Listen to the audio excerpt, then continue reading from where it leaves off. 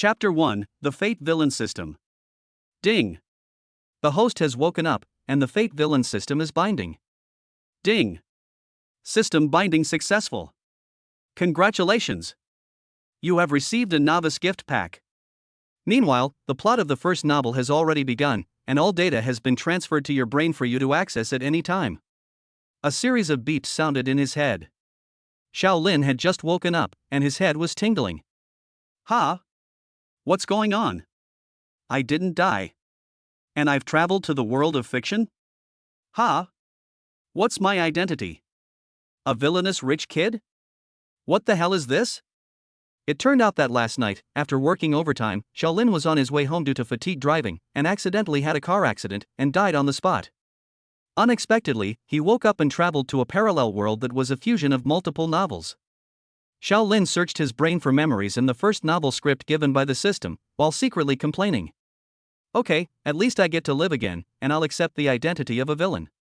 But fuck, how come the original owner before I traveled back in time was still a dog licker? I can't stand that. According to the book, the story takes place in Jiangbei Province, Zhangqing City. This villain is second-generation heir with the same name as Xiao Lin. He is the only son of the Xiao family, one of the four major families in Jiangbei. In a world with a polygamous system, he is the top family and the sole heir. His noble status is imaginable, and his future can be said to be unlimited. However, he is domineering and acts perversely. It's fine if he's ignorant and doesn't study, and it's just par for the course to bully men and women. But if these were just minor faults, then they would be completely irrelevant to the Xiao family, which is such a huge entity. The mistake is that, as a qualified urban villain, the author has long since arranged for Xiao Lin to fall in love with the female protagonist. And the female protagonist Xia Yao, who the original protagonist fell in love with, is the main cause of the Xiao family's downfall in the future, and even the main cause of Xiao Lin's death. Xiao Lin walked into the bathroom and looked at himself in the mirror. His handsome face was unusual, but there was a hint of ruthlessness about it. As the saying goes, the face reflects the heart, and this was the typical look of a villain. I don't like this look. System? Are you there? I'm here. Dear host, how may I help you? Just as he was about to speak, the phone rang, interrupting his thoughts. The caller ID read, Dear Yo-Yo. Xiao Lin snorted derisively and clicked to connect. Lin brother, where are you? Why haven't you arrived yet? The party is about to start, and you're the only one missing. Everyone is getting anxious. The squeaky voice came through, which was really hard for Xiao Lin to bear. He couldn't help but shiver, and he secretly muttered to himself. Gee, she is the queen of green tea, even her fake voice is at Tiguanyin level, awesome. If not because you are still somewhat useful, I would teach you how humans should speak. But then he thought about the other female protagonist who might appear at the banquet tonight, and the plot that green tea could facilitate. Xiao Lin calmed down and replied directly, Don't worry, just wait 30 minutes for me, I'll be there soon. The woman on the other end of the phone, Xia Yao, was one of the heroines in the first novel. She was the woman that Lin Fan, the chosen one, had fallen for. By now, the party had started and most of the guests had arrived. Xia Yao was surrounded by her girlfriends. After hearing this, Xia Yao turned on the amplifier, not annoyed, but rather proudly raising her eyebrows at the crowd and giggling. Oh, I know. You're so late, brother? You're not planning a huge surprise for me, are you? After all, in previous years, Xiao Lin's gifts for her birthday were all luxurious and amazing. So when Xiao Lin was late this year, everyone assumed that this year's gift would be just as amazing. Hee, you didn't answer, so it must be. I'm so looking forward to it, brother Lin. You're the best. Mooah. Xia Yao was very excited. Seeing that Xiao Lin didn't respond, she felt even more anticipation, and her voice got louder and louder. Many people present looked over in his direction, and the atmosphere in the room became even more jubilant. Well, there's a surprise for you, just you wait. Xiao Lin heard the laughter of the crowd, casually responded, and then hung up the phone, a sneer on the corner of his mouth. Don't worry, Xia Yao, there's not just a surprise today, there are many more to come, and I'll let Lin Fan and you slowly savor them. Quan, bring the things I gave Xia Yao and let's go out. Yes. Young master. With a yell, Xiao Lin called on his bodyguard Quan, and drove the Pagani Huayra all the way to the venue at high speed. 30 minutes later, at the Mingyue Hotel. This is one of the most luxurious 5-star hotels in Jiangcheng, and it is owned by the Xiao family. Xiao Lin had arranged the entire birthday party for Xia Yao earlier in the day. The party had already started a long time ago, and Xiao Lin walked through the long, luxurious porch and walked straight into the venue. The luxurious, extravagant venue, full of a girly atmosphere, was filled with guests drinking and chatting, and the atmosphere was lively. Xiao Lin, dressed in a custom-made sapphire blue suit, attracted everyone's attention as soon as he walked in. "Oh, young Master Xiao, you finally arrived. Shall we have a drink and chat later? Young Master Xiao, are the building materials produced by our family still useful? Ha ha. Young Master Xiao. Why did it take you so long to come? Did you prepare another surprise for Xia Yao, planning to make us die of envy?" A chorus of voices came from the crowd. Xiao Lin nodded lightly, walked through the crowd, and waved slightly. His bodyguard, a Quan, immediately understood what he wanted, handed him the bag in his hands, and then left straight away. "Here, Xia Yao, this is a gift for you, happy birthday." Xiao Lin's mouth curled slightly, and he handed the gift in his hands to Xia Yao. His tone was extremely flat, a complete change from his usual attentiveness. However, everyone's attention had already been drawn to the beautifully packaged gift in his hands. No one noticed this detail. Only a woman standing closest to Xia Yao. When she saw the scene, a trace of doubt flashed in her eyes. Xiao Lin immediately noticed and turned to her, flashing a charming smile. The woman was so shy that she blushed on the spot. The woman's name was Su Ruoyue, and she was one of Xiao Lin's main purposes for attending the banquet today. According to the original novel setting, at tonight's birthday party, Xia Yao would take advantage of the time when everyone was drinking and eating. She would secretly drug the red wine of Xiao Lin and Su Ruoyue, and then take advantage of the time when the two were about to do it. She would record the entire process and lead her relatives and friends to catch them in the act. Although at that time, due to Xia Yao's timely catch, the two had not yet had time to deepen their exchanges. It was just that Su Ruoyue's body had already been seen by Xiao Lin in its entirety, and her innocence was gone. And because Xiao Lin loved Xia Yao deeply. After coming to his senses and learning about this, he burst into tears on the spot, thinking that he really had lost control of himself due to drunkenness and caused this evil fruit. He felt guilty towards Xia Yao and even the Xia family. From then on, in order to make amends, Xiao Lin did not care at all about the feelings of his parents and did his best to support the Xia family, giving them whatever they wanted. The Xiao family also began to step onto the path of decline. Of course, I'm here, so naturally, these things that the original owner did can no longer happen. Xiao Lin's thoughts flashed, and he looked up and down at Su Ruoyue seriously. Today, Su Ruoyue was wearing a pale pink bandeau top and short skirt, looking incredibly elegant. Paired with her snow-white skin, she looked like a fairy from heaven. A little bit of light makeup hardly concealed her pure and innocent face. Amongst the group of beautiful women, only she and Xia Yao next to her stood out. They looked like immortal sisters, except that they had very different styles. Su Ruoyue met Xiao Lin's unrestrained gaze and her pretty face turned red. Her fingers kept playing with the hem of her skirt, which made Xiao Lin even more amused. But Su Ruoyue is really shy, pure enough. I like it. She is also sexy and pretty enough in appearance, worthy of being one of the heroines. Tonight, I will use Xia Yao's hand to directly take you in. Xiao Lin gave her a deep glance from top to bottom, but quickly brought his attention back to Xia Yao in front of him. No rush. At this time, Xia Yao had no idea about the two people's earlier eye contact. Money-minded as she was, she had long been attracted to the exquisite gift box in front of her. As soon as the gift box was opened, it immediately radiated light. A diamond necklace from Van Cleef Arpels was quietly placed inside. It was a wraparound necklace made up of 619 diamonds, worth over 6 million yuan. Under the light, it immediately reflected a dazzling radiance as soon as it was taken out, attracting the envy of everyone. Oh my god! This is so expensive.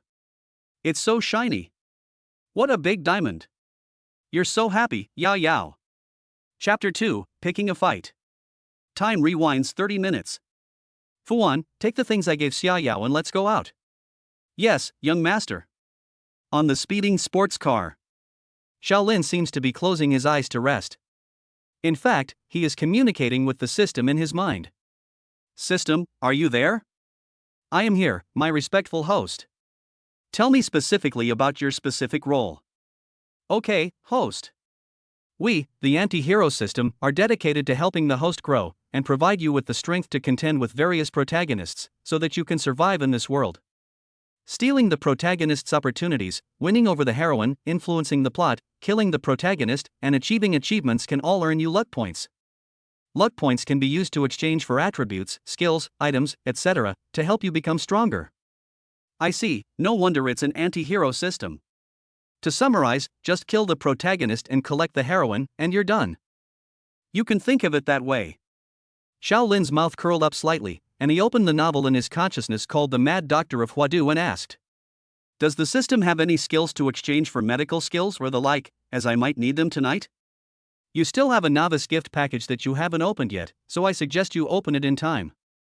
Right, I almost forgot. Open it. A flash of golden light went through his brain. Ding! Congratulations! You have obtained the skill, Villain's Eye. Note, you can use it to detect the basic information of characters. Ding! Congratulations! You have obtained a random proficient level skill. The skill is being drawn, please wait. Ding! Congratulations! You have obtained the skill, Medical Skills Proficient Level. Note, skill levels are divided into entry level, proficient level, master level, and the pinnacle of perfection. Ding! Congratulations! You have acquired the aura of the Villain of Destiny. Note, you can be immune to the mind-numbing effects of all protagonists on you. However, because of this aura, you will inexplicably attract all kinds of protagonists. This is really something. Someone has sent you a pillow. If you want medical skills, you will get them. Ha ha. A mysterious feeling flooded his mind. Xiao Lin's mind suddenly had a lot more knowledge about medical skills, about traditional Chinese medicine, Western medicine, acupuncture, pharmaceutical manufacturing, etc., and it was complete. Many of these methods are amazing, and they can even treat tumors and minor cancers. Xiao Lin couldn't help but feel at ease, and thinking about the plot of tonight's banquet, he whispered something to Quan next to him. Back to the banquet. Oops, it's not that Lin's brother is nice to other people, hee hee. You can't be jealous. Okay, let's eat first. Facing a barrage of flattery from the crowd, Xia Yao giggled, put away the box, and exchanged a few casual jokes with the crowd. Then she took Xiao Lin's arm and walked straight to the front row. Lin, wait, eat something first. Yao will go get you a bottle of wine to thank you for the gift. Love you, Zoxo. Go. Xia Yao threw him a kiss, and once Xiao Lin was seated, she nodded to her father, who was not far away, and turned to leave. Seeing this, Xia Yao's father, Xia Shangyuan, also laughed and shouted. All right. Since Mr. Xiao has arrived, our party officially begins. I hope everyone enjoys the drinks tonight. Everyone immediately went to their seats and started chatting. No one noticed that Quan, who had been hiding in the corner, quietly followed Xia Yao's figure and walked out. The party finally began. The younger generation sat on one side, and the elders sat on the other, clearly separated. The elders chatted about family matters and business. Naturally, the focus among the young people was on Xiao Lin. No sooner had Xiao Lin sat down than the toast giver arrived. Brother Xiao, you gave my sister such an expensive gift? Why didn't you get me one? The sports car you gave me last time is so outdated now. It's embarrassing for your brother-in-law to go out in it. Just so happens that a new model came out recently, right? Xia Yao's younger brother, Xia Yoja, sat next to Xiao Lin. As soon as he sat down, he stuck his tongue into Xiao Lin's ear, casually clinked glasses with him, and whispered after taking a sip. You have to give me a new one, right? I'll put in a good word for you with my sister, too, otherwise? You know? The way he spoke was domineering, and it didn't sound like a request at all, but was instead full of threats. In the past, Xiao Lin would have hurriedly agreed he was willing to do anything to please Xia Yao. One sports car was nothing, he would take 10. But at this moment, Xiao Lin was no longer the same as before. He wanted Xia Yao, but not in this way. He had already planned this. The Xia family could not continue to indulge him like this. Xiao Lin gave a cold smile and whispered to Xia Yoja. Yoja, you want a car? Yes, that one. What is it called? The Lamborghini Poison will do. I think that one is quite good, and it's only a few tens of millions. Is that a problem, Brother Xiao? Xia Youju's face was full of a cheap smile, his lecherous face full of ecstasy, as if he had already driven the new car, picked up a new girl, and enjoyed himself to the fullest at that moment. But in his heart, he was thinking, "Humph. What a load of crap, the Jiangbei 4 young masters, they still have to obediently do what I say and be my ATM. Just for a woman like my sister, to make him go east when he absolutely wants to go west, he's really a moron. Okay, kid, that's not a problem. When do you want it? The sooner the better. Ha ha ha. I have some good news to share with you all. My brother-in-law is going to buy me a Lamborghini." After hearing Shaolin's words, Xia Youju couldn't contain his joy any longer, and he spoke louder and louder, until he burst out laughing. The others had been curious about what the two were talking about and couldn't hear clearly just now. Hearing this, they immediately felt envious and jealous. Young Master Xiao is so generous. Young Master Xiao is so awesome. But there's nothing they can do about it, because he is Xia Yao's younger brother. Young Master Xiao is only nice to the Xia family. There's no envy to be had. Xia Youju, however, smirked while secretly gloating as he stole a glance at Shaolin's expression. This trick has worked for him time and time again. Every time someone hears what he has to say, Shaolin is immediately put in his place. Even if it was for Xia Yao's sake, Shaolin would agree to his unreasonable demands. And this time? Shaolin's mouth curled slightly, and he didn't refute. He just took a sip of red wine and waited for a few seconds. After Xia Youju had completely finished getting excited, he leaned over again and whispered to him, patting him on the shoulder hard while he spoke. "Youju, you want a car? Easy. I'll give you one. But I have a condition, it's very simple, if you agree I'll buy it for you, okay?" Xia Youju looked back at him, his mouth wide open, and leaned over to ask in a low voice. "Oh, no problem. We're like this. Just tell me. What is it? I promise I won't tell my sister." That smile was very lewd, accompanied by a knowing look. It made Shaolin laugh out loud, and he took him in his arms and whispered in his ear. "That is? When? If you ask your sister to let me drive it for a while, I'll buy you a new car, any brand you like. I promise. A car for a car, my word. You like that? Youju?" At first, Xia Youju was listening happily, but the more he listened, the more he felt something was wrong. "My sister? What car does she have? Didn't you buy all her cars? Why would she drive any of your cars?" The next moment. "Fuck you, Shaolin." Xia Youju, who had gone red in the face, finally reacted. He jumped up and slammed a fist on the table, knocking over the drinks on it. Everyone else was scared and immediately got up and backed away. "How dare you talk like that? How dare you insult my sister? I'll beat the shit out of you if you don't believe me." In the past, Shaolin had complied with all the Xia family's demands, just to make a good impression on Xia Yao. He had also restrained his heirs as one of the 4 young masters of Jiangbei in front of the Xia family. He treated everyone in the Xia family with respect, including Xia Yao's younger brother Xia Youju, whom he also coddled. They have long since forgotten what Shaolin's identity is, and they have also forgotten how domineering and arrogant Shaolin used to be.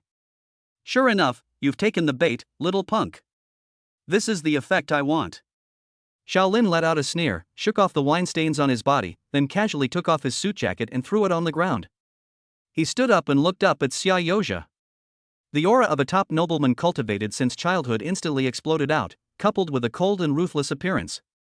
At the moment, the aura around Shaolin was as cold as the poles, causing the hearts of the surrounding crowd to skip a beat. "If I heard you right, just now, you scolded me.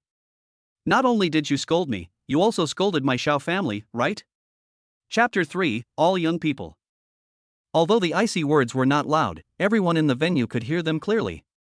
With the exception of the Xia family relatives, the way everyone looked at the Xia family members instantly changed. After all was said and done, without Shaolin, the Xia family was not even worth a fart. There were old and young people present, with the exception of the Xia family's own relatives, but everyone who came to Xia Yao's birthday were more powerful than the Xia family, and they were all there to climb the tall tree of the Xiao family, so none of them were truly there to celebrate. The world is bustling with people, all for profit. The world is in turmoil, all for profit. At this time, when they saw Shaolin lose his temper, the big bosses at Xia Shangyuan's table also stopped their discussion and looked at each other. They all looked at Xia Shangyuan, their eyes full of questions, and some of them even looked annoyed, as if they were thinking of leaving. "What's going on? Boss Xia? Yes, go and take a look. Hey, Lao Xia, that list we were just talking about, I think we need to discuss it again in a while, there are some things. Hold on a second, everyone, calm down, I'll go take a look first and talk about it. Xia Xiangyuan didn't care about any of this. He got up with a dark face and started shouting directly at a distance. Xia, you, Zhe.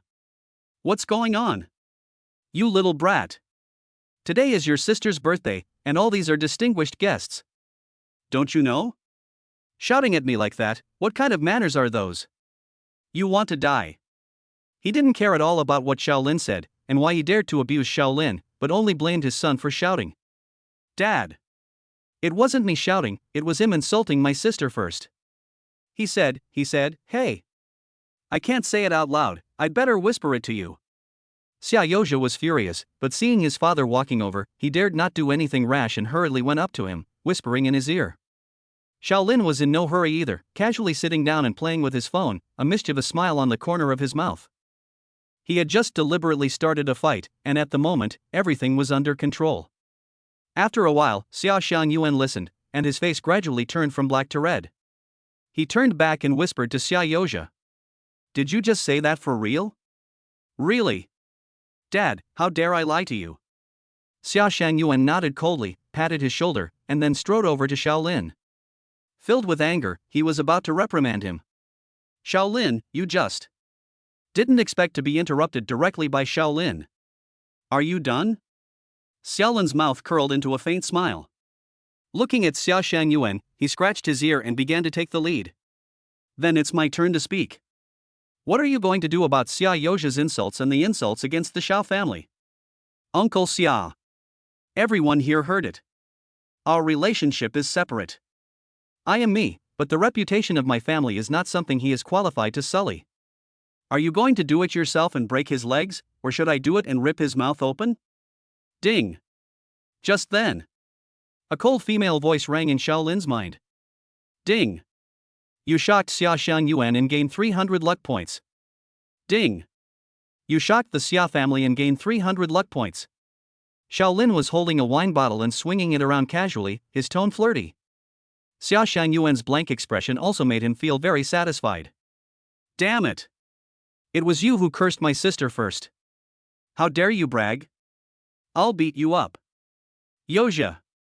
Xia Xiangyuan roared, and slapped Xia Yoja, who was about to rush over, away. Pat. The sound of a crisp slap suddenly rang out. The scene erupted into chaos. Everyone present immediately started talking. The slap also vented a lot of Xia Xiangyuan's anger, and his thoughts calmed down a lot afterwards. There were also many business partners there watching, and even if they wanted to ask Shaolin for punishment, it should not be at this moment. Otherwise, if others saw that they were not getting along, most of their cooperation plans would be ruined. After all, they did not come here for the Xia family, but to get close to Shaolin. With a clear mind, Xia Xiangyuan took a deep breath. He immediately changed his expression, and then walked over to Shaolin and spoke gently. It's fine, Shaolin, you're both young people, so it's fine if you just joke around, but don't make a big deal out of it. There are so many guests watching, and it's not a good influence. That slap just now is considered an apology from your uncle on your behalf. Are you satisfied? This was the first time Xia Xiangyuan had bowed to Shaolin, and he thought he had done enough. He also secretly thought that after this, he would definitely have to teach Shaolin a lesson. You think that's all? This old dog really can bear it and is calculating.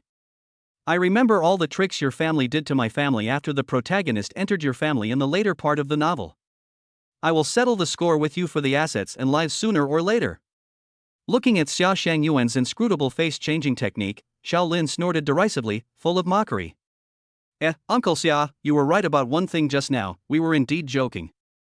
I was talking about my own girlfriend, as expected, just a casual flirtation, not to mention that our two families will soon be united in marriage, so what's wrong with the things I said?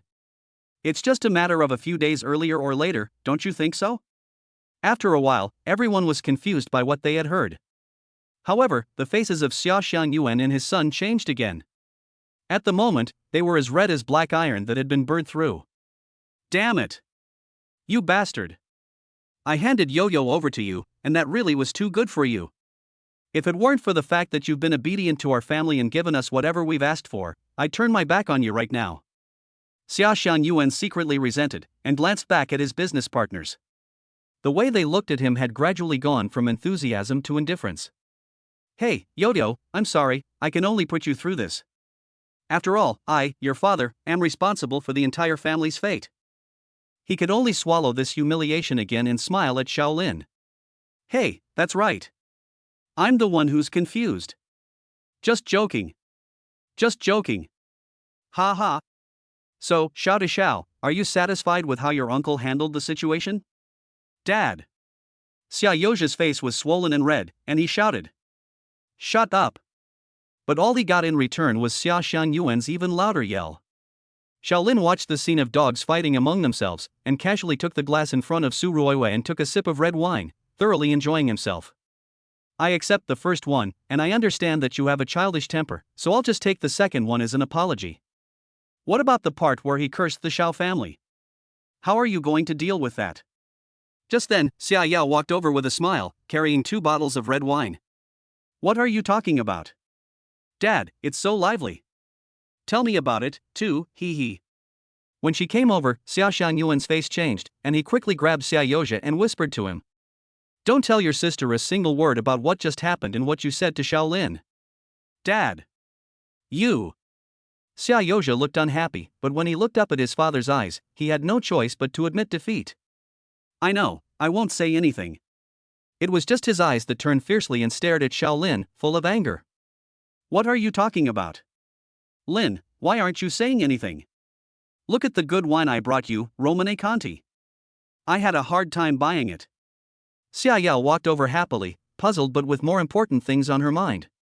She still nodded imperceptibly to her father and then led the conversation back to the wine. Everyone at the scene had long since dared not make a sound, and at the moment they were watching their noses and concentrating on their hearts. Shaolin glanced at the crowd's performance and was very satisfied, smiling and saying to Xia Yao. Oh, it's nothing, I just had a joke with your brother, and your brother cursed me and our Xiao family. I was just about to punish him. Chapter 4, Shock. When Xia Yao heard this, a flash of surprise in her eyes. But she didn't really care, just holding up the red wine and giggling. Then his sister, Princess Xia Yao, has come in person to apologize to you.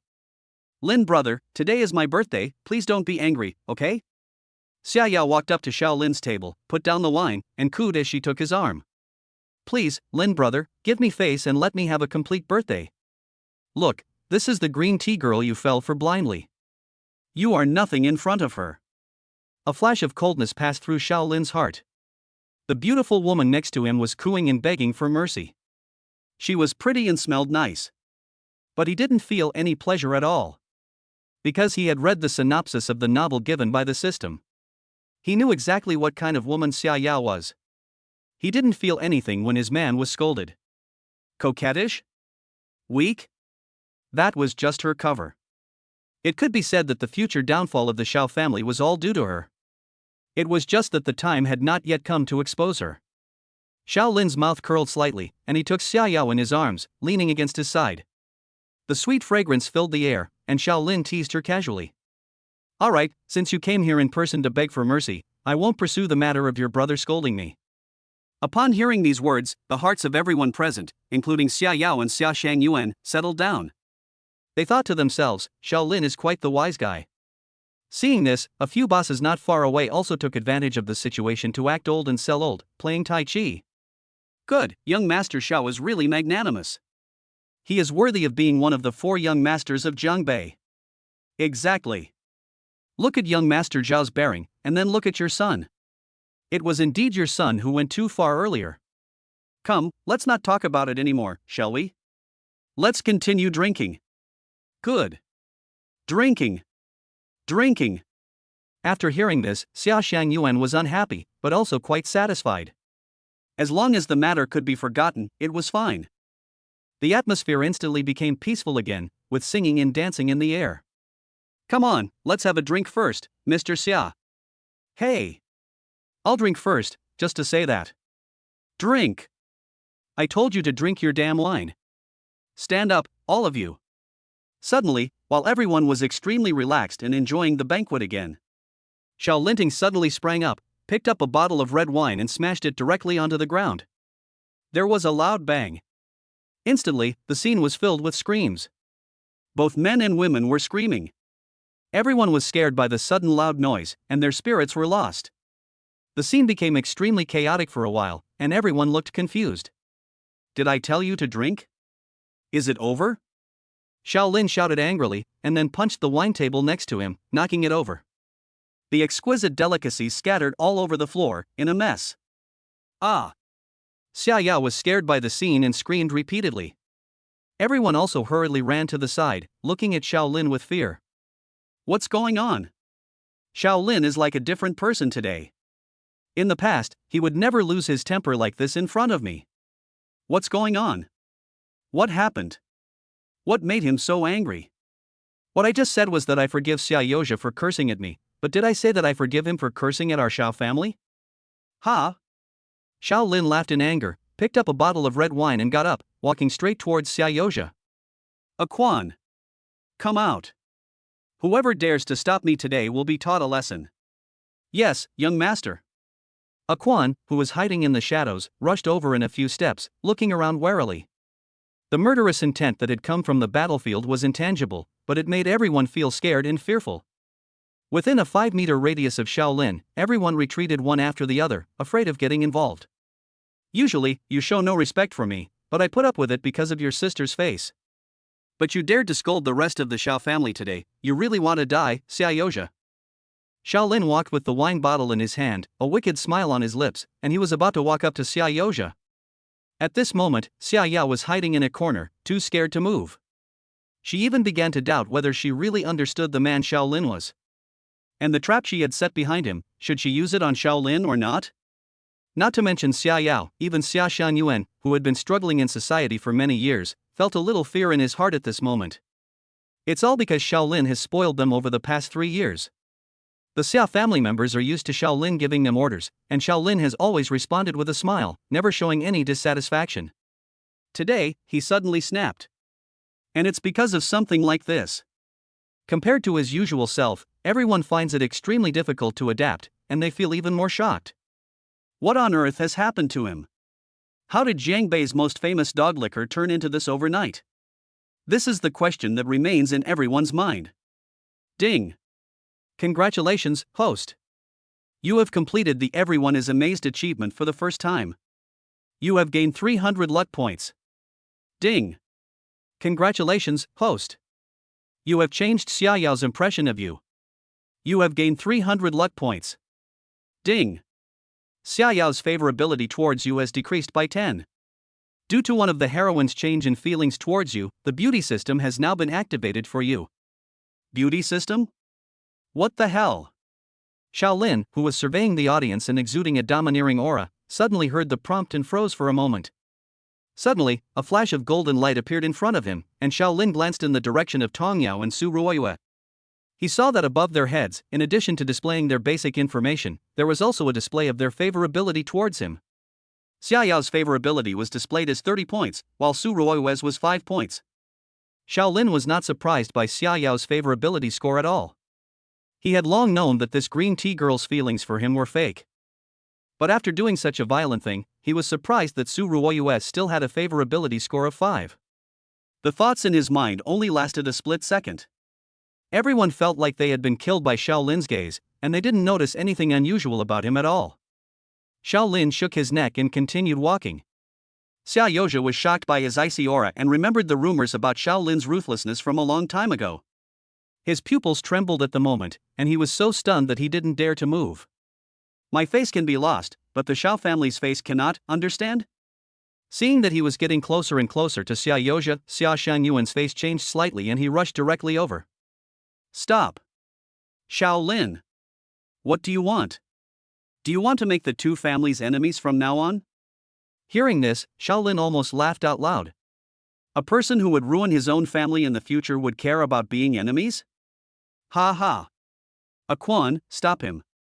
Yes. Young master. Xiao Lin continued walking forward, and Quan took a big step and pulled Xia Shangyuan aside as if he were carrying a little chicken. You! What do you want? Xiao Lin! I'm warning you. Don't mess around. I'm Xia Yao's younger brother. You should at least respect me. Xiao Lin walked over to Xia Yoja, the bottle of wine in his hand raised high, a wicked smile on his lips. Xiao Lin, I beg you. A loud, crisp sound suddenly echoed through the quiet banquet hall. Shattered pieces of the black bottle were scattered all over the floor, and Xia Yoja's head was bleeding profusely. This is already the result of me looking after your sister's face, you should thank your sister. Xiao Lin gave a faint smile, threw the bottle on the ground, and then turned around. In the huge banquet hall, it was so quiet that you could hear a pin drop.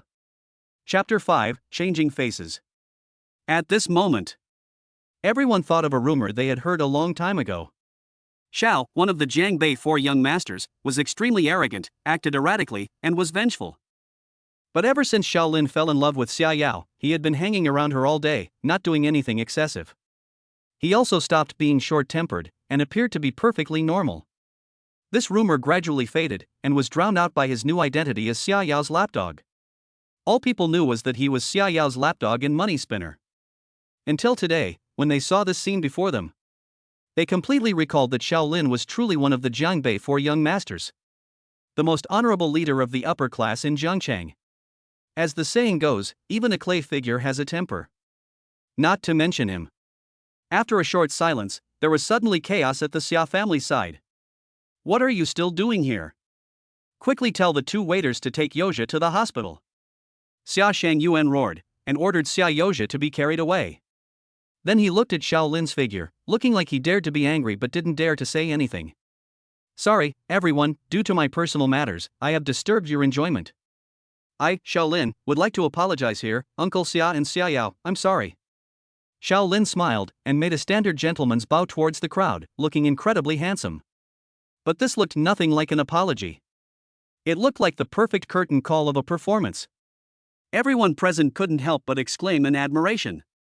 The legendary Jiangbei villain, he really has returned. Many business tycoons, seeing the situation was not good, and fearing that they would get into trouble, were already preparing to leave. It's okay, young Master Xiao, this is your family's private matter, you can handle it yourself. Yes, young Master Xiao, I don't think tonight is a good time. How about we get together some other time? Let's go, everyone, let's disperse. We'll talk some other time. Seeing Xiao Lin nod lightly and make a fist in the air gesture, no one stopped them. The bosses all echoed, grabbed their jackets, and hurriedly left the venue, not even saying hello to Xia Shangyuan. The young people also looked unhappy, and were about to leave. Then they heard a calm, but unmistakable voice. The elders laughed. I don't think you young people need to leave now, do you? Tonight is my girlfriend Xia Yao's birthday, and I'm afraid it's not appropriate for you to leave so early. Xiao Lin sat down on the bench, smiling at everyone and speaking in a calm tone. After all, you have to wait until my girlfriend has had her birthday before you leave. A Quan, who was a full 1.9 meters tall, stood quietly behind him at this moment, sending a silent shockwave through the room. Everyone looked at each other, their expressions a little displeased, but they quickly obeyed and sat down.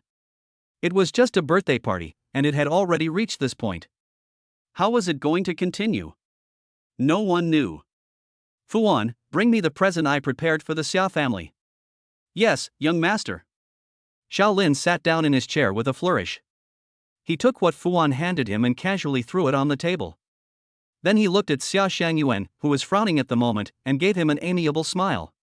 Uncle Xia, why don't you take a look and see what's inside? Humph. Xiao Lin. You've really gone too far today. I don't care what's inside. You have to give me an explanation for injuring my son. I just want to know. In this city of Zhangcheng, is there still any law and order? Even if your father Xiao Zhenguo were here today, I would still demand an explanation. Even my daughter and your. Xia Shangyuan, who was full of indignation, was also sitting in a chair, breathing heavily, with his chest rising and falling, talking non-stop. Oh? What if I said that there is a contract worth 200 million yuan inside? Xiao Lin kept tapping his fingers on the table, smiling. It was as if he was talking about something unimportant. However, the others did not feel that way. A sky-high contract was within reach. Everyone's eyes instantly sparkled with excitement. What? A 200 million contract? My goodness, Xiao Daxia was really nice to the Xia family. I'm jealous. I agree. Xiao Daxiao really has no problem with the Xia family. He just beat Xia Yoja because the kid went too far. Don't you think about it. Who is Xiao Daxiao? Who is he? The wind direction changed instantly. The sound of the crowd's discussions fell into the ears of the Xia family. Xia Shangyuan's eyes suddenly widened like a pair of copper bells, and the rest of the Xia family members' eyes also began to sparkle. Although they had not said a word when Xiao Lin had beaten Xia Yoja up, they were jealous in their hearts.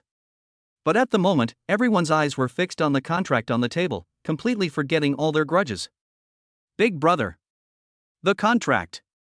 Go take a look. Yes, Shan Yuan, go take a look. Just now, Yujie did do something wrong, and Xiao Lin only gave him a small punishment. The boy really needs to be disciplined. All the Xia family relatives around Xia Shan Yuan urged him at the same time. A 200 million contract is nothing to the Xia family, a family worth hundreds of billions of dollars. Even Xiao Lin's personal account has 3 billion yuan lying quietly there. But to a third-rate family like the Xia family, 200 million. That's a huge piece of meat. It's quietly sitting on the dining table, steaming hot. It's exuding a rich fragrance. It's waiting for someone to taste it. Who wouldn't be tempted?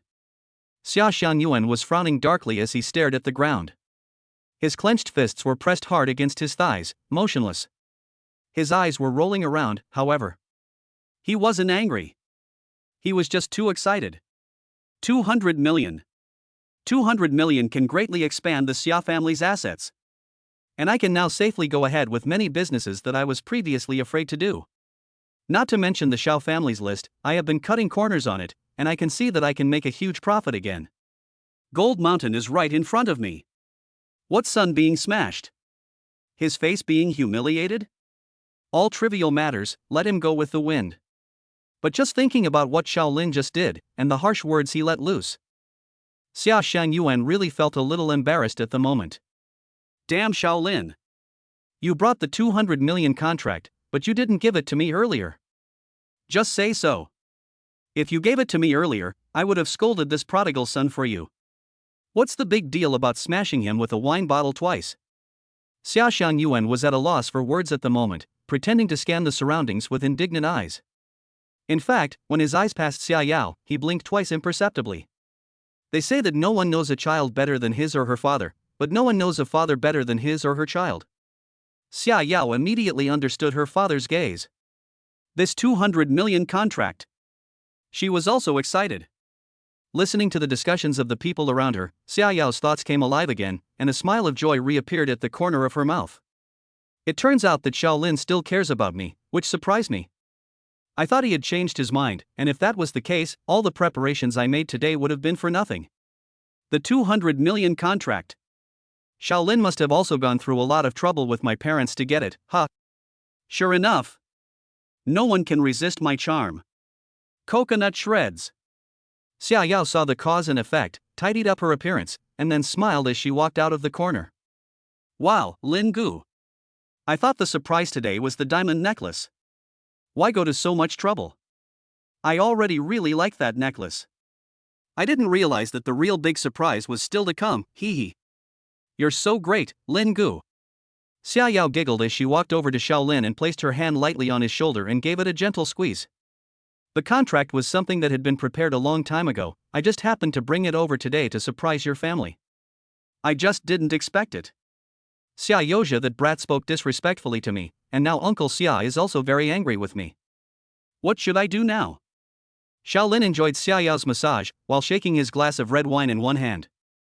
He smiled and looked at Xia Shangyuan in the distance, feeling very pleased with himself. Xia Shangyuan's face was constantly changing at the moment, as if he were in an old disco, being constantly illuminated by the light ball above his head. Oops, my dad is also angry at Yoja. He's not angry at you at all, he's angry that Yoja can't speak, and messed up the banquet. Don't you agree, Dad? Xia Yao said with a smile, and Xia Shangyuan finally found a way to get down at this point. Looking at the sealed document bag on the table in the distance, Xia Shangyuan finally couldn't hold back anymore, and got up and walked over. Chapter 6, Great Acting Skills. Oh. Uncle Xia, is what Xia Yao just said true? Xiao Lin's mouth curled slightly, looking at Xia Shangyuan as he walked forward, his tone flirtatious. Xia Xiangyuan, who was walking, flashed a trace of black on his face, but it was replaced by a faint smile in an instant. Of course. Not that I'm saying anything to you, Xiao. We're all family, and what you should just said was just him being childish and immature. You see this contract, doesn't it represent the deep affection between our two families? As he spoke, Xia Xiangyuan had already walked over to Shaolin, picked up the document bag and hurriedly opened it. After glancing through it, an uncontrollable smile appeared at the corner of his mouth. Seeing his expression, the Xia family members also let their guards down and came forward one after the other to persuade him with kind words. Yes, the Xia and Xiao families are already close. Young Master Xiao is our son-in-law. Shaolin nodded, seeing that his goal had been achieved, and all the Xia family partners present had left. He had no interest in playing any more games with them. After all, apart from getting Su Ruoyue, the purpose of his visit today was to warn Xia's business partners. He told them to watch carefully and stop giving resources to the Xia family. The so-called 200 million contract was simply a trap laid by Shaolin. After Xia Xiangyuan signs it, will there be no money? Will there be no lawsuit? Fine, in that case, let's just let this matter pass. I hope that when Uncle Xia goes home, he will discipline this stupid child. Shaolin said indifferently, and took Xia Yao, who was standing next to him, into his lap. He then placed his hands on her smooth, white thighs and played with them wantonly, his expression obsessed. This caused Xia Yao's face to blush. This was the first time the two of them had had such intimate physical contact. Ding! Xia Yao's favorability towards you has dropped by 10 points. This damned Shaolin actually dared to start touching me. Alas! It's all my lady's charm. He really couldn't resist. It's just that lately, this Shaolin seems to have gone a bit too far, hasn't he? My brother was right to scold him. He's still not convinced, he's gone too far. Today is just the opportunity for me to teach him a good lesson. Let's see if he dares to do it again in the future. Xia Yao looked at Shaolin's expression of enjoyment. At this time, he had just signed the contract and couldn't get rid of it, so he had to let him do whatever he wanted. However, she secretly hated him, and looked at the 2 bottles of red wine she had brought over. Knowing that the time was ripe, she spoke with a smile.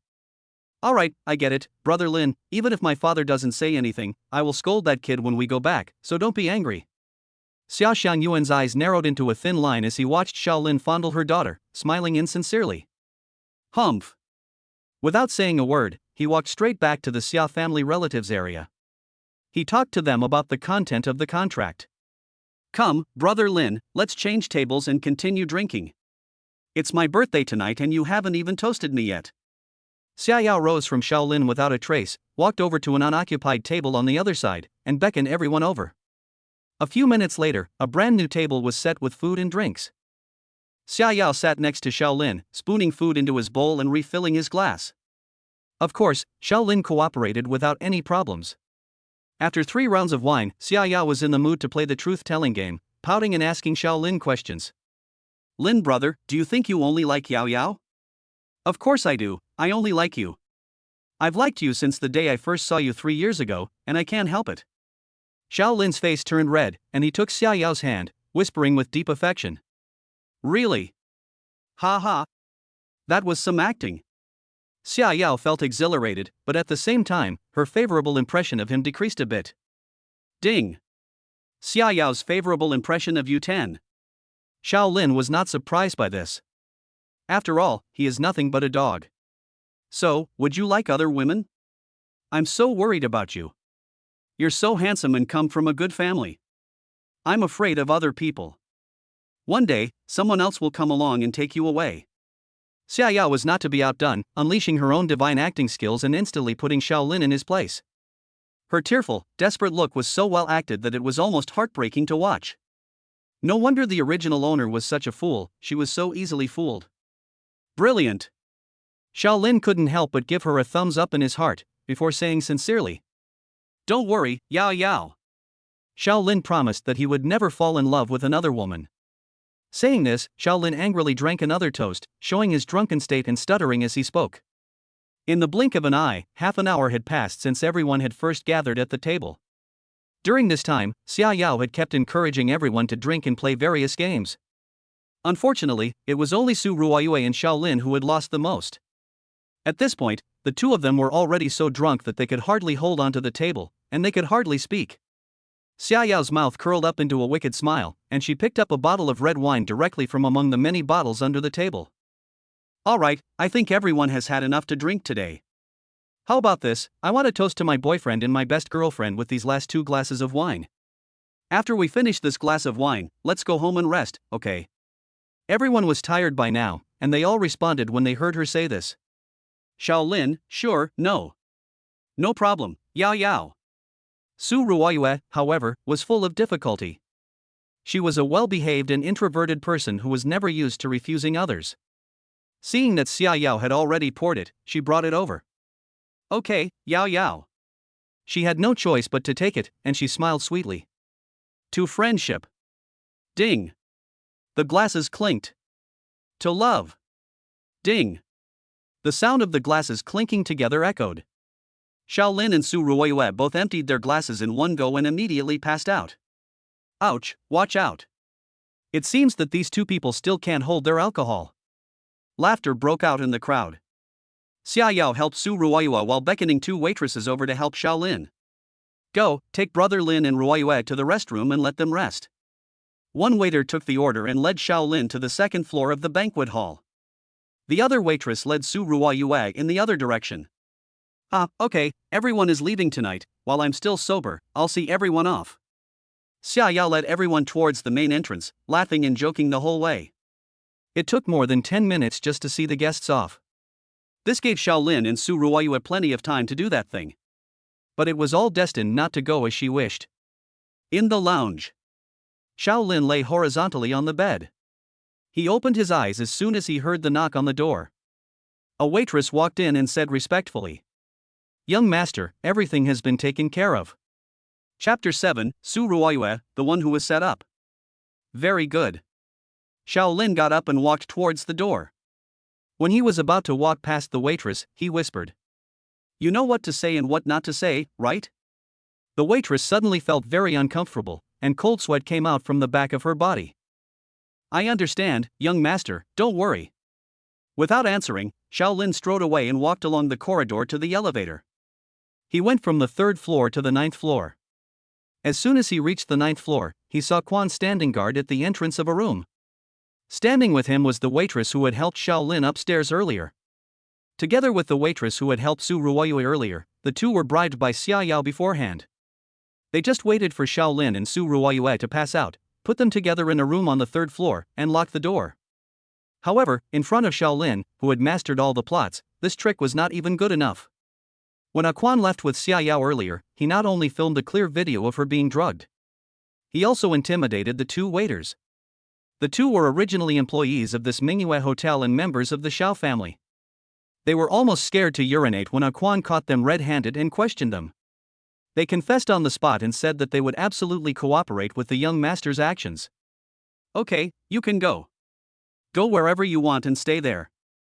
I'll find you tomorrow. Quan, you go to the next room and rest too, there's nothing else to do." Shaolin commanded, and then directly opened the door and walked in. In the luxuriously decorated presidential suite, Su Ruoyue was lying on top of a huge bed. Her eyebrows were tightly knitted, and her eyelashes kept trembling. Underneath the messy short skirt, a pair of white legs were exposed in the air. Her skin was as white as snow, very attractive. Shaolin strode over, took off his leather shoes, and unbuttoned his shirt. Looking at the cute and lovely beauty, he couldn't help but smile. "After tonight, you will be my woman, Su Ruoyue." "What a piece of shit, Lin Fan, go to hell, hee hee. I'll take this woman first." Shaolin lay on the big bed and embraced Su Ruoyue in his arms. After a day of tossing and turning, and being drunk and drugged by someone else. Even though he had just used medical skills to undo it, he was still a little tired. At the moment, he had a soft fragrance in his arms, so he took a nap while Su Ruoyue's drug effects were still not acting. On the other side, Xia Yao, who had seen her friends off, had reunited with the immediate Xia family in the banquet hall. Xia Xiangyuan sat in a chair, with the rest of the people standing behind him. Seeing Xia Yao walking towards him, he looked at his watch and whispered, "It's been 30 minutes, it's about time, let's go." With a single order, the Xia family members strutted towards the 3rd floor lounge. Xia Yao took the lead, her pretty face full of smugness. She kept playing with the key to the lounge door in her hand. She thought to herself.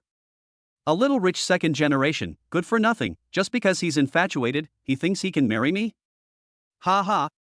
Dream on. After I catch you red-handed today, I won't let this little toady get away with playing around until he cries. I swear on my family name Xia. It's just that I feel bad for Ruoyue, but that's what best friends are for, to share both good times and bad. I'll just be nicer to you from now on. The Xia family members all had their own thoughts, all imagining what they could do for themselves and what kind of continuous assistance the family would provide after they had evidence to take down Shaolin. What development they could have, and how the family would continue to provide assistance, everyone was overjoyed. Xia Xianyuan, on the other hand, looked calm and collected. When everyone reached the door to the lounge, he calmly ordered. All right, Yao Yao, open the door. Let's see what this heartless man is doing inside. The sound of the door opening rang out. Shaolin. What are you doing? Great. Su Ruoyue, you little Xia family member. Filled with indignation, she started shouting before the door had even opened. However, the lounge door opened and it was pitch black inside. The crowd all crowded in. They turned on the headlights, ready to watch a show. But they found that there was no one inside at all. Shaolin. Where are you? Where are Su Ruoyue and Shaolin? Where have these two people gone? That night, the Xia family tossed and turned. They searched every lounge near the banquet hall. They even called in the manager of the Mingyue Hotel.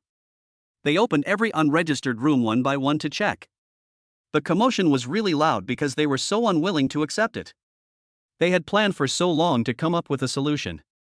An opportunity to catch Shaolin in the act had just vanished. However, Shaolin, who was in the presidential suite on the 9th floor, didn't care about any of this. His goal for the day had been achieved. At the moment, he was hugging Su Ruoyue and sleeping soundly. He didn't know how long it had been. Shaolin was awakened by a burst of heat.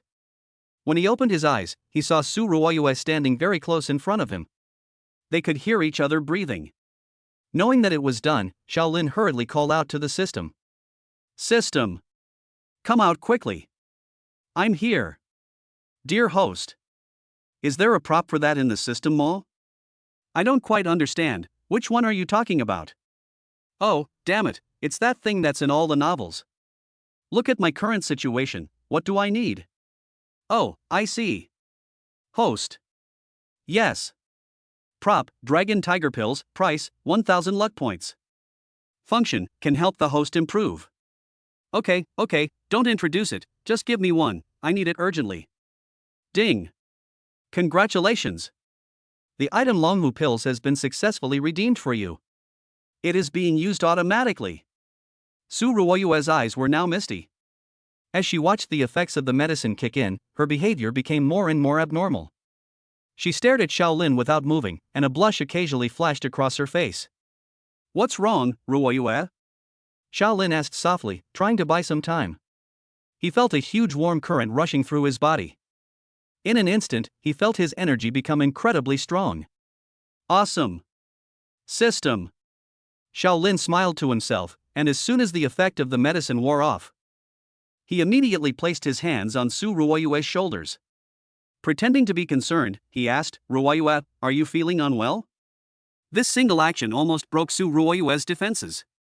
The last shred of reason in her eyes was about to disappear. She muttered under her breath. Shaolin. Shaolin was about to say a few more words and pretend some more. Unexpectedly, she was directly pounced on by Su Ruoyue. It can be imagined just how ruthless Xia Yao's heart is. The medicine she administered was so strong. It made Su Ruoyue, such a shy girl, become so proactive. But this is exactly what Shaolin wanted, yes. That night, the room was filled with the sounds of lovemaking. The Xia family searched for several hours, both inside and outside the house. They could not find any trace of the two. Earlier, Xia Yao had bribed the person in charge of the surveillance room to turn off the surveillance cameras in order to facilitate her own affairs. Only the surveillance camera in the restroom was on, but it had broken down for some reason. The Xia family was at a loss, and they could not get through to the two on their phones. In the end, they could only go home and go to bed. Chapter 8, if you're going to put on a show, put on the whole show. The next day. As the sun rose high in the sky, sunlight leaked in through the gaps in the curtains. As Xiao Lin woke up, he heard a series of beeps. Ding! Congratulations to the host for successfully changing the plot direction. Gain 1000 luck points. Ding! Congratulations to the host for successfully subduing the female protagonist Su Ruoyue. Gain 10 fate points. Fortune value, 3000 points. Obtain skill, piano proficient note, this skill comes from Su Ruoyue. Main character Lin Fan's destiny value 10. Not bad, sleeping for a while increased my fortune value by 400 points. And I also got Su Ruoyue's piano skill? System, what's going on? Xiao Lin was under the covers, feeling up Su Ruoyue, while conversing with the system in his mind. Dear host, successfully subjugating the female protagonist will randomly grant you a special skill from her. You get something for nothing? Ah, that's great. System, open my attribute panel and let me take a look. Okay. Host. A flash of golden light appeared, and a golden panel appeared in front of Xiao Lin out of thin air. Host, Xiao Lin. Wealth, 3 billion. Fate, 21. Note, the level of your fate value indicates the degree to which the heavens are inclined towards you. You can only take lethal measures against the protagonist if your fate value is higher than his, otherwise you will suffer the consequences. Attribute points, 0. Vitality, 7. Spirit, 11. Charisma, 13. Note, the basic attributes of ordinary people are all around 10. Skills. Medical skills proficient level. Piano proficient level. Villain's aura. Fortune value, 4,200 points. Tip, fortune value can be used to redeem attribute points, with 100 points of fortune value redeeming one attribute. Villain's aura can be immune to all protagonists' lowering of your intelligence. But because of this aura, you will inexplicably attract all kinds of protagonists. Current plot crazy doctor in Huadu strategy degree, 10%. The attribute panel is simple and easy to understand, and after a quick glance, Xiao Lin understood the situation at hand. That is, he is now just a waste of a rich second generation who has not even reached the basic level of an ordinary person. His vitality is only 7 points, representing his strength, speed, and physique. These attributes are seriously insufficient to be able to face the protagonist head-on. The wealth value is barely acceptable, but the rest is a complete mess. System, let me ask, what is the current vitality of the protagonist Lin Fan? Ding! A flash of golden light, and Lin Fan's panel popped up. Xiao Lin glanced at Lin Fan's panel. In addition to having various skills such as proficient medical skills and proficient combat skills, the destiny value was 45 points, and the vitality was also a full 48 points. Not to mention the rest, they were all in the lead. The road is long and its cultivation is far from over. According to the plot, Lin Fan still has a week before he goes down the mountain. He needs to quickly earn more luck points. Xiao Lin couldn't help but sigh, and directly spoke to the system. First, exchange 30 points for attributes. Half for vitality and half for mental strength. Vitality is combat power, and is the most important. Mental strength represents a person's brain activity. It also affects reaction speed and other states, and is also very important. Ding! Congratulations! Point addition successful. Xiao Lin's dual power instantly rose to around 20. The remaining 1,000 odd points of luck were something he had deliberately saved. In case of an emergency, they could be used to purchase various items in the mall. After spending, Xiao Lin exited the consciousness space. He saw Su Ruoyue next to him, who had buried herself in the quilt at some point. A rustling sound came from the quilt. "He, Ruoyue, did you wake up?" Xiao Lin chuckled, thinking of the lovely person next to him. An impulse surged, and he was about to lift the quilt directly. However, he didn't expect to be pulled back by Su Ruoyue's strength, and he couldn't pull it up at all. Then a shy voice came muffled. I'm not awake, so, can you go out first? Let me get dressed, and you can come back in." This voice was sweet and endearing, and Xiao Lin simply couldn't resist. He opened the quilt and got right in. "No! Get out! Get out! Get out of what? You're going to be my woman from now on. I don't know why you ran into my bed last night. And why you were so active with me, but I, Shaolin, am not that kind of irresponsible man. Don't worry. Ah. No. This is a misunderstanding. No what? There's no misunderstanding. Until the afternoon, the two took a shower and walked out the door. Shaolin put his arm around the limping Su Ruoyue.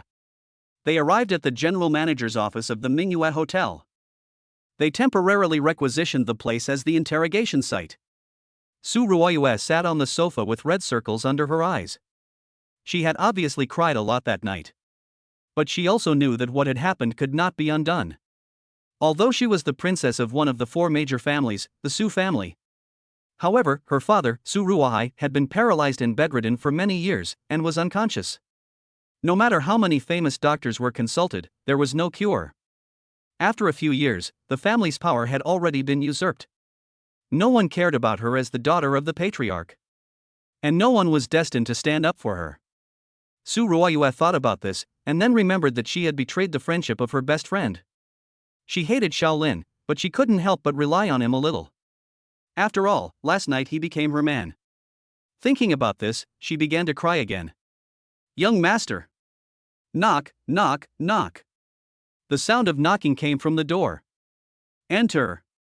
Shaolin ignored Su Ruoyue. He sat in the main seat and looked at the door.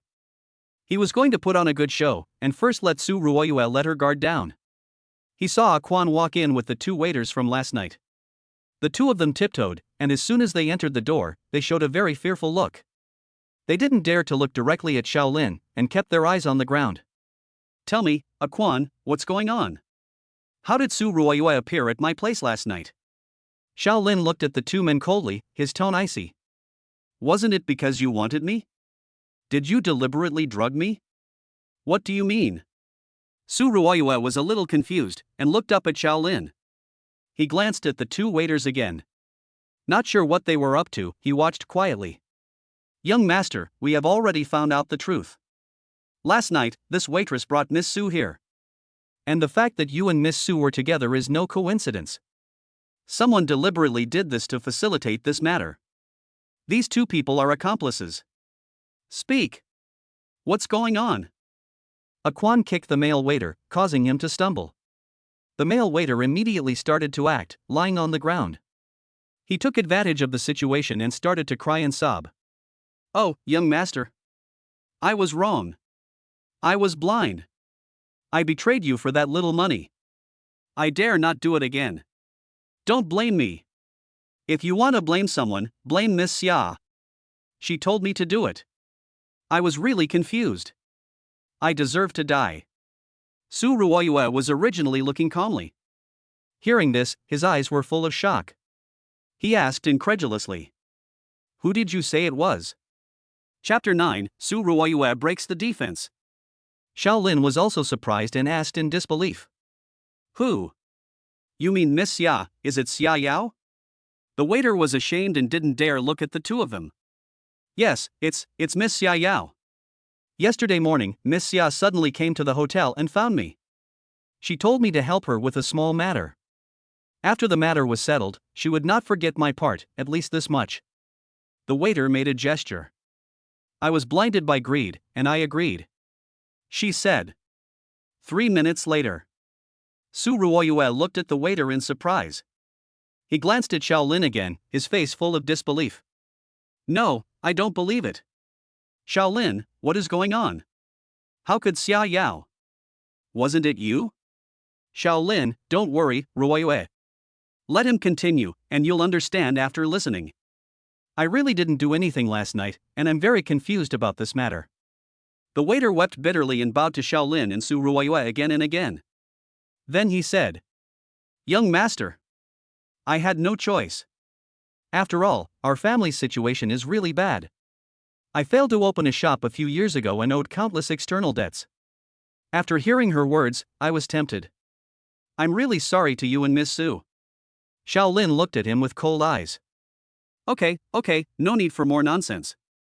You know very well the relationship between Xia Yao and me, don't you? Waiter, of course I do. I wouldn't dare lie to you. Shaolin, then, how can you prove that what you're saying is true? If you dare to lie to me, you should know the consequences.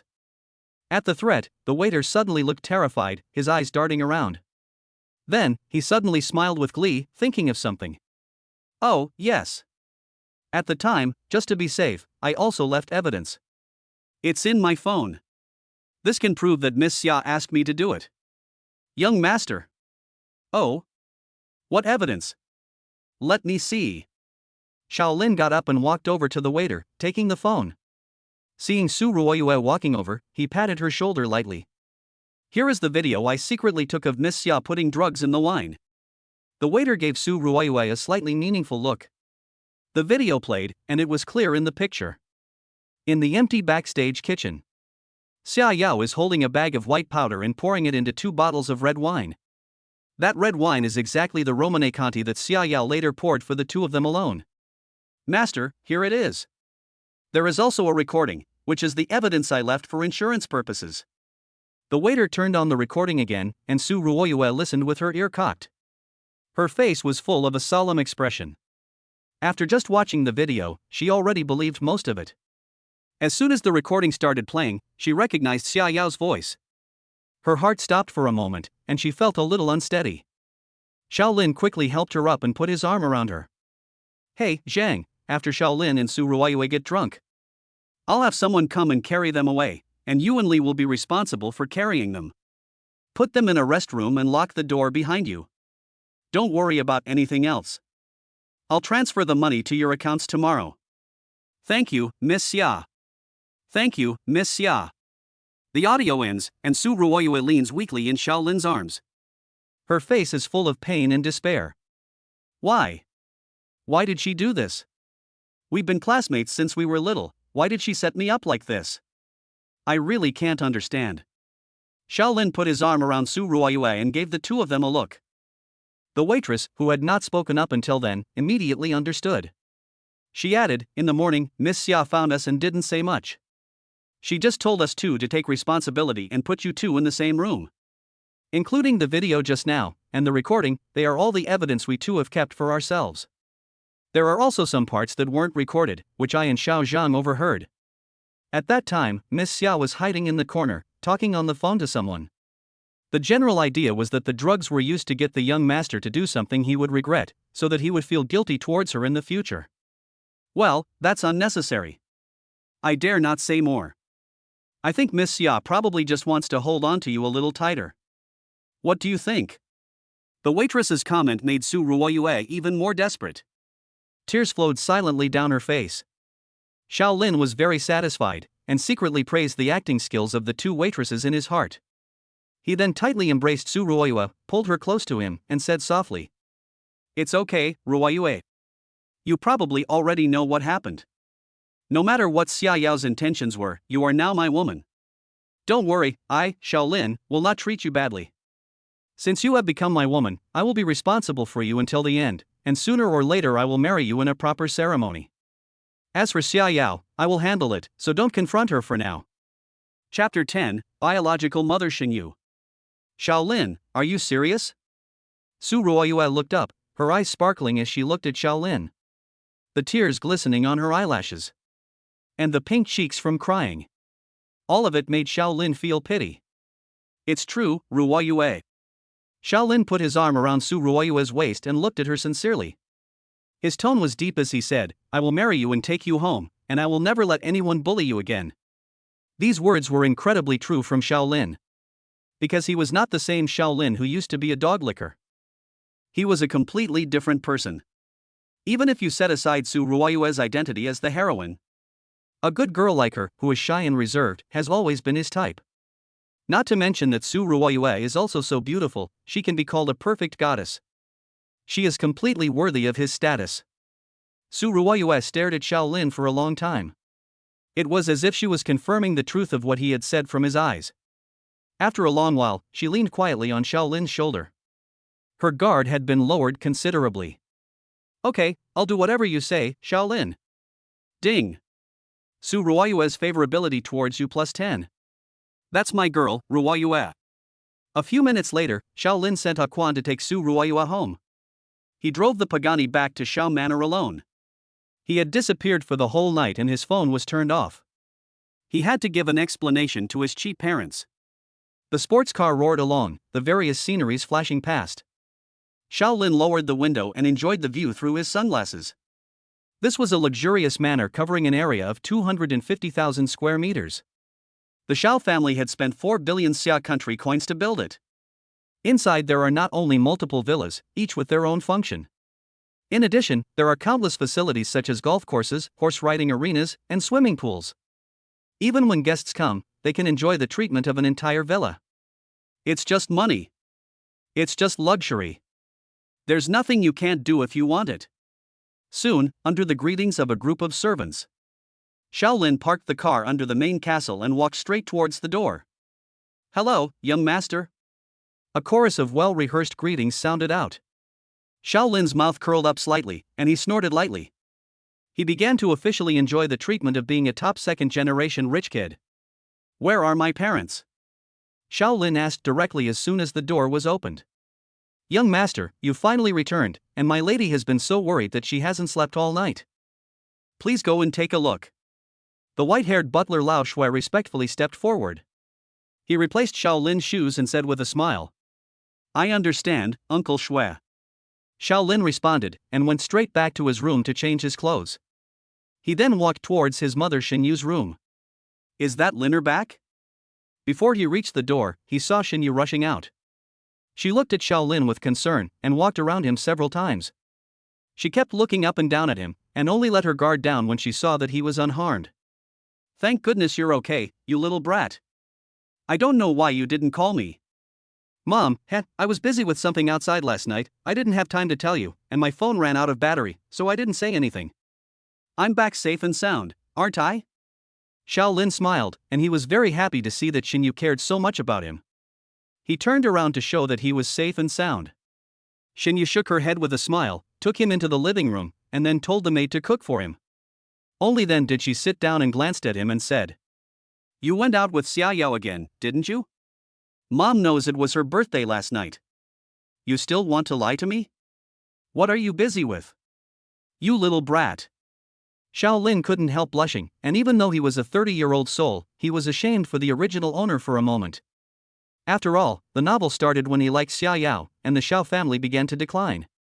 How many people were harmed? Well, yes, Mom. I'm not just saying this because I'm your mother, but this Xia family has other plans for you, and this Xia Yao doesn't really love you. If you want a girl, the best mother in the country can find you one. What is this Xia family woman?" Xinyu looked at Shaolin with pride in her eyes. Shaolin felt his heart warm up when he heard this. He quickly patted Xinyu's hand and said softly, "Don't worry, Mom, I've already figured it out. I asked you here today to tell you this. That Xia Yao is already in my past. Didn't you say you wanted to introduce me to a girl from the Han family? I think it's time to put that on the agenda." Shaolin grinned. "Oh? Really?" Xinyu was full of surprise. "Really?" Hearing Shaolin's reply, Xinyu burst out laughing. Chapter 11, The Young Master Endures Hardship with Patience. "Good, my dear son has finally come to his senses, he. The ancestors of the Shao family bless you." Xinyu was overjoyed, walking around the room. He returned and looked at Shaolin with joy, as if he were looking at an invaluable treasure, his eyes shining. Shaolin was moved by those eager eyes. He also gradually came to accept the existence of Xinyu. He thought to himself, the previous owner was really a fool. Even though his parents treated him so well, he didn't know how to cherish it. Unlike me, I was an orphan in my previous life and never had the chance to feel the warmth of family. This life of mine is not a total loss after all. As he thought about this, Shaolin said again, "There's one more thing I need to tell you, Mom. Last night, I gave someone else's Su Ruoyue to that person." "What?" Xinyu suddenly sat up, her expression changing several times. Shaolin was a little confused for a moment, looking at Xinyu and waiting for the next part of the story. He had expected Xinyu to say something scolding. After all, her expression was really too complicated. "Ha ha ha ha." But unexpectedly, Xinyu clapped and laughed. With an extremely proud tone, she said, "Good. Ha ha. My good son. Well done. Bring this Ruoyue Su over to me as soon as possible, so that I can check you out again. The girl I heard about is quite good, and she is also from the Su family, which is a good match for our family. But I will still introduce you to the Han girl as usual. Go meet her in a few days. This is still more important. The Han family is stronger than the Su family, and it will be helpful to our family. And as for girlfriends, of course I hope you have as many as possible. It was dinner time, and the mother and son had a chat. The topic of conversation was nothing more than getting Shaolin to find more girls. The idea was to give the Xiao family 7 or 8 big, fat boys. As the conversation went on, Shaolin really couldn't hold back any longer. After a perfunctory response, he went back to his room. On the leather seat, Shaolin looked out of the window. He opened his phone and cancelled the blacklisting of Xia Yao. Ding dong. Ding dong. The phone vibrated and kept ringing. It vibrated for more than a minute before stopping. Shaolin opened WeChat and in the top message box, he could see that in the space of one day and night, Xia Yao had sent him hundreds of messages. Shaolin scanned the chat history from the top. Xia Yao, Shaolin. Where have you been? Why did you leave without saying goodbye to me? Do you not love me anymore? Humph. I'm angry and ignoring you. Shaolin chuckled and couldn't help but admire Xia Yao's lying skills. According to the time, this message was sent at 8 p.m. That was shortly after he arrived on the 9th floor and went to bed. During this time, Xia Yao and the Xia family must have been worried sick, but it was rare for her to remain calm. She even sent a message flirting, hee, she can put on a good act. Scroll down to continue the chat. 10 p.m. Xia Yao, Shaolin. Where the hell are you? You're not replying to WeChat, and you're not answering your phone? Do you even see me as your girlfriend anymore? And Ruoyue's gone too? I called her family and they said she never came home. If you see her, call me back. Xia Yao sent this in a state of desperation, and her attitude had obviously changed. Shaolin, with a smile on the corner of his mouth, kept flipping through it. Another 2 hours passed, and Xia Yao sent another message. Lin Gu, did Yao Yao do something wrong? If I did something wrong, just tell me, okay? Don't ignore me, okay? Tell me where you are. Yao Yao is worried about you, and whether Ruoyue is with you. Xiao Jia speeded up the scrolling. The latest news was, oh, Lin, I've done something wrong. I don't know what it is, but I've done something wrong. Please don't ignore me, you haven't talked to me for more than 10 hours. My heart hurts. Carrot. Shaolin glanced at it casually, it was all this boring stuff. He simply closed the chat window and didn't reply to her. After last night, Xia Yao was of no use in his current plan. For the time being, there was no rush to take care of her. After all, the impression the original owner had left on Xia Yao, of a lickspittle, was too deep. As a result, he was unable to reverse it directly for a while. Instead of continuing to woo Xia Yao and waste time, it was better to let her cool off for a few days, playing hard to get. In the meantime, he had some other things to take care of. For example, using the plot elements he already knew, he would eliminate the cancer in the family. And get the Xiao family's luxury chariot running again at full speed. Thinking about this, Shaolin called Showdown, the family's chief lawyer. What are your instructions, young master? A respectful voice came over the phone. Showdown, the Xiao family's chief lawyer, was adopted by the Xiao family as a child and later trained to become talented. He is a rare talent in the family and absolutely loyal. Showdown, there is something here that needs to be investigated secretly. Remember, before the matter is clarified, absolutely no one can know, including my father. Don't ask too many questions, anyway, I will not harm my family. Listening to Shaolin's calm voice on the phone. Although a trace of doubt flashed through Showdown's mind, he still replied immediately with loyalty. Okay, young master, you say? He assumed that Shaolin wanted to use him again in private to settle some nonsense. Shaolin had done this sort of thing before. But Showdown still closed the office door and listened carefully. One order after another came from Shaolin's mouth. One piece of evidence after another was directly brought out by him. Showdown was shocked, and cold sweat immediately ran down his back. He was terrified. Because what Shaolin said on the phone was not about his own affairs at all. It was about the family business. And most of it had to do with the person he had recently suspected. Even the direction of the investigation, where to go and how to go, were clearly spelled out for him, just waiting for him to implement them personally. There was also the issue of the Xia family's duplicitous cooperation with his own family. Understood, young master. Don't worry. I promise to complete the task. Well, that's it for now. Keep me updated when you hear something. Xiao Duan hung up the phone and wiped the sweat from his forehead. He was deeply moved and sincerely happy for the Xiao family. Our eldest son. He has finally stood up. The future of the Xiao family is finally promising. No. It must be that the young master has been pretending to be a tiger while eating pig food all along. Otherwise, even if I switch my legal department into full operation in the short term, it will be difficult to collect so much evidence. I have to say, young master is really very strong. Very strong. Ha ha. It seems that it won't take long before the Xiao family can stand at the top of Jiangbei. Xiaodun's passionate reverie standing in front of the window was unknown to Xiaolin. At this moment, after hanging up the phone, he called the manager of the largest luxury goods street in Jiangchang. Chapter 12, The Brainless Xia Family. Xiaodun stood in front of the window, imagining things passionately, without Xiaolin knowing. At that moment, he hung up the phone and called the manager of the largest luxury goods street in Jiangchang. He asked the manager to follow Su Ruoyue's measurements. He would personally select a batch of the most popular women's clothing on the market. This included but was not limited to clothing, bags, and accessories, and even lingerie sets. Anyway, the more expensive and rarer the better, and they would be delivered directly to the Su family, and he would pay the bill. His woman Xiaolin must wear and use only the best. Then Xiaolin added another sentence. Tell the manager to cancel the accounts of everyone in the Xia family who hangs out on Luxury Street. In recent years, the Xia family has relied on Xiaolin's background and even dared to spend on credit in luxury goods stores. After all, Xiaolin will always come to pay the bill for them.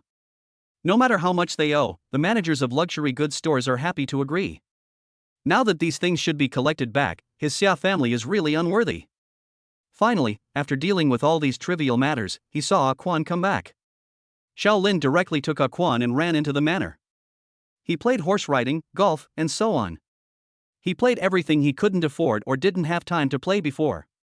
He just waited for Xinyu to arrange a meeting with the Han family for him tomorrow and pay them a visit directly. Han Qingyin, the heroine of this book, is the biggest heroine. She is the daughter of the top family in Jiangchang, and she is the person that Master Lin Fan has set him up with since he was a child.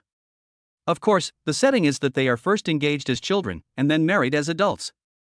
According to the plot of the book, Han Qingyin has suffered from an illness since she was a child. It was Lin Fan who cured her after he went down the mountain, which is why Han Qingyin gradually began to fall for him.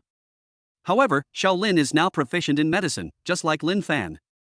If he can cure her, he can do it himself, and he can do it sooner and more promptly than Lin Fan. Moreover, he is the sole son of the Xiao family, and his conditions for contacting Han Qingyin are relatively much simpler. Unlike Lin Fan, a poor boy who has to treat the rich every day when he arrives in Jiangchang. After licking for a while, he can slowly get in touch with the upper circles and find the Han family. With the right timing, the right place, and the right people, Xiaolin can win no matter how he plays his hand. No rush, let's enjoy life first. Over here, Xiaolin is in his luxurious manner. He's called Ah Quan and the pretty maid over, and they're having a great time. But the Xia family is having a really bad day. After the banquet yesterday, many companies that were supposed to cooperate with the Xia family have all changed their minds today after Xia Shangyuan made a phone call. They're either busy with this or that, and they're all unavailable. Some are in their 60s, and they can tell any lie, even if their wives are about to give birth. At this time, in the conference room on the top floor of the Xia family headquarters building, smoke is billowing, as if the room is shrouded in a thick fog. Everyone in the room is a member of the Xia family's senior management, and Xia Shangyuan is sitting in the main seat. He is smoking a cigarette, his expression dull. Even when the cigarette is half burned, he doesn't flick it away. Tell us, Xia Wan, what's the current situation? After a long while, Xia Shangyuan sighed, and the long ash fell to the ground. The messy meeting room had long since stopped caring about the dirtiness of his ash. Okay, I'll make this short, big brother. Xia Wan, the second eldest son of the Xia family, stood up with the documents in his hands and said, recently, our family has become increasingly close to the Xiao family. As soon as various businesses in the company are launched, people come to us, wanting to cooperate with us. The requests for investment and capital increases are endless. Just the day before Yo-Yo's birthday, the day before yesterday, our company signed several long-term contracts with a total value of about 300 million yuan. Although it will take us 2 years to complete them, it is still. Xia Shangyuan frowned, and he was annoyed when he heard these long-winded platitudes. He threw his cigarette on the ground and stubbed it out, scolding. Stop, stop, stop. Are you out of your mind, Xia? What's going on at the company now? Don't tell me useless things, tell me the results. I want to know how much the company is losing now. I didn't come here to hear you draw big pictures. Wake up. Xiaowen saw Xia Shangyuan's dark face and swallowed nervously. After thinking for more than half a minute, he continued. Okay, big brother, today, 5 companies have successively wanted to cancel the contract with us. And they threatened to pay the penalty fee in full, saying that it was useless to argue and that the cooperation must be terminated. In addition, there was an accident on the construction site in the south of the city a while ago, and it was all settled. But today, the family member involved somehow changed their mind and came to the headquarters again, demanding an explanation. The person is still downstairs, crying. Xiaowen kept talking about refunds and breach of contract. Something happened here, and they want money there. Xia Shangyuan's head was spinning, and he angrily slammed his hand on the table. Enough! I don't know what's the point of keeping you people around. This meeting is so boring, let's just call it a day. Compensation for compensation. Termination for termination. Don't bother me, once I get through this, I'll replace all of you. Just go home and take your shares with you, you bunch of losers. The Xia family members all looked unhappy when they heard this, but they didn't have much to say in reply, and they dispersed in a hurry. In the meeting room, Xia Shangyuan thought for a long time alone. Finally, he slapped his forehead and figured it out. This change may still come from Shaolin's performance at the reception yesterday. The closer he is to the Xia family, the smoother things will go for the Xia family. The farther he is from the Xia family, the more others will avoid him, and they will retreat 3 miles. As for why it was such a simple truth, Xia Shangyuan had to think about it for a long time. It was all because he was a roughneck himself, an illiterate one not to mention, and his IQ was obviously not quite enough. 3 years ago, the Xia family was still an ordinary family. He also only relied on entering the industry early. An unremarkable boss who had eaten the first wave of industry dividends, who knew anything about managing a company, not a clue at all. Thinking about this, Xia Shangyuan took out his phone and directly called Xia Yao. In the biggest luxury street in Jiangcheng. Xia Yao was holding her stepmother Lu Mingxiang's hand as they strolled along. Bloodbath on the luxury street. This is Xia Yao's biggest hobby on weekdays. Especially today she's in a bad mood, so she'll let loose even more. It's not like she's using her own money anyway. It's Shaolin, the dog-licking loser, who'll suffer. She doesn't care. Let's go shopping. No more talking.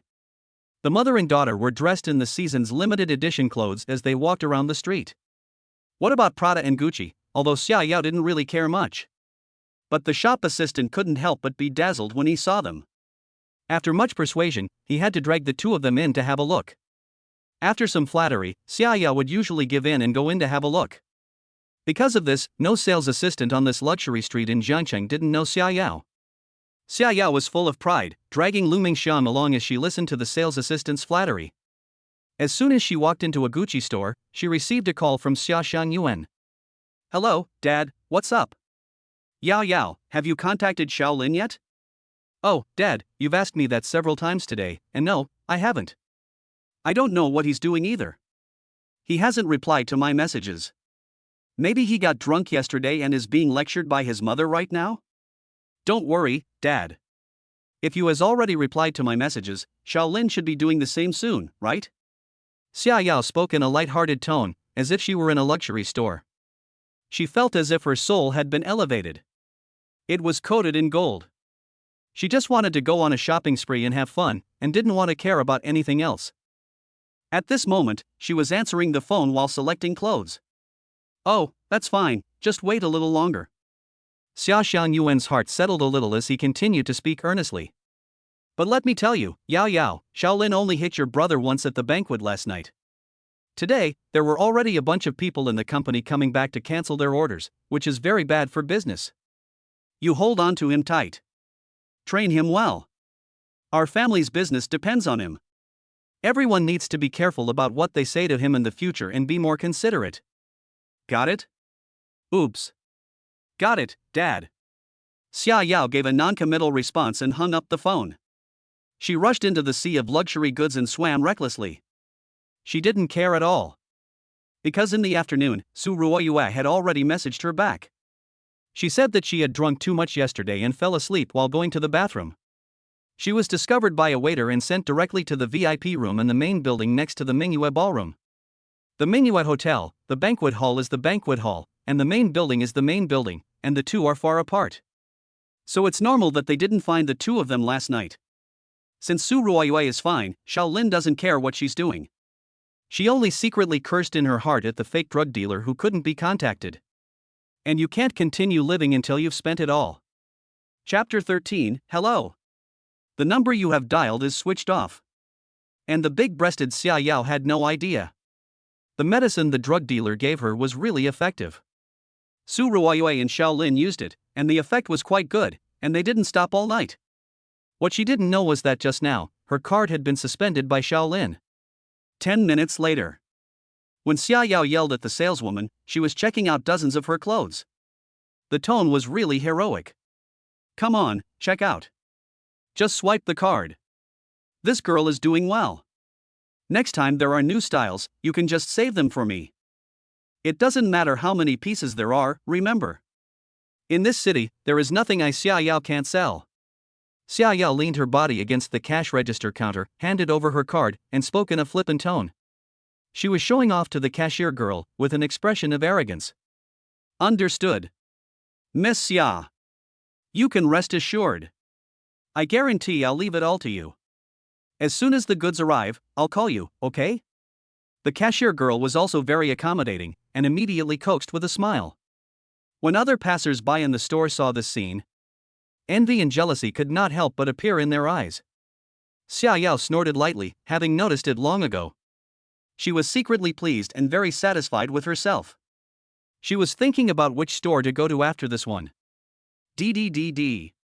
Your balance is insufficient.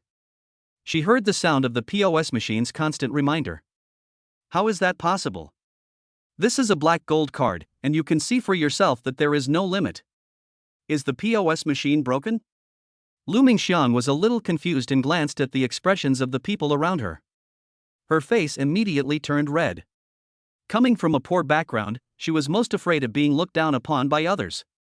Before anyone else did anything, she started to automatically make up all kinds of movies in her head, and began to feel inferior. Xia Yao was still calm, and directly rummaged through her wallet and said, Okay, I'll just use a different card. DDDD. Your balance is insufficient. Once again, the insufficient balance sound sounded, and the cashier's gaze changed even as she swiped the card. The attention of those around her also gathered here. They all stopped and looked over here. Xia Yao began to feel a little panicky. An ominous feeling arose in her heart. Shaolin had given him a total of 3 bank cards. The 2 he had just swiped were both unlimited cards. Only this last one was a normal card, the pocket money he had given her casually before. But Xia Yao usually spent money recklessly, and she herself didn't even remember if there was any money left in it. If this card is not enough, I'll have to use that trick. Xia Yao thought, pretending to be calm, and handed the plain card to the counter girl. The counter girl took the card and continued to swipe it. A few seconds felt like years. Xia Yao stared at the POS machine, her palms slightly sweating, and even her breathing began to quicken. Drip drip. The prompt tone sounded again. It officially announced that all 3 bank cards had been suspended. Miss Xia, there is no money in this card either, you see? Xia Yao was at a loss for words and blushed all over. She thought back to her own heroic words. Then she looked at the saleswoman who had just flattered her, and a mischievous look flashed in her eyes. The surrounding passers-by were holding back their laughter and contempt.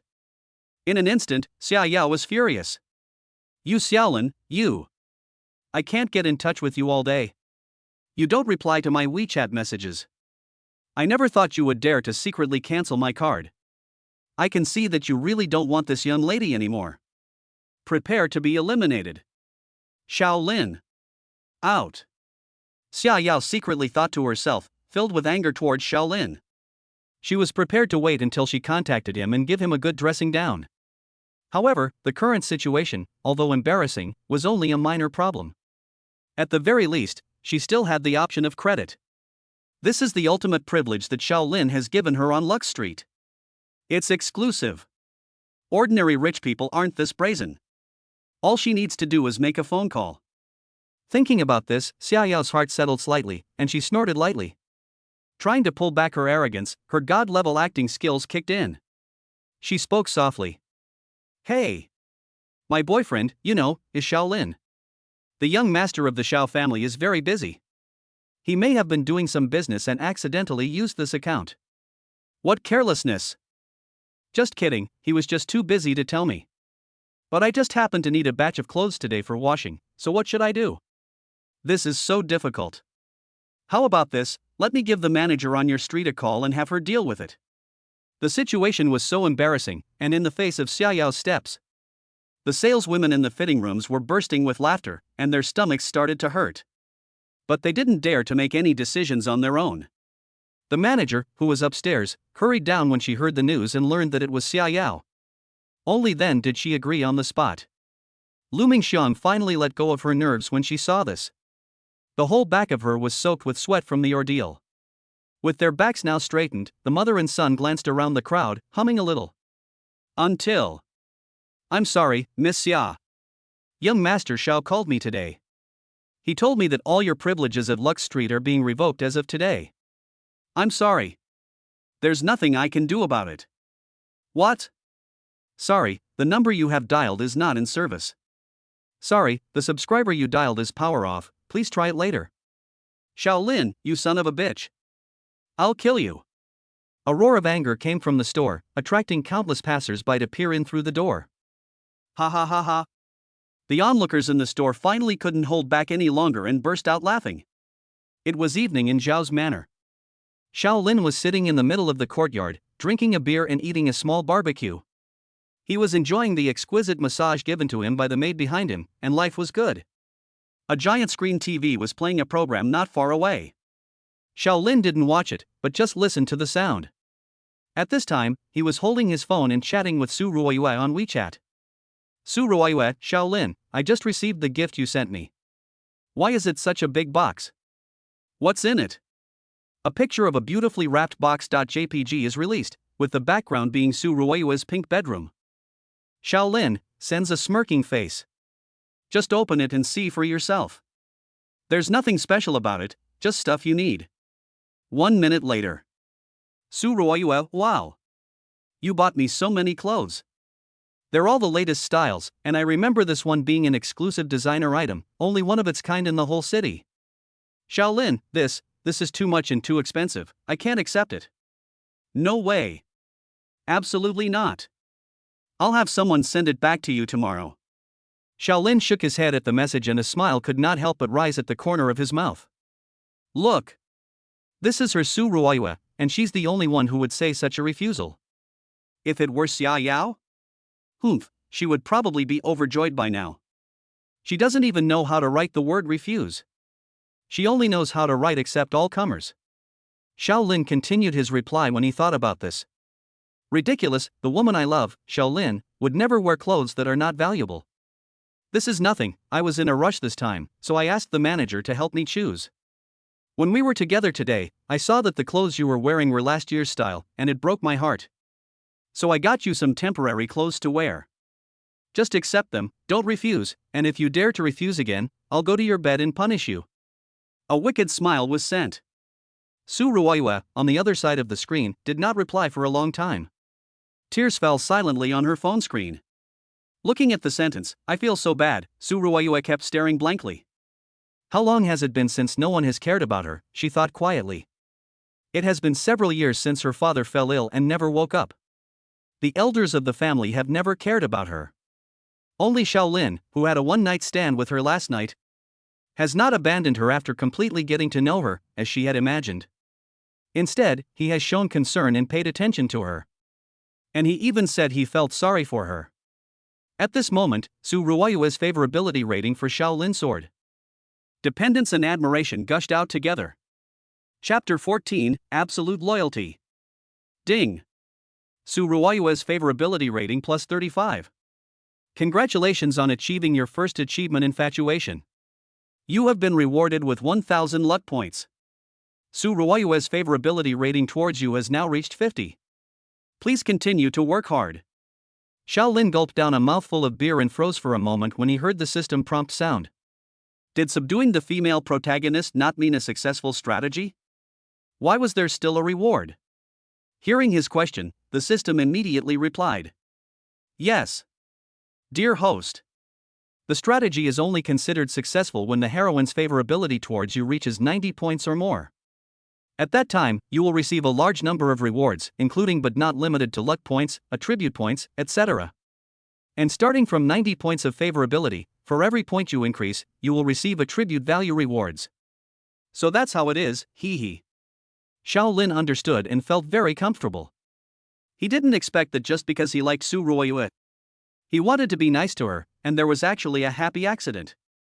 Buzz. The phone vibrated. It took Su Ruoyue a long time to reply to the message. It said, "Thank you, Shaolin, I'll accept the gift you sent. As your woman, I'm very happy, Omega. I will slowly repay you in the future." She also knows how to be cute. Shaolin's mouth curled slightly, and he replied directly. Then, as my woman, what should you call me? Should I still be called Shaolin? Su Ruoyue broke into a smile through the screen.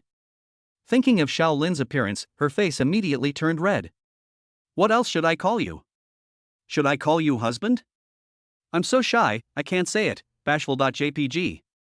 Shaolin also thought of Su Ruoyue's beautiful face and kept smiling. I know you're shy, so I won't make things difficult for you, silly. How about this, outside you can just call me Brother Lin. At home, you can call me anything, like master or something? I haven't thought of anything yet, I'll let you know when I do. Su Ruoyue lay on the big pink bed.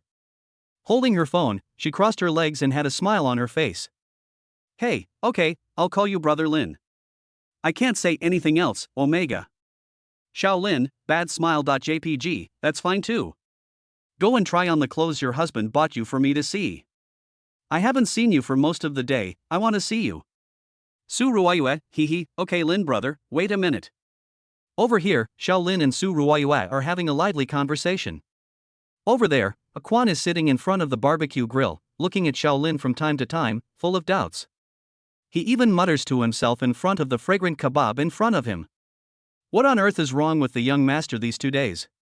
He completely ignores Xia Yao, who he used to like, and goes out of his way to hang out with Su Ruoyue. At the banquet yesterday, how did he know in advance that Xia Yao was going to drug him? It's really strange.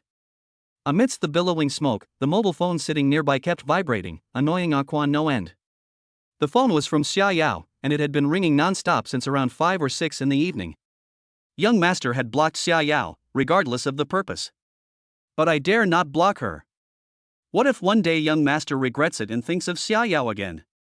Wouldn't that make me offend a young lady directly? I, Fuan, will not do anything that will offend people. Thinking this, Fuan took the fragrant kebab and got up to go to Shaolin's side. Young master, the kebab is ready. Put it there, and you eat some too, Fuan. Shaolin didn't even look up, just smirking at his phone. This is intolerable. Fuan felt the phone in his pocket vibrating continuously. Finally, he couldn't hold back and spoke up.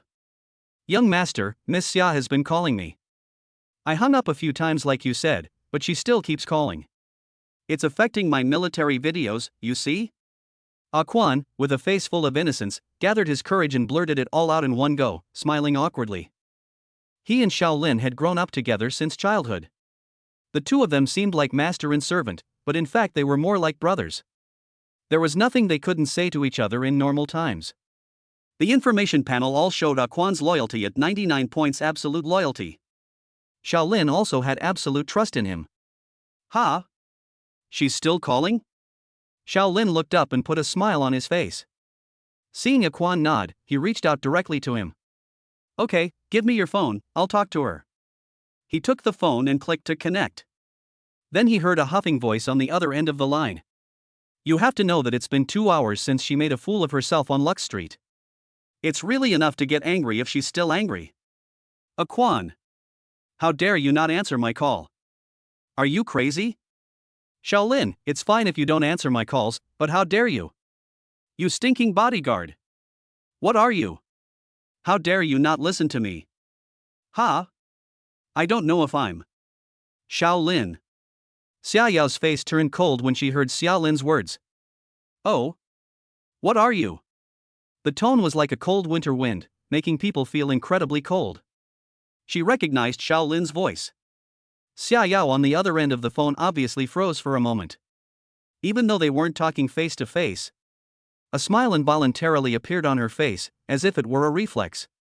Then her tone changed slightly, suddenly much gentler. So it's Shaolin, huh? I thought it was Quan. You finally answered my call, Brother Lin. We haven't seen each other all day, do you miss me?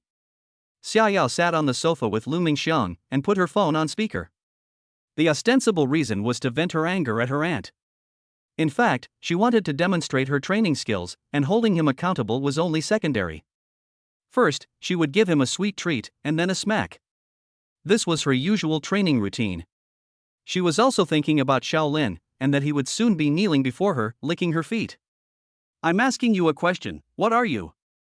How dare you speak to Quan like that? Ha? Shaolin went straight to the point, his tone icy, and his voice raised again. He had no intention of flirting with her and was not interested in her ramblings. He ate his kebab and drank his beer while listening. Ding! Xia Yao's favorability towards you has dropped by 10 points. Xia Yao on the other end of the line heard Shaolin's tone of voice. She was dumbfounded and her tone of voice also became more severe. Ha? You, Shaolin, how can you speak to me like that? I haven't even mentioned anything about you yet, and how dare you lecture me first? I'm asking you, why did you suspend my bank card without my permission?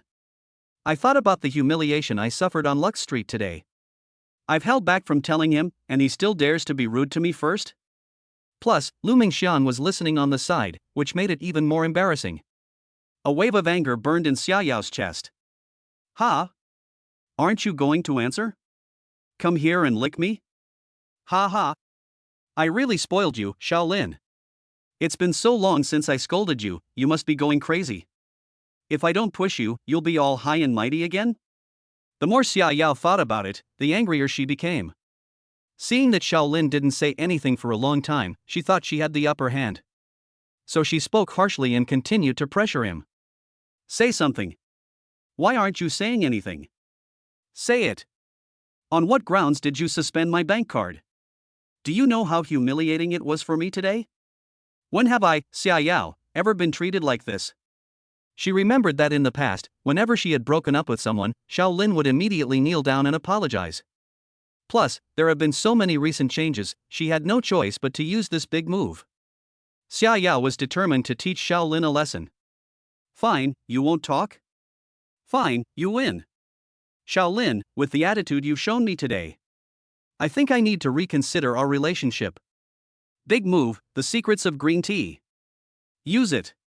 In my imagination, the repeated images from the past 3 years did not appear.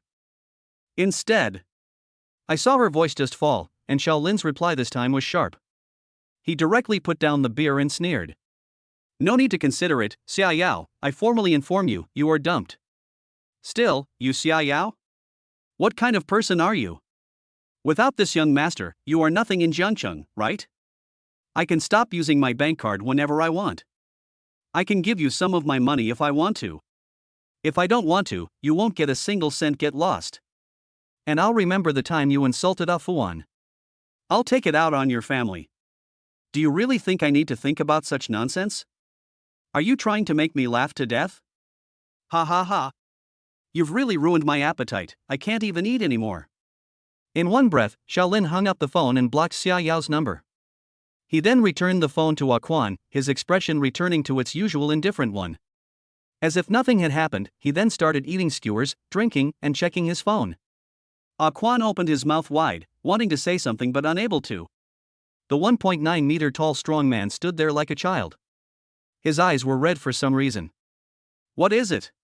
Say it, don't just stand there, Quan. Shaolin noticed his gaze and said without looking up. Pop. Quan popped. He immediately gave a very standard 90-degree bow. The camouflage uniform shook as he did so. "Thank you, young master, for sticking up for me.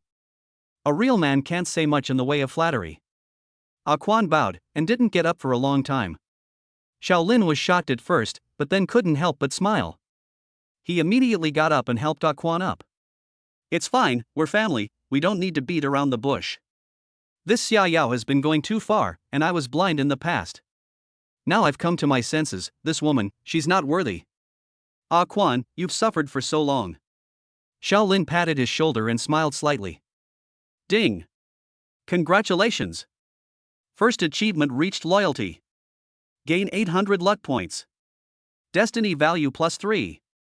Chapter 15, Visiting the Han family." He heard the system prompt in his head ring again. Shaolin himself could hardly hold back his laughter. Just now, with Quan, he should have defended himself. Not to mention that he didn't even look at Xia Yao, even if he fell in love with her. Even if she became his woman, he would never allow anyone to treat his brother like that. This was not a difficult task. Today's two incidents, both of which were unintentional, were effortless. Su Ruoyue and Quan, working together, had contributed 1,800 points of luck to him. "It seems that I am the true son of luck, ha." Shaolin thought, and then comforted Quan a little. He then went straight back to his room and went to chat with Su Ruoyue. Su Ruoyue, with her devilish figure, sent him pictures of her in her new clothes. He had the manager pick out all sexy styles. Shaolin enjoyed looking at them for a while, and they agreed to meet as soon as possible before going to sleep contentedly. There was no word exchanged that night. When the sun rose the next day, the maid woke him up. The first thing Shaolin did was open the system. He exchanged out 10 attribute points and added them directly to charisma. His charisma value soared to 23 points. It was more than double the average value of an ordinary person. Then he spent another 1,000 luck points. He upgraded his piano from proficient to mastery level. The last step was to purchase a rejuvenation pill worth 1,000 luck points in the mall and take it on the spot. A worker must sharpen his tools if he wants to do his job well. These 3,000 luck points were well spent. Shaolin looked at his incredibly handsome reflection in the mirror and gave a charming smile. His appearance was already better than the average person's. Now, with the double boost of the rejuvenating pill and charisma, he has completely changed. Under his short, clean hair, he has a sword-shaped brow and starry eyes, and a high, straight nose. The entire arc of his face looks as if it has been carefully sculpted. The hint of malevolence that came with it has also disappeared without a trace. At the moment, he is just like an international superstar, in terms of looks in the entertainment industry in his previous life. Even top-notch male celebrities like Tony Leung and Takeshi Kaneshiro are no match for him. Then he puts on a suit, leather shoes, and a watch made by a top designer. The life of the rich is often so simple and unadorned, and boring. He goes downstairs.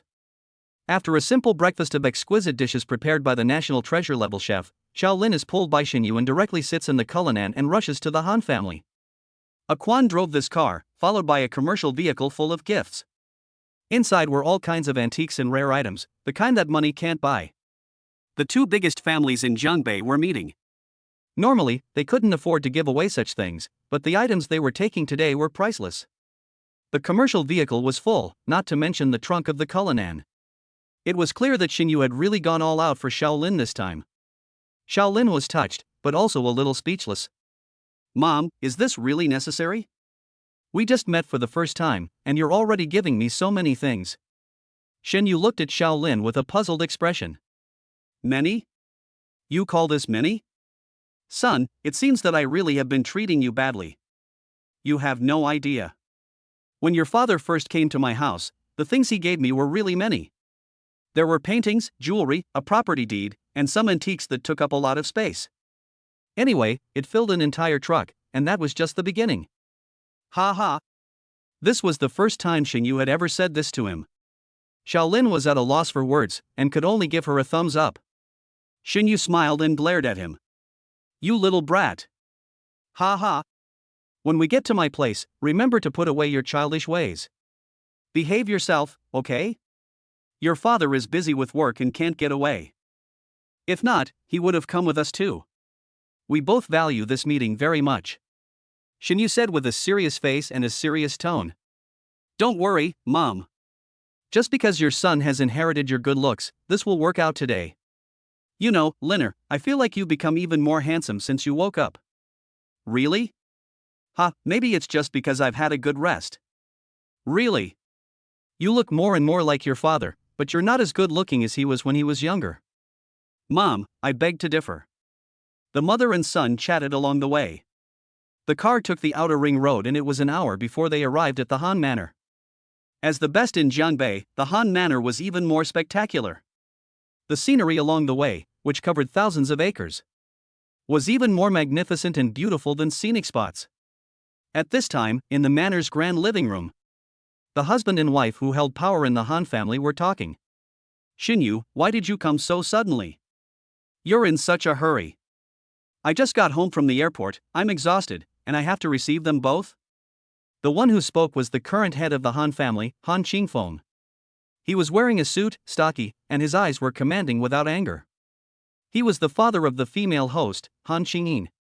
I'm not sure, dear. Xinyu only told me last night, just to come and see us, nothing else. Xiao Zhenhua didn't come either. It seems like it's just Xinyu and her son. I think you can go upstairs and rest. I'm enough to handle the reception. Han Qingyin's mother, Jiang Yurong, replied with a gentle smile. The passage of more than 30 years had not left a mark on her face. Today, Jiang Yurong was wearing a cheongsam, with a graceful figure and delicate, gentle face. From her, one can imagine just how beautiful and charming the heroine, Han Qingyin, will be. I agree. I'll go upstairs, and you take care of things, Yuerong. Han Qingyin nodded with a smile, and gently touched Jiang Yuerong's cheek. Qingyin is upstairs, right? Yes, she's practicing the piano. Okay, I'll go check on her. With that, Han Qingyin went straight upstairs. The appointed time was approaching. Jiang Yuerong glanced at the time, told the servant to make tea, and waited quietly. After a short while, Shaolin and his mother were led by the butler into the living room. Chapter 16, The Elegant Young Master. The Han family's interior decoration style is typical of Xia country. To put it bluntly, it is like the classical interior decoration style in our country. Screens, carvings, and mahogany furniture can be seen everywhere.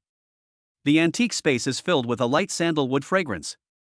Compared to the extravagant decoration of the Xiao family, it has a different kind of charm. Shaolin walked in the door, took a quick look around, and then looked away. He smiled as he looked at the beautiful woman walking towards him. He bowed slightly, his manner poised and unhurried, quite the temperament of a wealthy young noble. Hello, Auntie Jiang, I'm Shaolin. At first glance, Jiang Yuerong was quite impressed. Ah, here you are, Shaolin. As she spoke, she smiled and came to greet the two of them. The servants also began to move about. They poured tea and water and polished the shoes of the two. Well, not bad, Shaolin, you look a bit like your father when he was young. Jiang Yuerong praised after taking a close look at him. She thought to herself. This Shaolin seems to be a bit different from before. In the past, the two of them had met, but it was a hurried encounter. And it was when Shaolin was young. This is the first time they have met up close since he grew up. You're too kind, Auntie Jiang.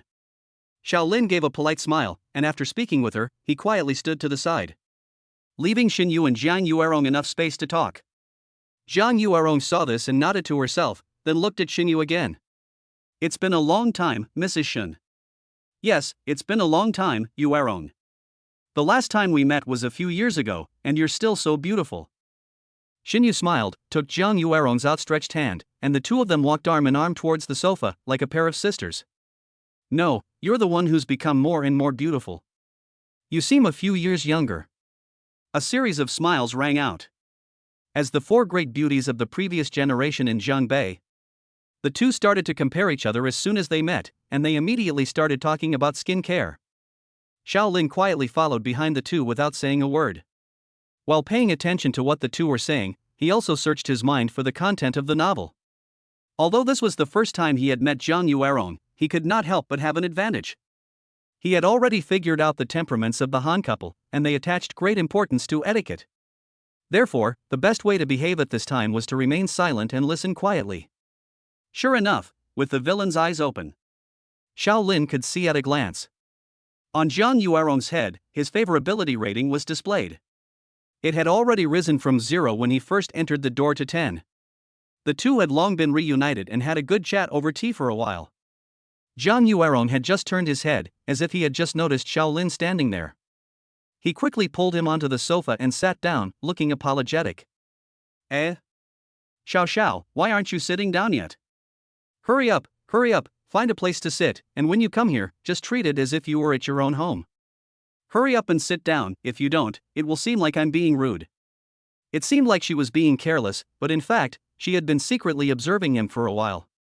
At this time, she invited him over, even though she had already approved of Shaolin's etiquette in her heart. It's fine, Auntie, I won't keep you from chatting. Shaolin gave a sunny smile and sat up straight. There was not the slightest hint of dissatisfaction in his conversation, and his temperament was extraordinary. Paired with his handsome face, he looked like a dashing young man, gentlemanly and handsome. Zhang Yuerong couldn't help but nod when she saw his response. His favorability rating also jumped 5 points. A +5. Passing by, her smile became even more intimate. Xinyu sat there with a smile and crossed her arms, very satisfied with Shaolin's performance. To say why Zhang Yuerong was observing Shaolin, it all started a long time ago. To make a long story short, as the leaders of the Jiangbei region, the two families had a simple conversation when they were very young. About the possibility of an alliance. Although they were joking at the time, there was also a hint of sincerity in their words. However, in recent years, as the two of them grew up, Shaolin's reputation had fallen and his reputation had fallen. Coupled with Han Qingyin, there was an additional marriage arranged by the family patriarch. Naturally, no one would mention this matter again, and Zhang Yuerong and his wife also looked down on Shaolin. But today, as soon as they met, Zhang Yuerong's impression of Shaolin changed greatly. She felt that the rumors might be wrong, after all, hearsay is false, and seeing is believing. So she kept a little bit of her mind, observing Shaolin's little mind. And Shaolin, who was fully prepared, naturally passed with ease. Time passed. After a while of chatting over tea, the sense of alienation that everyone felt when they first met has been greatly reduced. Xinyu saw that the time was ripe, so she gave the signal for the staff to come over with a phone call, and planned to give the gift. I was too busy chatting. Yuerong, this time we came to your home, and actually brought you a little gift. Zhang Yuerong heard this and exclaimed in surprise. Sister Yu, why are you being so polite? You've already come, why would you also give a gift? Xinyu laughed, saying, It's not because he came that I brought a gift, Yuerong. If it was just the two of us having tea and chatting, of course there would be no need. Xinyu's words carried a different meaning. Upon hearing this, Zhang Yuerong's heart suddenly understood, and she glanced at Shaolin. However, she began to pretend to be confused, even though she knew what was going on. I don't understand, Sister Yu. Bringing Shaolin here doesn't require a gift, that's too polite. We don't need this between us. While they were talking, the door opened. A Quan had already brought in a batch of gifts with his subordinates. Xinyu of course understood Zhang Yuerong's meaning. She only paused for a moment, then glanced back at Shaolin and hurriedly gave him a wink. Liner, your Auntie Jiang and I want to have a little chat. It's not convenient for you to be here as a boy, so why don't you? Okay, then I. Zhang Yuerong immediately summoned the butler upon seeing this. She asked him to take Shaolin on a tour of the main castle. After giving her instructions, the two of them didn't even look at the contents of the gift. They simply went to the side hall to chat. Shaolin was also happy and followed the butler straight upstairs. Pretending to look around along the way, he actually and inadvertently moved closer to where Han Qingyin was. Master Xiao, these are impressionist paintings taken in the West by our master. Shaolin, This is a painting of impressionism taken in the West by our master. Shaolin, not bad. As the two walked along, they reached the third floor and heard a melodious piano sound. Shaolin pretended to be surprised and asked the butler. Butler, where is this piano sound coming from? It seems to be a wedding in a dream? The butler was leading Shaolin in the direction with his arm, and couldn't help but smile when he heard it. His tone was full of pride. Oh, young Master Xiao, you know about the piano too? That's my eldest daughter practicing inside. Her greatest hobby in her spare time is playing the piano. She just recently returned from the West with an award, and her piano skills are very high. The master and mistress are very proud of their daughter too. Shaolin almost blew his cover when he saw the butler's proud expression. He thought to himself, is it really that high? Ha, in this fictional world created by the author. In the entertainment industry, resources are severely lacking. There are very few famous people, and they are all the kind that the author briefly mentioned. Whatever the author writes is real, and everything else is just average. How could there be any famous people? Otherwise, with Lin Fan's proficient piano skills at the time, how could he make Han Qingyin worship him? Although he was thinking about it, Xiao Lin still nodded and replied directly. I just play casually in my spare time, and I haven't won any awards. I wonder if I can go up and take a look. I'm a bit curious about Miss Han's piano playing. The butler listened and thought for a moment. On weekdays, when the young lady practiced the piano, the servants often stood in the doorway and listened. When they were in the mood, they would even praise the young lady a little, and the young lady never said anything about not wanting to. The young master of the Xiao family is such a distinguished person. Now that he just wants to listen, it's no big deal.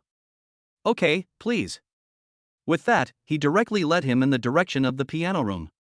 Chapter 17, Just Play. It was almost noon. Following the sound of the piano, the two walked towards the innermost part of the third floor. As soon as they arrived near the piano room, they saw the door wide open. Xiao Lin also saw Han Qingyin, who was playing the piano. The sunlight shone on the orderly black and white piano keys. A pair of slender fingers danced on them, jumping like an elf. Then he looked down at her pale arms. Han Qingyin was wearing a white muslin dress and was now closing her eyes.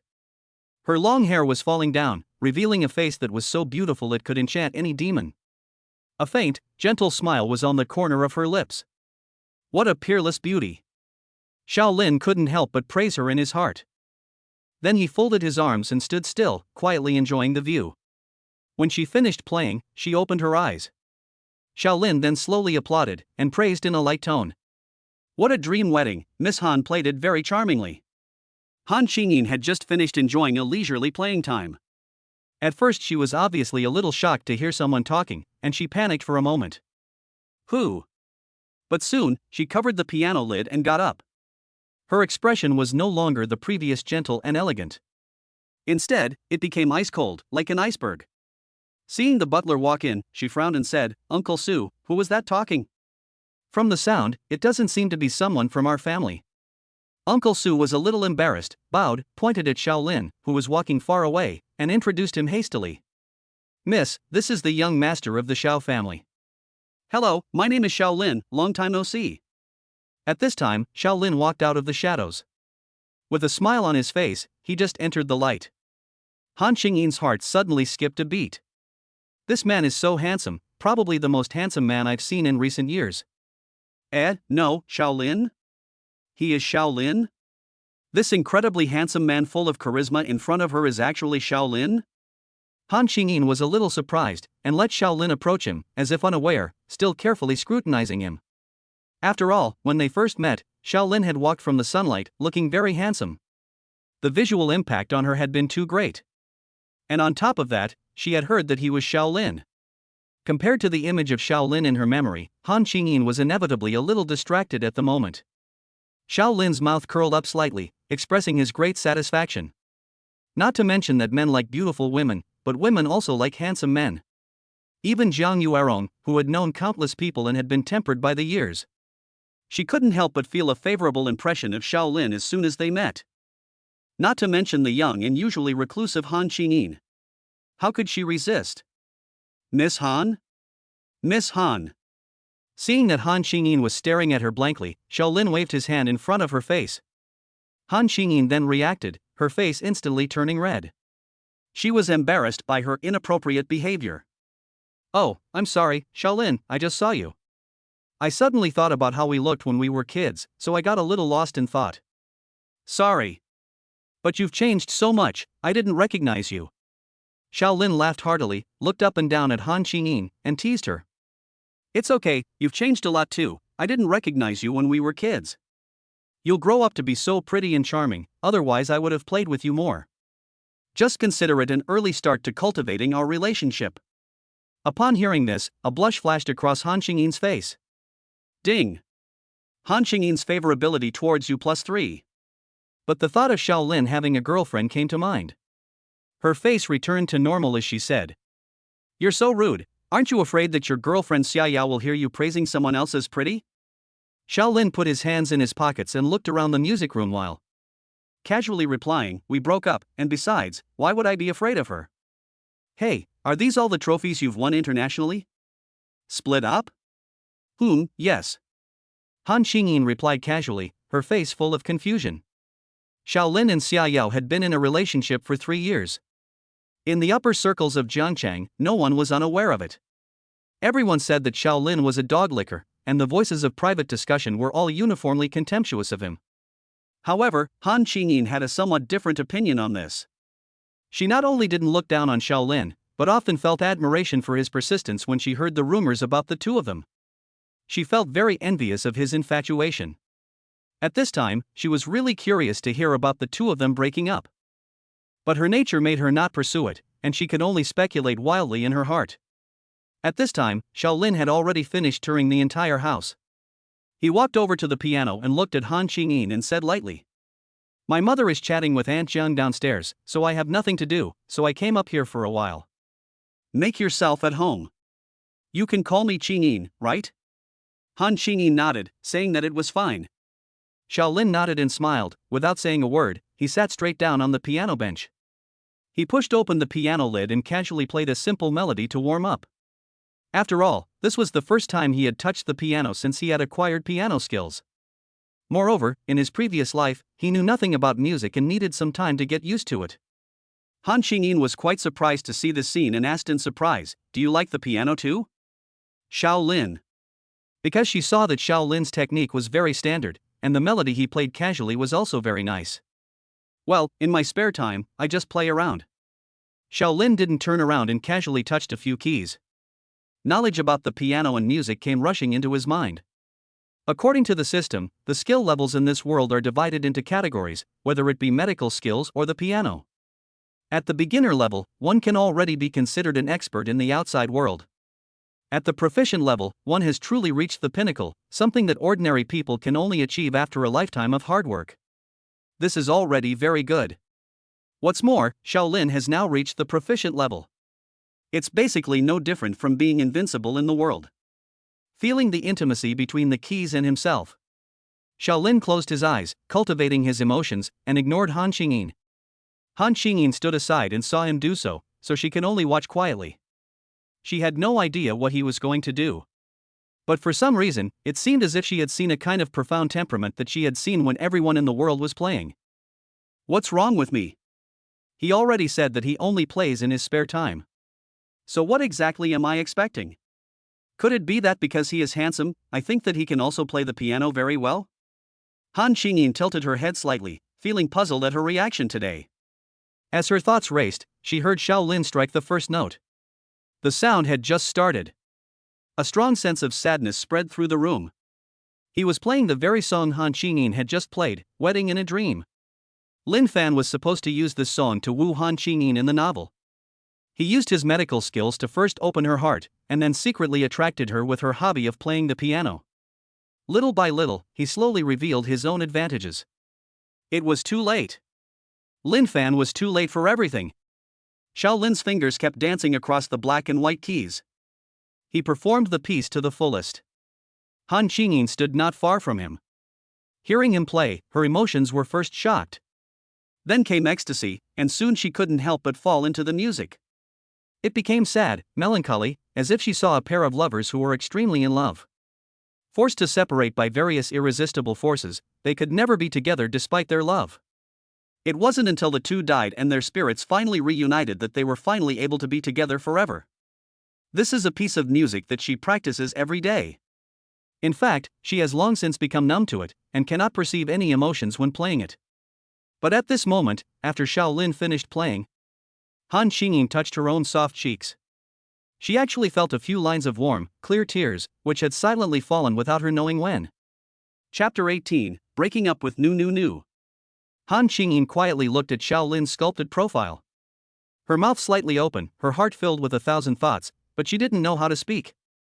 Unwittingly, her heart began to beat rapidly. Ding! Han Qingyin's favorability towards you has increased by 10. Ding! Han Qingyin's favorability towards you has increased by 8. Ding! Han Qingyin's favorability towards you has increased by 5. Ding! The heroine, Han Qingyin, has begun to admire you. Congratulations! You have completed the achievement admiration. You have gained 500 luck points and 5 destiny points. A series of beeps sounded in his head. Xiao Lin's mouth curled up in a satisfied smile as he was about to close the lid of the piano and get up. Then he heard a voice, followed by a fragrant breeze. Xiao Lin! Don't close the lid just yet. Can you give me some pointers on that piece? How can I play it as movingly as you? Han Qingyin walked over and held Xiao Lin back with a hand. Her pretty face was full of longing and curiosity. Xiao Lin looked up and met her eyes, feeling the smoothness of her fingertips. His heart also fluttered slightly, and he teased her. I can, but it's your hand, Qingyin. What do you mean by grabbing me like that?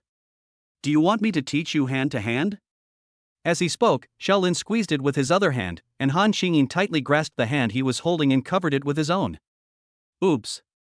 Han Qingyin's pretty face instantly turned red. It was like a ripe peach.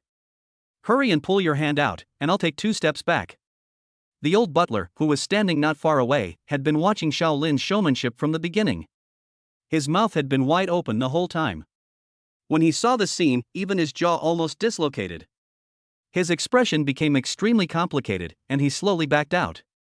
Okay, just kidding. Come here, Qingyin, I'll teach you. Xiao Lin's mouth curled slightly, waved at Han Qingyin, and beckoned her to sit over. On a small piano bench, the two sat side by side in the middle. Xiao Lin pointed at the music score and said, Look carefully, Qingyin, this piece belongs to G minor. In terms of tonality, it's nothing special. You understand the basics, which are about expressing emotion and rhythm. You should feel the strong masculine aura of Xiao Lin next to you. Han Qingyin, who had gone there to learn, couldn't calm down no matter what. She simply couldn't learn. Okay. The other side. Xinyu and Xinyu, who were talking downstairs, gradually got to the point. At this time, next to the tea table, the two of them were sitting on straw mats. Jiang Yuaron's expression was conflicted. I understand what you're saying, sister Yu. I'm actually keeping an open mind about this. I met Xiao Lin today, and I think he's quite a nice boy.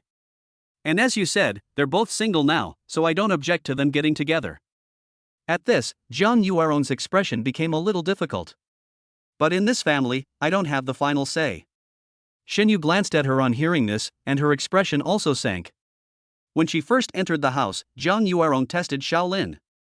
She saw everything clearly, but she didn't expose it on the spot and let her do as she pleased. But now that both families have made their views clear, if she still plays around, it will seem a bit unfair. Yuaron, I don't like hearing you say that. In Jiancheng, who doesn't know about the relationship between you two? If you just make up your mind, what can he say? Besides, she was only talking about giving it a try. It all depends on the children's opinions, doesn't it? Nothing has even started yet. We've been talking for so long, and you're still using this as an excuse? This is not good. Upon hearing this, Jiang Yuaron knew that she had misunderstood. Her face turned a little embarrassed, and she hurriedly waved her hands to explain. Misunderstanding? No, sister Yu, you've misunderstood. It's not Qingfeng who will stop me, but our family's patriarch. When Qingyin was 9 years old, the old master arranged a marriage for her without consulting us. He said he knew a divine doctor who had saved his life years ago. When the divine doctor met Qingyin, he said she was born with a congenital illness. Every time the moon is full, she will feel cold all over and suffer greatly. This illness will erupt completely when she is 22 years old. Jiang Yuaron's eyes filled with tears as she spoke. She didn't even want to say the word death, so she changed it to pass away. When the old master came back and told us about it, we didn't believe it. But then, a year later, when Qingyin was 10, she really fell ill just as the great doctor had said she would. The Han couple had 2 children. One was Han Qingyin, and the other was Han Chang. Han Chang, as the elder brother, joined the army and in just a few years had already achieved great military feats. It could be said that his future was bright. The couple guarded a family fortune of hundreds of billions and lived a life of affluence. The one thing they could not let go of was their daughter. Xinyu listened quietly and saw Jiang Yuaron's tears well up in her eyes. Knowing that this was a true story, she had a complex expression on her face and handed her a handkerchief. She saw Jiang Yuerong take it, gently wipe away her tears, and continue speaking.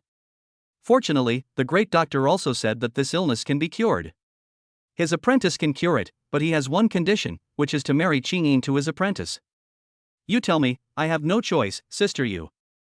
It's just a matter of time before Qingyin turns 22 in half a month. Now we don't even know what kind of person his apprentice is. We're about to marry our daughter off to him. Compared to this, if it weren't for Qingyin's illness, we would definitely choose you guys. I really don't know what to do now. Xinyu was speechless for a while, and it didn't feel good to hear about this. Knowing that the marriage alliance might not work out, she patted Jiang Yuerong's hand and got up, saying, "Let's go, forget about that, show me Qingyin.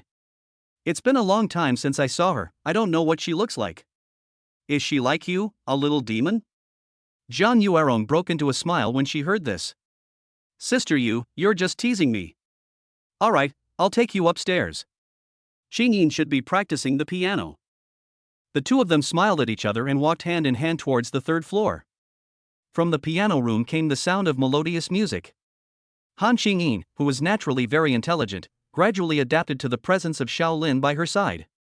She concentrated on listening to the knowledge points and constantly digested them. Very soon, her skills improved greatly. And the more she listened to Shaolin's lectures, the more she admired him. Her eyes shone as she looked at Shaolin from time to time, thinking, "It turns out that you can only know by listening to his lectures. My world-class piano masters are nowhere near as good as Shaolin. How does he practice? He's really amazing, and we're obviously the same age. And it's like he can always know what I'm thinking. As soon as I opened my mouth, he knew what I wanted to ask. What a wonderful feeling." After finishing one song, Shaolin grabbed Han Qingyin's hand and led her to play other songs. He called it an original. In fact, it was the world-famous canon from a past life. The music was light and melodious, and the two of them smiled at each other from time to time, so happy. Their feelings also continued to grow amidst their laughter. At this time, not far from the piano room, Jiang Yuerong and Xinyu hid in the shadows. They looked at each other face to face, not knowing what to say. Chapter 19, Inspection by the Legal Department. It wasn't until noon, when it was almost time for lunch, that Shaolin and Xinyu left the Han family. Han Qingyin stood in the doorway, watching Shaolin's back as he got into the car. Then she looked at the Cullinan, which quickly drove away from the manor. A trace of reluctance was in her eyes. This was the first time she had felt this way about a man since she was a child. Jiang Yuerong stood next to her, sensing her daughter's emotions, and felt extremely helpless. If it weren't for searching for famous doctors all over the world, she couldn't have cured her daughter's illness either. Who would want their daughter to marry a man they have never met before? The Cullinan sped along the road. In the car, Xinyu told Jiang Yuerong and her. She told Shaolin everything she had discussed with Jiang Yuerong that day. Her words were full of regret. But that was all there was to it. The son of the Shao family wanted a woman. In this city of Jiangcheng, willing girls could line up from the Shao family's doorstep all the way to the capital. So Xinyu was not discouraged, and soon made another appointment with a group of other wives to play cards. She planned to use the card game to find a few more high-quality beauties for her precious son. Shaolin just casually responded a few words, without saying anything. And he didn't tell Xinyu that he knew medicine, because it was a bit troublesome to explain, and there was no need at the moment. He just let his mother go out and socialize for entertainment. When the time comes and it's all settled, after getting Han Qingyin, it's not too late to explain to her. After sending Xinyu to another friend's villa, Quan and Shaolin turned directly towards the Shao Group headquarters. 3 days have passed since I crossed over to this time. In other words, Lin Fan will arrive in Jiangcheng City in about 3 or 4 days.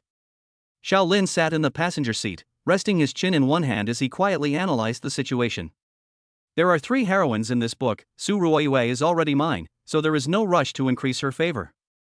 As for Han Qingyin, I've already gained about 30 favor points this morning. And she obviously has a favorable impression of me. 3 days is more than enough to cure her. So next, the main focus is probably on dealing with the Xia family and Lin Fan's future relationship network. I don't know how Xiao Duan is doing with his investigation. Thinking about this, the car had already pulled up to the Xiao family headquarters. This was a business district under construction in the north of Jiangcheng, with high-rise buildings standing side by side. It was the only property owned by the Xiao family. As the undisputed leader of Jiangbei, in this urban area of Jiangchang, the area where the four major family industries are located naturally became the central business district. It's just that in Jiangchang, there are only 4 central business districts. A black Cullinan casually parks in front of the Xiao family headquarters building. Xiao Lin, wearing sunglasses, steps out of the car with an indifferent expression. He strides towards the company's elevator. Everyone immediately retreats from his path. Wow! Did I see it right? The young master is here? Why is the young master in the mood to personally inspect the company today? Usually he doesn't come once every few years. Hey, this is his own property, isn't it normal for him to come and inspect it himself? Besides, in a few years' time, even if he doesn't want to come, I'm afraid he'll be forced to ascend the throne. He's the crown prince after all. Hey, if that really happens, our future will be in jeopardy. With the way the crown prince behaves. Shoo! Keep your voice down. What future? If he hears you, you'll lose your future in no time. The male employees passing by couldn't help but talk about Xiao Lin's quick pace. No one thought highly of this spoiled young master who would be in charge of the group's future. The women, on the other hand, were all heart-fluttering and starry-eyed when they saw Xiao Lin. So handsome. Our young master. Yes, how can he be so handsome? He's going to kill it. And it seems like he's even more handsome than when I saw him a few years ago. I love it. I want to bear young master's children. A whole litter. I'll do it, I'll do it. Not you. Young master, please do whatever you want to me. I'll unlock 1,000 positions for you. A girl looked at Xiao Lin, lowered her collar, and revealed a large area of white skin. This was just after she whispered. Then she saw Xiao Lin smiling and glanced in her direction. The girl suddenly felt a shock, her face flushed, and she almost fainted on the spot. My young master is so handsome. Xiao Lin couldn't help but shake his head when he saw this scene. Indeed, the charm value boost given by the system and the effect of the rejuvenating elixir were not to be underestimated. Even Han Qingyin, who was known as the iceberg beauty, would lose her focus for a moment when she saw him. Not to mention these ordinary girls, I'm afraid that if he made a move now, the girls would immediately pounce on him and be at his mercy. But Xiao Lin wasn't in the mood right now. He is too busy with the female leads, let alone these ordinary women. As his thoughts wander, the elevator has already reached the 18th floor. The legal department of the Xiao Group is located here. As soon as he enters the door, he can see the large office. Everyone is busy, checking data and making phone calls. The whole space is extremely noisy, but there is order in the chaos. No one even noticed the person at the door. Xiao Lin nodded and scanned the room with his eyes. He was very satisfied with the way they were working. After all, this would be his company in the future. The legal department had to operate at full speed, and the company had to expand externally in order to overcome all obstacles.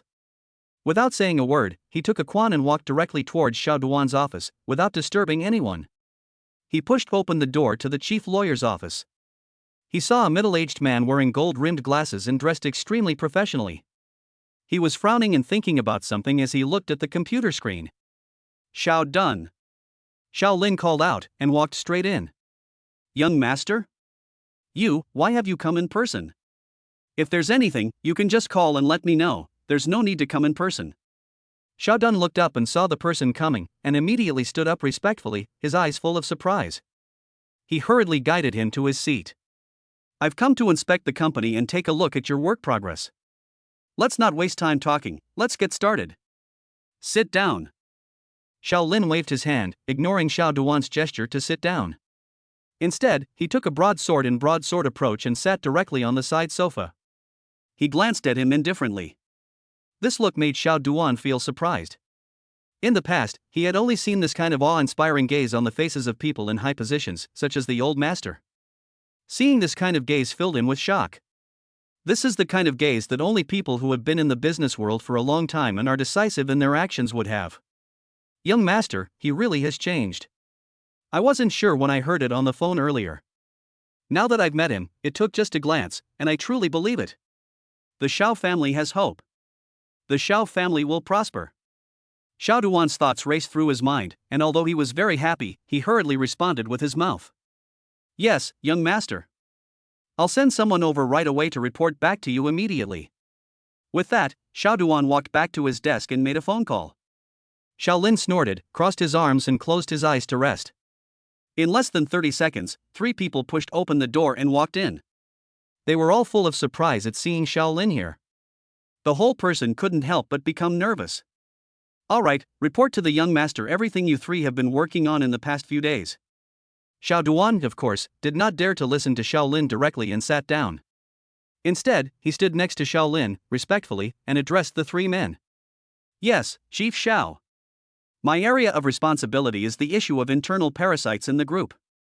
Chapter 20, An eye for an eye, a tooth for a tooth. Follow the list that the head gave me. In recent days, our team has conducted an internal investigation of all company executives. This includes, but is not limited to, measures such as interviews, wiretaps, and interrogations to examine all of their actions during their previous terms in office. We have indeed found problems with many people. The one who spoke up was the leader of the first team in the legal department, under Showdown's direct supervision and with the highest capabilities. Putting this person in charge of the internal investigation team was Shaolin's idea. For him, the family business is the foundation of his future livelihood. The group's business is the top priority of all content. If the Shao family, a 100 billion group, is compared to a war chariot that is frantically rolling forward, then in the operation of this chariot, which screw has rusted and which piece of steel plate has a problem? Shaolin's father, Shao Xinghua, sits in the driver's seat, intent on driving, and usually doesn't really care. Only Shaolin, who is familiar with all the plots, can get a glimpse from the novel. But that's enough.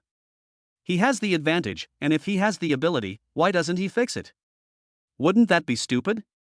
What? After all, the more prosperous the Shao family becomes, the more confident he will be. This world is not just about Lin Fan, the protagonist. Who knows, in the future, there might be some business magnate, reborn and quickly becoming the protagonist of a popular novel. It's always a good idea to be prepared. The team leader read the list. The list of offenders is as follows: Zhang Tang, General Manager of the Real Estate Division of the headquarters. Li Lei, Head Designer of the Software Research and Development Department of the headquarters. Just reading the list of offenders took more than 3 minutes. One can imagine how serious the problems within the group are. Showdown listened quietly, his back already soaked with sweat without him noticing. The more he listened, the more shocked he became. Prior to this, he had also only approached this matter with a trial and error attitude. He had mostly left the execution to a group of team leaders. He himself was responsible for investigating the overlapping parts of the list that he himself had doubts about and those given by Shaolin. Little did he know that what he had doubts about was only the tip of the iceberg. And the long list given by Shaolin was full of information. How on earth did the young master manage to do this? Our legal department has been operating for years, conducting frequent spot checks, but over the years, we have never been able to find anything wrong with these people. And yet the young master just produced a list and dug up such detailed information? Could it be that behind him, there is a powerful force secretly helping him? And these things, even the master doesn't know?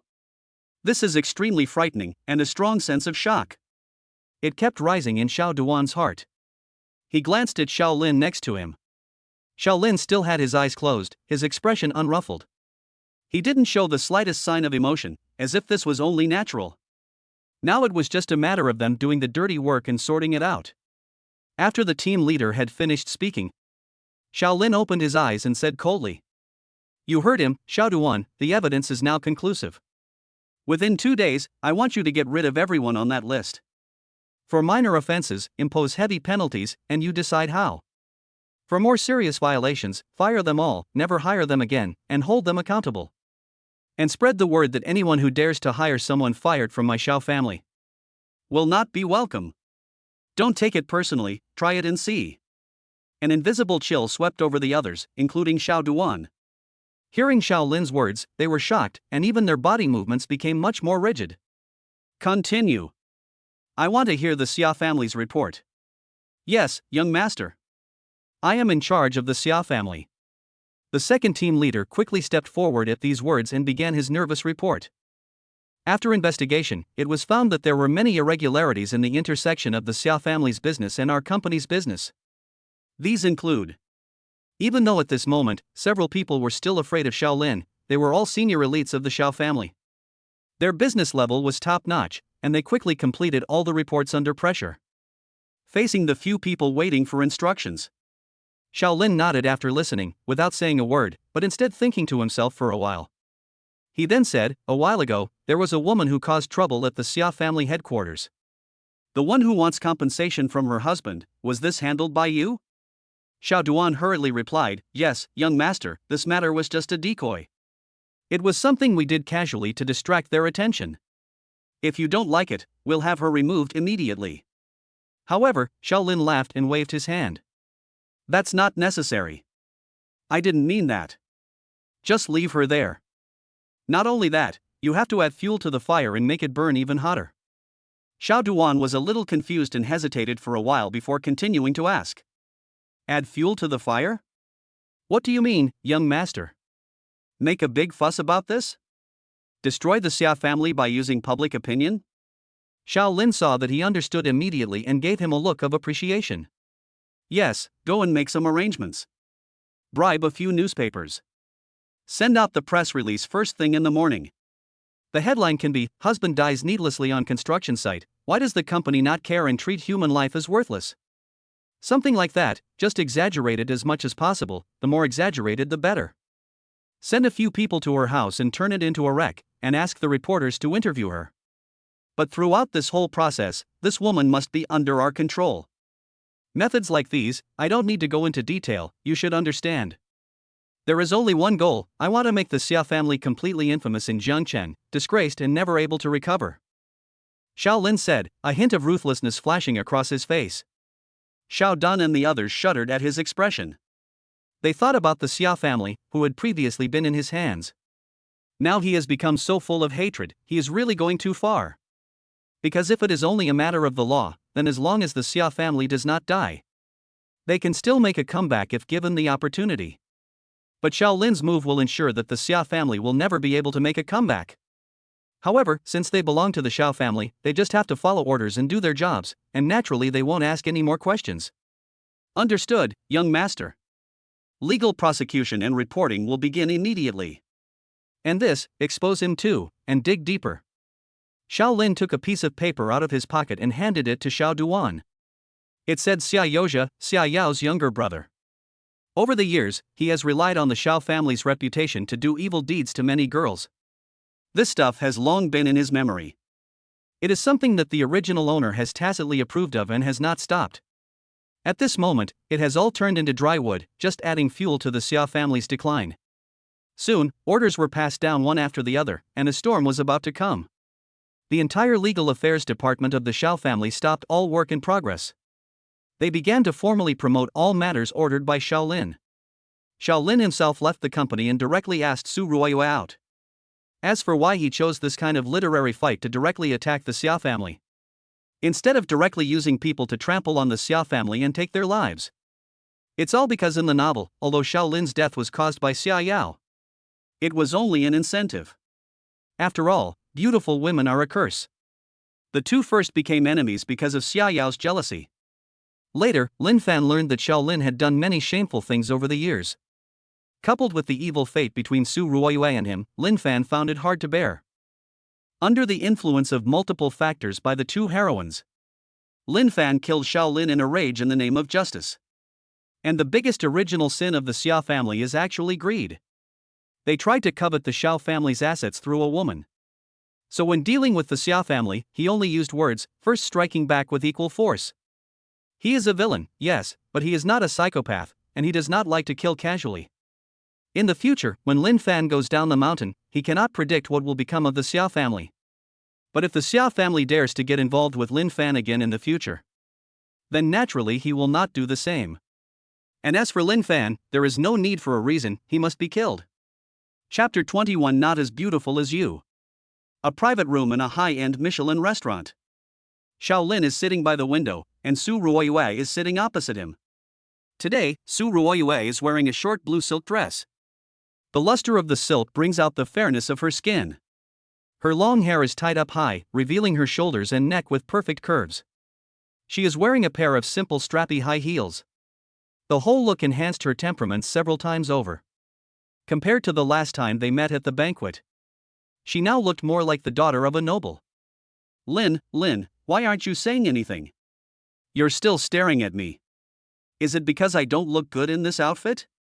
Su Ruoyue's earlobes turned red, and she rested her hands on her fair thighs.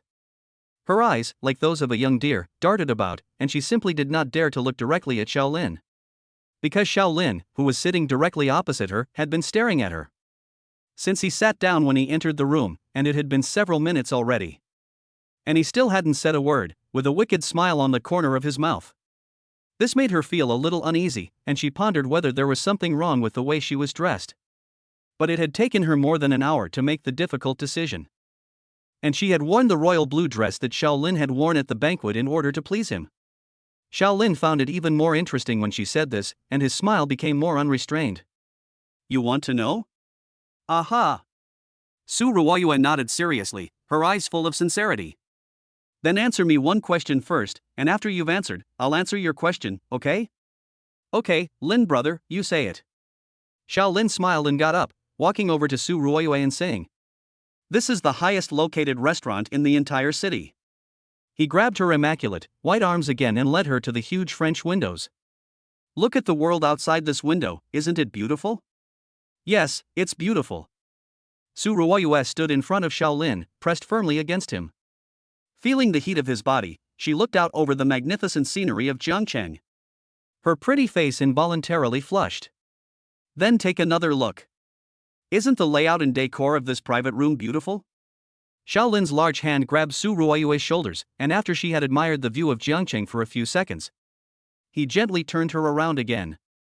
She looked at the exquisite landscape sculptures in the restaurant, the small separate fountains in the room, and everything else, all of which revealed the word exquisite. It's very beautiful, Brother Lin. Thank you for bringing Ruoyue to this restaurant. Su Ruoyue obediently looked around, then glanced back at Xiaolin, and gave a soft smile. As the child of the family that had fared the worst among the four families, Su Ruoyue usually really didn't have much money, and could only afford to spend in restaurants of this level. She also thought that Xiaolin's current action was to make her thank him. But she saw Xiaolin lean close to her face, and his head slide past her side. He whispered gently in her ear, No, none of these things are beautiful enough in my eyes. That's why I didn't look at them, but at you. Su Ruoyue's cheeks turned red from his amplified, magnetic voice. She didn't even react to what he meant at the moment, and her pink little mouth was stolen by him again. Xiaolin's mouth corners slightly curled, recalling the feeling of the moment, and he sat back in his seat. Su Ruoyue's face was red like a ripe peach in no time, so cute. She sat down on the stool, as if she had lost all her strength. Ding! Su Ruoyue's favorability towards you +5. As Xiaolin's first woman in this world. He really likes Su Ruoyue, and it has nothing to do with whether she is the heroine or not. It has nothing to do with favorability, he just likes teasing her. Brother Lin, where did you learn all these words? You're so naughty. Su Ruoyue gave Xiaolin a soft look, her eyes full of secret glee. She knew that not only did he not dislike her appearance, but that he was quite pleased with it. She was in a happy mood, and her nervousness had eased a little. Of course, it was a spontaneous outpouring of emotion, not something learned, but a genuine expression of feeling. As my first woman, of course I like you, silly. Xiaolin smiled and wiped his hands with a damp cloth. And I can take you to any beautiful place you want. Really? Hee, that's great. Su Ruoyue gave a cute smile. But as soon as the sound of his voice faded, she heard the knock on the door, and the food delivery person arrived. On the other side, the Xiao family legal department was extremely efficient. It had only been an hour since Xiaolin left the company. At this time, the phone call reporting Xia's company had already overwhelmed the city's general office phone. Soon, the office phone at the Xia family headquarters was also overwhelmed with calls. Xia Shangyuan was at home, furious, when one phone call after another came in about the breach of contract. He was like a headless fly, pacing around the villa. Every now and then, he felt like smashing something, just to hear the sound. MD. What the hell is going on? Within one day, all of our business partners terminated their cooperation with us. All kinds of complaints are coming in like snowflakes. Who is messing with my Xia family? I will have a grudge with you forever. Aha! Bang! Pop! Crash! Xia Shangyuan was frantically smashing things over here, while Lu Mingxiang hurriedly picked them up in the distance. Master, don't smash things anymore. If we don't have the list anymore, we can just talk about it again, right? Smashing things costs money. Xia Xiangyuan was pacing with his arms crossed. Upon hearing her words, he instantly turned around and glared at her. You woman, what do you know? Do you know how much money I'm going to lose in a day? I'm going to smash it. What's a little money? After Xia Xiangyuan's roar, it was as if he suddenly remembered something, and he glared at Lu Mingxiang and said, Where is Xia Yao? Yesterday I told her to speak nicely to Shaolin. Did she say anything to the person? Lu Mingxiang heard this and a trace of embarrassment flashed across her face as she stammered. No, she didn't say anything. Xia Yao was there when she broke up with Shaolin on the phone. She was supposed to keep it a secret. However, Xia Xiangyuan looked at her expression and immediately saw that she was lying. He raised his voice and angrily asked, Where is this worthless, spoiled girl? What did they say to each other? Tell me. I'm afraid that the only people in Jiangcheng with this kind of power against us are the Xiao family. The Xia family was suffering from internal and external troubles, and a storm was brewing. In the Michelin-starred restaurant, Shaolin and Su Ruoyue enjoyed a leisurely and extremely sumptuous lunch. The two polished off all the food on their plates, which consisted of more than 10 exquisite dishes. Shaolin wiped his mouth, sat down next to Su Ruoyue, and put his arm around her. Ruoyue, do you believe in your brother Lin? Su Ruoyue looked seriously at Shaolin's face and said with a sweet smile. Of course I believe you, Lin Gu, you're all I have now. Having said that, it seemed that she had remembered her miserable experience and the betrayal of her best friend. Her expression was a little sad. Okay, then your Lin Gu will take you somewhere today. I will reveal to you all the secrets about your father's illness. Chapter 22, Making a Documentary about the Dean. Secret? What's secret? Su Ruoyue heard that it was about her father, and nervously grabbed Shaolin's sleeve, looking over eagerly. And, Lin brother, how did you know that my father was sick? Shaolin's mouth curled slightly, and he gently touched her cheek. Seeing that she was so nervous, he calmed her down a bit. These things can be found out by anyone with a little research. You are my woman, so of course I have to be concerned about all your affairs. He then gently wrapped his arms around her soft body and whispered. And that includes your father's condition. It seems that his illness is not as simple as it seems. I asked you out today to find out what's going on. Seeing Shaolin's serious expression, she didn't look like he was joking. Su Ruoyue's brows furrowed together, her heart was very confused and a little doubtful. Where are we going, brother Lin? And what is wrong with my father's condition? Can you please tell me what is wrong? Shaolin raised his wrist and glanced at his watch. It was already 2 p.m., so he frowned slightly and interrupted directly. Ruoyue, there is no rush to talk about these things beforehand, we are running out of time. You will naturally understand when we get there. After saying this, the two hurriedly left the restaurant and took the Cullinan directly. Along the way, Su Ruoyue looked nervous, constantly looking at Shaolin, with a look of wanting to say something but unable to. Shaolin, however, was constantly making phone calls and sending text messages, hardly taking a break for a moment. It wasn't until the view in front of them gradually opened up that a familiar feeling hit Su Ruoyue. It was then that she realized the place Shaolin was taking her to today. It turned out to be the Third People's Hospital of Jiangcheng City. It is the place where her father often comes for regular treatment. Since Su Ruoyue's father, Su Runhai, suddenly fell ill a few years ago, her second uncle, Su Ren, has sent Su Runhai here for treatment. Over the past few years, he has already asked many famous domestic doctors to treat Su Runhai, but none of them have had any effect. So in the past 2 years, Su Runhai has only been sent to the hospital for regular conservative treatment on Thursdays. The purpose is just to keep Su Runhai alive. Most of the time, he is at home, with a private doctor coming to provide regular care. Brother Lin, this. Su Ruoyue looked at Shaolin, and an ominous feeling rose in her heart. Brother Lin was able to find out even the hospital where her father was secretly being treated. Could the secret he was talking about be in this hospital? What secret could there be about father's illness? Thinking about this, she also thought about her father's illness, which had always been managed by her second uncle. He also did not allow her to observe the content of the treatment. Su Ruoyue did not dare to think any further, and her heart was in a panic. She saw Shaolin finish his phone call and pat her on the shoulder. Just stay next to me for a while, and do whatever I tell you to do. Don't say a word the rest of the time, okay, Ruoyue? Su Ruoyue nodded in response, and in a daze, she was already let out of the car by Lin. He followed him straight into the hospital. A few men in black suits came towards them. They bowed respectfully to Lin and handed him a mobile phone. It was none other than the Xiao family's soldiers. Young master, everything is done. Lin glanced at the phone and saw what was playing on it. It was the surveillance video from a VIP ward. The angle was from the chandelier in the room, looking down from above, very hidden and clear. Very good. Later, pay attention to your actions and be quick. Remember to keep all the evidence. Su Ruoyue will be sent to my villa in the west of the city, and the rest of you will be taken directly to the suburban warehouse. Yes, young master. The crowd responded, dispersed in a low-key manner, and successively flooded into the hospital. After a while, several people came out of different rooms. Each of them put on a white lab coat and wore a hidden wireless earpiece in their ear. They entered an unoccupied conference room and waited quietly. It seemed as if they were waiting for something. Lin, on the other hand, led Su Ruoyue and Quan, who had arrived later.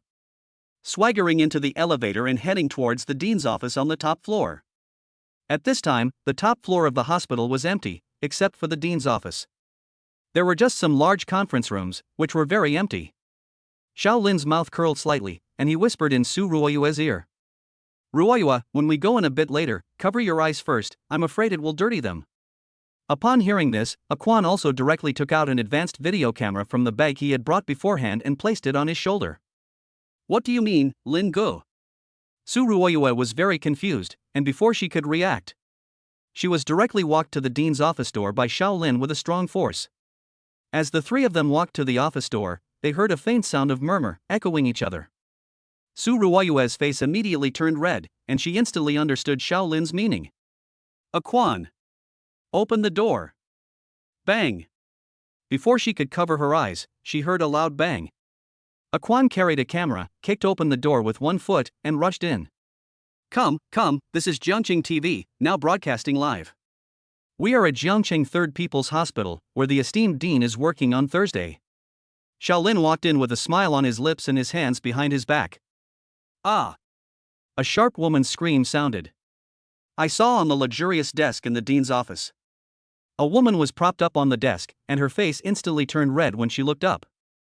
Behind the woman, a man with some gray hair was hastily pulling up his pants. His old face was full of anger, and in his haste, he couldn't even pull up his zipper. Who are you? Who let you in? Get out of here. I'm warning you. I'm calling security. Lin stood opposite the two men with interest, crossing his arms. He watched the two men hastily tidying up over there and laughed with extreme disdain. It seems that our dean's work is really a bit rushed. Have we come at a bad time, Quan, what do you think? Quan heard this and smiled innocently. Adjusting the focus of the camera, he took a few more steps and took a close-up shot of the two of them. Of course not, young master, we want to understand all the details of the Dean's Day. This has to be filmed too, men and women, it's only natural. Lin smiled, disdainfully glanced at the two of them. Then he sat down on the sofa with a broad stroke and waved at Su Ruoyue at the door. Come in, Ruoyue, these two are almost dressed, you can come in. The dean had just finished zipping up his pants at that moment, and was glaring at the several people while getting dressed. You crazy people. Do you know where you are? This is the dean's office. Who gave you the courage to come here and film? Hurry up and delete the video for me. Or I'll call the police. Chapter 23, The First Sin. Call the police? Ha ha. Lin was half sitting on the leather sofa, one foot on the table. Upon hearing this, a mocking smile appeared on his face as he said, You want to call the police? Go ahead. You can call the police, whatever you like. He even pointed in the direction of the phone, indicating that he should hurry up and call the police. The dean was a little unsure of what to do when he saw his expression. Although he hesitated a little, he still reached for the phone with both hands, his expression fierce. I'll report it. I'll make you two criminals eat your words. Su Ruoyue heard that the few people in the room had already entered a chatting mode. Thinking that there shouldn't be any more shocking scenes, she walked in from the door. The dean saw her approaching.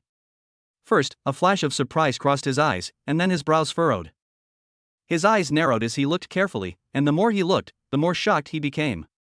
This is Su Ruoyue? Oh no! This is bad. Why is she here? Su Ren didn't tell me anything today. Su Ruoyue didn't know the dean. Over the past few years, the number of times she had come to the hospital was counted on one hand. Only in the first 2 years, when her father was at his most seriously ill, did she come often. And she stayed at the hospital day and night to serve. But no matter the treatment process or the diagnosis records, Su Ruoyue had never seen it, and Su Ren would not let her see it either. He just said that he was afraid you would be sad if you saw it, and that you should just leave everything to your uncle. Later, he even moved Su Ruoyue back home, so she didn't know the director. As soon as Su Ruoyue entered, she immediately sat next to Shaolin and looked in the direction of the several people. She waited quietly for Shaolin's next command. Meanwhile, the director was thinking rapidly. The earlier sense of panic had long since disappeared, and she thought to herself, "Look at her expression, she's at a loss. Maybe she just suddenly wanted to come and ask about her father's condition. Anyway, she has no idea where Su Ruoyue's current ward is. I just need to stall her for a while, until Xiaolu downstairs finishes giving Su Ruoyue his injection. Then it'll all be over, and as long as she doesn't see anything, it won't matter. It's just that this Su Ruoyue brought these two people? Young master? Which young master?"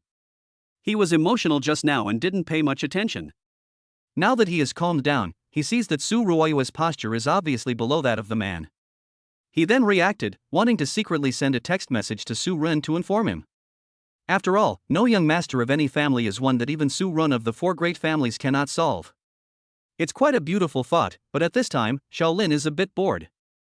The dean only took a few seconds to think. But in Shaolin's eyes, this was already a bit long. He was only the dean of a small school, and it wasn't worth his time. Shaolin gave the ragged woman a look with an impatient expression.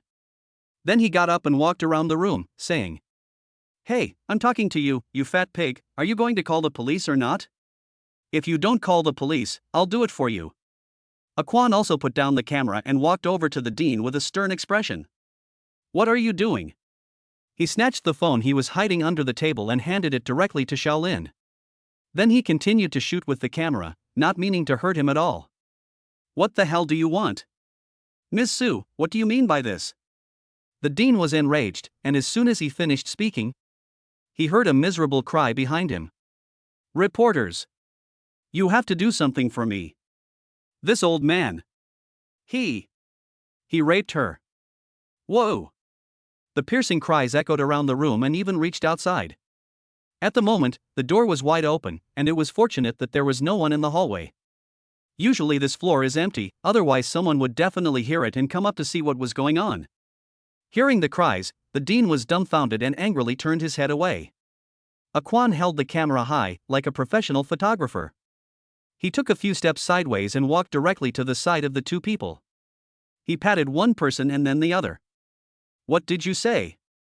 I forced you? It was you who climbed up the pole and tried to have sex with me. You said your family is downstairs in the ICU and can't afford treatment, you stinking bitch. Who are you slandering here?" The dean was furious, pointing at the woman and cursing. The camera showed the dean's angry face for a while. Then it showed the woman's miserable expression, and the whole person was in a sorry state.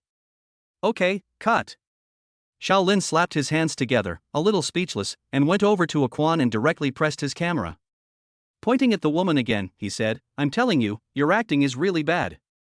Look at the way you're crying, like you've been hit." Upon hearing this, the woman brushed her disheveled hair aside and gave Shaolin a charming smile. There was no longer any miserable expression on her face, but rather, she was extremely happy. "Oh dear, Xiao de Xiao. I'm not a professional actress. Every night when I go to work, I just cosplay a little. Where would I act like this?" Saying this, the woman got up and walked over to Shaolin, and she was about to reach out to him. "That's enough, get out of here. I'll call you later." However, Shaolin looked disgusted and directly pulled her hand away, scolding her. "Great. Thanks for the reward, young master." The woman was not angry, and she smiled as she straightened her clothes. She swung her bag over her shoulder and walked directly out the door. "Shut the door behind you," Shaolin shouted. Great. With a bang, the office door closed tightly. At this point, even if the dean was an idiot, he should have understood that he had been set up and tricked today. Tell me, what do you want? I'm unlucky to have been caught by you today. The dean looked helpless, slumped back in his chair, and said as if resigned to his fate. Aquan. Xiao Lin's mouth curled up slightly, and he clapped his hands. Aquan then walked over and took out a stack of A4 paper covered in text from his bag. Xiao Lin took it, roughly weighed it, and then read it with interest. Xue Dingliang, age 55, director of Jiangqing City 3rd People's Hospital. At the age of 50, he jumped from a junior doctor to the director position in 1 year. Director Xue Dingliang listened to the basic introduction about himself and said with a disdainful expression on his face. Humph, what are you reading this for? You can find all this information anywhere. Just tell me what you want. I just don't know why Miss Su is among this group of criminals. Your father is still being treated in our hospital, and I really don't understand your actions. Su Ruoyue's heart stirred slightly when she heard Xue Dingliang's words. But she had always kept Xiao Lin's instructions in mind, and at the moment, she remained silent and stayed put. However, she saw Xiao Lin's words interrupted, and his face immediately turned cold. He said coldly, interrupting me, Xue Dingliang, remember, this is your first sin. Aquan, slap his face. Chapter 24. My name is Xiao Lin. Yes, young master. Aquan's face was cold, his muscles bulging as he heard the words and took a few strides towards Xue Dingliang. At a full meter and 90 centimeters tall, he looked like a human tank, his imposing presence overwhelming. Xue Dingliang was filled with terror, and as he saw him coming, he kept sliding backwards in his chair. He muttered, "What are you doing? Get away from me. Let's talk about this, Miss Su." Hey! Young master. Let's talk this over. Don't be rude. Don't be rude. He watched as the tall figure got closer and closer. Ah! Xue Dingliang trembled, and his unsteady form slid off the chair. As he stumbled, he dragged his buttocks on the floor and kept sliding backwards. No! Don't hit me! Don't hit! He saw Aquan's cheeks bulge, and he grabbed Xue Dingliang's collar and lifted him up directly.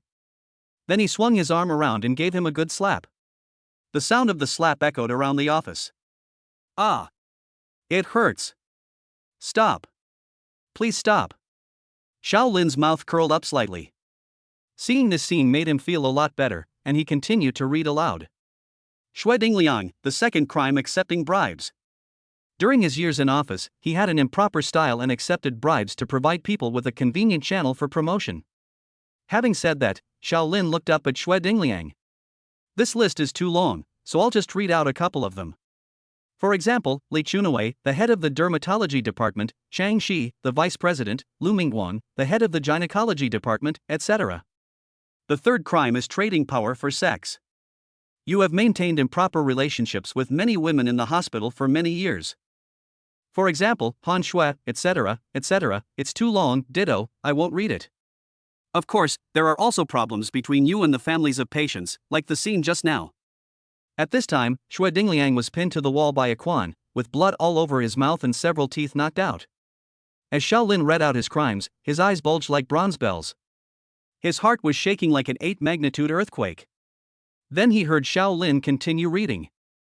Family members, second wife Zheng Suifang, family address, Krefanjuan Community, Shunhua District, Jiangqing City.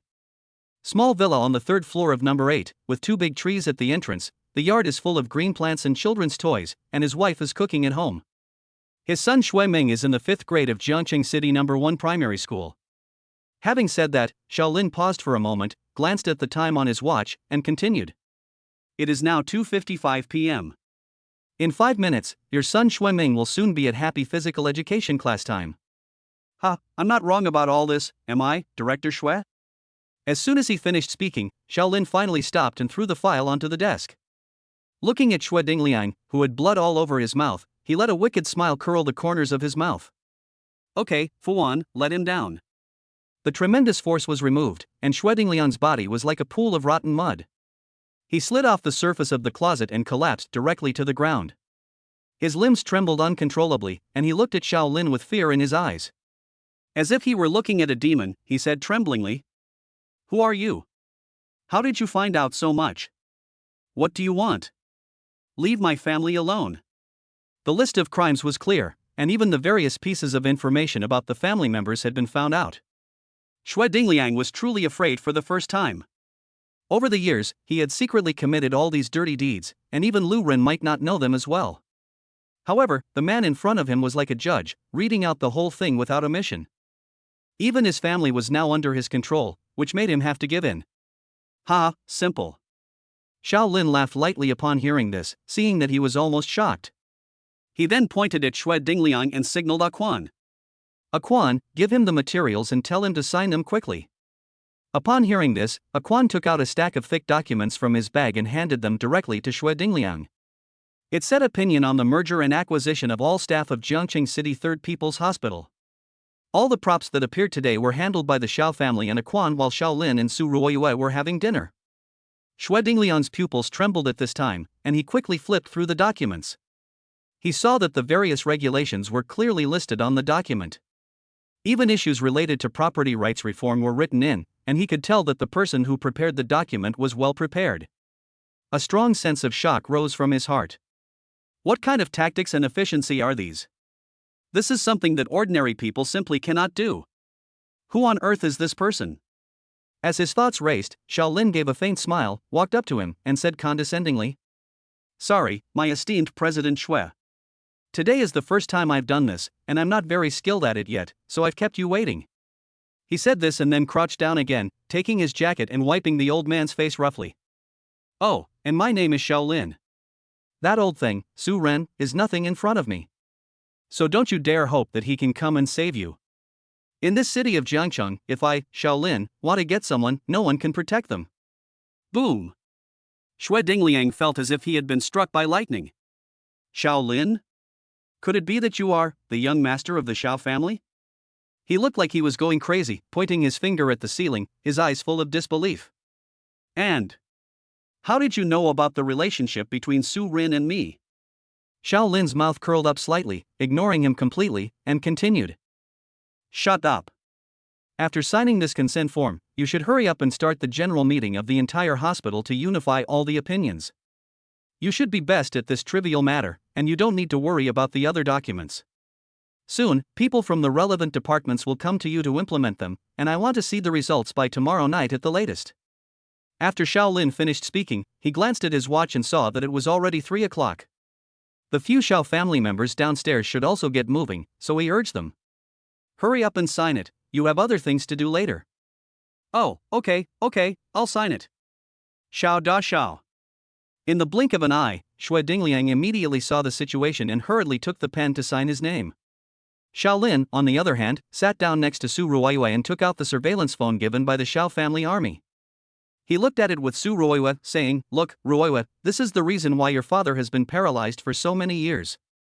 At this time, on the 8th floor of the hospital, the exclusive floor for VLP patients, there were 2 men in black suits. They pushed a pale, emaciated middle-aged man into room 808. After placing the man on the bed, the 2 men walked out and stood guard at the door, surveying the area.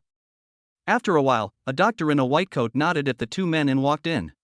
The real-time footage from the ward was being broadcast simultaneously in 2 places at this time.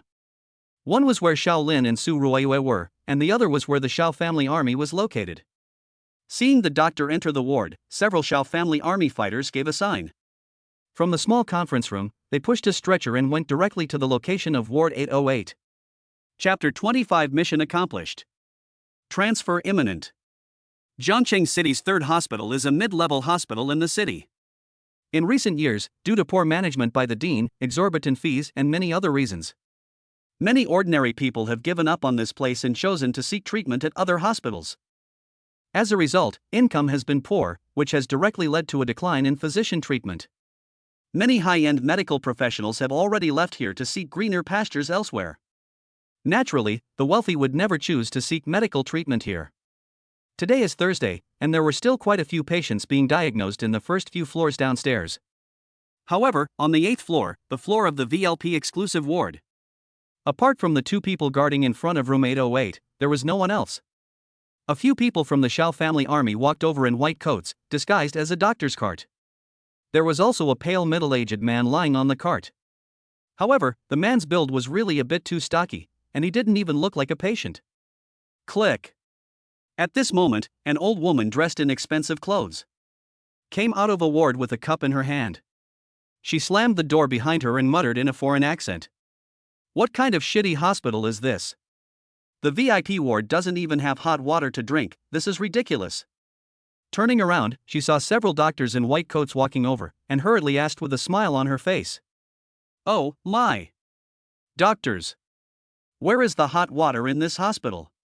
At this time, the Shao family's soldiers were full of black lines, not expecting to be at the door of 808 yet. They ran into an old woman from a foreign place asking for directions, and she pointed to a location directly and said in a hoarse voice, "Left side of the 6th floor, it's just been boiled, if you go late, it'll be gone, go quickly." After saying that, a few people pushed the cart and continued walking forward. "Oh, great! Thank you so much." The old woman turned around happily upon hearing this. The two people guarding in front of Ward 808 had already noticed the commotion. They both frowned and whispered to each other. "Hey, did Dr. Lu say that there would be a new patient on the 8th floor today? I haven't heard anything about it, and neither has the boss. Normally, if there is a new patient on the 8th floor, Dr. Lu should have informed us." As they spoke, a few people from Zhao's army came over with a cart. "Stop! Who told you to come here?" the person in charge asked with a vigilant expression. "Don't you know that at this time of day, doctors are not allowed to come up to the 8th floor casually?" However, the person pushing the cart from Zhao's army grinned and said, "Hey, it looks like this big brother is Su Lei, right? It was Lu Haitao, Dr. Lu, who told us to come here. We are just following orders, I don't know what this is about. He just said to bring this patient here and hand him over to Su Lei on the 8th floor, and then leave." The two guards looked at each other, and Su Lei thought to himself, "They know my real name is Su Lei? Did Dr. Lu really call for me?" But still, he was on guard and gave the person next to him a look. "Go, Shanzi, ask Dr. Lu if this is true." "Okay, brother lazy." Shanzi smiled, just grabbed the doorknob and twisted it slightly to push it open. Then he saw a few members of Zhao's army exchange glances, and took advantage of the two men's shifting gazes. The soldier from Zhao's army on the far left shifted his feet and delivered a knee to the gut-flying kick to Su Lei's stomach. Su Lei, who was unable to react in time, was kicked and covered his stomach, vomiting a mouthful. He quickly pulled a white handkerchief out of his lab coat and stuffed it directly in Su Lei's open mouth. Before he could even scream, the patient on the cart suddenly pushed up against the cart. A flying kick sent Shan Zi flying into the door, and several people took the opportunity to enter one after the other. The last person to enter dragged the already unconscious Su Lei in and directly locked the door. It must be said that the soundproofing in the VLP ward is indeed very good. In the corridor, only a few muffled sounds could be heard, and then there was complete silence. The entire operation of the Shao family army was completed in just 2 or 3 minutes. The old woman who had previously fetched the water had already returned, muttering, "Hey! The medical monks in this hospital are really uneducated. Obviously, there is a drinking fountain on the 8th floor by the stairs, so why ask for the 6th floor? Where are the 2 silver things at the door of the ward just now?" The old woman looked around and saw that there was no one in the corridor at all, so she shook her head. She walked into a ward and saw something strange. At this time, in the office of the top floor dean, the sound of "mission complete, about to transfer" came from Quan's wireless headset. Shaolin and Su Ruoyue witnessed the scene of the so-called Dr. Lu injecting his father. Together with Zhao's army, they overpowered and stunned the several people, and collected all the equipment and medicine that he had used to inject his father. Xue Dingliang had already finished signing the documents and was standing respectfully in the distance. Afraid of Shaolin's authority, he immediately called a staff meeting after remembering that he had asked him to finish signing the documents. But as he watched Shaolin concentrate, he didn't dare to disturb him at this time, and neither did he dare to ask. Then he saw the Shao family soldier on the surveillance camera give the camera an OK sign. He then removed the camera and the image disappeared. Shaolin then looked up and saw Xue Dingliang's hesitant expression, and couldn't help but laugh. "Young Master Shao, what do you think?" "Me?" Xue Dingliang rubbed his hand over the few tufts of hair on the top of his head and smiled awkwardly. Shaolin thought, originally he had planned to tell Su Ruoyue about this himself. Seeing that Xue Dingliang had not yet left, and that he was the most suitable person to tell Su Ruoyue the secret, Shaolin said, "Okay, don't be in a hurry to leave. Tell Ruoyue everything you know about Su Ruoyue. Xue Dingliang's face turned difficult to hear this, and he came closer. Dare to say a single lie, and I will get your whole family killed, and Su Run will not even burn a joss stick for you. A light sentence floated over, and Xue Dingliang immediately spoke. Miss Su, here's what happened. Su Ruoyue had been feeling uneasy when she was watching the video earlier, and her eyes were red. Now, listening to what Xue Dingliang said, she felt like the whole world was about to collapse. She cried and asked, "Are you saying that my father was never sick at all?" Instead, my uncle, Su Ran, hit him with a blunt object, and he became a vegetable afterwards? And he also used drugs to prevent my father's recovery at all times, so that he could never wake up and was beyond cure? Hearing this terrible news, Su Ruoyue's tears flowed incessantly as if the floodgates had been released. She was in complete disarray and her body was limp. My uncle, he is my father's best younger brother. Why? Why is this happening? I clearly trusted him so much, oh. Xiao Lin embraced Su Ruoyue tightly in his arms and patted his back gently. He then pointed at Xue Dingliang and angrily shouted, "That's enough, you're done here, get to work." Xue Dingliang happily took a step forward and was about to walk out the door. He heard a faint voice say, "Remember, what to say and what not to say, you should know." His heart suddenly trembled, and he turned around and said, "Don't worry, Master Xiao. I am willing to go through fire and water for you from now on. I will do anything you ask." Xiao Lin turned Su Ruoyue's face around and looked at her, whispering, "Ruoyue, I will definitely avenge Su Ren's death for you.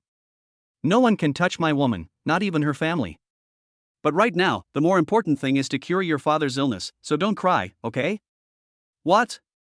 Su Ruoyue's eyes instantly sparkled with light upon hearing this. Holding onto Xiao Lin's arm tightly, she shook her head and said, "Brother Lin. You just said that my father's illness can be cured, right? Of course, it's a small problem." Xiao Lin smiled confidently. Chapter 26, First Use of Medical Skills. While the two were talking, the Xiao family army downstairs had already used hospital carts to transport several people in batches and load them into a business car. The difference was that Su Ruoyue was transported to the western part of the city to Xiao Lin's villa. Su Lei and Shan Zi were sent to the suburbs to a remote Xiao family warehouse. It is remote and deserted, dilapidated and desolate, so even if you make some noise, no one will know. Ding! Congratulations, host! You have successfully changed the trajectory of the life of Su Ruoyue. You have gained +5 destiny points. You have been rewarded with 800 luck points. Ding! Congratulations, host! You have initially succeeded in blocking the plot of the protagonist Lin Fan. You have gained +2 destiny points. You have been rewarded with 500 luck points. Ding! Main character Lin Fan's Tianming value 7. Current plot Crazy Doctor in Huadu strategy level, 17%. As Xiao Lin just sat in the Cullinan, he heard the system upgrade sound in his head non-stop. Hey, it's not even time to harvest, and the reward has already arrived? Not bad, it's not like I didn't put in a lot of effort. Today's trip to the hospital seemed to be helping Su Ruoyue solve his father's problem. Well, it actually was. But his focus was actually not on Su Ruoyue. Instead, it was on this hospital, Jiangqing City 3rd People's Hospital. This is a place that the protagonist Lin Fan often visited in the novel. It was similar to something where Lin Fan came across an old man who had fainted on the street. After Lin Fan saved him, the ambulance arrived, and the doctor mocked him, and the two had an on-the-spot discussion. In the end, it turned out that the doctor was a complete idiot, and that any random guy in big underpants on the street would be a better doctor. Then he was stubborn and wouldn't admit it, and in the end he was used to show off and slap people in the face. Another time, a classmate's family member got sick, and Lin Fan visited and found that there was a problem that no doctor could solve. Boom! Crack! A loud noise in the sky. Here comes Lao Tzu. Whizzing! Watch me administer the 9 soul-seizing needles. Hey ha! Watch again? Watch me use the needles of the universe. The 5 elements needles. The 13 deadly needles. The divine sword of the 6 meridians. Sorry, wrong theater. In short, Jiangqing City 3rd Hospital is one of Yifan's extremely important lucky places in Jiangcheng. It can even be said to be his place of origin, and it has an extremely important strategic position. According to the plot, Su Ruoyue and Lin Fan should have met here. But today, this hospital has already been taken over by Xiao Lin in advance. This is why he is still keeping Xue Dingliang. because Shui can not only prevent Su Ren from being alerted in the short term, but also plant a hard thorn in advance for Lin Fan when he arrives in the future. Trash like Shui Dingliang can still have many miraculous effects if used well. 30 minutes later, when the car pulled up to the villa in the western part of the city, as soon as the door was opened, Su Ruoyue was seen sprinting directly towards the house. At this time, Su Ruoyue had already been properly arranged by the Xiao family soldiers in the large bed in the guest room. Su Ruoyue trotted in, and when she saw her father's pale face, she burst into tears. It was clear that she saw her father every day at home. Even when reading or playing with her phone, she would stay by his side. But today, after she learned the truth about her father's illness, seeing Su Ruoyue like this made her feel doubly heartbroken. "Quan, are the silver needles and medicinal herbs you were told to prepare ready?" Xiao Lin stood in the doorway, looking into the guest room. "Yes, master, they're all in this bag." Quan then took out a roll of silver needles from the familiar backpack and handed them to Xiao Lin. "Well, remember, when I'm treating, no one is allowed to come in." Xiao Lin took the silver needles and walked straight into the room. "Yes, young master." Crunch. Quan closed the door. "Lin brother, when is the doctor you said you were going to cure my father coming?" Seeing him walk over, Su Ruoyue directly dove into his arms and snuggled up close. Today Xiao Lin saved Su Ruoyue back, which made Su Ruoyue even more dependent on him. Her eyes, like those of a young deer, twinkled with love. The light makeup she had worn had completely disappeared after her many tears today. Instead, she revealed a face of pure beauty, natural and unadorned. There was no need for any makeup, it was superfluous. "Sorry, father-in-law, I can't help it. Just wait a moment." Looking at the pink and plump lips and the seductive figure. And when you look from top to bottom, a large expanse of white appears. Xiao Lin couldn't help but kiss it. "Brother Lin." Su Ruoyue's eyes were confused, staring at the man in front of her, her cheeks flushed. Xiao Lin's hands firmly pressed against her graceful body, roaming wantonly. After a long time, the two of them separated. Xiao Lin was refreshed and lightly brushed Su Ruoyue's blushing face, smiling. "This just now, let it be the deposit for Uncle Su's treatment." After saying that, he sat down on his own, grabbed Su Ruoyue's wrist. He placed his finger at his size control and closed his eyes, quietly feeling it. Su Ruoyue saw the scene and immediately covered her mouth in surprise. Could it be that the famous doctor that Brother Lin was talking about was himself? How could this be possible?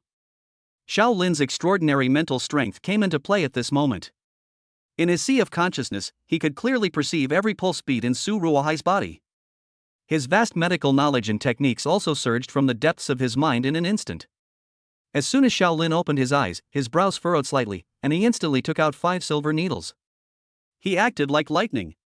He directly inserted the needles into Su Ruoyue's body, blocking the location where the previous doctor had injected the medicine. The extremely thin silver needles kept vibrating on Su Ruoyue's body. They even emitted a faint humming sound. Su Ruoyue watched from the side, her heart shaken.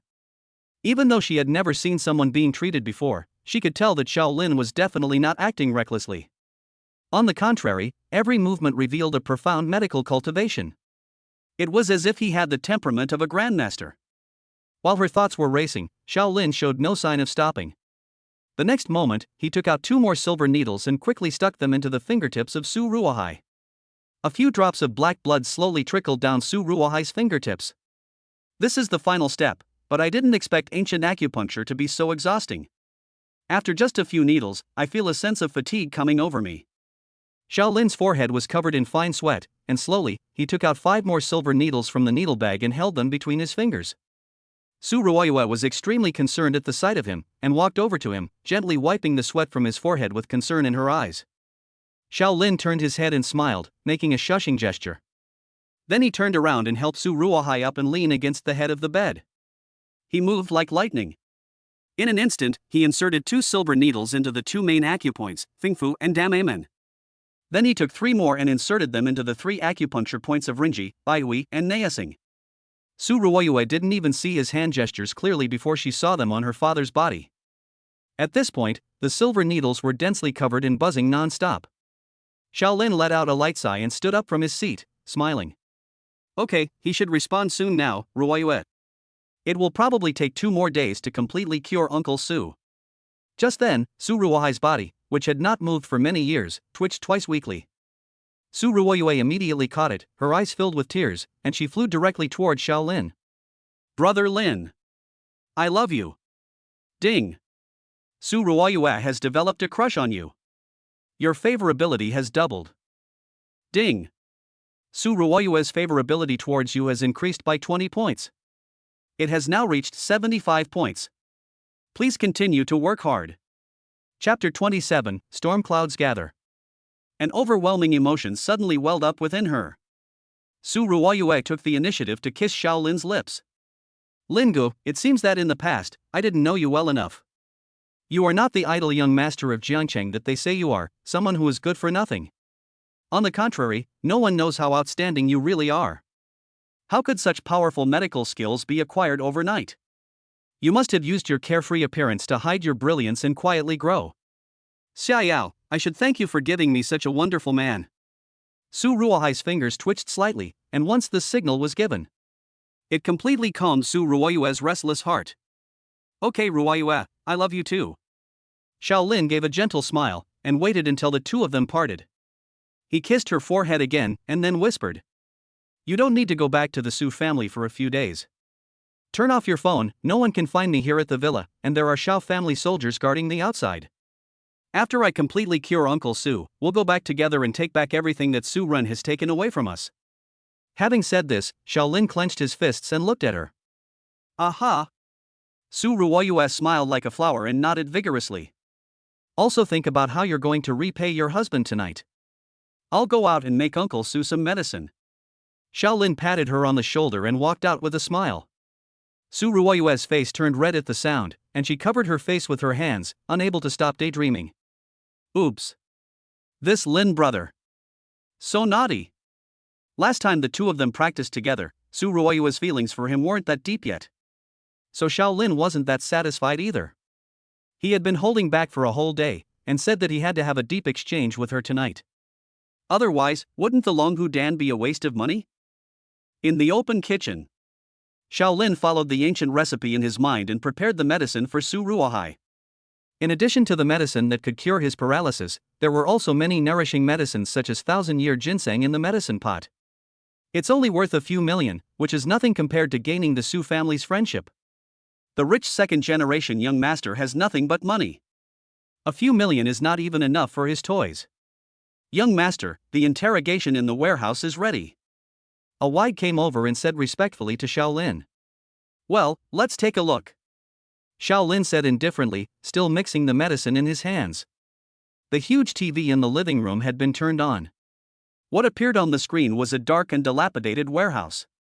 In the middle of the ceiling was a super bright spotlight. Su Lei and Shanzi were tied to chairs and still unconscious. Boom! The sudden lighting made the dim warehouse as bright as day. The two men were in the middle of the light and instantly woke up. Where is this? Su Lei's squinted eyes just opened, and he saw that he was tied up in all directions, and he immediately yelled. Who are you? Why are you arresting us? Where is Su Ruoyue? Shanzi also woke up and struggled with a grimace. How dare you? Do you know who we are? How dare you arrest us? I'll tell you, we are the people in charge of the Su family and under Su Ren. If you know what's good for you, you'd better let us go. Ha ha. Or else you will suffer.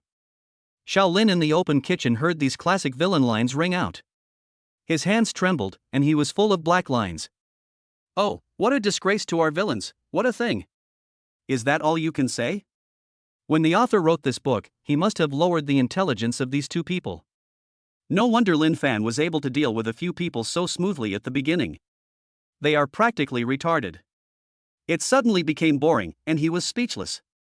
He said, okay, Fuan, these two are too noisy, so hurry up and do it. Record the two of them confessing on camera, and then just kill them. Fuan respectfully nodded, yes, young master. And picked up his phone. He directed the soldiers over by the warehouse. In the video, two Xiao family soldiers walked out of the camera's view.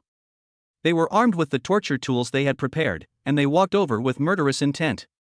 Ah! Damn it! It hurts. Two melodic tunes alternated between the TV speakers and the vault.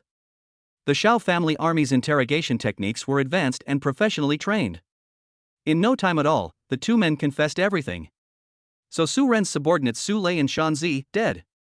It was getting late. The mood at the villa was jubilant. Xiao Lin ordered a large amount of food to be delivered to the villa. He drank and talked with the Xiao family soldiers and Su Ruoyue, and laughter could be heard from time to time. He also gave each soldier who participated in the operation today a heavy bonus. The original owner Xiao Lin used to shout at everyone and show no respect. So today's move by Xiao Lin made the Xiao family soldiers extremely flattered. Their hearts were even more determined, absolutely supporting the young master's determination. On the other hand, both the Su and Xia families were in a complete mess. Storm clouds were gathering. The stagnant waters of Jiangcheng had been slowly stirred by Xiao Lin after his time travel. When the Su family learned that Su Ruoyue and his daughter had gone missing, Su Ren flew into a rage.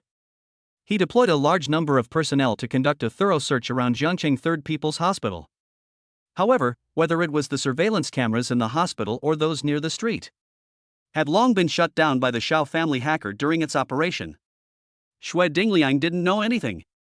The Su family found nothing, but they had to find something.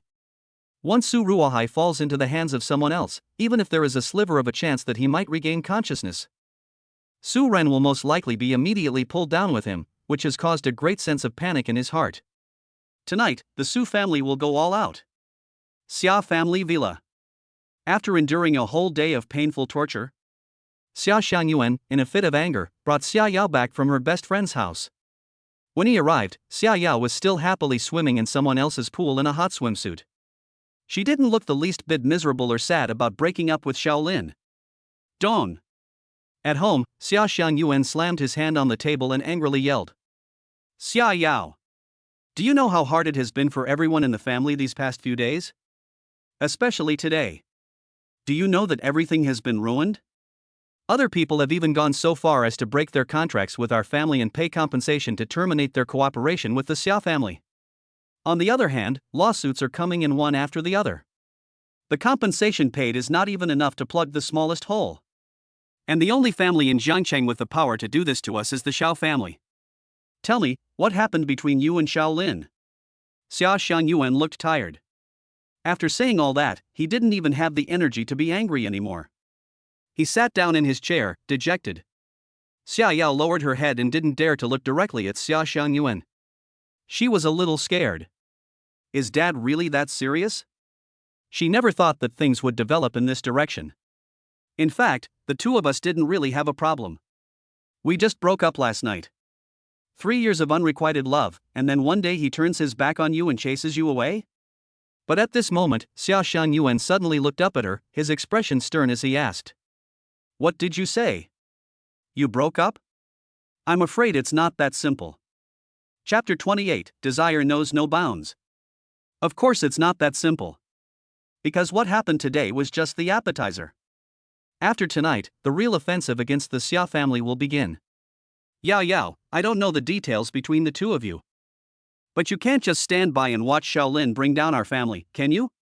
How could a man who has obviously liked you for years suddenly change? Xia Xiangyuan took out a bottle of high-end foreign wine from the wine cabinet. After pouring himself a glass, he looked at Xia Yao and said, Haven't you ever wondered yourself? Xia Yao tilted her head slightly, as images from the past flashed through her mind. It was 3 years ago one night. Location, a high-end bar in Jiangcheng. Amidst the revelry, Xia Yao and her friends laughed and got drunk together. At that time, the Xia family was not even considered a third-rate family. Xia Xiangyuan was just an ordinary contractor. Xia Yao, on the other hand, was prepared to spend a fortune with her friends. They came to this high-end bar just to see the world and enjoy themselves. Since they had already spent the money, they had to get their money's worth and have a blast. So a few young girls dressed hotly and laughed unrestrainedly. A few inexperienced young men frequently clinked glasses to the pounding music, enjoying the wine, the atmosphere, and the short but beautiful everything. And Xiao Lin, the original owner of the private room upstairs, was immersed in a life of drunkenness and debauchery all day long. Every day, he was faced with the flattery of the people around him and the kneeling and licking of women, which made him feel very boring. After finishing a glass of wine, he pushed away the women around him with ulterior motives and happened to step out of the private room to get some fresh air. Then he saw at a glance from the upstairs fence the somewhat unique woman in the crowd, Xia Yao. The youthful atmosphere of unrestrained laughter was very pure, and it immediately infected the original owner, Shaolin. It made him can't help but pay more attention to her, and he became interested in her. Go, find out, who is that woman? At Shaolin's command, a few bottles of expensive and good wine were quickly delivered to Xia Yao's table. Xia Yao's information, including her WeChat, was also sent up by someone downstairs. But that was all, and after the original owner, Shaolin, got it, he returned to the private room. Just wait until he's bored one day and calls this girl. Tell her to go to the hotel to chat and relax. Women? For Jianqing's evil youth Shaolin, they are of course within easy reach. Hey, woman, come out and keep me company, and you can choose whatever you want. When Shaolin heard the angry female voice on the other end of the phone, he was obviously a little taken aback. Are you sick? I thought you were a normal person, that's why I added you, what the hell? Shaolin, huh? Okay, one night, you can choose the car, whatever sports car you want. What? It seems you really are sick. Keep the sports car for yourself. Hang up and goodbye.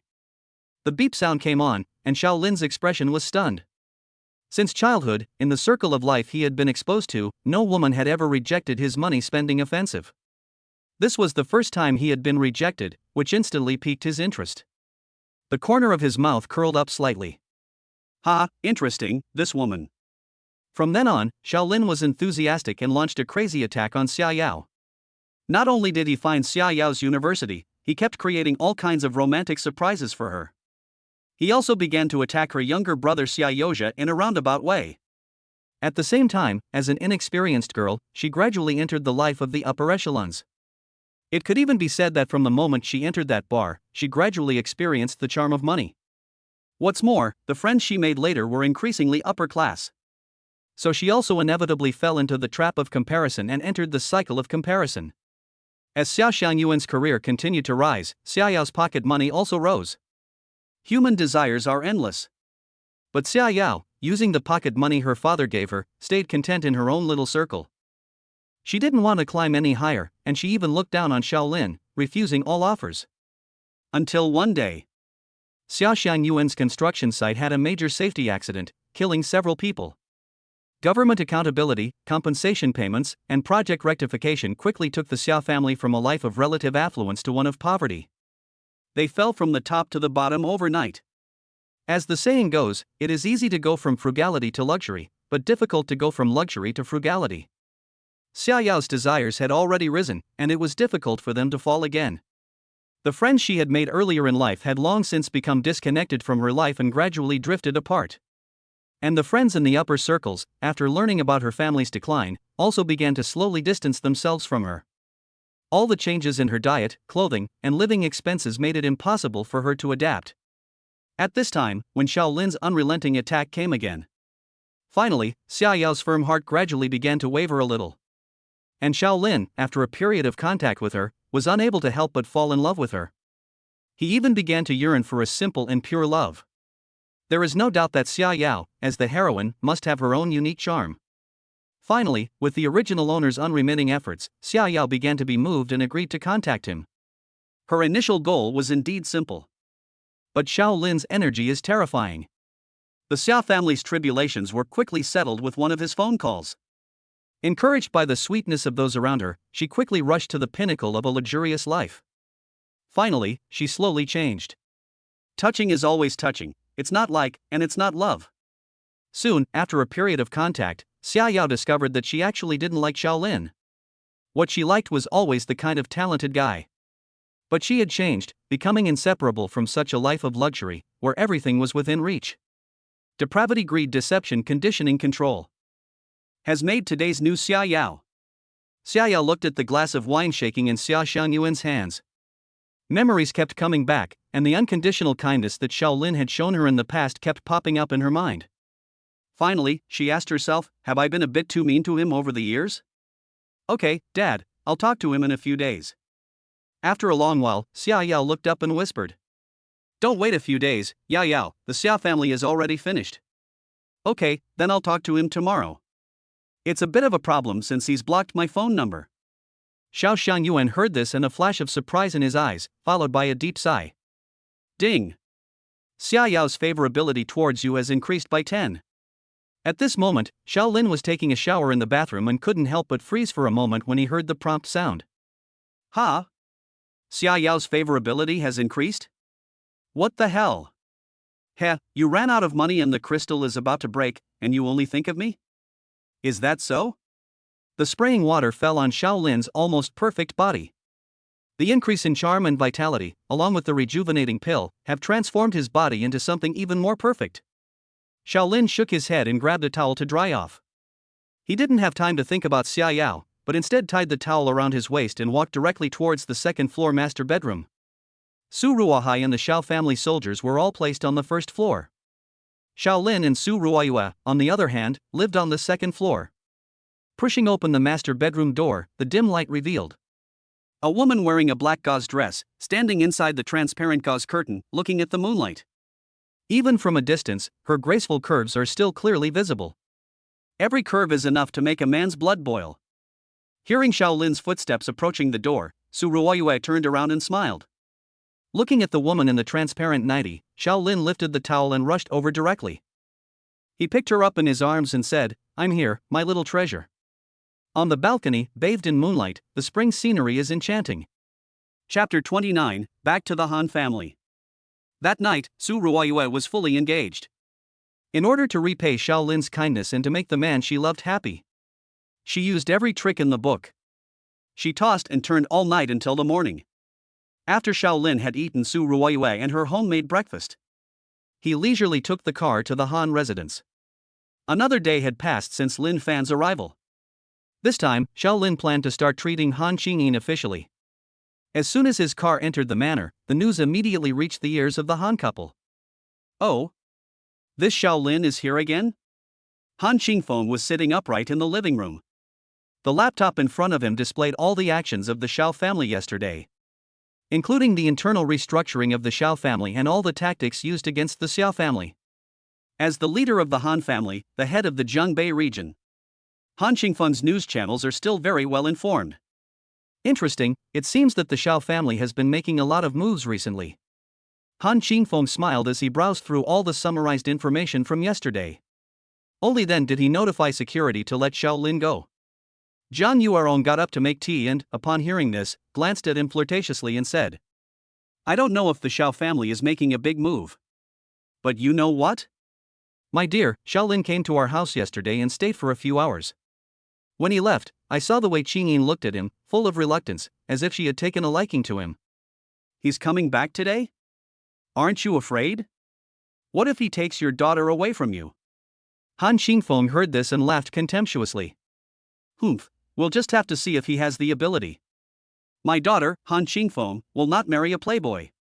Uncle Han, Auntie Jiang, hello."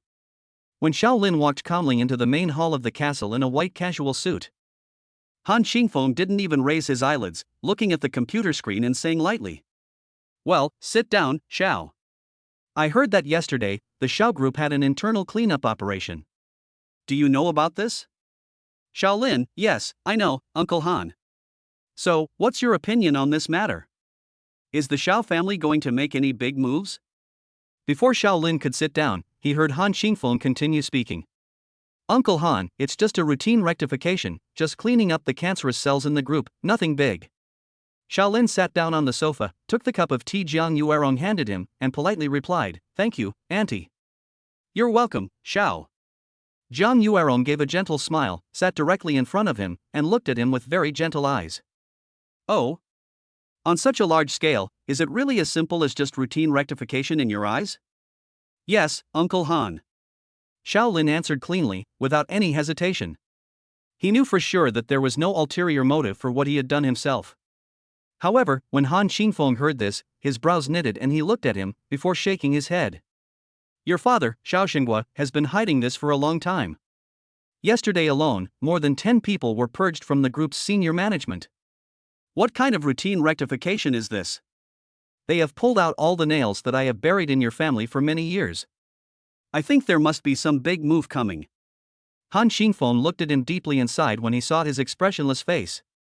Xiao, it seems that you still know nothing about company management. You need more experience and practice for a few more years. After saying this, he turned his head away and continued to work, no longer interested in Shaolin at all. Originally, he had planned to leave himself an escape route and an extra option for his daughter. So he wanted to ask Shaolin if he knew anything about the situation of the Xiao group. But from the results so far, it seemed that this Shaolin didn't even know the group's next plan. A pure playboy, in his eyes, he was simply not worth using. Don't worry, father-in-law. In the future, I will definitely be in charge of the family business, so let's get to know each other slowly, there's no rush. Shaolin's mouth curled slightly, and he gulped down a mouthful of hot tea.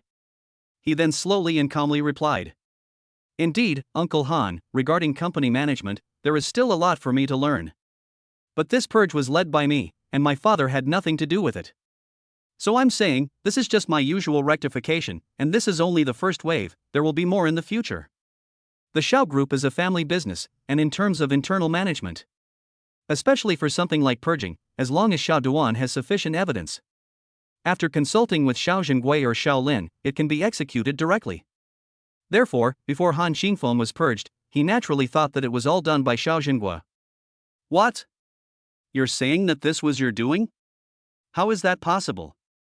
Han Qingyin looked over as he heard what Shaolin said. His rough voice, which was extremely inconsistent with his temperament and name, was full of surprise. Yes, Uncle Han. Shaolin laughed lightly and took another sip of tea. Coincidentally, at this time, Han Qingyin was wearing a white gauze dress. She walked down the stairs. Seeing Shaolin here, her indifferent eyes seemed to be awakened instantly, and she said in surprise. Shaolin? Why are you here? Good morning, Qingyin. Shaolin smiled and got up in reply as the beautiful woman drew closer. After I went back yesterday, I heard my mother say that there seems to be something wrong with your health. As it happens, I know a little about medicine, so I thought I'd come here today to take a look at you and give you a diagnosis. Han Qingyin was a little moved when she heard this. His gaze on Shaolin became softer, but he still replied softly without hope. Thank you, Shaolin, I appreciate your kindness. But my illness is very complicated, and this illness cannot be cured. Shaolin? This kid knows how to heal? Ha, it's the same old problem with young people who like to brag. Not doing their proper work is one thing, but also bragging? Humph. Han Qingyin, who was not far away, heard Shaolin's words. But a smile of disdain appeared on his face. This overturned his previous suspicion that Shaolin was indeed responsible for the Xiao family purge. Han Qingyin stood up and said with a serious expression. Shaolin, it's not Uncle Han saying this to you, young people need to be down to earth. Be down to earth. Don't always aim high and brag about things that aren't real. It doesn't matter if you don't know about group business, but you say you know medical skills, where did that come from? Uncle Han, you're saying. Just as Shaolin's mouth curled slightly and he was about to retort. He saw Han Qingyin lightly covering her forehead, her face pale as she took a few steps before her body began to waver.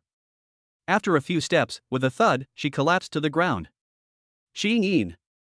Han Qingyin and his wife both saw what had happened and rushed over in an instant. Oh no! Call a doctor. Zhang Yuerong was tearful and didn't know where to start, muttering. Qingyin. What's going on? This isn't the day she usually gets sick. Why? Why is it happening early? Han Qingyin, on the other hand, quickly picked up his daughter and rushed straight to the sofa, shouting. Hurry! Quickly get the family doctor here first. And call all the top specialists in the city. Now! Meanwhile, on the other side, downstairs at the Zhang family company headquarters. It was just the start of the workday, but the downstairs area was already surrounded by reporters. Countless cameras and microphones were set up outside the company entrance. Anyone passing by was asked by the reporters. Hello, are you an employee of this company? Do you know that your company is treating people's lives like grass? Don't you feel guilty working for this company? More than 10 reporters were blocking the entrance, causing headaches for the company security guards. It was useless to chase them away, as soon they would come back with a second wave, and they were not even the same people. The headlines in all the major local newspapers in Jiangcheng today are all about the same thing. Husband dies needlessly at construction site. Why does the company not care? Treating human lives like trash. And the headline on the entertainment page reads. Breaking news. The Many Crimes of Xia, a rich second generation in Jiangcheng. News like this quickly pushed the Xia family to the forefront. Chapter 30, Treating the Future Wife. The large Han family living room was in a complete mess. The servants were busy preparing bedding, water bags, hot towels, and other things for Han Qingyin to use for warm compresses. Zhang Yuerong wrapped her daughter in a blanket and held her tightly in her arms, her eyes filled with tears. My poor daughter. Oh no. It was still a few days before the day. Why did it start so early? What can we do? Han Qingyin stood not far away, frowning, watching his daughter. At the same time, he kept on calling various experts. In a hurry, he even called the phone numbers of the most famous experts and professors in the capital. He told them to fly over immediately on a special plane. Although even he knew that even if a plane came to pick them up at this moment, it would be too late for this severe illness. Han Qingyin lay quietly in her mother's arms. Her pale face was as white as snow, without a hint of color. In just a few seconds, a layer of frost appeared on her lips. Lin frowned, took out silver needles and other items from his bag, and thought to himself. This is not right. According to the plot of the novel, it shouldn't be acting up at this moment. Indeed, it should be a few days before the onset of the disease, as Zhang Yuerong said. But what is wrong? Could it be that my appearance has disrupted the laws of nature here? Has it made her onset time advance? At that moment, a blonde foreigner in a suit and vest carried a first aid kit and rushed over, speaking with a strong accent. Sorry. Mr. Han. I'm late. I'll start treatment right away. With that, he opened the first aid kit, took out a stethoscope, and prepared to listen to Han Qingyin's heart to make a preliminary diagnosis. Hurry up, Ross. Han Qingyin shouted, looking over here with the phone in his ear. Han Qingyin's face had long since lost all color, and her heartbeat had become extremely slow. If a stethoscope was placed on her, it could be detected. Her body had even experienced a brief cardiac arrest. If she wasn't treated in time, she would be in danger of losing her life. Just as Ross was about to place the stethoscope on Han Qingyin. Get out of the way. Lin shouted angrily, coming over with a roll of silver needles in his hands. He kicked Ross to the side, causing him to stumble, and quickly got up and asked with his hands spread out. Mister, what are you doing? Lin. What are you doing? Zhang Yuerong was rubbing her daughter's hands. Seeing this scene, she was shocked and anxious. Lin. Stop messing around here. Hurry up and leave. Han Qingyin also put down the phone and rushed over, about to pull Lin away. But at this time, Lin was half squatting on the ground, and grabbed Han Qingyin's wrist in one hand. He felt it quietly with his fingers at the size of her wrist, and said coldly. Han Qingyin. I respect you as Uncle Han, because of the friendship between our two families. But now human life is at stake. If you dare to stop me, don't blame me for being rude. What a load of shit, Ross. What time is it? Do you still have time to listen to the pulse step by step? If he waits until he finishes, I'm afraid no one will be left alive. Lin's mental strength, which was more than twice that of an ordinary person, came into play at this moment. It was enough to allow him to use both hands to feel the pulse while still being able to talk to someone else. He felt the pulse of Han Qingyin and already knew her condition in his heart. But he still needed to give the appearance of feeling the pulse for everyone. In fact, even without feeling her pulse, Lin already knew what her condition was. It was all in the books. Han Qingyin was seething with anger. He shoved his phone into his pocket and his huge frame started to move towards them. Lin. If anything happens to my daughter today, I will make your family pay with their lives. Get out of my way. Let a real doctor treat her. Get out. The main hall door slammed open, and another group of doctors hurried in. This is the professional medical team that the Han family keeps at home, with both traditional Chinese medicine and Western medicine. They are on standby in the manor on weekdays, and they have just rushed here upon hearing the news. A Quan. Lin shouted, and a Quan, who was standing guard on the porch, rushed over. Stop Han Qingyin for me. Yes, young master. Without the slightest hesitation, a Quan's innate loyalty made him never doubt any order from Lin. Not to mention that he is the richest man in Jiangcheng, Han Qingyin, even if he is the king of heaven and the father of all men. Lin gave the order, and A Quan went. What are you doing? Lin, I think you've gone crazy. Someone come. Arrest these two for me. Han Qingyin shouted angrily, and the surrounding Han family bodyguards also rushed over. But Quan was faster than them. At this time, Quan had already reached Han Qingyin, and in his surprised eyes, locked his neck firmly, and kept backing up towards the wall. In the big living room, which was in a complete mess. Looking down, the crowd was densely packed in two main areas.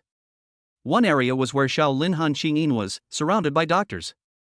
The other area was where Quan Han Qingyin was, exuding murderous intent. Shaolin was extremely calm, and after taking the patient's pulse, he took out a few silver needles in Zhang Yueron's astonished eyes. He closed his eyes and took a deep, solemn breath. What is this? Traditional Chinese medicine? Shaolin, don't be ridiculous. Just think of it as an aunt begging you. Stop messing around. Zhang Yueron, holding her daughter, looked helpless and was already in tears. The team of doctors nearby were all looking anxiously at this scene. Young man, come down quickly, the lady's life is at stake. You can't just do whatever you like. A traditional Chinese medicine practitioner also hurriedly advised, don't be rash, young man. You can't just administer needles at will. If you don't do it right, it could kill her. But Shaolin opened his eyes at this moment and pushed the blanket that was wrapping Han Qingyin away. In the blink of an eye, 3 silver needles were inserted through the clothes. Don't worry, Auntie Jiang, I have a good idea about Qingyin's illness. The situation is urgent, so I'll just explain to you while I administer the needles. Listen, is that right or not? Zhang Yueron's pretty face was streaming with tears, and she was about to say something else. But Shaolin said quietly, Qingyin's illness probably began in childhood. If I'm not wrong, it should have first appeared when she was 8 or 9 years old. Every time there was a full moon, she would feel cold all over and suffer terribly. That would happen 12 times a year, and once more in a leap month. Aunt Jiang, am I right or wrong? For silver needles flew out again, and the tears in Zhang Yueron's eyes stopped. Her pretty face had already shown signs of excitement, and she looked at him with anticipation. Yes. That's right. Xiao, you actually know. Shaolin smiled slightly, because his mental energy had been depleted, and sweat was already dripping from his forehead. Of course, when I said I know medicine, I don't just know how to look at it, I can also cure this illness of Qingyin's. I have the confidence to do it. Han Qingyin was firmly locked by Quan, and there was a cold barrel of a gun pressed against the back of his waist. From a distance, he saw the expression on his wife's face, which was also stunned at the moment, exclaiming in awe. What did you say? You can really cure my daughter? Shaolin? 2 more needles were steadily dropped, and the effects were already beginning to show on Han Qingyin's body. Her plump lips were slowly losing the frost, leaving behind a little light dew. Her body temperature was slowly rising. Zhang Yueron tentatively placed the back of her hand on her daughter's forehead. She discovered that her body temperature had changed from being extremely cold to even a little warm. She replied to Han Qingyin in surprise, it's true. Chapter 31, I used to believe in science. The team of doctors around me were all dumbfounded. That's great. That's great. Qingyin will definitely get better. Seeing the state of Han Qingyin, the visible improvement was obvious. Zhang Yueron shed tears of excitement, weeping with joy. Let go of me. Shaolin, tell your men to let go. I won't interrupt you again. Han Qingyin struggled a few times, desperate to go see his daughter. His body was firmly locked in Quan's iron grip, however, and he couldn't move at all. But then Shaolin stopped moving and shouted over there. Okay, Quan, you can let go now. How dare he let someone lay hands on me? This Shaolin. Han Qingyin didn't even bother to voice his grievances, and rushed over directly. He grabbed his daughter's hands and looked at them carefully. How is this possible? Shaolin, you really know how to heal? You're not just talking nonsense?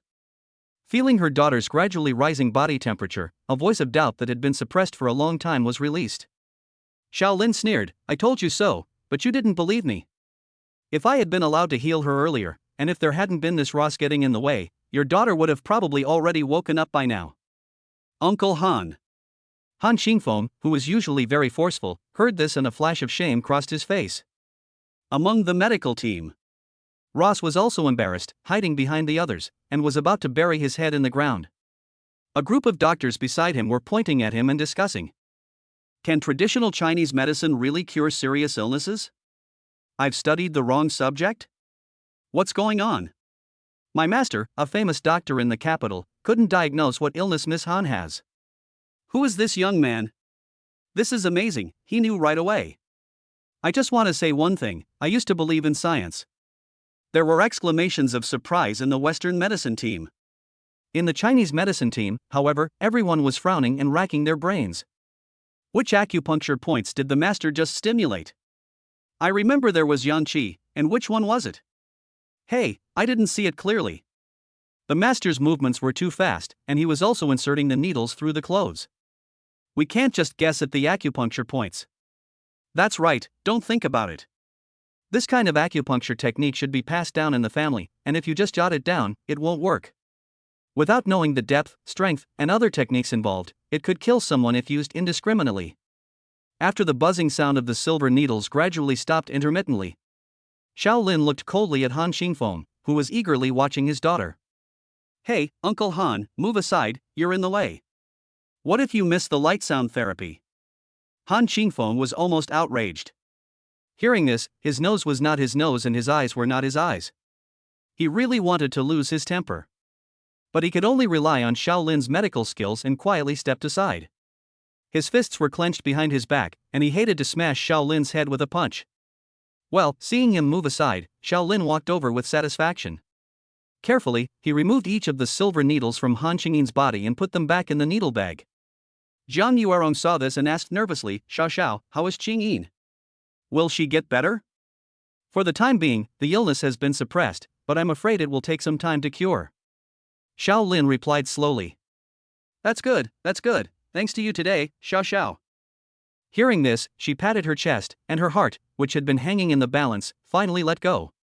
She looked at Xiao Lin with full approval in her eyes, as if she were looking at her own son-in-law. Han Qingyin, who was standing nearby, also felt a great sense of relief. He was an old man, the richest man in Zhengcheng. He secretly gave Xiao Lin a fist bump behind his back, like a child. But he said with a smile, well, it really is thanks to you, Xiao Lin. I was wrong to doubt you just now.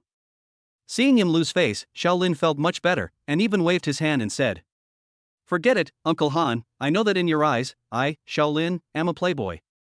I have always been untrustworthy, and that is normal and should be. Instantly, the actor's secret technique is activated. Xiao Lin slowly put away the needle bag while revealing a look of loneliness on his face. It looked as if he had really been hurt by the misunderstanding of the couple. It's okay, I'm used to it. Han Qingyin looked over at him, looking at the sad expression and the slow movements.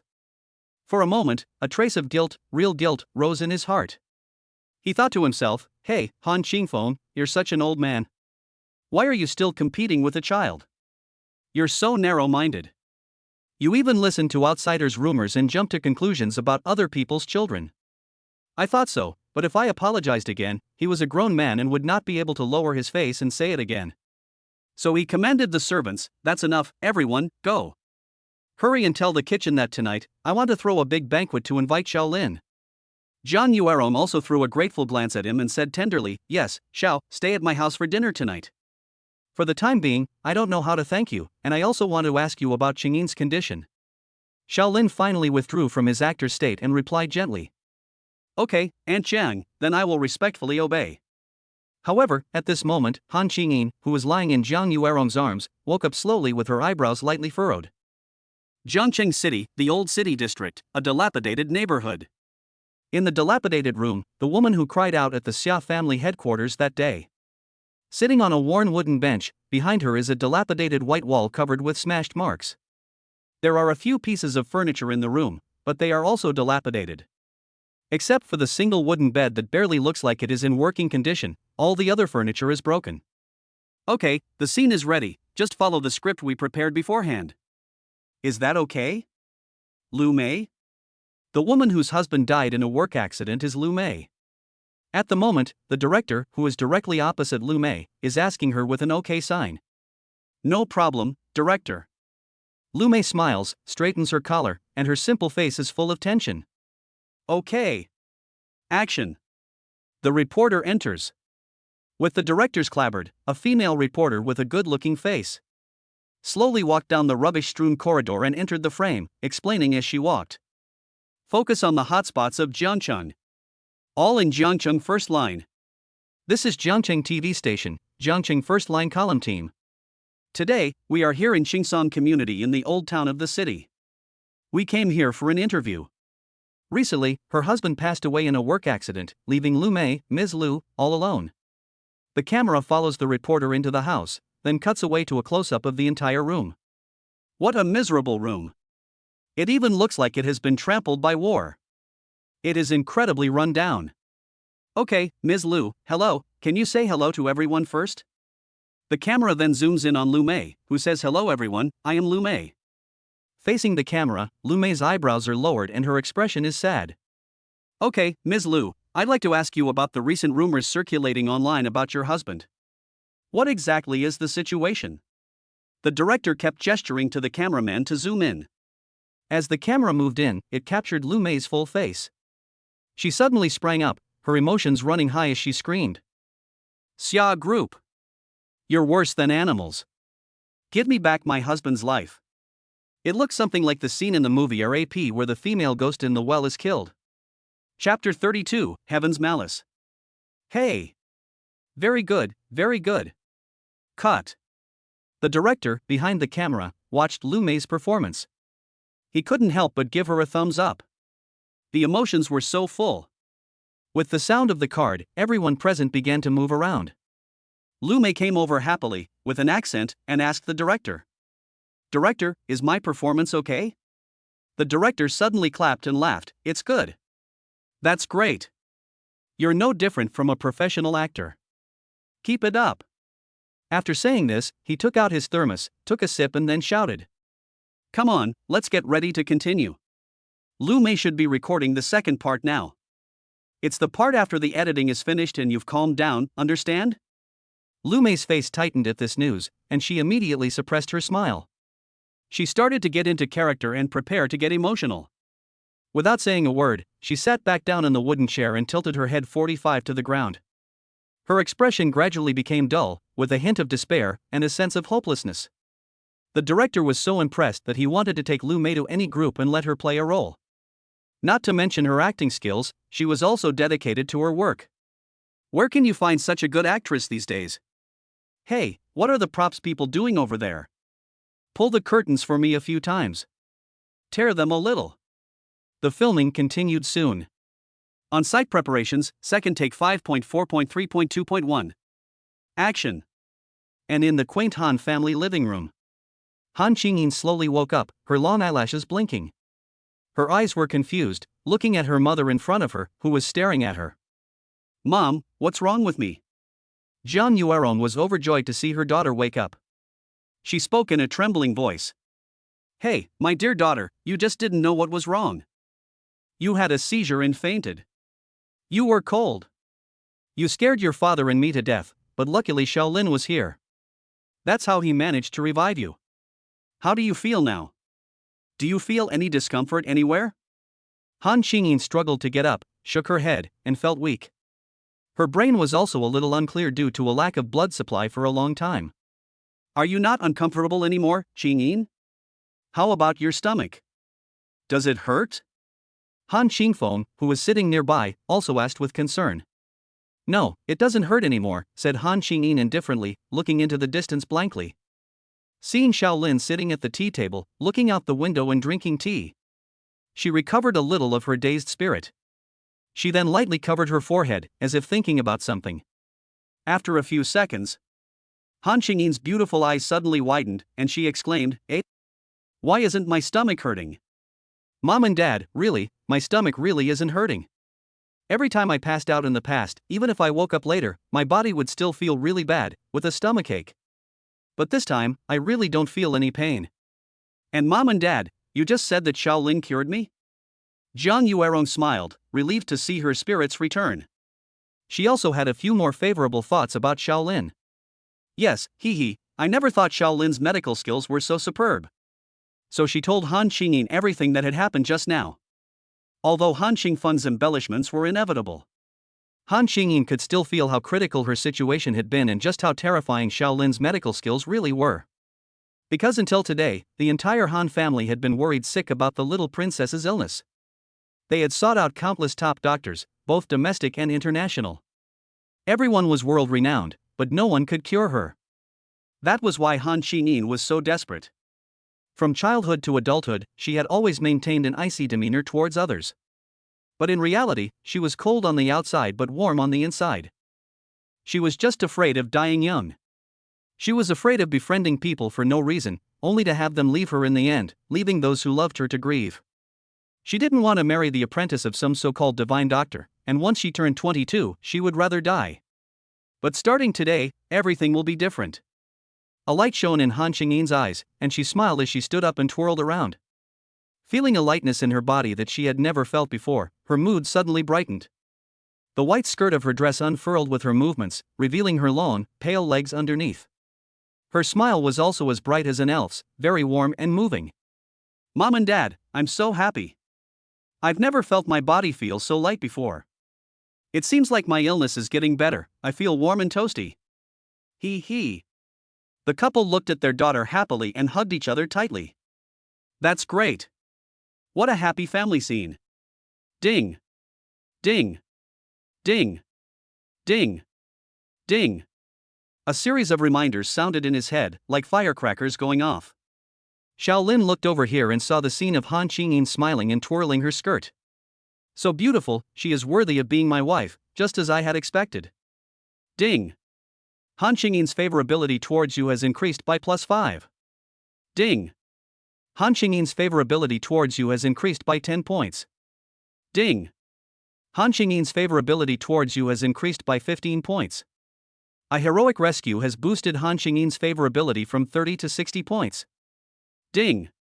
Congratulations, host. Han Qingyin's favorability towards you has reached 60 points. She has developed her first feelings of love for you. You have gained 1,000 luck points. Plus 5 destiny points. Ding. Congratulations, host. You have successfully blocked an important plot point for Lin Fan. Gain 3,000 luck points. Destiny value plus 10. Since your destiny value has reached 51 points, which is several times higher than the average person, the heaven's malicious favoritism towards you has obviously increased. The system has added a new skill for you, Danger Alert. It has also comprehensively updated and upgraded the items in the system mall. You can check it out anytime. Shaolin took a sip of tea and just put down the cup. He heard the system say this and asked hurriedly.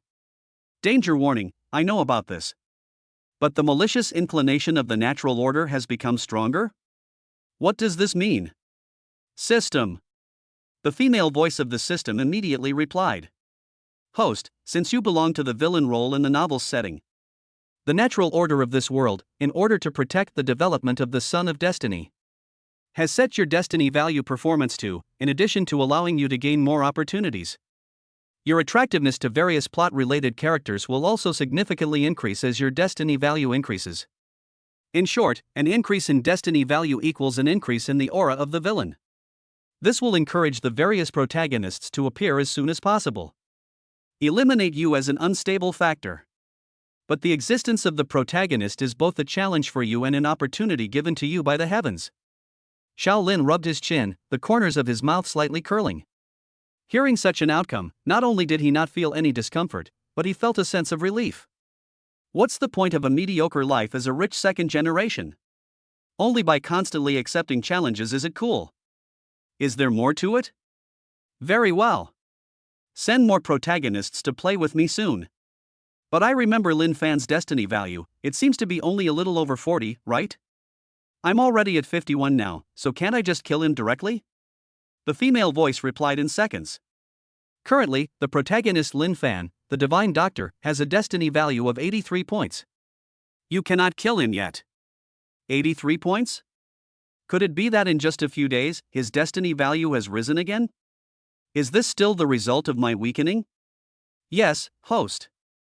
Shaolin was flabbergasted, summoned the novel script in his mind and read it again before he figured it out. Damn it! The novel only started to progress after Lin Fan first arrived in Jiangqing City. There is no part before he went down the mountain, and the book doesn't mention the concept of destiny value. No one knows how much he has. That means his previous destiny value is just the result of not having been exposed to opportunities, and it hasn't been fixed yet. As he approached going down the mountain, his master must have slowly handed over all the opportunities to him. This is the complete form of Lin Fan's arrival in the city. Forget it, I was originally planning to wait until his destiny value was enough and just kill him. Now it seems that I will have to wrestle with him for a while longer. Being a master of hanging around is really not that simple. Luckily, I am also a master of hanging around. My luck value has been skyrocketing lately, so I need to spend some money soon. A faint sense of pressure hit him, and Shaolin quickly woke up the system mall in his mind, which had just been updated. Chapter 33, Fighting Master. A flash of golden light appeared. In the new mall interface, there was a dazzling array of items. Many new items had been added that were not there before. For example, there were strange items such as smart light brains, invisibility cloaks, love in a mist pills, and Hercules pills. The skill exchange interface had also been fully updated. In addition to the previous ones, there were various basic skills such as cooking, singing, playing musical instruments, and driving. There is also a window where you can even exchange various martial arts techniques. Shaolin's mouth curled slightly, as if he were looking at the scenery outside the window. In fact, he was shopping in his mind. At present, his luck value, including the one he just got from Han Qingyin, totals 5,800 points. Su Ruoyue's luck value has not yet been completely harvested.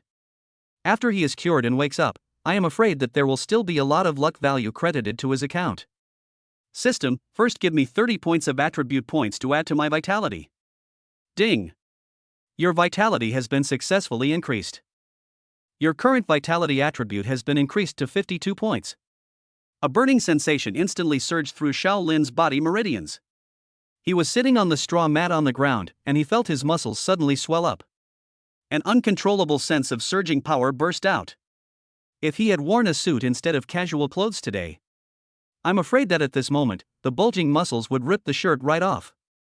Shaolin's mouth curled slightly, feeling the surging power in his body. A golden light flashed in his eyes. He grabbed the teacup and with a bang. The beautifully crafted teacup was instantly crushed and shattered under his grip. Very good, as long as my luck value continues to increase. Even if I can't kill Lin Fan for the time being, I can still abuse him a little. System, give me another combat skill, and upgrade it to mastery level. Okay, respected host. Ding! You have successfully redeemed mastery level combat skills. Shaolin's eyes closed, and various combat techniques immediately sprang to mind. For example, what angle to throw a punch at to maximize power. How to kill someone, how to neutralize the enemy, and various evasion techniques. A series of combat technique images flashed through his mind. At this moment, Shaolin has already transformed from the weak second-generation rich kid he was when he first arrived. He has become a truly powerful martial arts master. In the center of the living room, there is a family of 3. The 3 of them have been whispering for a while, talking among themselves, and occasionally glancing over at Shaolin. Han Qingyin's face is flushed with embarrassment, sitting next to her parents, looking very shy. Omega. Han Qingfeng smiled and said, "Oh, this is good, Qingyin, your illness is all better. We don't have to listen to your grandfather and let you marry some mountain village boy. When the time comes and the boy comes looking for you, Dad will just reject him. It was never a good match anyway. I really don't know what your grandfather was thinking, treating you like a child and arranging a marriage." Jiang Yuerong chimed in, "Yes, my dear, Shaolin's mother came to see me yesterday. I have already considered it. Our 2 families, whether it is from the background or from various aspects, are well known, and they are a good match. Before, it was just because of your illness and the marriage contract, so I helped you refuse it. Now that I see that your illness is getting better and there is no need for this anymore, I think Shaolin is not a bad kid. And from what I can see, you seem to like him, don't you? You can try to get along with him first." Han Qingyin covered her pretty face with her hands and said in a petulant tone after hearing her parents' words, "Oh, Mom. How long have we known each other? Besides, does he have any intention of doing so?" Han Qingfeng, on the other hand, snorted lightly and looked at the distant Shaolin, who was calmly sipping tea. Full of resentment, he remembered when he had called him by his real name and let Aquan hit him. He said in a domineering tone, "Humph. I don't care if he meant it or not. I think I need to think about this some more. That brat, how dare he try to attack me back then? There are so many talented young men in Jiangcheng, is he really the one? Dad will find you someone else." Han Qingyin immediately retorted for Shaolin upon hearing this. Dad. It was an emergency back then, and Xiaolin was also in a hurry to save me. Otherwise, do you want your daughter me to not be rescued in time? Hey, that's not what I meant. Han Qingfeng's eyes widened, and a hint of embarrassment flashed across his face. Jiang Yuerong saw the scene and couldn't help but smile mischievously, stroking her daughter's face and saying, "Hey, these two haven't even gotten to it yet, and my daughter already knows how to speak up for others? It's really hard to keep a girl when she grows up, haha." Then she looked at Xiaolin, who had been sitting there alone for a long time, and spoke up.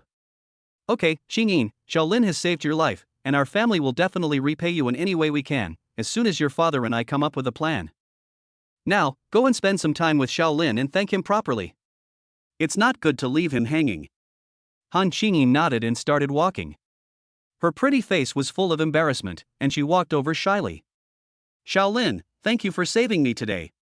Why don't we go upstairs for a while and chat?" In front of the tea table, Han Qingyin stammered, fidgeting with her fingers and playing with her skirt. Her eyes were lowered, afraid to look directly at Xiaolin, her heart pounding with nervousness. She thought to herself. "Before, my grandfather arranged a marriage for me, and I was to be treated by the apprentice of the divine doctor.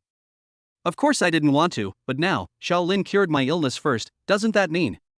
If it's him, he's so outstanding, and proficient in piano and music, and has such superb medical skills.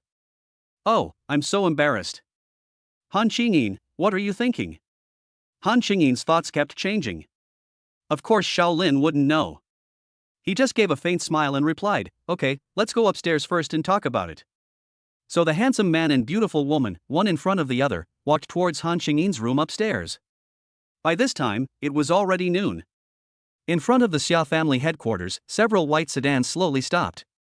A dozen plainclothes policemen got out of the cars, hurriedly, and walked straight towards the company building. "Make way! Make way! The police station is handling a case. We have received reports from multiple people that your company is suspected of economic crimes. Where is the person in charge? Tell him to come out." Among the crowd, a valiant female team leader took the lead. She pushed past the security guards and strode inside, making arrangements as she walked. "You guys, watch all the exits of the company to prevent any suspects from sneaking away. You guys, come with me upstairs and take control of the suspects.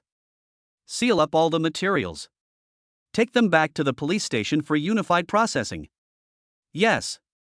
Several young men responded, and they were responsible for questioning the security guards downstairs about the exits of the building and coordinating their work. The female team leader, on the other hand, led a group of people upstairs in an aggressive manner. When they arrived at Xia's office floor, they directly took control of the crowd and forbade anyone from leaving. Chapter 34, The Xia Family's Chaos. The not-so-small office floor was filled with people rushing in. "The police are here to investigate. Your company is suspected of economic crimes. Please put down everything you are doing and stand aside to cooperate." The people, who were busy working, were scared and raised their hands.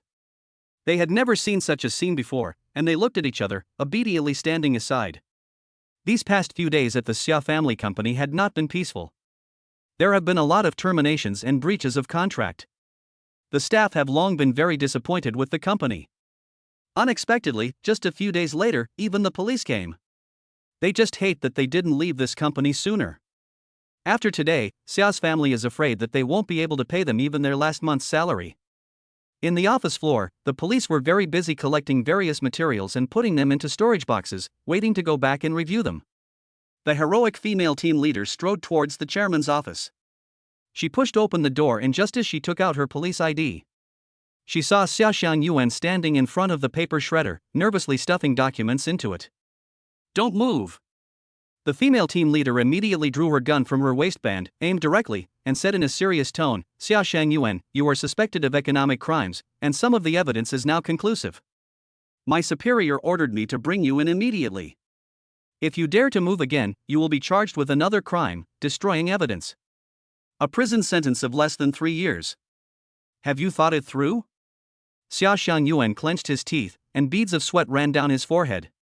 Looking at the shredder, with most of the documents still outside, he let out a deep sigh and raised his hands after a long pause. "Officer, I am willing to cooperate with you, and I will go with you right away, but before that, can I call my family first to give them an update?" The female team leader saw him raise his hands, so she took her gun back from her waist and walked back.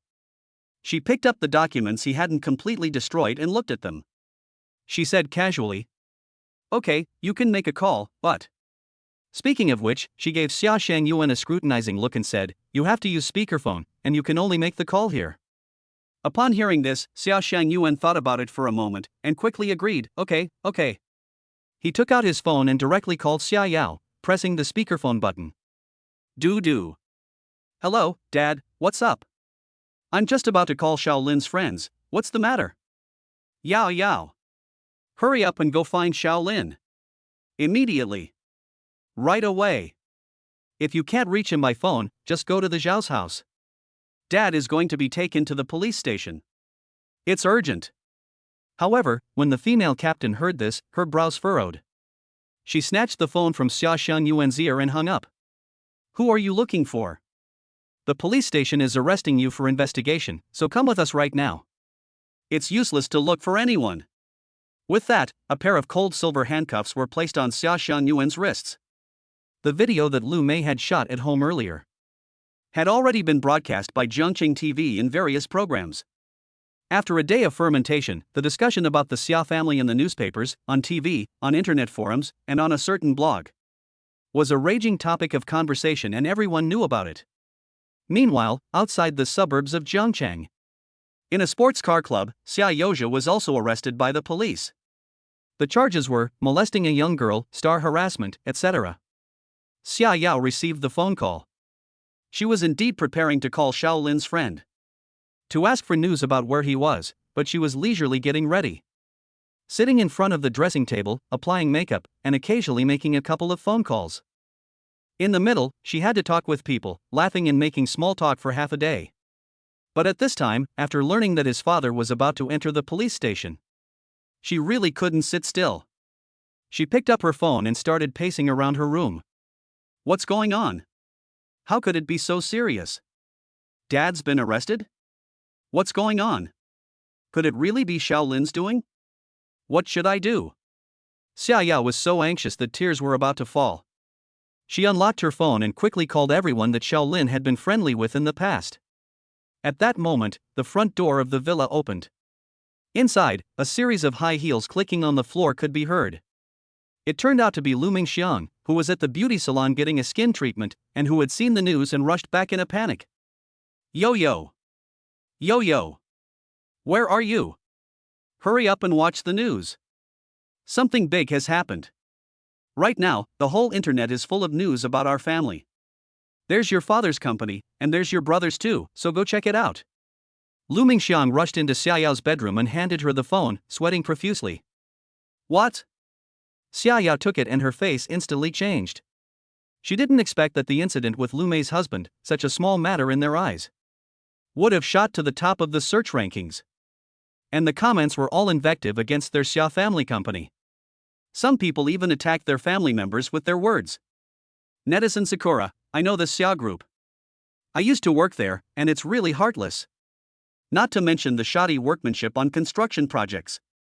There's tax evasion, illegal construction, and all kinds of other situations, and it's just par for the course.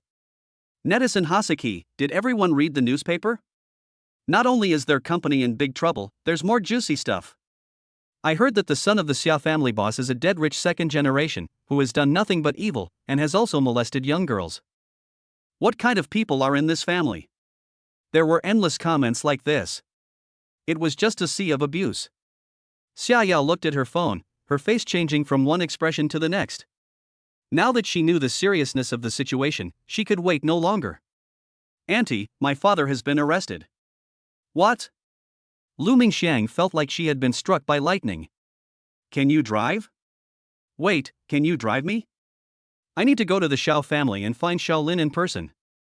Only he can save my father now." Xia Yao hurriedly went to the cloakroom and got dressed. "Yes. I can drive." Lu Mingxiang followed her around anxiously like ants on a hot pan. Xia Yao, who usually couldn't go out in less than 2 hours, had settled the battle in 3 minutes. The two drove the sports car at top speed to Zhao's manor. Chapter 35: How to Repay.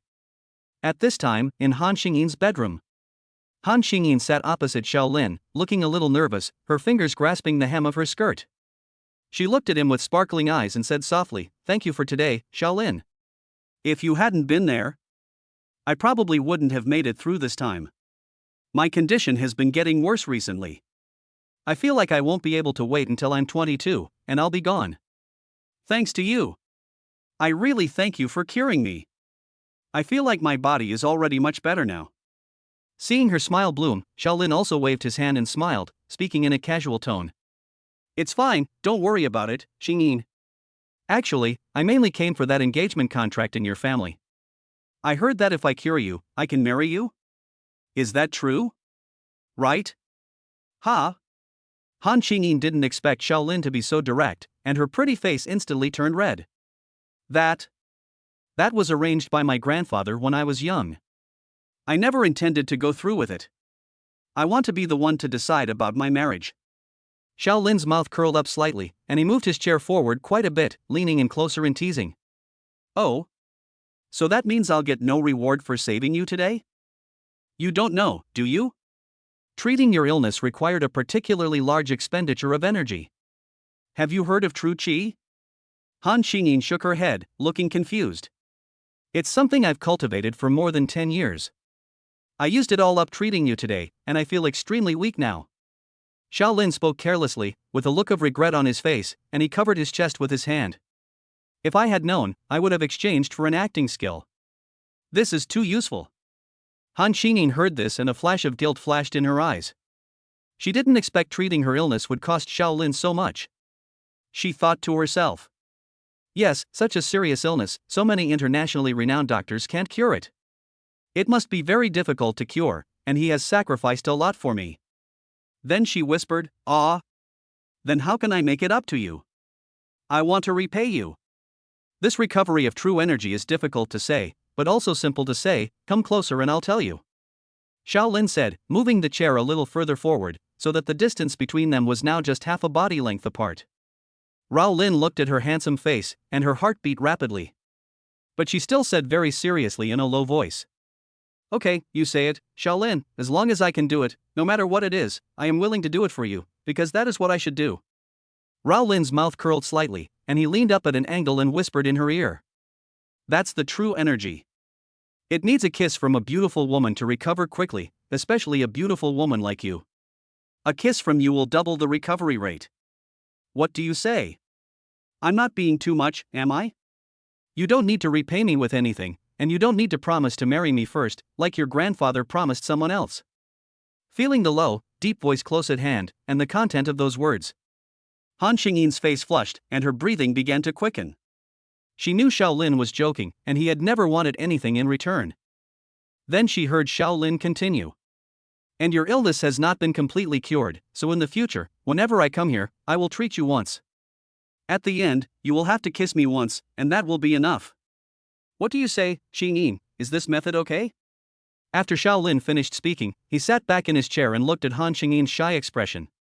Without waiting for her reply, he leaned over again and closed his eyes, waiting. He waited for 4 whole seconds, which seemed like years to Han Qingyin. She thought carefully, and realized that she really had nothing to repay Xiaolin. She could just marry him and give him a marriage contract. According to the current relationship between the two, this was impossible and very demeaning. And for anything else the Han family had, the Xiao family would not lack. Then there was a loud pop. Xiaolin closed his eyes and felt only an incredibly moist pair of lips on his own. They were incredibly soft and silky to the touch. The kiss was a little short and they didn't kiss, just his cheeks. But overall it wasn't bad. "I'm going to the bathroom." Before Xiaolin could open his eyes, he heard a hurried cry. Han Qingyin blushed and ran away, covering her pretty face with her hands, a sweet smile on her lips, running lightly. Ding. Han Qingyin's favorability towards you has increased by 3. Ding. First time having major physical contact with the main heroine Han Qingyin. Reward, 300 luck points. Ha, not bad, I felt a little comfortable, and I got a little reward. Xiaolin laughed heartily, and the panicked figure heard the sound of laughter and ran even faster. He looked really funny. Just then, the phone rang, and he answered it directly. It turned out to be the hospital, and the government's approval for the paperwork had been granted. Under the Xiao family's energy manipulation, the paperwork for this hospital purchase had been streamlined quite a bit. However, he still needed to be there in person to sign and have his picture taken for the records in order for it to take effect. Otherwise, someone else could do all the tedious work for him. So Xiao Lin set off, apologizing to the Han family. He also claimed that he would definitely be back in the evening, and then left the gate and rushed to the city. Xia Yao and Lu Mingxiang, on the other hand, rushed all the way, even running through several red lights in a hurry. They had just arrived at the Xiao family and parked in front of the manor. At this time in the Xiao family manor, only Xinyu was in the entertainment villa, playing mahjong with a few girlfriends, drinking afternoon tea and having fun. After listening to the security report, she frowned and said as she threw a 3-pie tile. "What are these two doing here? Didn't that guy dump Xia Yao? Why is he here again?" "Forget it, it's fine, let them in." The security guard received the notification and immediately let them in. "I heard that only Xingyu was here." Xia Yao was very afraid. She knew that Xiao Lin's parents had never looked down on her and would not give her a good face. But she also knew that she really had no other choice at the moment. No one but the top-level Xiao family could save her father, so she had to go through with it. The wives of several top and second-tier Jiangqing families at the poker table teased one after the other. "Hey, is Zhao's ex-girlfriend here? Sister Shin, you just told us to help you find a partner for your son, and we don't know what kind of girl to look for. It so happens that Xia Yao is here, so she can give us some ideas. What kind of girl does Master Xiao like? Jimei, don't you think so?" "Ha ha ha. Yes, I want to see what kind of girl Xia Yao is, so that she can captivate Master Xiao for 3 years and make him lose his mind." Amidst the enthusiastic discussion of the other wives, Xia Yao and Lu Mingxiang arrived at the scene, panting. Chapter 36, The Humiliated Xia Yao. The vast manor covers an area of 250,000 square meters. There are various buildings with different functions, such as swimming pools and sculptures. The two were dazzled by the sight, just like Lulu entering the Grand View Garden, full of new experiences. Lu Mingxiang is a beautiful woman from the countryside, married by Xia Xiangyuan from his hometown. To put it bluntly, she is a woman with long hair and short experience. Xia Yao, on the other hand, had seen a bit of the world, even after her father's business took off. But a place as luxurious as Zhao's manor was something she had never been to before, and she was afraid to come. At this moment, the two pushed open the villa door. Xia Yao nervously played with her hair a few times and walked into it apprehensively. Lu Mingxiang was even more terrified, her steps trembling. In her eyes, Xinyu was practically a warlord's wife. How could she not be terrified? Under the magnificent furnishings, the two walked through the first floor, Xiao Lin's usual play area. They went straight to the second floor. Then they heard the sound of mahjong being dropped on the table, ringing continuously. In between, several people were discussing Xiao Lin's blind date. Xinyu sighed, "Alas, it's a pity. The girl from my family is really quite good. Not only is she pretty, she's also obedient. My son Lin is also amazing. He was there for a short while, and I felt that the girl kind of liked him." When the two of us left, the girl was still looking at him, quite reluctant to let him go. Several wealthy ladies immediately chimed in with doubts after hearing this. "Ha? What's the pity, Sister Shin? Hurry up and develop things a bit." "Exactly, it would be so good if the Han family and our Xiao family became engaged." "Xingyu, you think I don't want to? It's just that the girl already has a marriage engagement, fixed by her grandfather. No one dares to go against it. Jiang Yuarong and Han Qingyin, they are both useless, they don't count." Everyone felt sorry after hearing this. Xia Yao was standing in the stairway corridor when she suddenly heard this conversation. Her face was full of disbelief. She really couldn't believe that it had only been 3 or 4 days. Xiao Lin has already found a new love? This can even be put aside for the time being. The point is that the so-called most beautiful woman in Jiangcheng has actually fallen for Xiao Lin? The man who has always been useless in her eyes? Xiao Lin? What on earth has happened to the world? Xia Yao couldn't help but wonder. In a daze, she felt the vibration of her phone in her bag. Xia Yao hurriedly walked down the steps quietly and answered it at the corner of the first floor. It was Xia Youjia's friend Chen Su calling. "Hello, Chen Su, I'm in a bit of a hurry right now, so let's talk about whatever it is you need to say later." Just as she was about to hang up, she heard Chen Su's voice shouting from the other end. He shouted, "Oh no! Big sis. Yoja's been arrested. Xia Yao could hear him clearly, even though she was far away from the receiver. What do you mean? Yoja's been arrested too? Yes. They said he molested some young girl, and the police took him away. Oh my god. In an instant, Xia Yao felt dizzy and almost fainted. Thanks to looming Xiang behind her, she steadied herself. After a long while, she whispered back, "Okay, I got it. Thanks for the news. Shinsu, I'll figure something out." After that, she hung up the phone. Her eyes were red, and she wanted to cry. How did things turn out like this?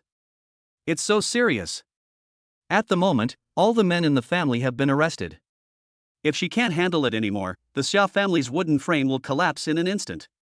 So, she leaned against the wall and calmed down for a while. After a long time, she walked up to the second floor in silence.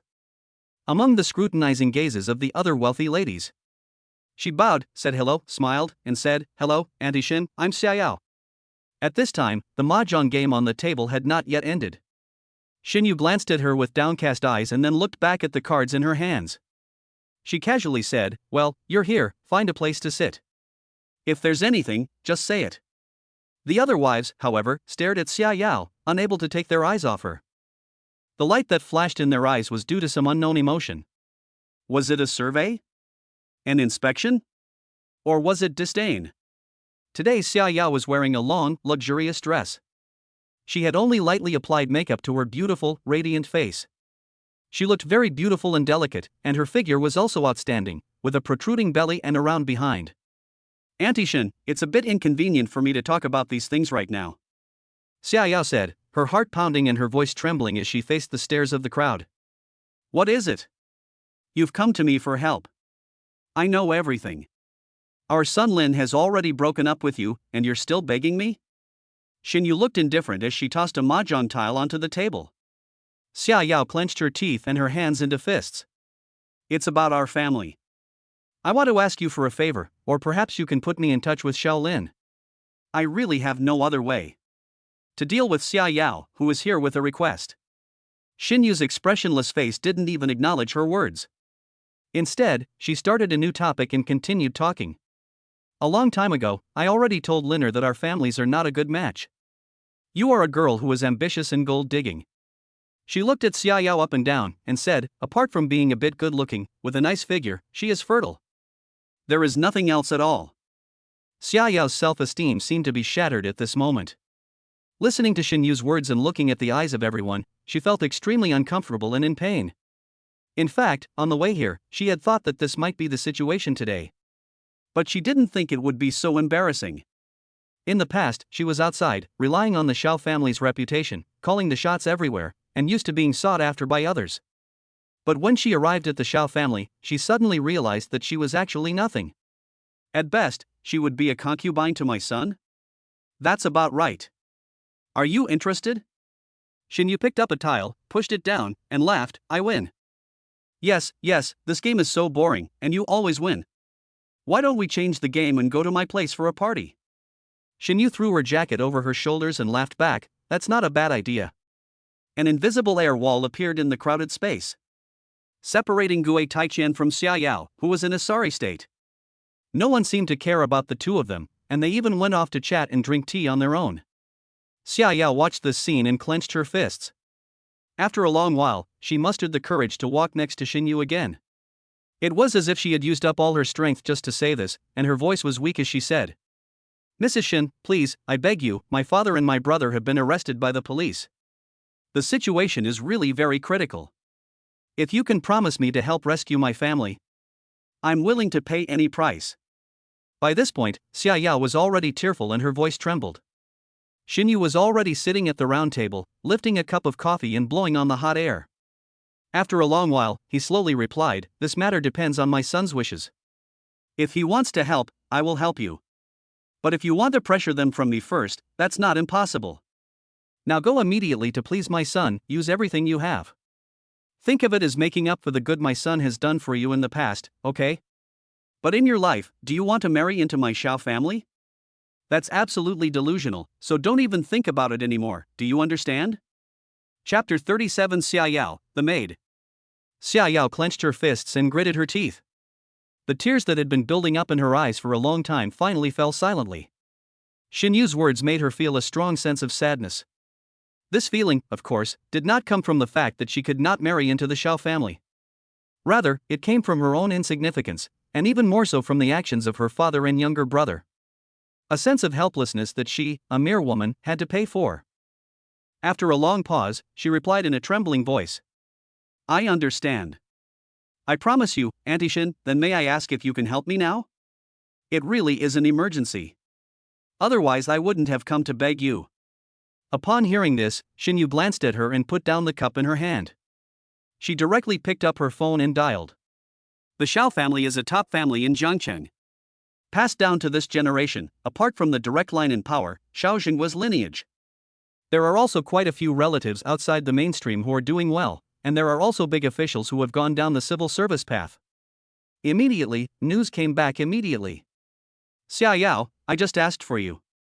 Your father's matter is more complicated and is still under investigation. I have asked them to slow down the investigation. However, due to the current tight public opinion, it cannot be suppressed for long. Unless you can serve my son to his satisfaction, then we will talk about the other matters then. Xin Yu put down her phone, took a sip of coffee and said. Upon hearing this, Xia Yao was full of gratitude, clasped her hands together and bowed to her, finally feeling a little more at ease. Thank you. Thank you, Auntie Xin. Thank you very much. Thanks to you. Xin Yu waved her hand directly to interrupt. Don't thank me yet, your brother's case is more complicated. The charges have been established for now, and most likely he will have to go in for a while, which is not easy to handle. Xia Yao's expression tightened visibly, and she was about to speak when she heard this. Then she saw Xin Yu impatiently say, Okay, go find my son. First, go serve him well, and this little matter in your family is trivial. So don't waste my time here. I don't know what kind of people your little Xia family has offended, but they do have some means. The person Xin Yu was questioning just now belongs to the upper echelons of the system. When Shaolin operated, he just casually found some small characters. A well-documented report like the Xia family's simply doesn't require much energy. At most, it was a bit more money spent on that Lu Mei and the film crew. But it's only a matter of a few 100,000 yuan, just for fun. So this uneven flow of information directly resulted in Xin Yu meddling in the Xia family's affairs. Okay. Auntie Xin, I'll go find Shaolin right now and accompany him to serve him. Xia Yao blushed and said awkwardly. Looking at Xin Yu's expression, from beginning to end, there was nothing unusual about it. She was not sure whether the Xia family had really been messed with by Shaolin. Xin Yu nodded upon hearing this. She gave Shaolin a call again and learned that he was at the hospital signing a contract. She didn't ask any more. His son was fine, so what's the big deal about buying a hospital? He just said that he had found a new personal maid for him, the kind that serves 24 hours a day. He would wait for him at the hospital entrance after he finished his business. Jiangcheng Third People's Hospital, the dean's office. Shaolin was sitting in an office chair, having just signed the merger and acquisition contract. And at the urging of the government commissioner, he reluctantly took a group photo for the record. 800 million Xia country currency was directly transferred from the bank to the government account. The remaining chores such as property rights reform would naturally be handled by the Shao family team on his behalf. Congratulations, Chairman. Congratulations, Chairman. You've got yourself a hospital. Shui Dingliang grinned and congratulated Shaolin, his face full of flattery. Get out. Did I ask you to flatter me? Seeing you look so stupid makes me feel uncomfortable. Shaolin put his feet up on the desk and said coldly, What's the situation with the Su family these past 2 days? Shao, I've already done as you commanded and fooled them. It's just that since this morning, they've been monitoring even my residential area, which is a bit inconvenient. They saw you when you were just walking upstairs. Shui Dingliang bowed low and said respectfully from the side of Shaolin, It's fine if they saw you. I originally wanted to have some peace and quiet these past 2 days, and I didn't even bother to pay any attention to that Su Run.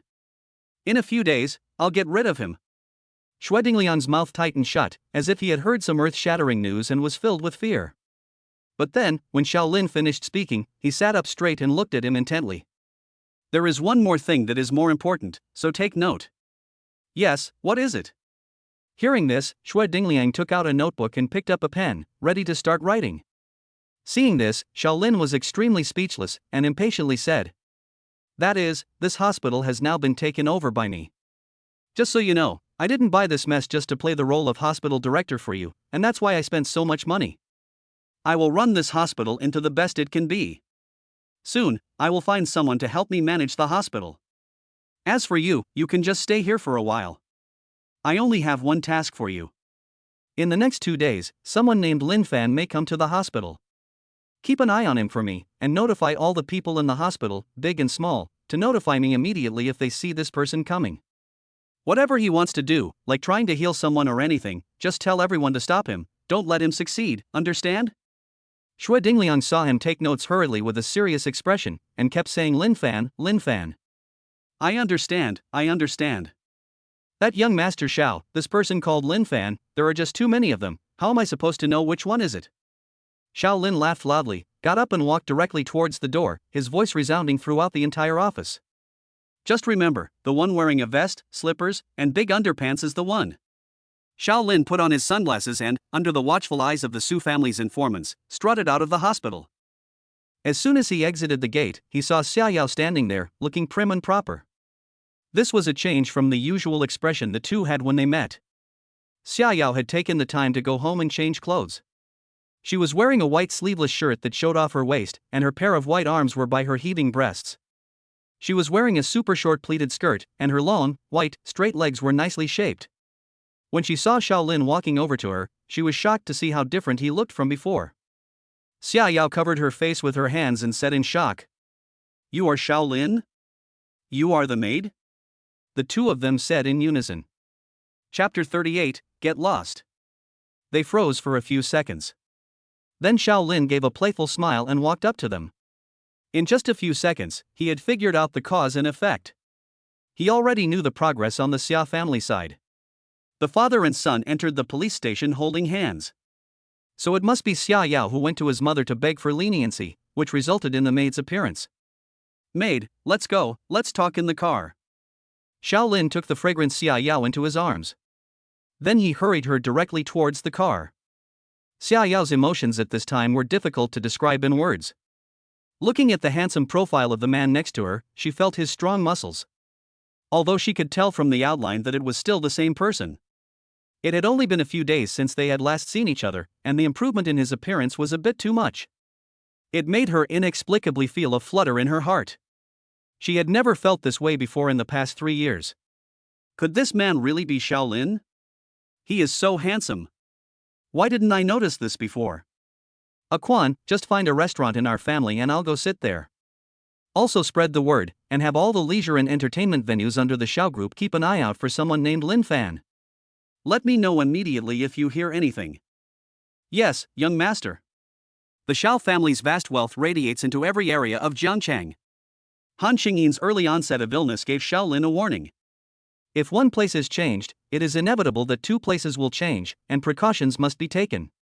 Lin Fan may not necessarily be unable to come down the mountain early. In the car, Shaolin gave a command to Quan. Then he turned to Xia Yao next to him and carefully scanned her with his eyes from top to bottom. "Are you the new maid my mother sent me? Interesting."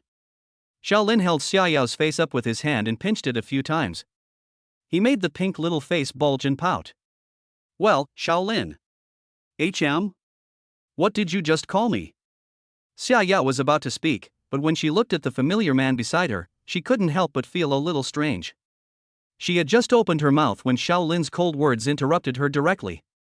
"So, master, can I call you that?" Xia Yao was a little nervous, her eyes blinking, her hands clenched together tightly. "It's barely acceptable, just sit on my lap for now, and we'll talk about it later." Shaolin's mouth curled up slightly, and he casually shook his legs. He was obviously indicating for her to sit on his lap. "Huh? Sit where?" Xia Yao's face flushed slightly, and she stroked the long hair at her ear, pretending to be confused. Shaolin's face instantly turned cold, and he whispered, "Don't pretend to be stupid with me here. Didn't you come here because of your father and younger brother? You should know what to do." As he said this, he pinched Xia Yao's chin. "You are making me very unhappy right now." Xia Shangyuan sighed.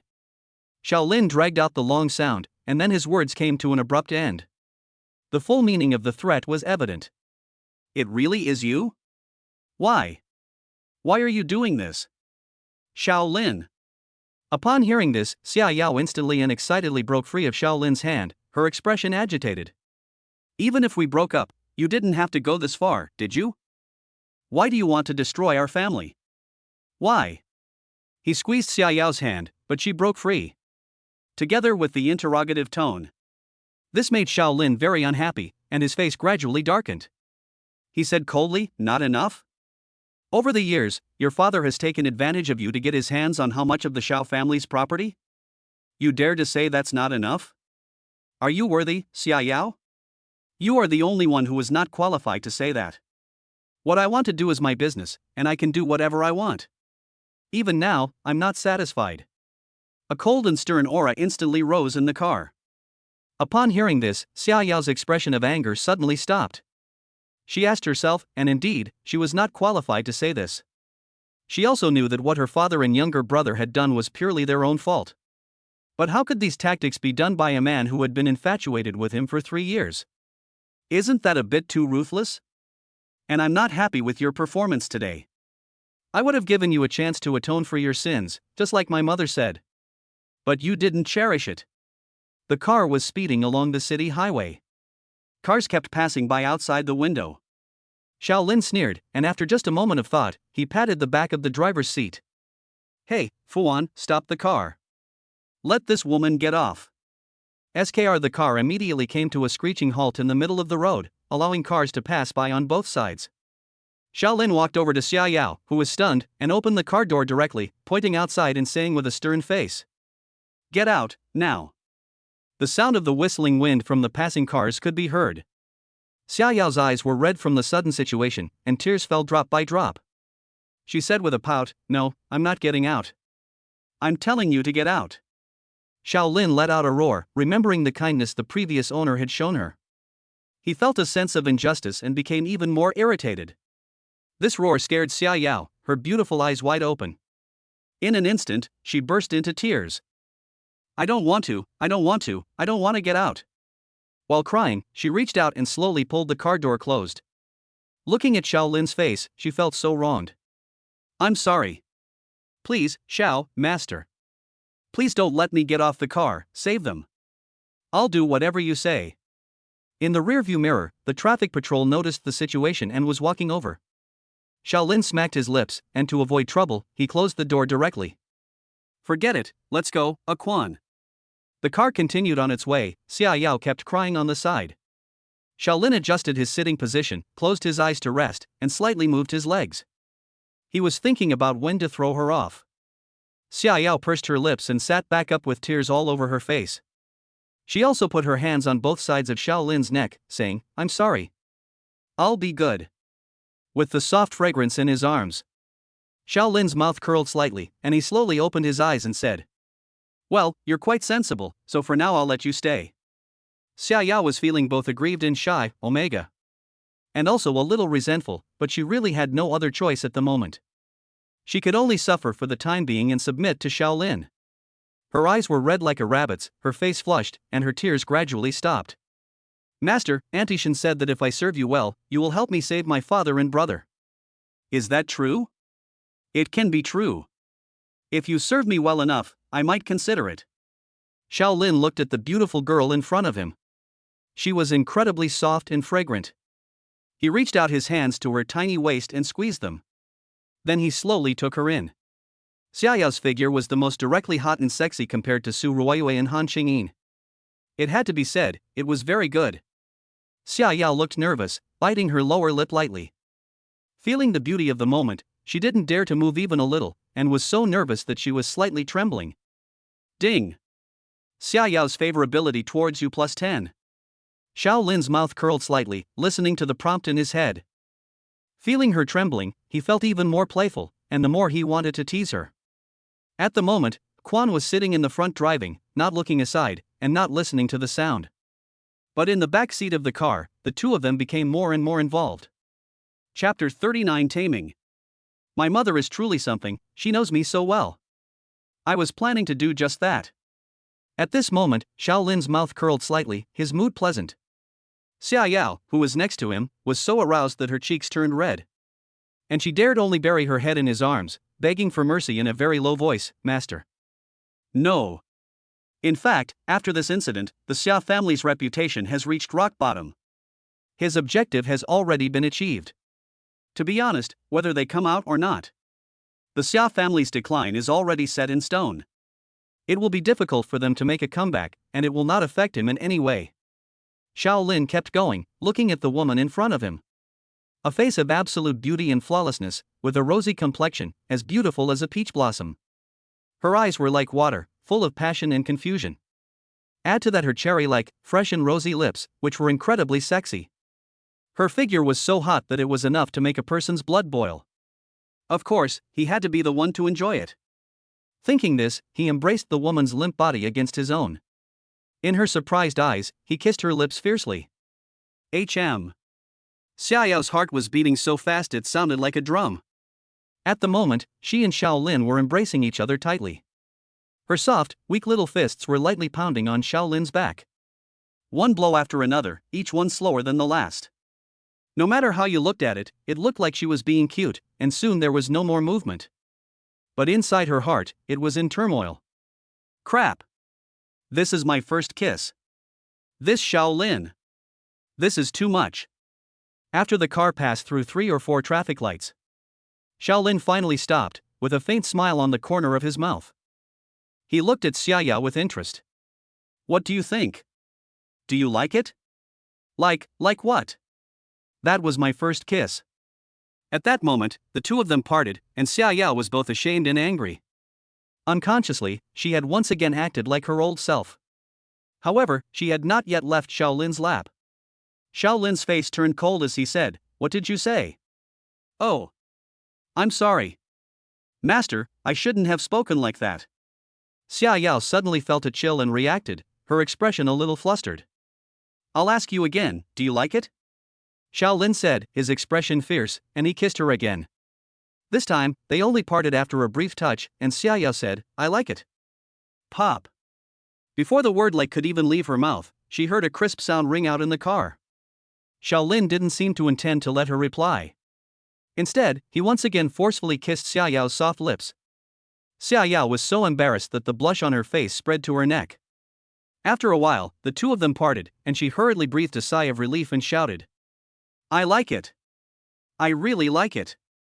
I like it a lot." Shaolin nodded in satisfaction, and ran a hand through her hair. "That's right, be good, serve me well, and I won't treat you badly." Xia Yao didn't say anything else, her quirky eyes twinkling as she sat back down in her seat. Ding! Congratulations! You have received Xia Yao's first kiss. Reward, plus 3 destiny points. 600 luck points. Ding! Xia Yao's favorability towards you has increased by plus 40. Her current favorability towards you is 0. Shaolin closed his eyes and rested, listening to the prompt sound in his head. It was as if he could read Xia Yao's mind. 50 points of favorability, directly turned into a positive number, only one adjustment is enough. He was convinced that if it weren't for her father and brother, who got involved with him, this favorability boost would definitely not be just this little. Sure enough, licking dogs gets nothing. Being overbearing is what Xia Yao likes. And Xia Yao looked at Shaolin, who was closing his eyes, hugging his arms, and just staying there, as her thoughts flew around. What a handsome man. This profile view is even more handsome than all the male celebrities I've seen. And the domineering way he just acted, that. When he did that to me, I actually kind of liked it. If only my father and the others weren't still inside, I might really be unable to resist. Did I go too far in the past? Suppressing his character? Thinking about it, she shook her head and propped her chin on her side. And she couldn't help but start admiring the handsome beauty next to her. Ding! Xia Yao's favorability towards you plus 1. Plus 1. Plus 1. In no time at all, her favorability had increased by 10 points. Not for any other reason than her looks. Shaolin was also at a loss for words. He took her directly to a shopping mall and deliberately picked a restaurant in the lobby to sit. Then, to the stunned looks of everyone, Shaolin sat in his seat, doing nothing. The whole time, he enjoyed Xia Yao's red-faced, targeted feeding. After dinner, he took Xia Yao and bought 10 or so sets of light and interesting lingerie for the night. He then took her to another villa. It was only separated from Su Ruoyue's villa by a riverbank, facing each other across the river. He claimed that when he returned at night, he wanted to see her wearing one of the sets, waiting for him obediently with her face washed white. Only then did he leave and return to the Han family again. Chapter 40, A Million Little Things. At this time, the kitchen of the main Han family castle. The fragrance is everywhere, and the scenery is moving. Jiang Yuerong and Han Qingyin, mother and daughter. In order to properly thank Shaolin for saving their lives. In addition to ordering the backstage chefs to cook dozens of high-end dishes. The two also personally took to the stage, put on aprons and started cooking for him. The big and the little one are like sister flowers, full of vitality. In the hustle and bustle of the kitchen, they formed a beautiful sight. Xiao Xiao, are you hungry? Just wait a little longer for your auntie, I'll fry you a dish to eat first.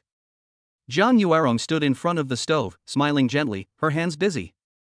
No, auntie, I just had a bite to eat outside, so you go ahead and get busy. Shaolin smiled, walked into the kitchen, and looked around. That's good, he. Jiang Yuerong was cooking her signature home-style stir-fry dish from her younger days. After being away from the kitchen for many years, she was no longer familiar with cooking. Since she had already started, she can only cook her most well-known dish to show her sincerity. And 5 meters away from her, Han Qingyin was cooking. What is this? Braised live fish? Shaolin narrowed his eyes. When he got closer to take a closer look, he couldn't help but raise the corners of his mouth. Han Qingyin was seen wearing a cute little bare apron, dripping with sweat. Her trembling hands were flipping the big fish without scales that was still jumping around frantically in the pot. Every time she pushed the fish, she would flinch and jump back, scared. At this time, the temperature in the kitchen was not high. But her sweat had already soaked through her white tank top. One could faintly see her willowy and delicate figure. Let me do it, Kagan. Shaolin shook his head and laughed, walked straight up behind her, and took the spatula from her hands. System. Exchange me for a skilled cooking skill. Ding. For 300 luck points, the exchange for the skilled cooking skill was successful. Instantly, a flash of golden light appeared in Shaolin's eyes. Countless pieces of knowledge and images about cooking flashed through his mind. Now his cooking skills can even compete with those of the national treasure chefs in the background. Naturally. Cooking a braised fish is a piece of cake, right? And it's only 300 chi points. You have to know that the wool comes from the sheep. This is called investment and financial management. Shaolin picked up the spatula and stood behind Han Qingyin. While he was digesting the knowledge, these few seconds.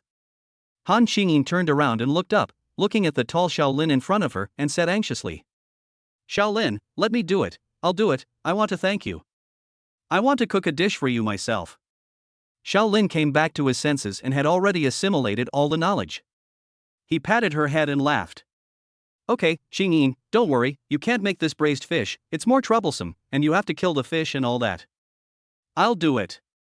If you really want to cook for me, just make a simple dish. Besides, didn't we agree that you would thank me? Have you forgotten? With that, he helped Han Qingyin and gently pushed her aside. Oh, okay. Han Qingyin blushed slightly at his words and put her hands in the apron of the bear, not saying a word. Shaolin turned around. He grabbed the handle of the pot with his left hand, gave it a hard shake, and then set it down. The big fish was so fresh that it was spitting bubbles in the air and somersaulting. It was really jumping up and down. But before it hit the ground, in an instant, Shaolin took a sharp knife from the knife rack with his right hand. In midair, he used his superb combat skills to disembowel the fish. He even carved a few patterns on it. Then he lightly placed the fish in a dish. The operation was so smooth that Han Qingyin didn't even see when he killed the fish. And when he took out the dish to catch the fish firmly. Because in total, it was less than 3 seconds.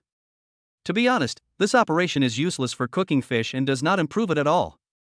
But it is just cool. Irrationally cool. Coolness can break everything in the world. Ding. Han Qingyin's admiration for you has increased. Reward, 500 luck points. Han Qingyin covered her mouth with both hands, her eyes shining as she exclaimed. Wow! Shaolin! So you can cook too.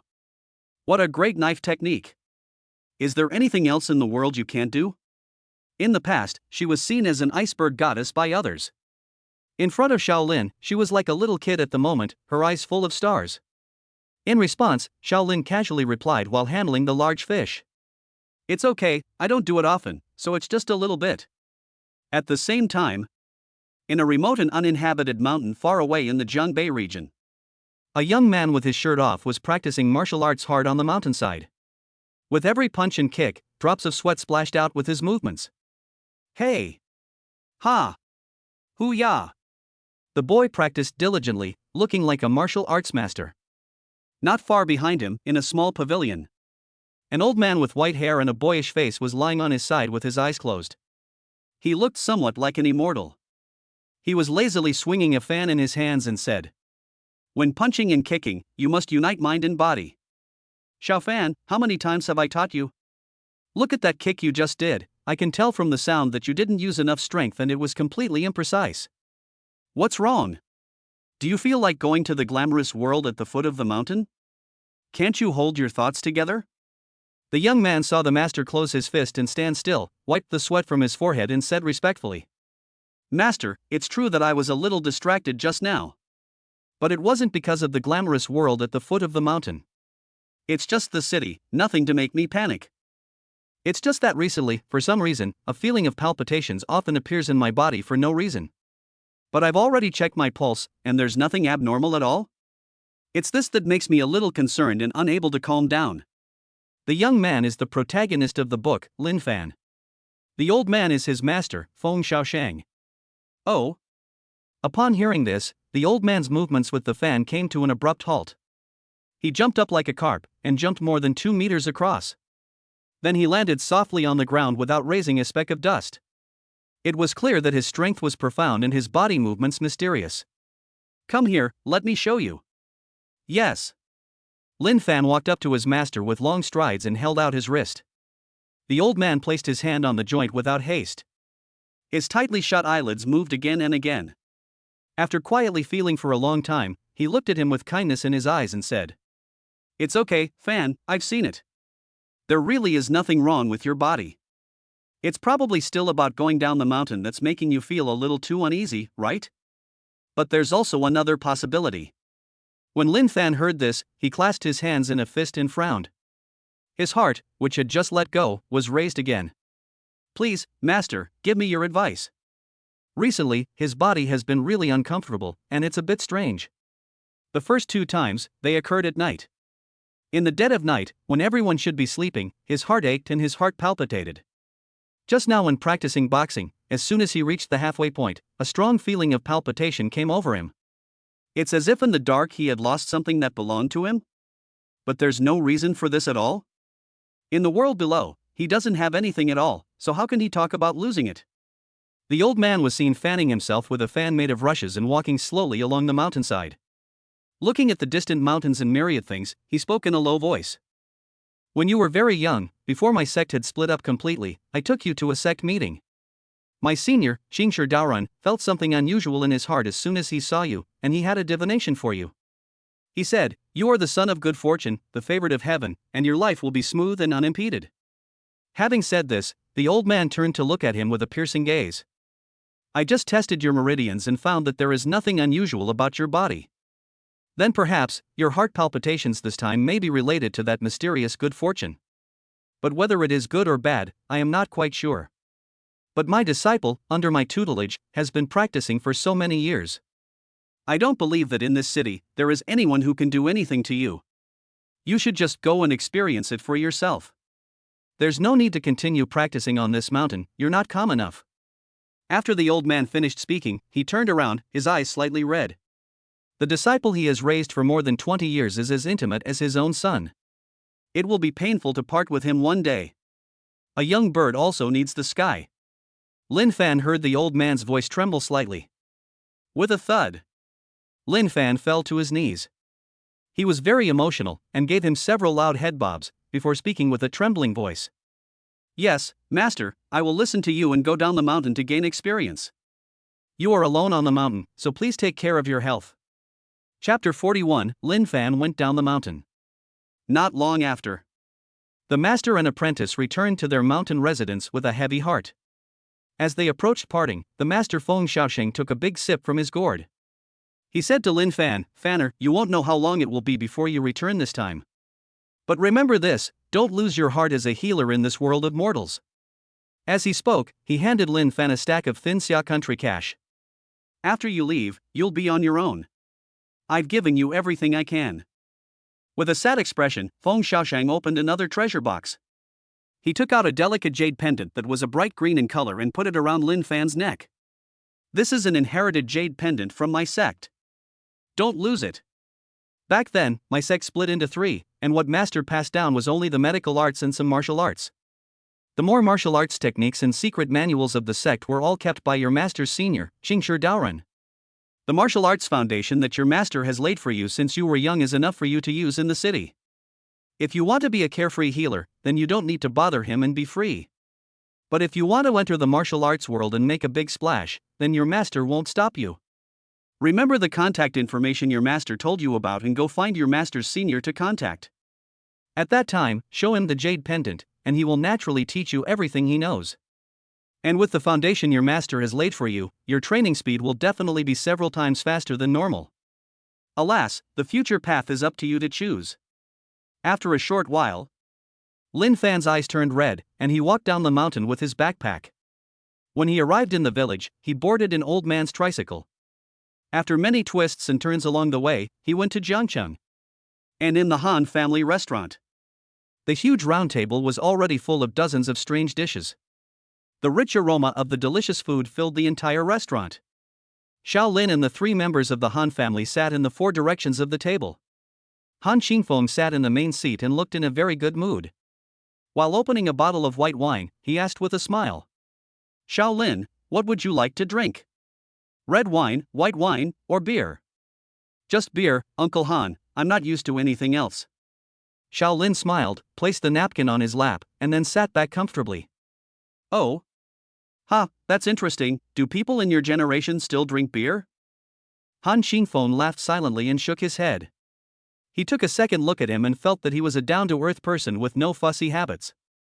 He gave the servants a look and told them to bring 2 boxes of beer. "All right, let's eat." Han Qingyin laughed loudly when everything was ready. Today, his daughter's condition had improved, which made him feel great. For him, the doubling of the company's market value or becoming the richest person in the world was not as happy as his daughter's recovery. Xiao, eat more. Look at the braised eggplant and kung pao chicken." Jiang Yuerong turned the turntable and looked at Xiao Lin's eyes full of love.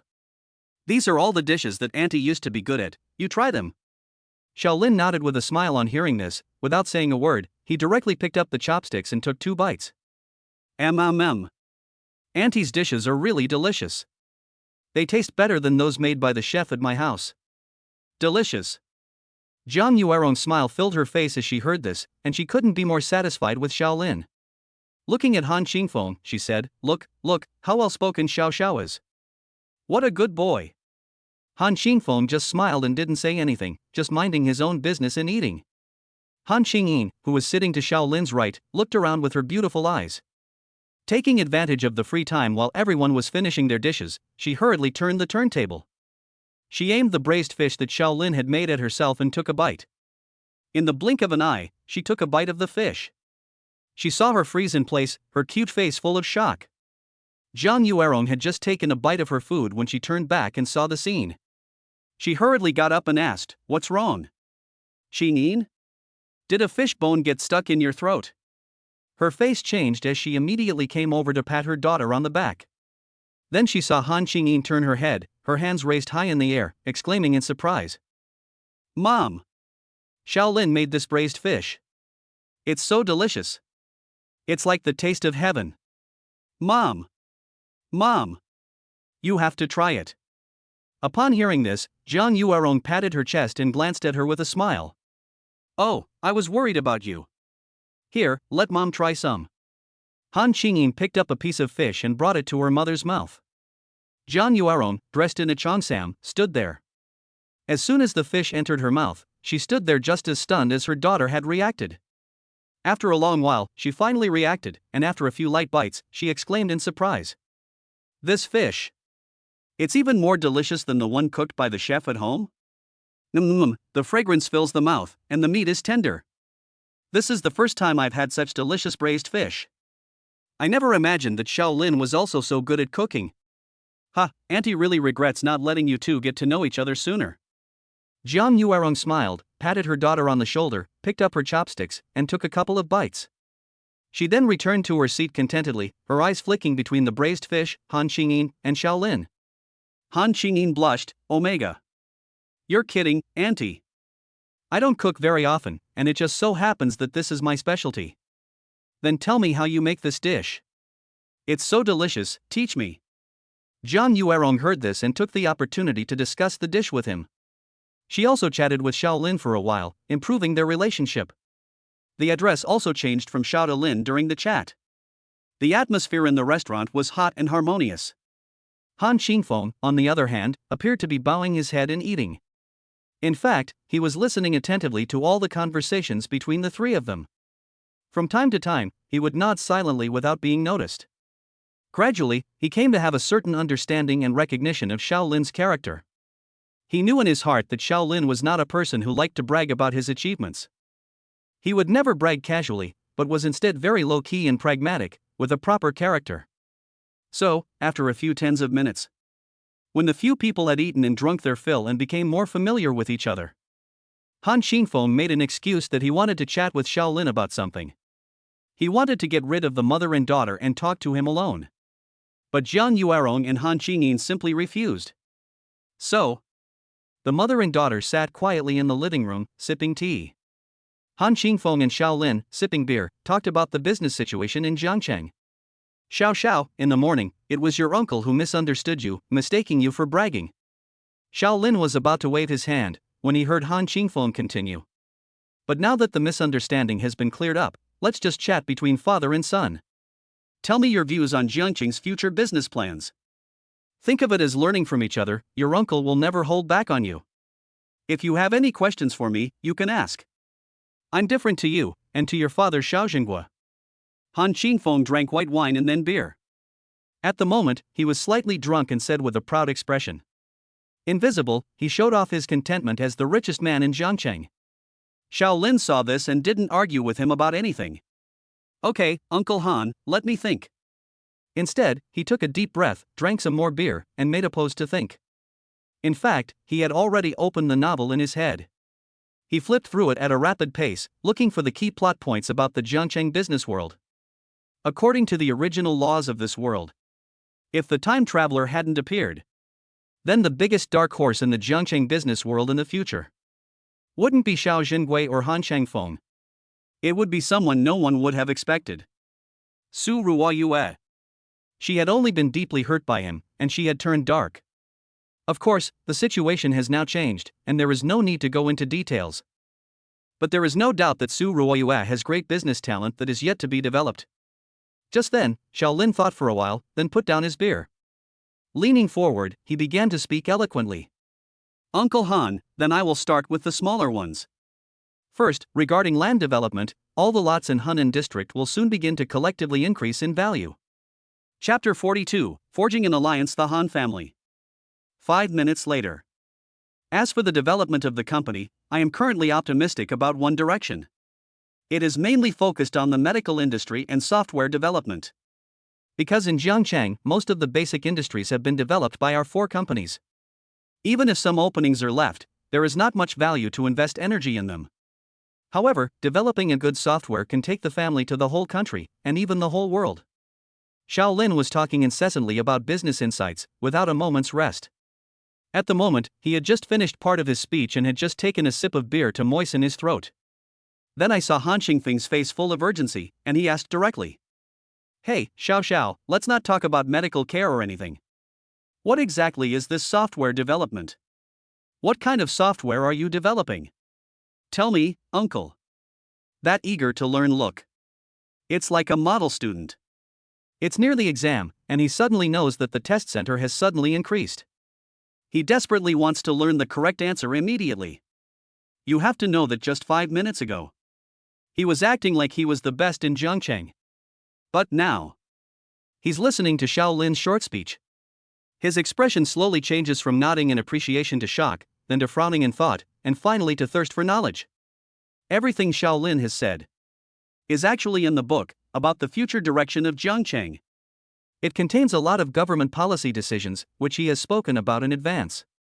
Han Qingyin is a top master, and he can tell the truth very quickly just by listening. Because many things have already had a hint in the details of everyday life, just waiting for someone with a heart to discover them.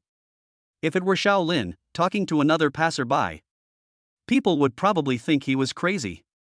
But Han Qingyin is not a fool, he is both a genius and a madman.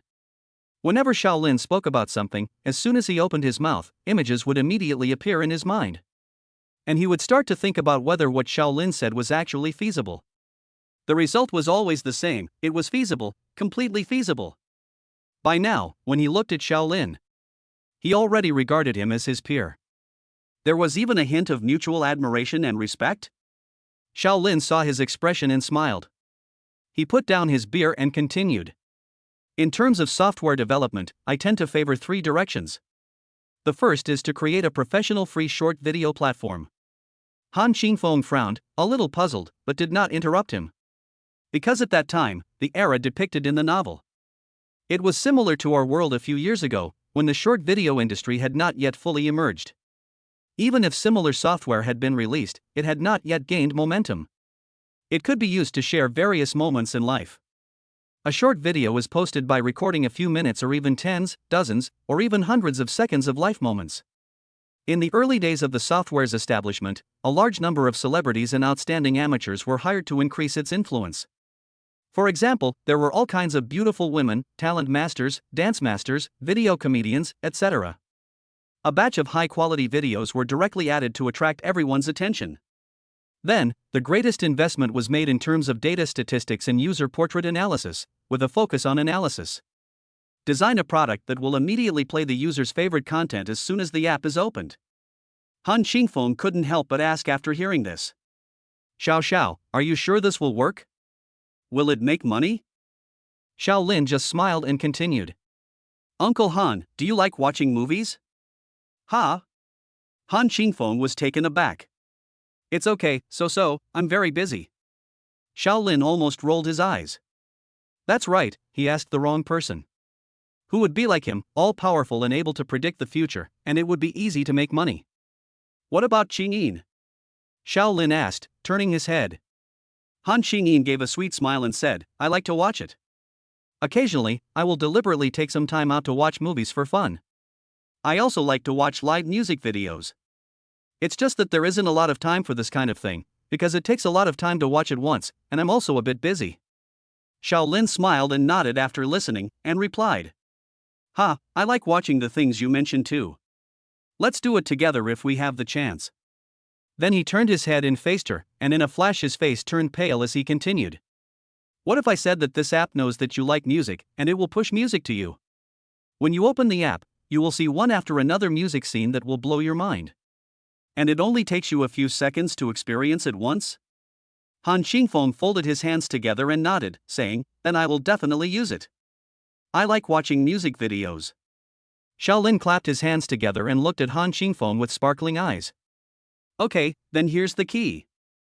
Hearing this, Han Qingyin immediately sat up straight and listened intently.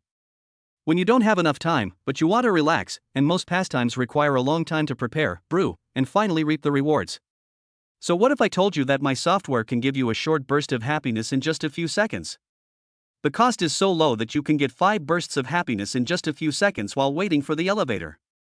Then, Uncle Han, do you think people would keep using this software? Without exaggeration, the cost of this happiness is so low that you will forget about time and ignore everything else. Self-control is something that humans are sorely lacking. People will just keep watching, laughing, and joking around for a few minutes or even a few tens of minutes, and before they know it, the time will have passed. Having said that, Shaolin took another sip of beer.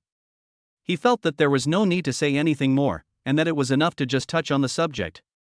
Then he saw Han Qingyin, frowning and thinking for a moment, before suddenly clapping his hands together and laughing.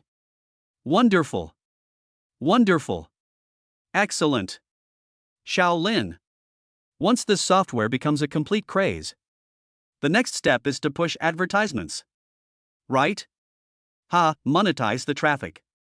Shaolin looked at him and nodded with a smile. Yes, that's it.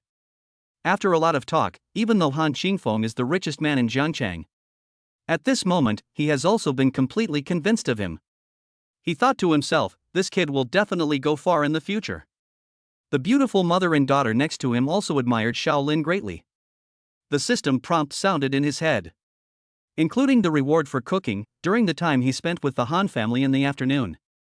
He had already reaped about 1,500 luck points. After a while, Han Qingyin got up with a beer in his hand. He said to Shaolin with a serious expression, "Good. I've decided." Shaolin. Ha? Seeing this, Shaolin also stood up with a cup in his hand, confused.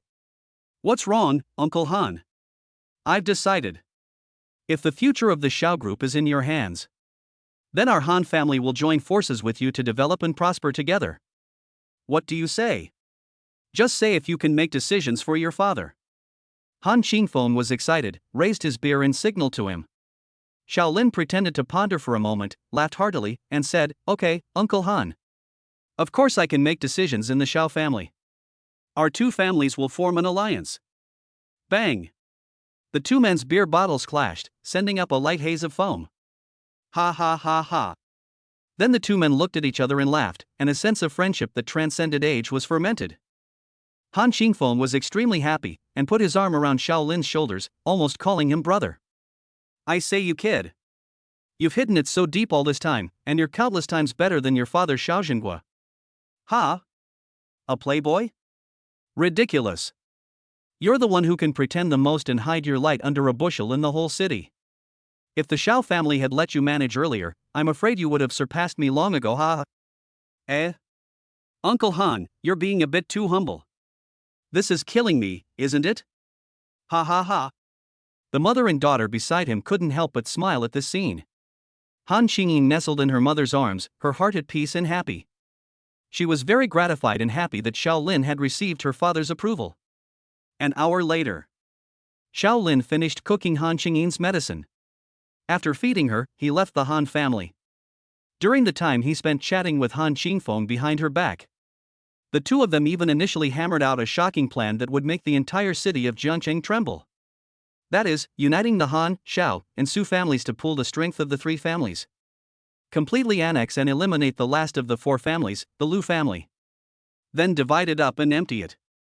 Of course, it's just a preliminary discussion of intentions.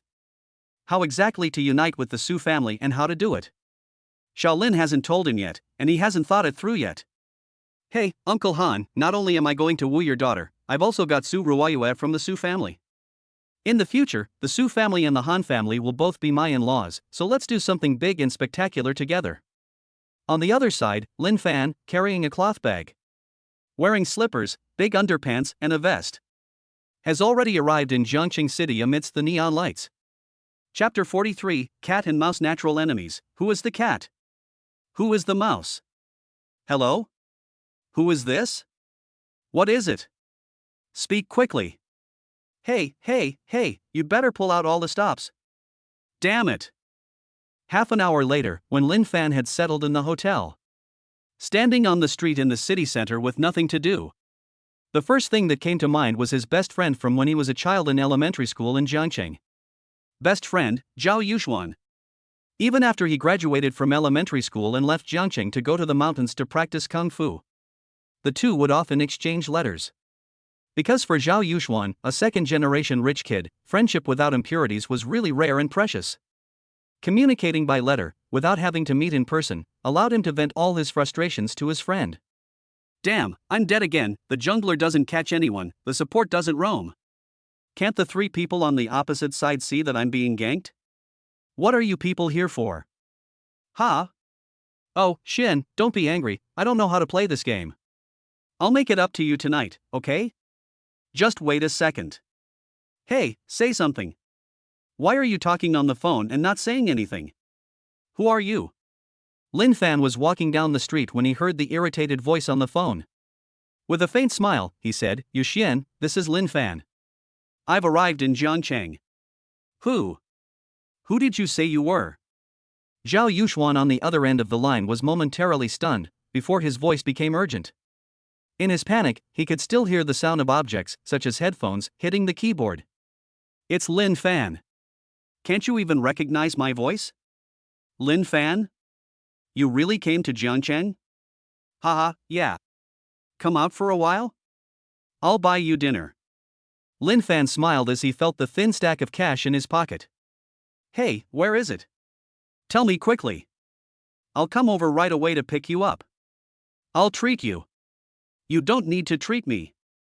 Jiangcheng is my territory. Zhao Yuxuan pushed away the heavily made-up woman next to him. He walked directly out of the internet cafe booth, beaming with joy.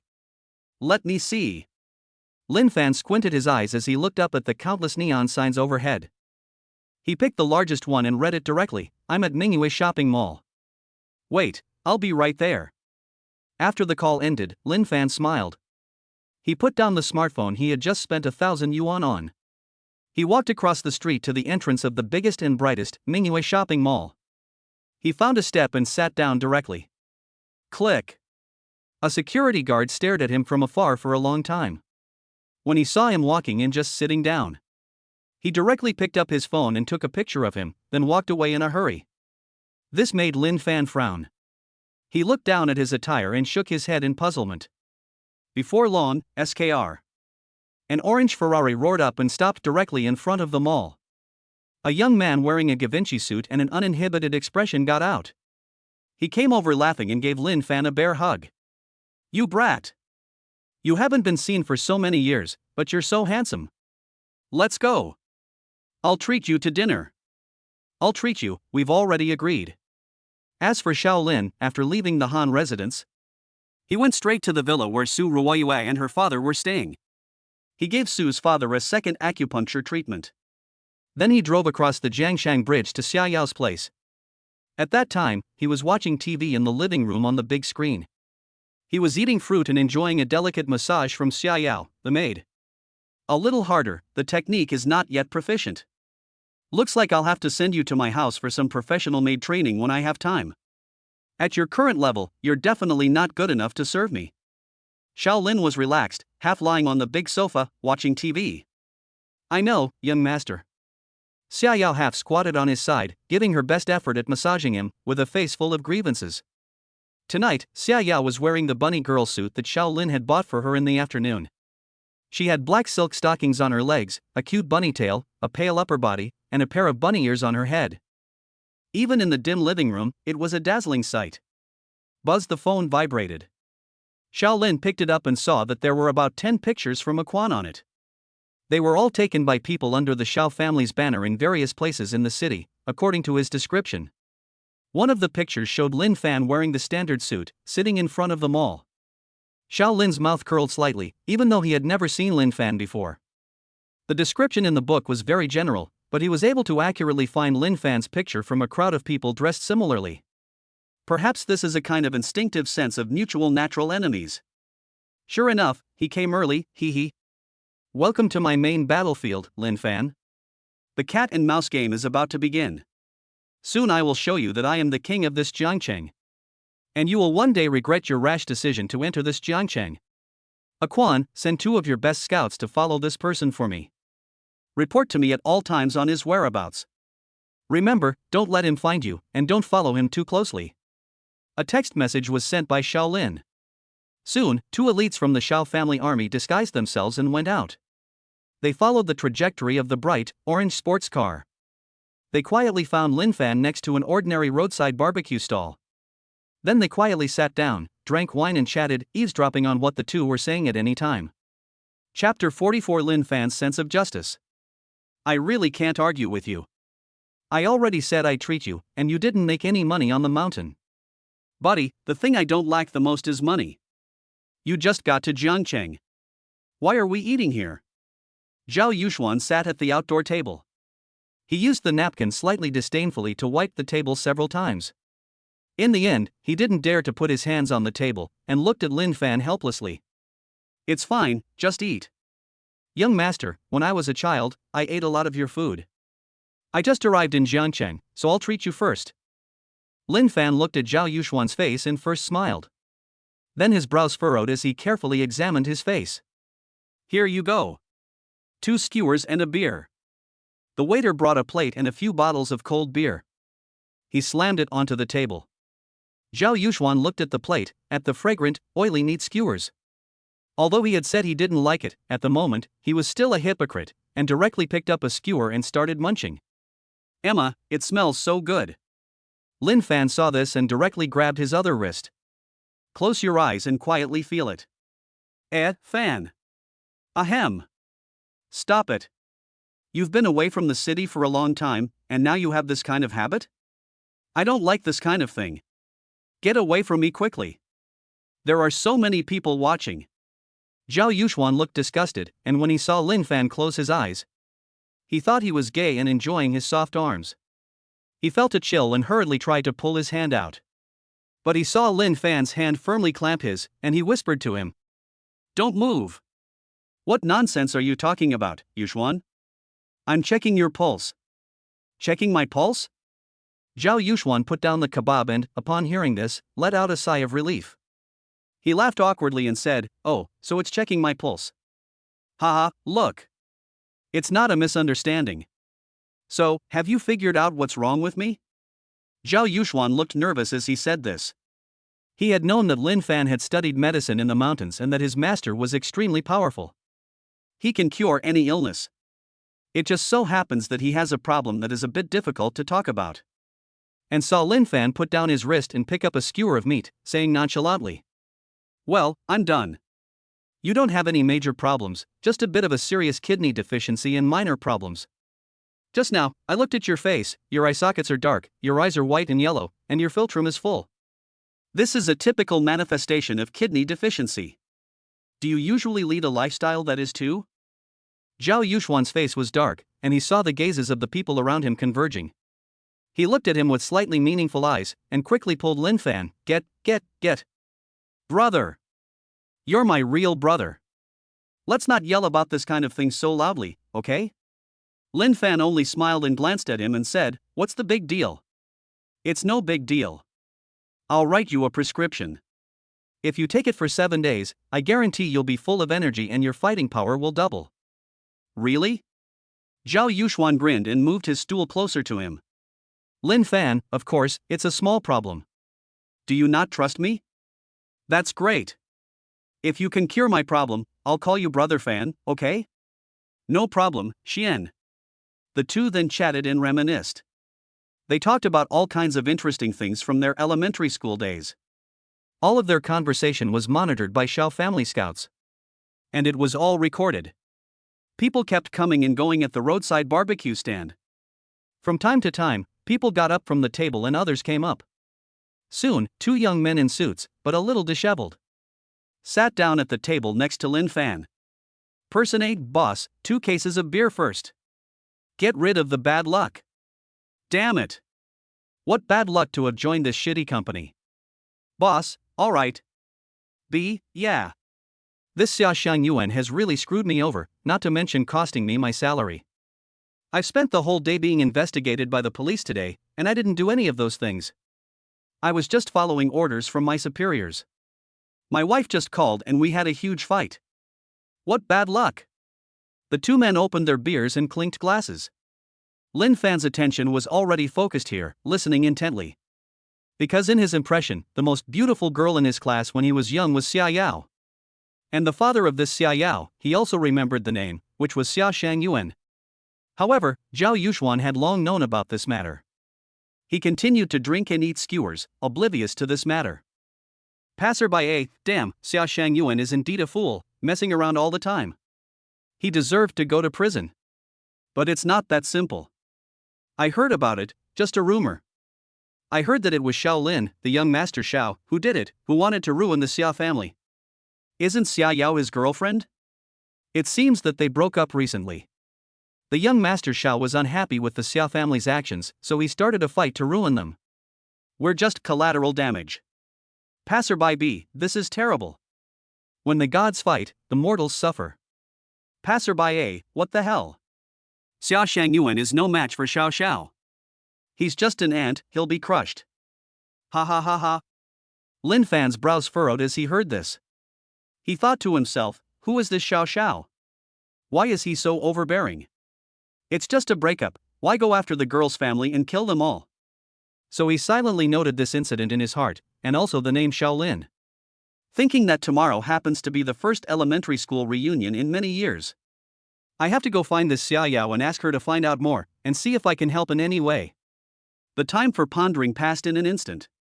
Lin Fan was just taking a sip of beer when it entered his stomach. Then he saw his face turn pale in an instant. That strong feeling of heart palpitations appeared again. Chapter 45: The Source of the Heart Palpitations. With a thud, Lin Fan clenched his teeth, pressing one hand against the table to maintain his balance. With the other hand, he pressed his chest hard, trying to alleviate the painful feeling of heart palpitations. Even at this moment, the outside temperature was very hot. It couldn't stop the temperature of his pale face from becoming incredibly cold, and cold sweat dripped down. Xiao Fan. What's wrong with you? Xiao Fan. Zhao Yuxuan was extremely nervous and immediately came over to help him when he saw his face. It's okay, I'm fine. It's an old problem, you don't need to worry, it'll be fine in a while. The two Xiao family scouts not far away secretly filmed Lin Fan's symptoms. They also noticed that under his dining table, on the red brick floor, there were 4 shallow pits that had just been left. That was Lin Fan inadvertently pressing with strength. It caused the table legs to pierce into the brick, making a 3 to 4 centimeter deep pit. This astonishing strength. The two Xiao family soldiers looked at each other. A trace of gravity crossed their eyes. And at the same time, in the villa by the river, Shaolin, who had been tossing and turning all day, was feeling very tired and had grown tired of watching TV. So he called up Xia Yao, walked into the bathroom with him, and asked her to help him take a bath. In the spacious, shiny, luxurious bathroom, Shaolin sat on the edge of the huge bathtub, his hands flat on either side of the edge. His gaze was disdainful, and his tone playful. What are you still doing? Hurry up and come in and help me take a bath. At this time, Xia Yao had already, at his request, changed into a new set of clothes. She was now wearing a red tulle dress, the kind that was lightweight. What? How can this be? I'm embarrassed, young master. Xia Yao had originally walked in with her arms folded. At this moment, she saw Shaolin's strong muscles and his perfectly shaped body. Her face flushed with 2 red spots, and she quickly covered her face with her hands, peering from the gaps between them. A heart, also uncontrollably beating wildly. What a charming figure. How come I never noticed before that he has such a good figure? It made her feel so shy. Do I really have to go over and help him wash?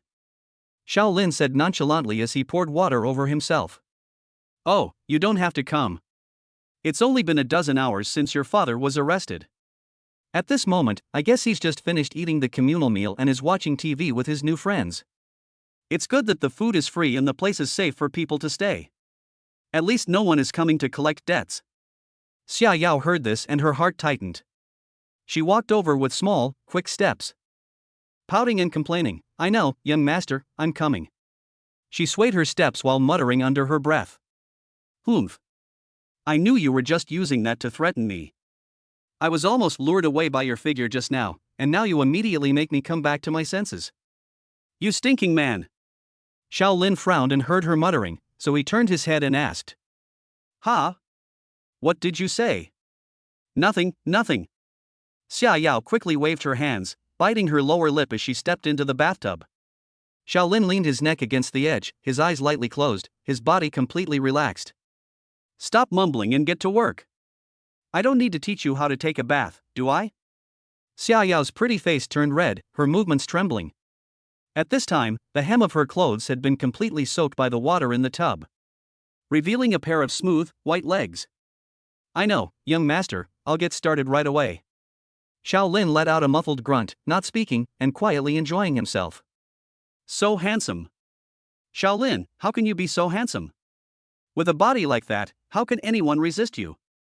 The voice in her head kept ringing. Her favorable impression of him was steadily growing. Ding. Xia Yao's favorable impression of you +1. +1. +1. It's gone up 10 points again. Shaolin is used to this. It's only natural. Handsome guys are always popular everywhere. There's nothing I can do about it, I'm just too handsome. Hey, do you know how to wash? Do a good job. Lather me up with the shower gel. Ah, I'm shy. You're not shy. Hurry up and get to work. And on Lin Fan's side, his strong sense of heart palpitations.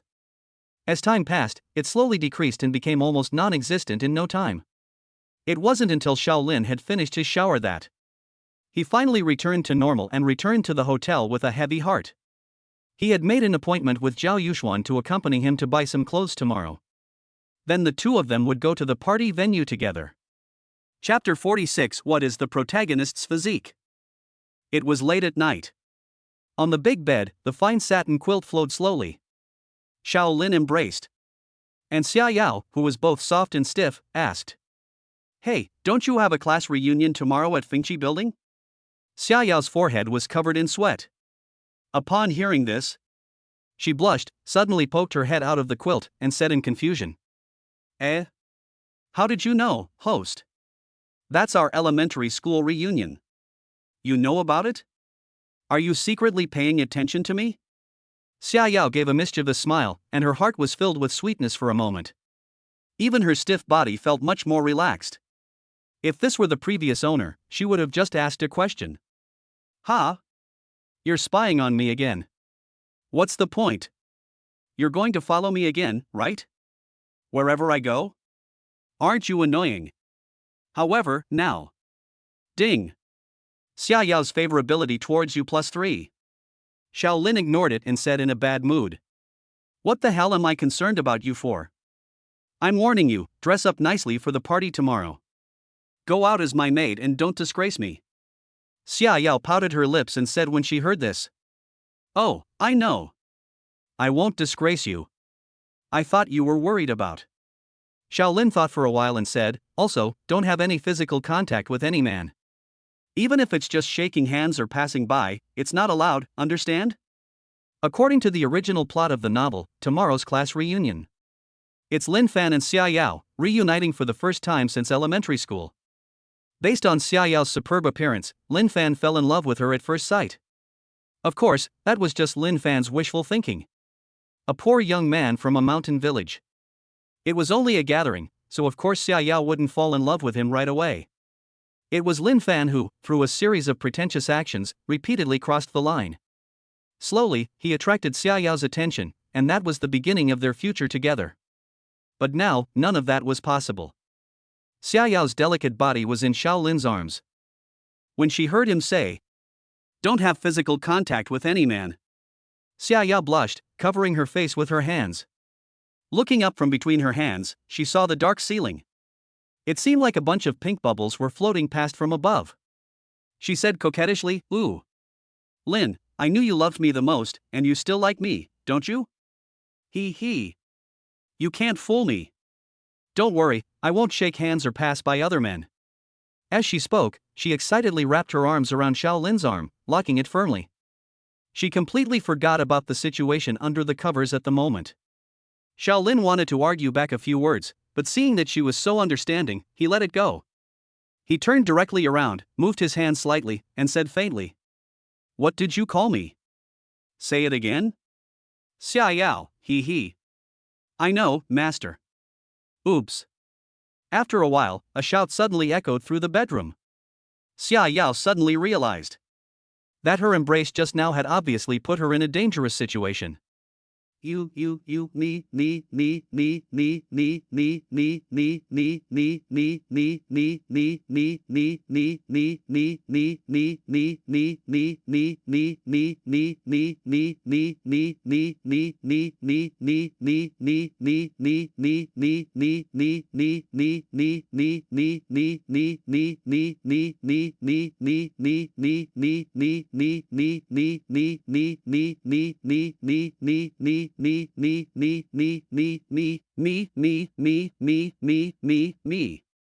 It wasn't until the appointed time was approaching that he took a quick shower and changed back into his standard suit. He got into Zhao Yuxuan's Ferrari and, with a bang, headed to Luxury Street. And don't look at him, he's a sports car, with plenty of horsepower. Not far behind him, the Shao family secretly modified the car, and the power was no less impressive. Moreover, in the middle of the neighborhood, it was the morning rush hour, and the Ferrari was just a metaphor for a snail. In the car, Zhao Yuxuan saw Lin Fan, again in his ragged clothes. He said with a head full of black lines, "Xiao Fan, shall we buy some clothes later? I'll pay for them, you don't need to spend your own money, but why do you wear the same vest every day?" In response, Lin Fan said, "Huh? No, I didn't wear this one yesterday. I have 3 sets of the same vest and pants, and I wear them in turns for washing." As they approached the entrance to the luxury street, Zhao Yuxuan listened to him. He was so angry that he wanted to laugh, so he stepped on the accelerator. "I really admire you. You're a talent. My dear Fan." Then he got out of the car, threw the car keys to the security guard, and stuffed a few large bills into the security guard's pocket. He took long strides with his arms flailing, heading towards the bustling interior, with Lin Fan right behind him. After a short while, the two were seen walking out of a donkey shop. They were carrying a dozen bags and handed them to the security guard who had parked the car earlier and caught up with them. They turned around and entered a Vacheron Constantin shop. The operation was smooth and silky, without any stutters. Zhao Yuxuan lost his mother at a young age, so his father, the head of a third-rate family, doted on him. As soon as he entered the door, he excitedly dashed straight into the sea of famous watches. Lin Fan, on the other hand, was bored and wandered around the shop, casually looking at everything. Just when he reached the second floor, he saw an elderly man with half-white hair. He stood alone in front of the counter, leaning close to the glass and carefully examining a watch. Who does this elderly man belong to, and why is he so lonely? Lin Fan saw his appearance and couldn't help but think of his own master, and shook his head slightly. Walking around on the second floor, he looked around from time to time, and occasionally looked back to take a look at the old man. He wanted to see if the old man needed any help. The old man had been observing the counter for a long time, and seemed to have felt the kind gaze. He straightened his stooped back and turned around, smiling kindly at Lin Fan.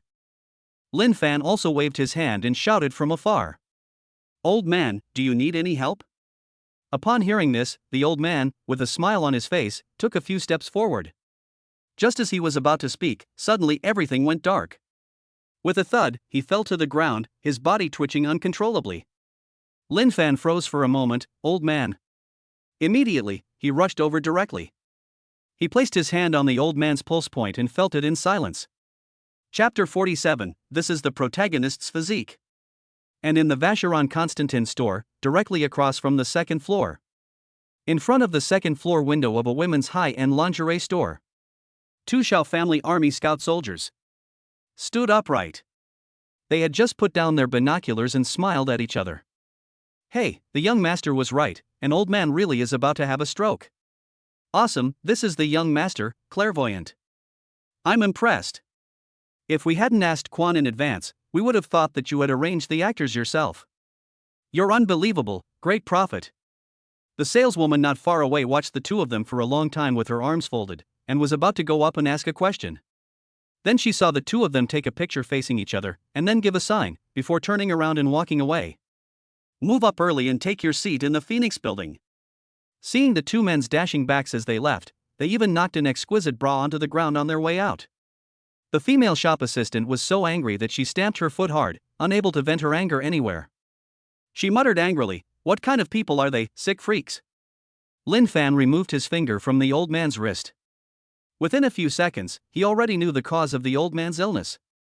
It may be caused by a brain tumor, producing epileptic symptoms.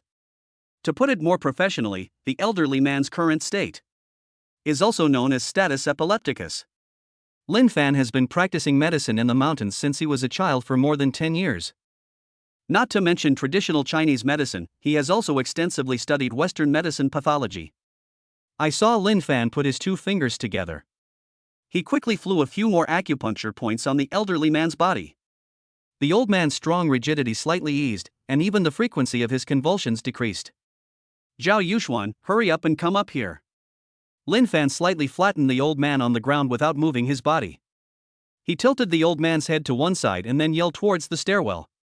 Zhao Yuxuan, who was downstairs watching the clock, immediately turned pale and rushed up the stairs. "What's wrong?" "Lin Fan." A few tellers from the store followed. Seeing the old man convulsing on the ground and foaming at the mouth, they all covered their mouths and exclaimed in alarm, "Oh my God!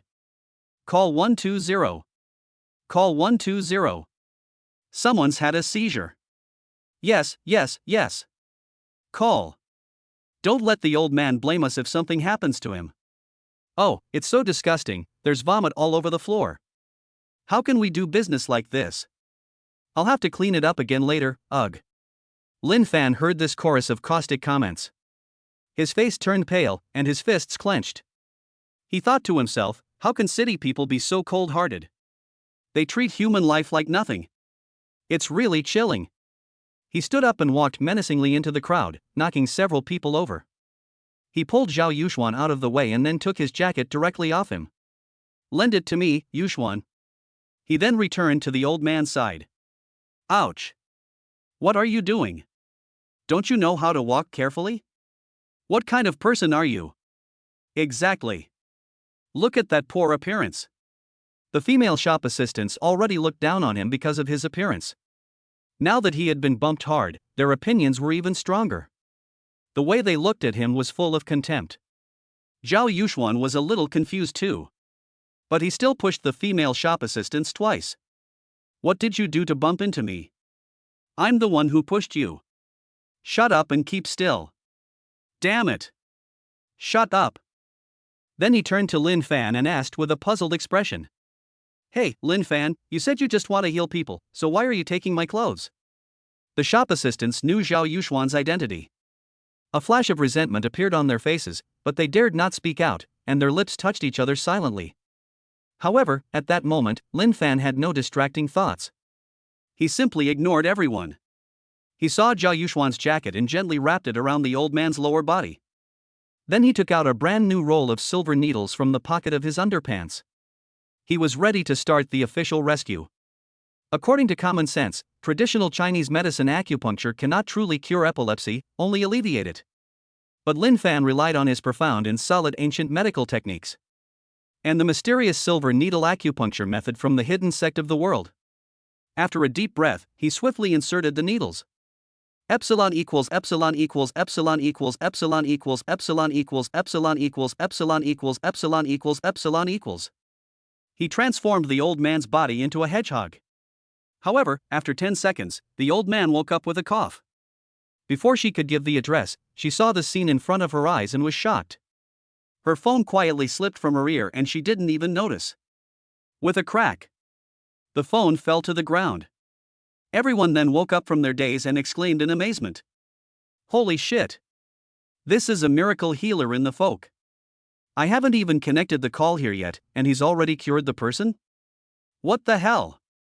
Just now, I saw him come in wearing this outfit. I knew it wasn't that simple. Zhao Yuxuan, with a proud face, pushed his way through the crowd and strutted over. Get away! Get away! That's my friend Lin Fan. If I don't show you something, you'll never stop talking, hee. Lin Fan then took out another handkerchief. He carefully wiped the old man's mouth clean. Then he carefully put away the silver needles and helped him up. He asked with a smile, "How are you feeling, old man?" The old man came to his senses and said with emotion, "Did you save me? Young man. Ouch. Thank you. Just now, I saw that you looked a bit like my son who was abroad. I became emotional and had a fit. Thanks to you. Thank you. I feel much better." He shook Lin Fan's hand with emotion. "I'm the one who saved you, old man, but you don't need to be polite." Lin Fan laughed lightly, patted the back of the old man's hand, and smiled reassuringly. "It's just that it's not convenient for you to stay here right now, so let's go outside and talk about whatever we have to say." Okay. The old man was grateful in his heart and didn't ask why. He hurriedly agreed with Lin Fan's words and, with his assistants, walked downstairs towards the outside of the shop. As the three of them passed the stairwell, the group of female sales assistants, who smelled strongly of perfume. One of the women wrinkled her nose, sniffed suspiciously and asked, It smells like urine. Where's it coming from?" The others also sniffed carefully and responded, "Really? Did the old man pee?" The manager downstairs came running when he heard the news to deal with the situation. "It's fine, just clean it up. Who cares if he peed or not? I'm lucky that old man isn't just sitting here trying to get money out of us." Lin Fan this morning. He had planned to accompany his friend and go shopping for clothes. Unexpectedly, this incident happened, and his desire to help the old man flooded his heart, but he was not in the mood to shop anymore. After leaving the store, the two men supported the old man and walked towards the exit of Lux Street. "You're not shopping anymore, Mr. Xian?" It was the familiar security guard who rushed over, smiling obsequiously. "No more shopping. Bring the car over here, Mom," Zhao Yuxuan said, holding the old man with one hand and pinching his nose with the other. He was about to swear, but he stopped in time. He was a little annoyed, but it was only about 80,000 yuan, so forget it. It wasn't until now that he fully understood. Lin Fan asked him to come over and give him his clothes, but what was the point? It turns out that his expensive clothes worth 80,000 yuan were used by Lin Fan as diapers for the old man. The old man had incontinence when he had a seizure just now. Lin Fan had already expected this and wrapped them up in advance. As for why he used Zhao Yuxuan's clothes instead of taking off his own vest, well, because Lin Fan felt that in the future, he would not lack money. "If I use it, I will repay the favor in the future, and it will also double Zhao Yuxuan's combat effectiveness. Isn't this worth 80,000 yuan? It's not decent for me to be shirtless. Thank you, young man, for letting me be humiliated together with you." The old man looked embarrassed, and his neatly combed back hair was already a mess. Everyone else could smell the strange smell, and naturally he gradually became aware of it himself. He felt even more grateful to Lin Fan, who was meticulous and caring. He grasped Lin Fan's hand slightly harder and said, "Young man, you just worked hard for me. I can't directly repay you in the short term. Can you name a consultation fee, so that an old man like me can repay you? Otherwise, I will always feel uneasy in my heart." Lin Fan heard this and shook his head with a smile, patting the back of his hand and said, "No need, old man, our meeting is fate, and saving you is just something I did casually. You don't need to care too much about this, let's find a place first and give you a shower. Then I'll give you the second round of treatment for your brain tumor." The old man heard this and his expression was extremely shocked, and he even froze in place. "What? You young man, how can you tell that I have a brain tumor?" Lin Fan laughed and hurriedly helped him continue walking. "Of course. And I can cure you. Your condition is not serious. Kid, I won't charge you because you seem kind. After you finish your shower, I'll give you some treatment. When we get back, you just drink the medicine according to the prescription I wrote for a few days, and your illness will slowly get better." The old man was shocked. He didn't know what to say for a moment and didn't say anything else. Zhao Yuxuan, however, asked impatiently, "Shifan, when will all this be done? Dinner will be served at Fenkala at 3 o'clock. After dinner, don't we still have to sing a song and play something? I heard that some of the sisters have grown up and become very pretty, so don't you mess up my business." "Don't worry, it won't take long," Lin Fan casually replied. Hearing the words Fengshi building, the old man's eyes lit up. He let the two of them take him to the car and went directly to the nearest hotel. He let the old man take a shower and deal with other issues. In the riverside villa, Xiao Lin had just woken up. Lazily, he opened the curtains. The smart home curtains in the distance automatically opened. The beautiful midday sun also shone directly in. But Xiao Lin wasn't looking out the window at the sparkling, beautiful and magnificent river view. Instead, he looked at the endless springtime beauty beside him. Last night, Xia Ya was beside him in bed. She was so nervous that she didn't sleep well all night. Halfway through the night, she kicked the quilt open because it was stuffy. At this moment, Xiao Lin's mouth curled slightly, and he pounced towards the fragrant and soft body beside him. Chapter 48, Not Worthy. 10 minutes later. Xia Ya rolled herself up in the quilt, blushing, and walked towards the bathroom. As soon as she reached the bathroom door, she let go of the quilt a little and hurriedly pushed the door open and went in.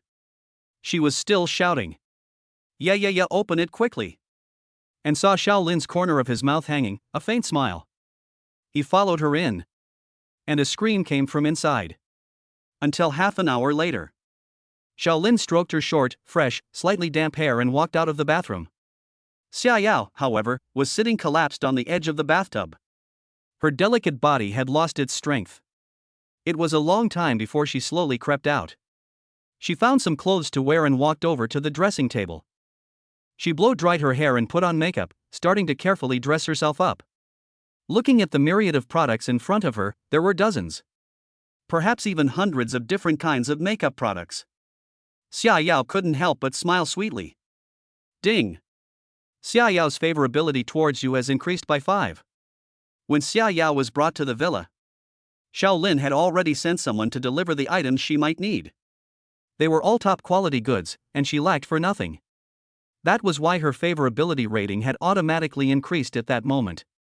This wave of fully automatic strategies to improve favorability can be achieved with a small investment. As for last night, in fact, nothing had happened between the two of them at all. But it seemed like everything had happened. Except for the final push. Because at this moment, Lin Fan has not yet fallen in love with Xia Yao. Xiao Lin is waiting for today to pass. And for Lin Fan to start liking and even start to admire Xia Yao. Day and night, morning and night, winter and summer, he thinks about it. Then he will mercilessly reap. Finally, he will break his fragile heart. Perfect. No rush. In the living room, Xiao Lin sits on the sofa with his legs crossed. He checks all the messages on his phone. In WeChat. Su Ruoyue sent him a, plus I miss you, brother Lin. Xiao Lin moved his wrists and neck a little. He started typing, Ruoyue, I miss you too, honey. Wait for me, I'll be there tonight. I'm going to help Dad with his treatment, and I'll tell you a few things on the way. Then he opened the next window. Han Qingyin also spoke to him, Xiao Lin, my mom asked me to ask you. Can you cook poached fish? She wants to learn from you. Can you teach her? And, what time will you come for today's treatment? Xiao Lin's mouth curled up slightly, and he typed back. The above is omitted for about 100 words, which is the method of poaching fish. Well, it might be in the afternoon or evening, not sure, I have something to do today. Okay. Finished work. Xiao Lin let out a deep breath. Then he directly closed the WeChat interface and went to make a phone call. He let the WeChat second reply prompt sound, ding ding, ring. And he wouldn't take another look, a masterful playing hard to get. As for the method of poaching fish in boiling water, he could have clearly searched for it and copied it. Why did he type it in manually and send it to her? There were 3 reasons. 1. Showing off his skills the way he wrote about cooking online was too impressive, and he wanted to lose face. 2. Playing hard to get, he wanted to lose face by teaching her mother how to cook. 3. Pretending to be a straight man knowing full well that Canon is looking for an opportunity to talk to him. Hey! I won't say anything. Cold. Going against the grain, have you given up? The above are purely the author's explanations. As for Xiao Lin, these are things he would never think about at all. Because he had turned off WeChat, he immediately called to a former subordinate of the original owner. Chen Qiming, the son of a first-class family. Hey, Lin, good morning. As soon as the call connected, he heard the voice on the other end greeting him with a smile. Xiao Lin said directly, how's the matter I asked you to handle? No problem, Lin. It's no big deal, just a hotel. I just don't know what you're going to do with this hotel. Don't you already own top-notch hotels all over Jiangbei? A doubtful voice came over the phone, and Xiao Lin was amused. It's not really useful, but I'll have fun with it. After today, you can keep it and run your own business. I mainly want you to go do something for me around this hotel. Chen Qiming, what is it, brother Lin? Remember, 3 p.m. today, at that hotel. Someone named Lin Fan will be there, having a class reunion. You go there in person, and do this and then this. Got it? Chen Qiming's eyes lit up when he heard Xiao Lin's words.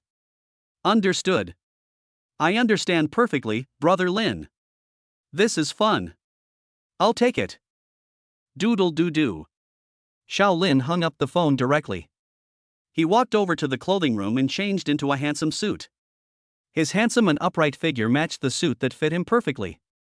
Together with his almost demon-like, handsome face, he could be called the perfect male god.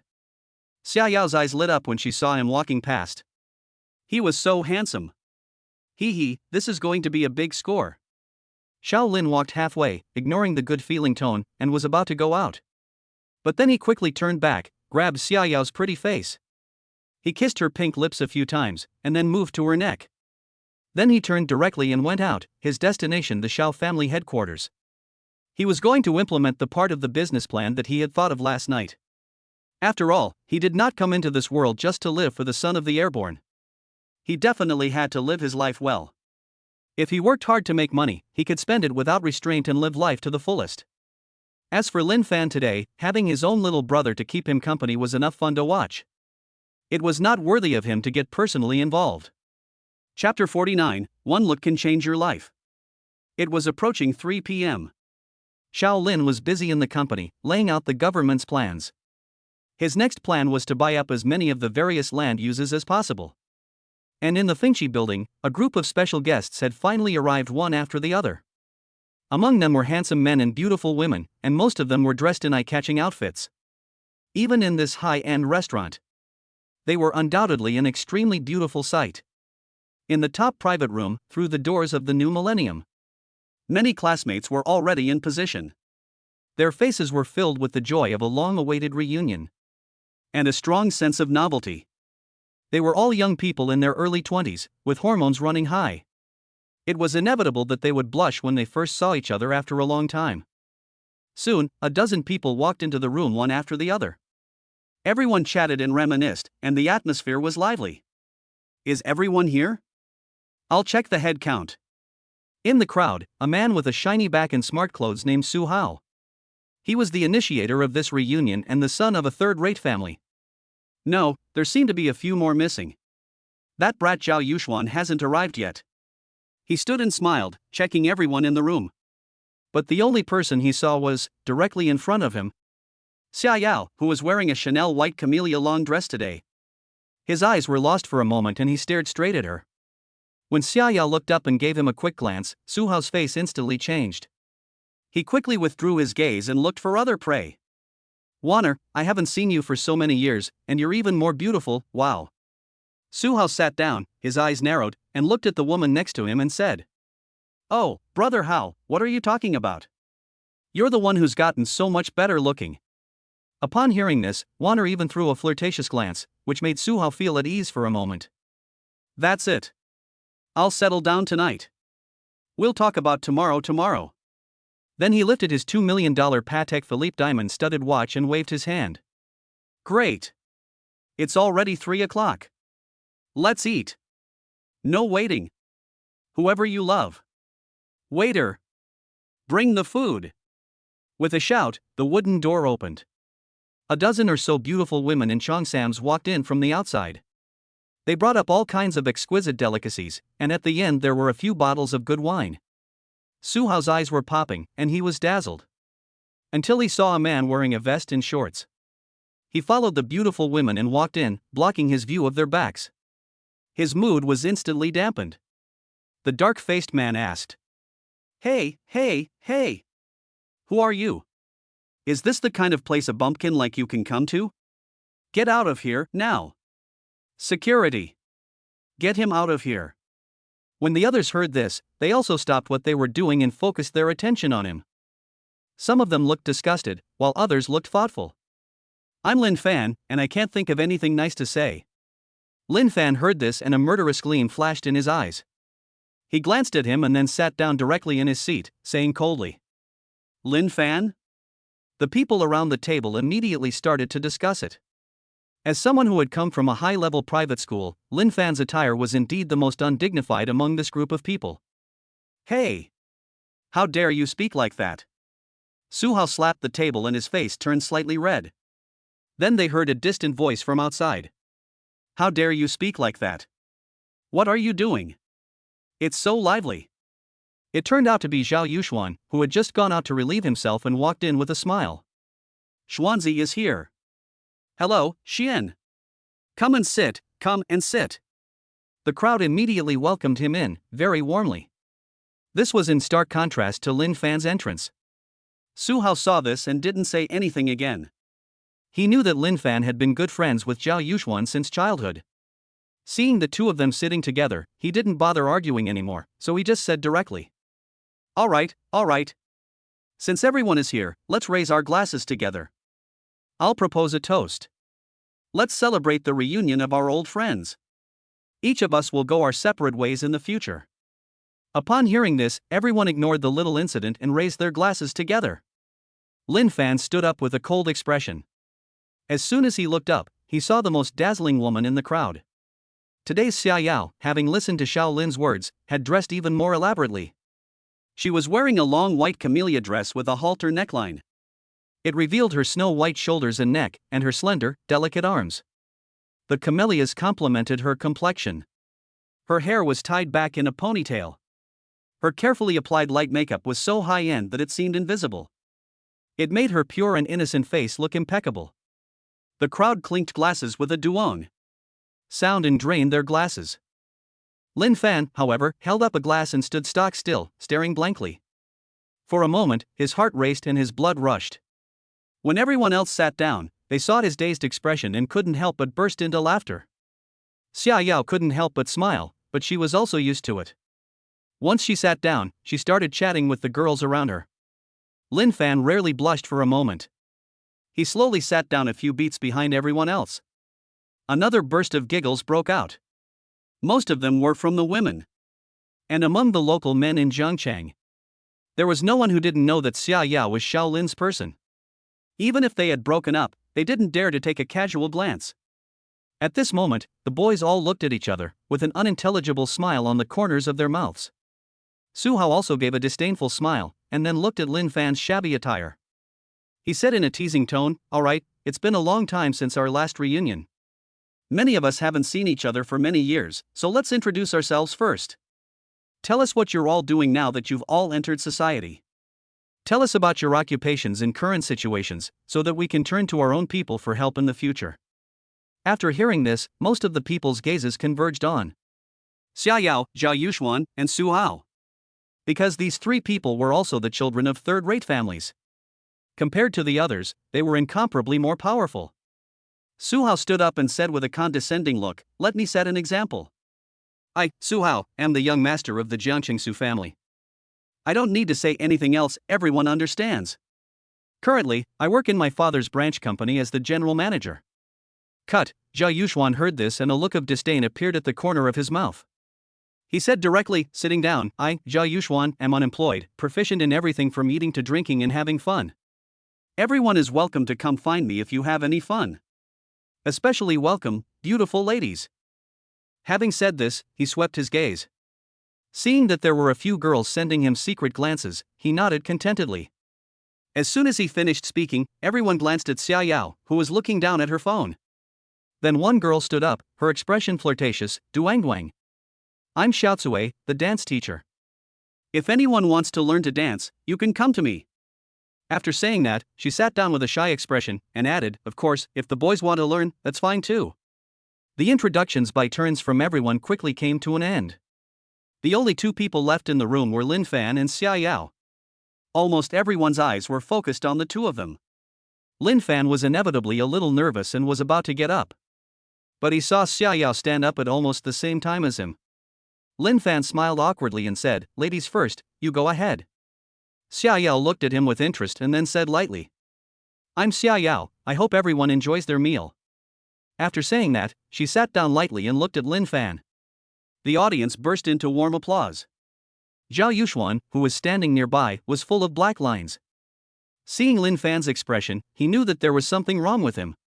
But at the moment, there really wasn't any opportunity to talk to him about it. He saw Lin Fan stand up straight and say loudly, "I am Lin Fan, studying medicine." Chapter 50 The Power of Money? When Lin Fan's clear voice rang confidently through the room. "Ha? Studying medicine? Which university did you graduate from?" Before he could sit down, he saw Su Hao ask doubtfully. The others also had a confused expression.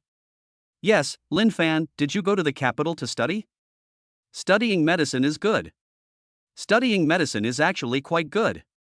Lin Fan sat down and said in a light tone, "No, I studied medicine in the mountains with my master." After saying this, he glanced at Xia Yao. Seeing that Xia Yao was oblivious and still playing with her phone, somehow his heart suddenly felt much more at ease. But when everyone heard what he said, they let out a puff. Su Hao was the first to spit out a mouthful of wine, and then he laughed wildly.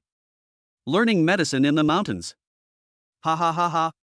You're an old Chinese medicine doctor? Specializing in. Ha ha ha ha. Specializing in blowing your own trumpet. For a while, there were bursts of hysterical laughter in the room. Hey, that's hilarious.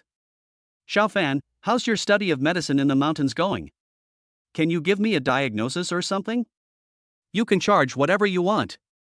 That's a minor problem. Su Hao leaned back in his chair, covering his stomach, tears of laughter welling up in his eyes. The others chimed in, too, and he was subjected to a barrage of ridicule. He was thought to be a medical prodigy, but it turns out he's a barefoot village doctor. Oh no! It's a barefoot mountain doctor. Zhao Yuxuan frowned and was about to get up. Damn it, are you guys done yet? Lin Fan stopped him with a cold face and an arm. He scanned the infatuated faces of the crowd, his crazy posture, and just silently watched without saying a word. It wasn't until the crowd had calmed down that he slowly raised the corners of his mouth. He glanced at Xia Yao, who was bowing her head playing with her phone. Seeing that she wasn't laughing along with the others, he was very relieved, and spoke. Okay, Su Hao, right? I remember that you were quite a loser when you were a kid. Why are you still such a loser now? Is it funny to study medicine? What if you study medicine in the mountains? His cold eyes swept over everyone around him who had laughed at him. Then he turned back to Su Hao and spoke again. Su Hao, you have thin, small ears, yellowish white eyes, and unadorned lips. The color of the eye sockets is dark gray, mostly due to excessive consumption of kidney energy. In addition, I observe your cup-holding movements, your fingers tremble, and when you take a step back, your heels are weak and your steps are unsteady. I have already mostly determined that you have major problems in that area. Having said that, Lin Fan casually remarked, just looking at the facial features and posture. Seeing Su Hao's pale face and unhappy expression. You fart. Just looking at my face, you know so much? Lin Fan glanced at him and said, okay, I can see it, and you don't believe me?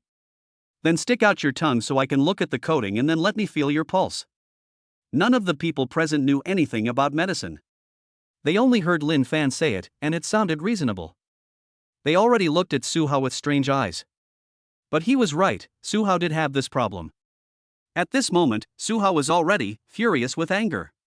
He had been publicly exposed for his weak points, and had lost face. How dare he really let Lin Fan feel his pulse, confirming on the spot that he was impotent. Quack doctor. What a joke studying medicine. I'm in perfect health. If you're really capable, then look at all the problems of everyone here.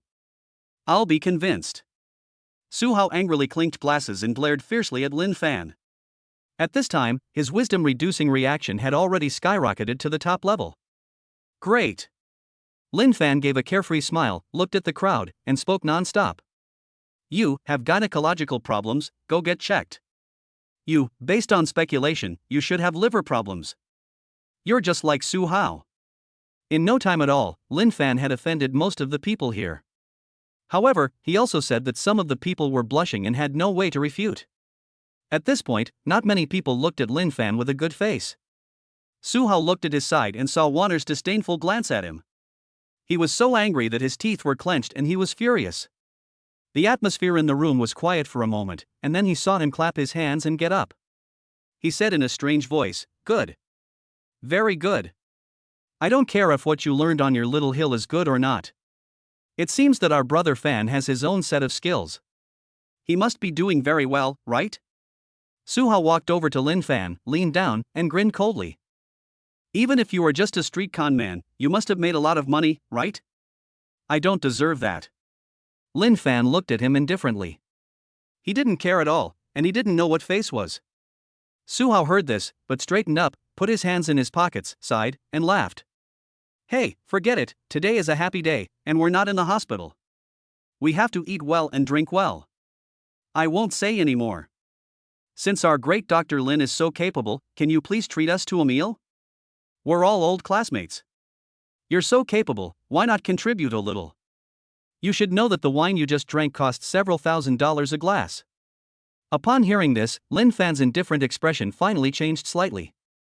You should know that when his master sent him down the mountain, but only gave him 3,000 yuan. This was his master's deliberate move. In order to let him go to the city to hone his skills and work hard on his own. Practicing medicine in their school has never been the custom of not charging a consultation fee. The old man in the morning was someone Lin Fan looked at kindly. That's why he didn't charge a single penny, so at the moment, he is equivalent to a penniless man. Not to mention treating guests, I'm afraid he can't even afford the AA for this meal. Zhao Yuxuan also had no idea how much money Lin Fan had. He was used to being a young master and didn't consider money to be a problem. But seeing Lin Fan's expression, he knew he was embarrassed. So he stood up and said, "Why are you picking on him?" "Ha! It's just the cost of a meal, so I'll pay for it. Unlike you, who's so stingy that you can't bear to spend this little money even though you've invited so many people." Su Hao sat back down and, on hearing this, quickly smiled and waved his hands. "No. Don't. You'll upset the harmony, won't you?" His mind is full of nothing but bad ideas. He's just like a thief, the kind that makes a sound when he moves. "How about this, let's be fair." Su Hao gave a small smile, took out his phone and fiddled with it. Above the table, the face on the fake smile kept moving, saying, "It's not too much trouble for everyone. I've been having a bit of trouble recently, it's a class reunion. No one needs to pay, everyone is the protagonist, just split the bill." "We can always split the bill." Under the table, he opened the group chat with his primary school classmates on his phone. He had created the group, but Xia Yao was not in it. Neither was Zhao Yuxuan, the two had never gotten along, and there was no Lin Fan either. He typed quickly, "Hurry up and agree. Later, pretend to transfer money to me, I'll pay. Don't worry everyone." Although he was in a hurry, he may have made a couple of typing mistakes. But it doesn't affect everyone's understanding. They don't want to pay for the meal, it's so expensive. Great. Soho's idea is the fairest. I agree. Instantly, everyone agrees. I agree too, it's fair enough, no problem. You say one thing, I say another, and they settled it. Zhao Yuxuan saw this and didn't stop it anymore. AA is indeed considered fair. Maybe later, when it's time to pay the bill, he'll think of something. Lin Fan, however, clenched his fists and hated it in his heart. Why do they all target me? Money? Fame? The city is full of these worthless things. In the future, I must earn enough money. Let them open their dog's eyes. Stop being snobbish. Because this matter was settled, Su Hao's mood was exceptionally happy. The others also began to chat with each other, and the atmosphere once again became lively. Seeing that everyone was already half full and there was not enough drinks. Chapter 51, Pack It Up. Fan Ge? Look, we're running low on drinks at this table, aren't we? Everyone, we haven't had enough to drink yet. Su Hao's face turned red as he looked at Lin Fan with a sneer. Everyone laughed when they heard this, not knowing what he was going to say, and they started to cheer. I heard that there is a special event in this restaurant. I think it's 3,000 yuan, right? It's called the Pretty Girl Playing in the Water. It's just a girl dancing and pouring drinks. She's so pretty, it'll set the mood. Su Hao said, getting up and making a couple of gestures. He then walked behind Lin Fan and gave him a shoulder massage, laughing. You're a great doctor, but I can see you don't have much money. So how about this, you order the Pretty Girl Playing in the Water, and we'll all have a good time. Your AA expenses will be shared by everyone, is that okay, great doctor? For this project, you have to pay in cash on the spot before anyone will come. Lin Fan's face was grim, and he didn't say a word. He shook his body, and with a single effort, he casually shook off Su Hao's hand. Many people at the scene couldn't care less, and they started to make a scene directly. Great. I think it's okay. It's all about having fun. There's fun to watch and free food, so why wouldn't they do it? Even if there were those who didn't want to, or couldn't bear to, they didn't speak up. I'm mocking you. Soho, you're going too far. You're not going to stop, are you? Zhao Yuxuan couldn't stand it anymore. He had already tolerated it long enough tonight. Furious, he got up and pushed Soho directly, causing him to stumble. Su Hao was also stunned for a moment, his face instantly changing, and he pushed back. How am I being too much? Can't you take a joke? What kind of person are you? Are you two a pair, right? Sticky and slimy? Really disgusting. I could tell just now that you two are getting together. Upon hearing this, Xia Yao lifted her beautiful eyes and glanced around. She shook her head and continued to look down at her phone. Lin Fan's aura had already turned cold. He had endured it until now, even though he had been cultivating himself in the mountains for many years, with no desires and no needs. Now he was also furious. This was really too much. He was seen to jump up suddenly. Among the wine glasses placed on the table, a faint ripple rose one after the other. Just as he was about to lose his temper, he heard the door open with a creak. The scene in the hall was silent for a moment, and everyone looked over. They saw the door open, and a masked dancer dressed in sexy red gauze, carrying a very well-made wine bottle, walked in. Behind her was a well-dressed man with a bow tie. Suddenly, the two old espions, Su Hao and Zhao Yuxuan, were transfixed and forgot all about their grudges. Their eyes kept moving as they followed the figure of the dancer. The top-of-the-line surround sound system in the private room began playing music. The bow-tie man stood smiling, having just closed the door. The lights in the room then turned a dark red, and a misty feeling enveloped the room. SP Zhao Yuxuan and SP Su Hao, beaming, hurriedly took their seats while the confusion ensued. Who cares who ordered this? The beautiful girl is playing in the water. Lin Fan's anger subsided, and his mood eased considerably. He sat down and saw the dancer, surrounded by the crowd under the dim red lights. She swayed to the music, constantly beckoning to everyone present, urging them to empty their glasses. Or perhaps she was filling the glasses in the same way that a tea master would, using the same gestures as in a tea ceremony. Lin Fan also looked at Xia Yao from time to time, and occasionally glanced at the dancer. Soon, the performance ended. The lights returned to normal, and the dancer bowed and retreated from the stage. Everyone's eyes followed her as she left the venue. At this point, the man with the tie waved his hand gently and smiled at everyone, saying, "Good afternoon, distinguished guests. I am the manager of Fengqi Building. This part just now was a small gift from our chairman, specially for Mr. Lin Fan." Seeing the surprised expressions on everyone's faces, the manager bowed slightly to Lin Fan. Continuing, he said, "Oh, I'm afraid everyone has the wrong idea, so let me explain. The show just now was not a gift." He pointed to the wine in his glass and said, "This fine wine is the gift. This is a vintage wine that our chairman has been collecting for a long time. It is priceless in a drunken dream, and cannot be measured in value. Only the most distinguished guests can enjoy it. In addition, today's bill has been waived for Mr. Lin Fan by our chairman. And..." Speaking of this, the manager looked at Lin Fan with full respect in his eyes. This restaurant has already been owned by Mr. Lin Fan. And the contract will be handed over soon. Everyone present has, at this moment, entered a state of petrification. Zhao Yuxuan was the first to react, asking, "Who is your chairman?" Strange. Lin Fan was also a little puzzled on hearing this and looked at the manager. "Our chairman is the head of the Wensong Group, Mr. Hu Jiangwen." Wow! There was an uproar in the room, as everyone was from Jiangchang. Obviously, they had all heard of this name. Hu Jiangwen was at the helm of a second-rate family. A third-rate family could not hope to match the achievements of a second-rate family. The family hierarchy is divided, and the more you want to advance, the more difficult it is. You can't keep up with other people's rapid development. Everyone present is so licking the children of third-rate families. To Hu Jiangwen, it is even more unattainable and respected. What? How is this possible? Su Hao was dumbfounded. He wondered what he had done to provoke Lin Fan just now. What kind of friendship is it to say that you will give away a gift in such a high-class restaurant? Hu Jiangwen pinches his father, just like pinching an ant. If Lin Fan says a few words in front of Hu Jiangwen? This. But saw Lin Fan frown. Thinking about this Hu Jiangwen, it is also possible that the old man this morning then said lightly, "Okay, please, thank Hu Dong on my behalf. I will keep the money and wine for this free meal, but I will not accept this restaurant under any circumstances." For a moment, everyone present stopped breathing when they heard what he said. Even Xia Yao looked at him in surprise. This, so generous? Abstaining from worldly desires? This is Fengqi Lu. How much money is in assets?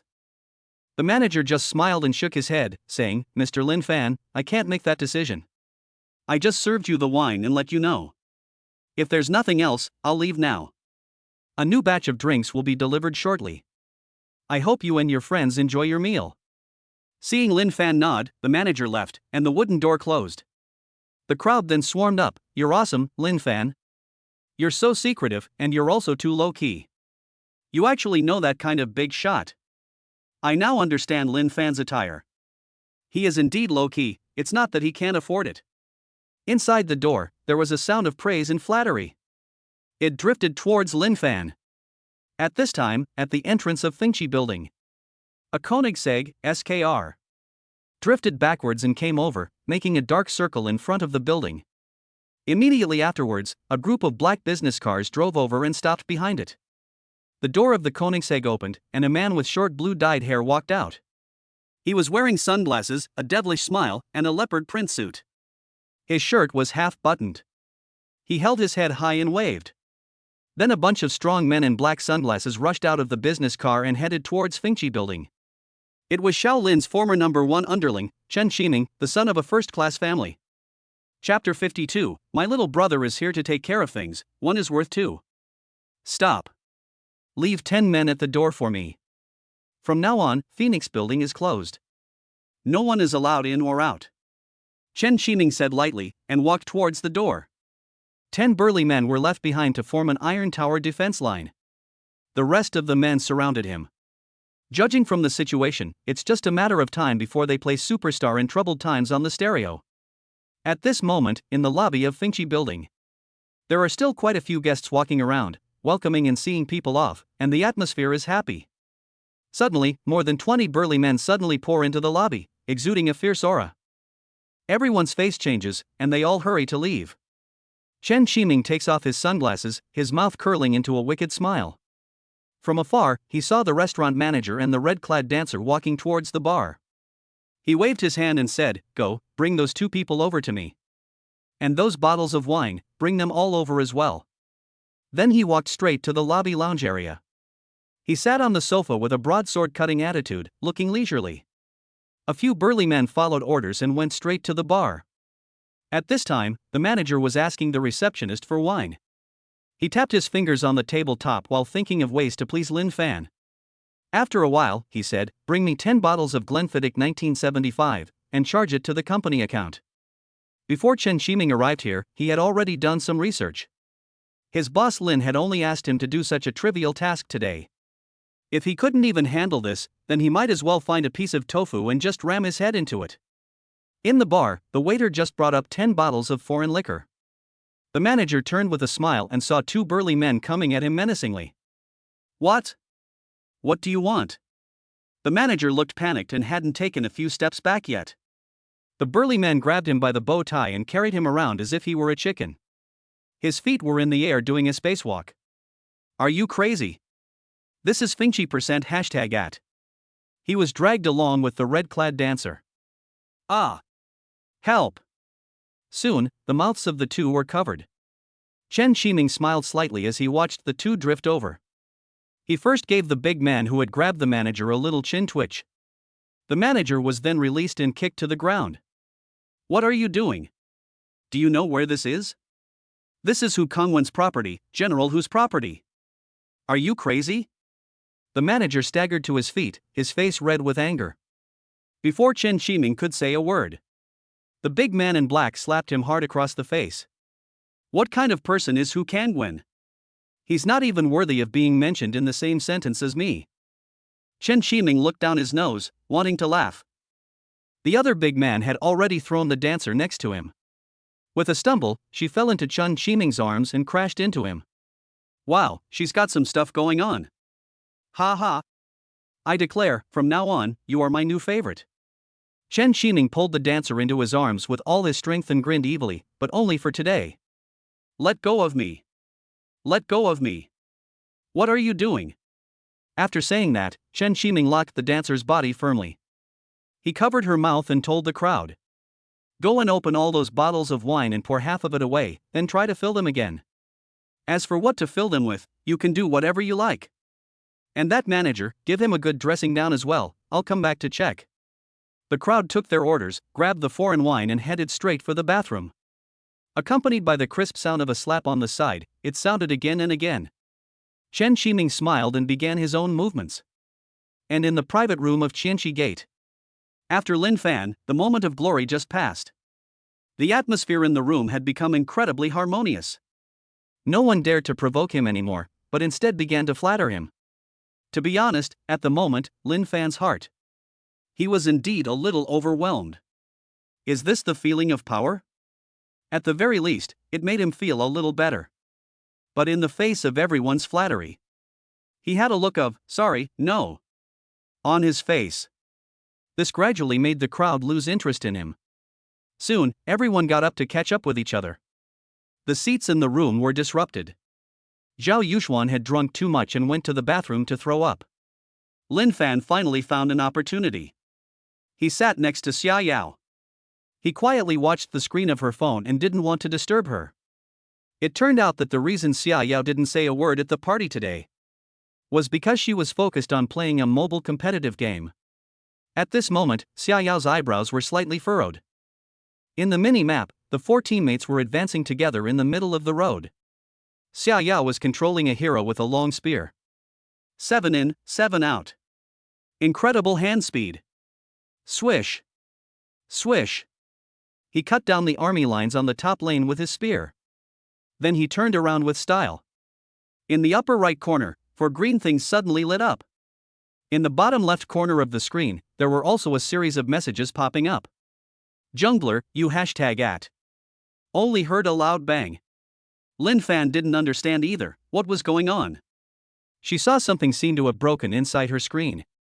Xia Yao then let out a deep sigh. She looked up and saw Lin Fan staring at her with a questioning gaze. She asked in confusion, "Eh? Why are you looking at me?" Lin Fan's face flushed, and he saw Xia Yao's clear eyes. Even frowning was very good looking, and he said with a greenish tone, "It's nothing, I just went out to dinner last night and happened to hear about your family's situation. I want to ask you, what exactly is the situation?" Xia Yao looked at Lin Fan's shy expression and couldn't help but smile. And to hear him ask about this, her laughter was even clearer, and she said softly, "The situation is this: a big devil, unhappy with me, reported all the crimes my family members have committed. Although it is true that they have all done wrong and deserve to go to jail, they are after all my family, and I have been trying to help them recently." Xia Yao's face was wearing an unintelligible smile. "What's wrong? What do you want to do?" In fact, according to the plot of the book, there is no such thing as Xia's family going to jail. This is a separate branch that started after Shaolin came. The big devil you're talking about is that Shaolin guy, right? Just because of a breakup, he went after your family? I heard about it all, and he really is too overbearing. Lin Fan's eyebrows knitted as he listened to what she said. Although he felt in his heart that her family deserved it and that they should be punished for their crimes. But he didn't want to make her feel sad about it, and wanted to help her as much as possible. As soon as Lin Fan said this, before Xia Yao could say anything, the air in the private room seemed to be sucked away in an instant. Everyone froze for a moment, and then their mouths grew wide as they turned to look at Lin Fan. They all had strange expressions on their faces. Seeing this, Xia Yao was also surprised for a moment, and then a mischievous energy came over her. She rubbed her slender fingers together and said with a pout, "Yes, this big devil Shaolin is really a big bad guy. He's the worst." She said that, but what came to mind was Shaolin's perfect face, handsome figure, and firm muscles. And the way he was overbearing towards her unconsciously caused 2 blushes to rise on her cheeks. She also thought about how she had served him for so long yesterday. Shaolin should let it go about her father and brother, right? Lin Fan saw this, but thought she was so emotional that she had flushed with anger. At this moment, his heart was even more indignant, and his clenched fist was tightly clenched. He came from the mountains and has seen all the virtues of today's second-generation rich. He knows what Shaolin looks like just by guessing. He must look like a bully, with scarlet eyes and horns on his head. But fortunately, they were chatting so closely. He had a chance to visually inspect Xia Yao's appearance. "I don't think so, but I've been through what Shaolin did to me." He then spoke up, "Xia Yao, I'll remember this.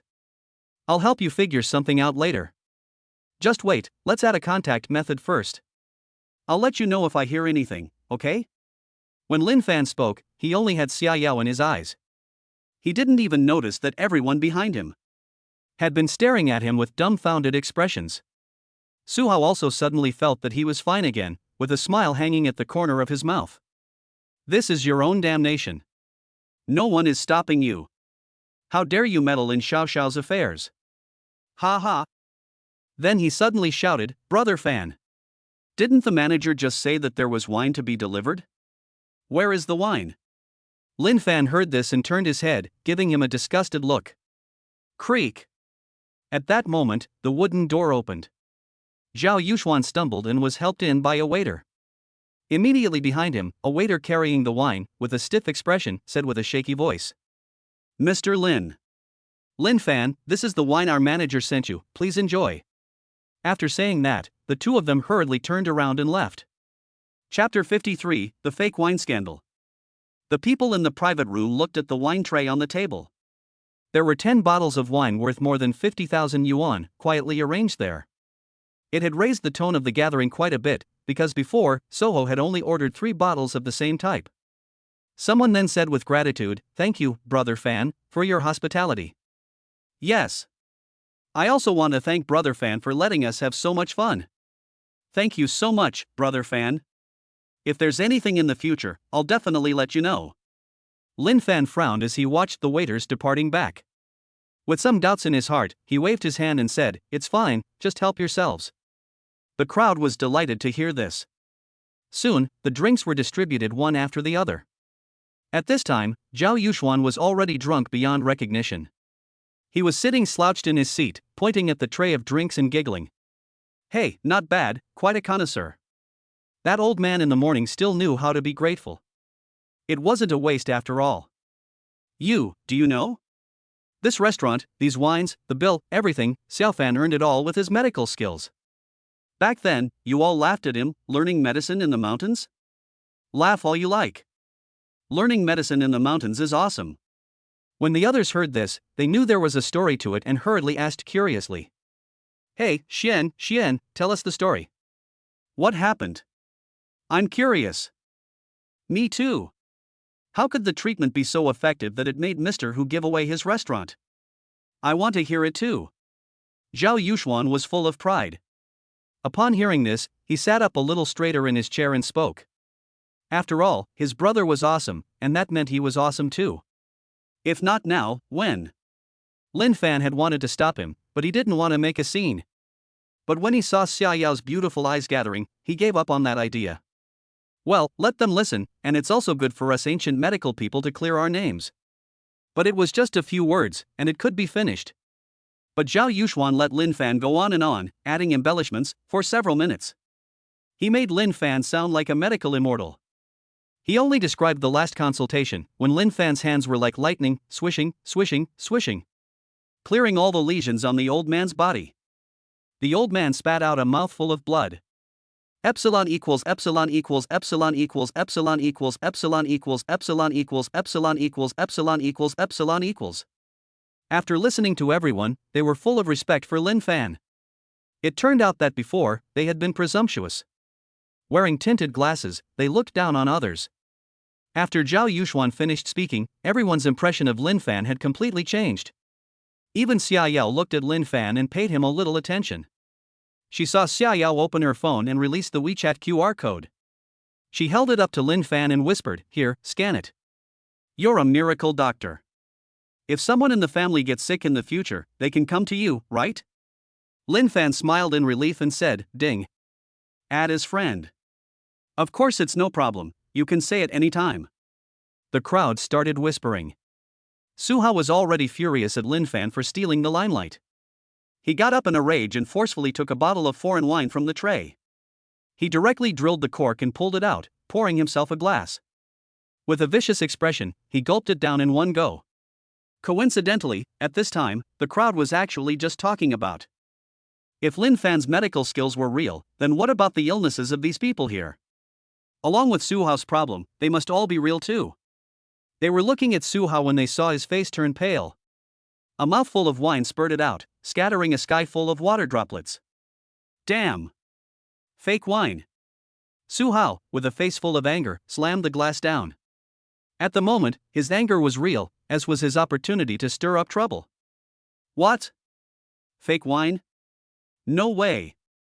Yes, Lin Fan even saved General Hu's life and gave him the restaurant, so how could he be short of money for this wine? Everyone was talking at once, trying to help Lin Fan explain. A few people successively opened the foreign wine and poured out a glass to sniff. Suddenly, a strong strange smell drifted out, making people frown involuntarily. Two people, who were more impatient, took a big angry sip directly. With a whoosh, they spat it out. Damn it! This is not wine. This is urine, right? Urine. Definitely urine. What the hell is this? Everyone present had different expressions. Xiaoyao shook her head lightly, glanced at Lin Fan, and smiled playfully. The others, however, looked at Lin Fan with suspicious eyes. How is that possible? Zhao Yuxuan slowly got up. He grabbed someone else's cup, took a sip, and spat it back into the cup in 1 second. It made everyone look sick. However, it also made those who hadn't drunk any see that what Su Hao had said was true. If your own brother vomited, there must be a problem. Su Hao's expression was gloomy as he asked, "What's going on, great Dr. Fan?" "It's just a class reunion, and you said you couldn't afford alcohol, so you sent someone to get some fake stuff. What's the deal? You can just not buy it if you can't afford it." Now I have every reason to doubt it. What was that just now? The bullshit restaurant manager, the bullshit restaurant transfer, the bill? It's all fake, right? And Hu Kangwen, the old director, is also someone you can afford. The judgment of the people present was as uncertain as duckweed in the wind. In fact, Lin Fan frowned when the waiter left just now, precisely because of this matter. Since he studied medicine for many years, he often used medicinal baths to strengthen his body. His master would also often give him intensive olfactory training. With his olfactory ability, he could tell that there was something wrong with the few opened bottles of wine from a distance. He only frowned and said, "You can believe whatever you want about Master Hu Kangwen. But as for the wine, I'll go out and find out what happened, and come back and tell you." Su Hao, however, snorted and said with a hand spread out, "Whatever. Who knows if you're not going to go find someone else to collude with again. If I were you, I'd just admit it. It's really not worth it, Lin Fan." Lin Fan clenched his fists and looked at Su Hao with eyes that no longer held anger, but only coldness. To be honest, as a descendant of the ancient medical school, he has probably lost more face today than his master has in his entire life in the city. For a moment, he actually wanted to kill this Su Hao just to be left alone. What do I admit to? I didn't arrange any of this today. It's you who has been taunting me since I walked in. What are you up to? According to the original plot of the novel, should have been killed by Lin Fan, leaving no survivors. I'm so ashamed. The small character who disappeared from then on. But today there are too many variables, and Shen Qiming's petty tricks have kept Soho going for a long time. The atmosphere inside the Millennium Gate is cold. What no one knows is, outside the door, above the doorknob, at some unknown time, someone installed an amplified bug. At this moment in the lobby, Shen Qiming doesn't know what he said to the dancer, asking her to sit obediently in his arms and give him a massage. Shen Qiming's mouth curled slightly, and he took off his wireless headset. He kicked the manager, who was hugging his head under the sofa. Hey, don't be daydreaming there. It's time for you to go on stage, go." The manager, who was originally well-dressed and handsome, was now ragged and bruised. After listening to his words, he hurriedly walked away. Then he heard Shen Qiming's voice coming from afar, "Act well, or I'll kill you. It's not enough to apologize to my brother Lin." The manager was shocked when he heard his voice. He quickly turned around and bowed to Shen Qiming, crying bitterly, "Don't worry, Chen Xiao." Shen Qiming snorted and ignored him. Not far away, the entrance to Fengqi building was already packed with people. Shen Qiming had sent people to stop everyone, not letting anyone go or enter, no matter who they were. No matter how urgent the matter, everyone had to wait here. Anyone who wanted to make a phone call was free to do so, he didn't care. Suddenly, there was a screeching sound outside the door of Fengqi building. A burly man walked in at the same time and bowed respectfully to him. "Young master, that guy Hu Kangwen has already arrived." Upon hearing this, Shen Qiming grinned and pushed away the dancer. He shook his clothes and said, "Damn. I've been waiting for a long time. Finally, I've waited for my favorite part, bullying people with power. Let's go meet this old man. Ha ha ha." With that, he strode towards the door with a cocky gait. Chapter 54, The Sky Falls, but Dad Will Bear the Burden. It was about 5 o'clock in the evening. Shaolin had already spent 9 billion Xia state coins from the group account. He directly connected with Han Qingyin and bought a piece of land. With an area of nearly 130,000 square meters and a building area of about 360,000 square meters in the scarce riverside area, he planned to establish his own business empire here in the future. Due to Han Qingyin, Xiaolin owed him a favor. He was worried about where to repay him, but when he mentioned it, he had no choice but to reluctantly part with it. But for Xiaolin, this was actually just something that came out of his left pocket and went into his right. His daughter would be in his hands sooner or later anyway, so the money. Other things like the next part of the land planned by the government. Xiaolin spent more than 2 billion of his own money to buy a portion at a low price. They are all the fastest growing assets that can be cashed out quickly. The rest was given to the Han family as a favor. These kinds of opportunistic things, for him as a time traveler, are a complete waste of time and just petty cash. After everything had been taken care of, Xiaolin gave his father Xiao Zhengui a call. This was the first conversation the two had had since the time travel. As soon as the call connected, he heard a voice from the other end. A voice that was authoritative but also full of affection said, "What's up, my dear? Dad's on the plane, arriving at Jiangcheng Airport in about 20 minutes. I'm not taking the helicopter today, so it'll be a while before I get home." Xiaolin listened to the gentle voice on the phone. He couldn't help but feel a warm feeling in his heart, thinking to himself that it was no wonder the original owner had become such a mess. A caring mother often ruins her children, and the same goes for a caring father.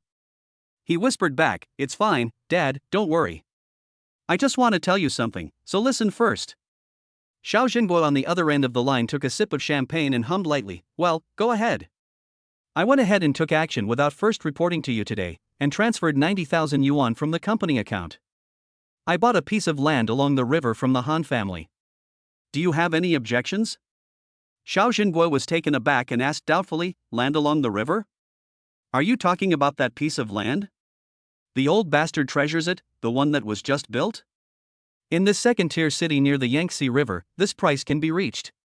Xiao Zhengui could tell after a little thought. "How much? You said you spent 90 to get it?"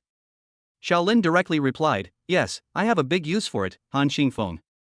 Before Xiaolin finished speaking, Xiao Zhengui slapped his thigh and said in a slightly unsteady manner, "Great. Ha ha.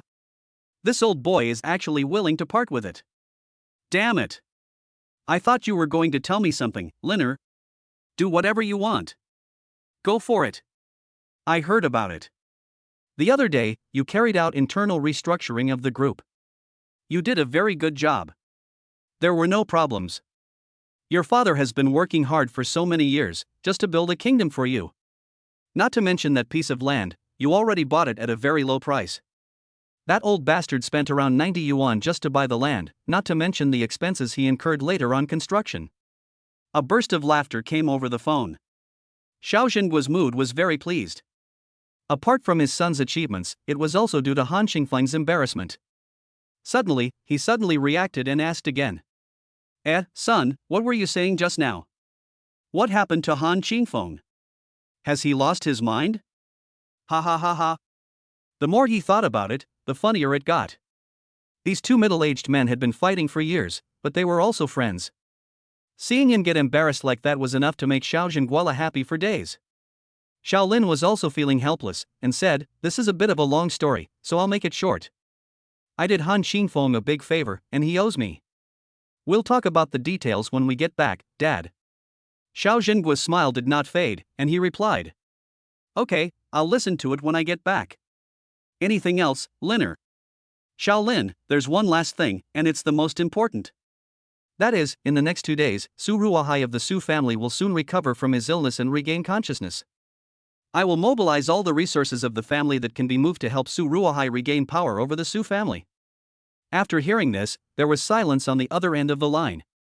After a long while, Xiao Zhengui said with a serious expression, "Yes. Go ahead and do it. Liner, I won't ask about the specifics. Let's talk about it in detail when we get home. You can do whatever you want. Even if you collapse the sky and create a big hole. Your old man will always be there behind you to help you carry it." Xiaolin's heart was filled with warmth. Hearing that even such a big thing, Xiao Zhengui expressed his support without even asking for details. The corner of his mouth next to the microphone slowly rose. After that, the two of them casually chatted for a few more words before hanging up. Xiao Lin took the car directly and headed towards the villa where Su Ruoyue was. And at the entrance of Fingxi building, Hu Kangwen was already standing in front of the door with a worried look on his face, asking, "What are you doing here? Why won't you let me in? Who the hell are you? Do you know that Fingxi building is my property? I'm Hu Kangwen. This is my property. The property of Wunsong Group. You are breaking the law." The people at the Iron Tower defense line didn't say a word. They didn't even bat an eyelid, just wouldn't let him in. Hu Kangwen tried to force his way in, so they threw him out. At this time, Hu Kangwen was still wearing the same clothes he had worn after taking a shower that morning. He had changed into the colorful new clothes that Zhao Yuxuan had bought at the donkey shop. Before he even reached home, he received a phone call saying that there was trouble at Fingxi building. It seemed that it was targeted at the people in the private room of Qianxi Gate. So he turned the car around and rushed over. "Let me in. If you don't let me in, I'll call the police." Hu Kangwen pointed at the high wall in front of him and said excitedly. Then he heard a teasing voice coming from inside the door. "Hey, there's really nothing new, I'm tired of hearing those 4 words. Go ahead and call the police." Chen Qiming smiled at the corner of his mouth and walked out, swinging his neck. He looked at Hu Kangwen with contempt in his eyes. Standing on the steps, he looked down on him. "Hurry up and call the police, I'll see if they arrest me or you. Fingxi building is my property, what the hell does it have to do with you?" Chapter 55, False Accusation. "What did you say? Since when has Fingxi building become your property? And who are you, may I ask?" Hu Kangwen saw the arrogant posture of the person coming, and wondered inwardly. Until this moment, he still didn't know. Fingxi building had already been bought and had a new owner. Ultimately, this is precisely the reason Hu Kangwen is alone and appearing alone at the watch shop. Hu Kangwen's family, the Hu family, was originally a third-rate family in Jiangcheng. It has always developed steadily. However, Hu Kangwen is growing old day by day and feels exhausted from the family business. There are constant family disputes among his children as they fight for power. In a fit of anger, he completely restructured the family-owned enterprise. It became a joint stock enterprise that accepted outside investment. Gradually, as the group's size increased, the company developed. Hu Kangwen's shareholding was gradually diluted. After he made the decision, his children took some of the money and left him alone. Under the joint stock system, the company hired professional managers to manage the company. No one notified him that a restaurant had been sold. "Fingxi building is my property. I am Hu Kangwen." Hu Kangwen was old and stubborn, and had not yet come to terms with reality. Standing in the same place, he started introducing himself non-stop. Chen Qiming saw this and covered his head with one hand while beckoning to his subordinate with the other. "Hurry up. Show him the contract." Reading it made my head spin. An expression of annoyance flashed across Hu Kangwen's face. Not wanting to argue with the young man, he shut up. After taking the contract documents, he said with a surprised expression, "Are you Chen Qiming? A member of the Chen family? Why are you buying my restaurant? You have quite a few restaurants yourself, don't you?" Chen Qiming looked arrogant, and yes, as for why, you don't need to know. "Hurry up and move aside, it's windy here, I'm afraid it will blow your back out." Hu Kangwen saw that he was impervious to persuasion and looked troubled. His heart was worried about Lin Fan, and he was even more anxious. He went around to the side of the Iron Tower defense line and looked inside the restaurant at the crowded crowd. Worried that if he went late, something would change, he said kindly, "Okay, this Qin Xiao brother, the restaurant is sold to you, there is no problem, it is a regular transaction. But there is an old friend of mine in here, can I go in and call him? Or you can help me find him." Hu Kangwen's mouth curled up into a smile, and his attitude was kind. Chen Qiming looked disdainful and said, "Little brother? Lin Fan, right? I advise you to give up this plan as soon as possible. I'm here today to mess with Lin Fan." Hu Kangwen was nervous when he heard this and stepped forward, about to say something else.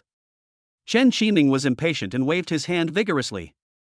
"Get out of here. If you delay my business, your group won't need to be open anymore. I will completely crush you. And I'm not afraid to tell you. Even I'm just following orders. Chen Qiming pointed at the ceiling, turned around, and left for the lobby. Hey! Hu Kangwen, shocked, felt even more anxious, watching Chen Qiming's meaning. He was the son of a first-class family, and yet he was also helping someone else. So who could it be that wants Lin Fan dead? Someone with such power and influence. Thinking, he did not go far away, but returned to the car. He picked up his phone and pondered, and called a few of his close friends, the powerful people in the top families. He had to get involved in Lin Fan's matter. Hu Kangwen, whose children had dispersed, was already old. He didn't care about those useless things anymore. It was hard to meet such an outstanding young man who had saved his life. He had to try to help no matter what. However, after several phone calls, the answer was invariably a refusal. As the saying goes, it's easy to see the king of hell, but difficult to deal with his minions. Everyone knows that Chen Qiming is a member of Shaolin's faction and a minion of the king of hell. In the past, in Jiangchang, he was used to being awe-inspiring and could not be provoked. In desperation, Hu Kangwen finally called the police station. In the private room at Qianqi Gate, Lin Fan and Su Hao's conflict already has a trend towards a white-hot development. Facing Lin Fan questioning him about ulterior motives, Su Hao laughed and said, "Ha ha. Don't take yourself too seriously, our great doctor. Do I mock you everywhere? Tell me what you did. What was that? You'd better call that manager and find out. It's also good for everyone to know clearly. What kind of person are you?" As he watched the cold stares of the crowd, Su Hao's mockery grew. Lin Fan nodded and was about to go out the door. "Xiao Fan, I'll go with you." Zhao Yuxuan also stood up. Suddenly, at this moment, the wooden door was pushed open. The manager of the restaurant that had previously delivered the wine walked in, his nose bloody and face bruised. He looked at Lin Fan with very complicated eyes. Then, facing the crowd, he plopped down on the ground and cried out, "I'm sorry, everyone. I'm guilty." The women gasped, covering their mouths. "Oh my God, what happened? Who did this to him? What crime? What are you talking about?" Lin Fan's face instantly changed at the sight. An ominous feeling rose in his heart. Zhao Yuxuan tried to pull the manager up, but the manager cried out, "I'm sorry. I'm sorry, everyone. In fact, I'm a liar. I'm not really a manager." None of it was true. The crowd was in an uproar. "What? It's not true?" The manager was seen kneeling in the open space. He looked up and pointed at Lin Fan, hating as he said, "It was him. He told me to do it. I'm not a manager. He's not a miracle healer either. What a load of shit. And there was no such thing as a Mr. Who paying his bills. Everything was a lie." The manager was sniffling and tearing up, hatred in his eyes. He really hated Lin Fan and hated that he had gotten himself into such a mess. Not only had he lost his job, but now it depended on this scene whether he could even save his life. Everyone was shocked and dumbfounded by what he said. They all looked at Su Hao blankly, not expecting what he said to be true. The wine was fake. What drunken dream, fake. The wine that was served later was even more fake than fake. Lin Fan told me to buy it at the stall. Zhao Yuxuan's face turned red, and he was half awake. He rushed over and kicked the manager hard in the butt. "Fuck you. Who are you setting up here? Who told you to buy fake wine? You want to die." "Ah." The manager fell to the ground after being kicked by him. He got up and walked towards Soho, pointing at Zhao Yuxuan and angrily shouting, "And you? You're not a good guy either. You gave me the cash for the pretty girl playing in the water." Saying this, the manager took out a stack of exactly 3,000 Xia country coins from his pocket. He showed it to everyone and then stuffed it in his pocket. Everyone was surprised, and then saw him take out his mobile phone and fiddle with it. "And pay the bill. Ha ha. Just buy it. But this bill is not for any whose own." The manager pointed at Zhao Yuxuan and said indignantly, "It's you." Then he held up the mobile phone transfer record and indicated it to the crowd. It was indeed the transfer record between him and Zhao Yuxuan. Except that he transferred more than 170,000 yuan to Zhao Yuxuan. It was clearly seen by everyone, and the payee was Zhao Xian. This is enough to frame him. Our affair has been discovered by the real manager. This is his chance to redeem me. I don't want to go in. I'll give you all the money back. Stop it, guys. There are cops everywhere. There were already a lot of people who were suspicious of Lin Fan's story about curing a disease in exchange for a house. Seeing this again. I wonder which manager would have the time to transfer so much money to someone. At this moment, basically everyone present believed this version. Lin Fan is a fraud. He has deceived everyone. As for the manager, where did he get the money in Zhao Yuxuan's phone number? Of course Chen Qiming gave it to him. He's not short of money. Money is for spending. For having fun. Why not give Zhao Yuxuan a little something for fun? You're full of shit. Why are you framing us? Zhao Yuxuan opened his mouth wide, listening the whole time, his expression changing several times. Now he was furious. He was about to rush over and punch the manager. He was stopped directly by the people beside him, and Su Hao also protected the manager behind him. Righteously shouting, Zhao Yuxuan, don't be shameless. Look at the disgraceful thing you did today. The truth has come out, so you want to beat up your teammates? It really makes me sick.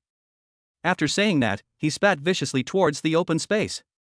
The few people who were stopping him also advised him with a bad face. Come on, Yuxuan, I know you are doing this to support Lin Fan. But this is really not necessary, there is no need at all. Zhao Yuxuan heard this and turned to look at that person, with a face of disbelief. Do you really believe what that piece of shit said? Me? Am I sick? I'm doing this for Xiaofan. We don't need this. Fuck. After saying this, he broke free from the crowd, stepped back, and stood next to Lin Fan. Two people who spoke their minds and were not afraid of offending others bluntly said. Stop it. I really misjudged you. Disgusting. It seems that our great Dr. Lin Fan not only likes false fame himself, but also drags his friends down with him. The others were also whispering, looking at the two of them with disdain in their eyes. At this time, Lin Fan's anger had already shot up to his head. He was so angry that he almost wanted to laugh. He said, fine. Since you all don't believe me, let's just call the police and let the police station decide. Su Hao snorted, waved his hand, and said, No, we don't have time. This dinner is over for today, classmates, I'll buy next time. Those who want to continue, follow me, let's go to another stall. He said, picking up his jacket, and looking at the two men with disgust. The other people also began to move, feeling bad about the private room. Within a few minutes, Lin Fan and Zhao Yuxuan's reputation had reached its lowest point. No one wanted to get close to the two men anymore, as if they would feel sick just by seeing them. Xia Yao also shook her head, feeling sad. She stood up and was about to go out first. Lin Fan saw this and his face changed. He hurriedly and anxiously blocked the doorway, about to take her hand. Stared at by Xia Yao's wide eyes, he took a quick step back 2 steps. What are you doing? Why are you stopping me? No. That's not what happened. Let me explain. Xia Yao. Lin Fan's heart finally experienced the biggest fluctuation. The person in here who cares about what others think of him the most is Xia Yao. Everyone else can misunderstand him, but she alone can't. Explain what? Stay away from me. Let me leave here. I want to go home. Xia Yao said angrily, and the people around her began to agree. Yes. Don't you let people go? Go away. A woman pulled Xia Yao up, pushed Lin Fan away, and walked directly outside. Outside, meanwhile, the sirens were blaring. Everyone in the restaurant was in a hurry and in a mess. Chapter 56, Disgust. You can't wash this off even if you jump into the Yellow River. One after the other, former elementary school classmates. Just now, they were still respectful and envious of Lin Fan. But now they looked at the two of them with extremely disgusted eyes. Then they took big strides away and went to the first floor lobby as a group. The manager, with shifty eyes, mingled with the crowd and was about to sneak away. But Zhao Yuxuan directly grabbed him and kicked him hard. I'll teach you to lie. I'll teach you to make things up. Tell me. Who exactly told you to do this? If I let you go today, my name wouldn't be Zhao. The manager didn't say a word, his teeth clenched together, and he would never talk even if he were to be beaten to death. Lin Fan looked on, watching Xia Yao's back, his heart heavy with grief. After a long while, he turned around, stopped Zhao Yuxuan, and said, "Okay, Yuxuan, take him to the police station. Beating someone up won't clear our names. Once we get to the police station, it will be even harder for us to speak up, and we'll be charged with assault for no reason." Upon hearing this, Zhao Yuxuan let out a sigh. He grabbed the manager by the collar, and Lin Fan followed behind the crowd. They reached the elevator, and Su Hao said, "That's enough." He blocked the door, and the crowd's eyes were cold, as if they were united against a common enemy. This angered Lin Fan and the others, who were full of anger. They had to wait for another elevator to go down. In the elevator, Zhao Yuxuan scolded the manager in the corner. Lin Fan was quietly thinking about who was setting him up. He asked himself, ever since arriving in Zhangchang, he had never done a single bad thing and had never offended anyone. Why was he being targeted? As he thought, the elevator had already arrived on the first floor. At this time, the first floor of Fengqi building. It was already full of people, a dark and gloomy scene, pressing against the entrance. However, it was surrounded by a human wall formed by a group of strong men in black. What was strange was that there were no unusual expressions on the faces of the crowd. Most of them were whispering to themselves, as if waiting for something. It seemed reasonable to wait here as well. And the classmates who had come down earlier. However, they were being searched one by a group of black-clad men. The men were searched by the black-clad men, while the women were searched by the restaurant waiters. Su Hao was still by the sofa, talking flattery to a blue-haired man. Lin Fan frowned and observed for a while. Then he walked towards the crowd in the distance. He was stopped on the spot. "Hey! Please accept the inspection." A burly man walked up and said coldly to the three of Lin Fan. "What inspection?" Lin Fan was full of confusion. Before the burly man could reply, he heard a female voice outside. Immediately afterwards, a valiant woman pushed her way through the crowd. She walked in, hand on her gun.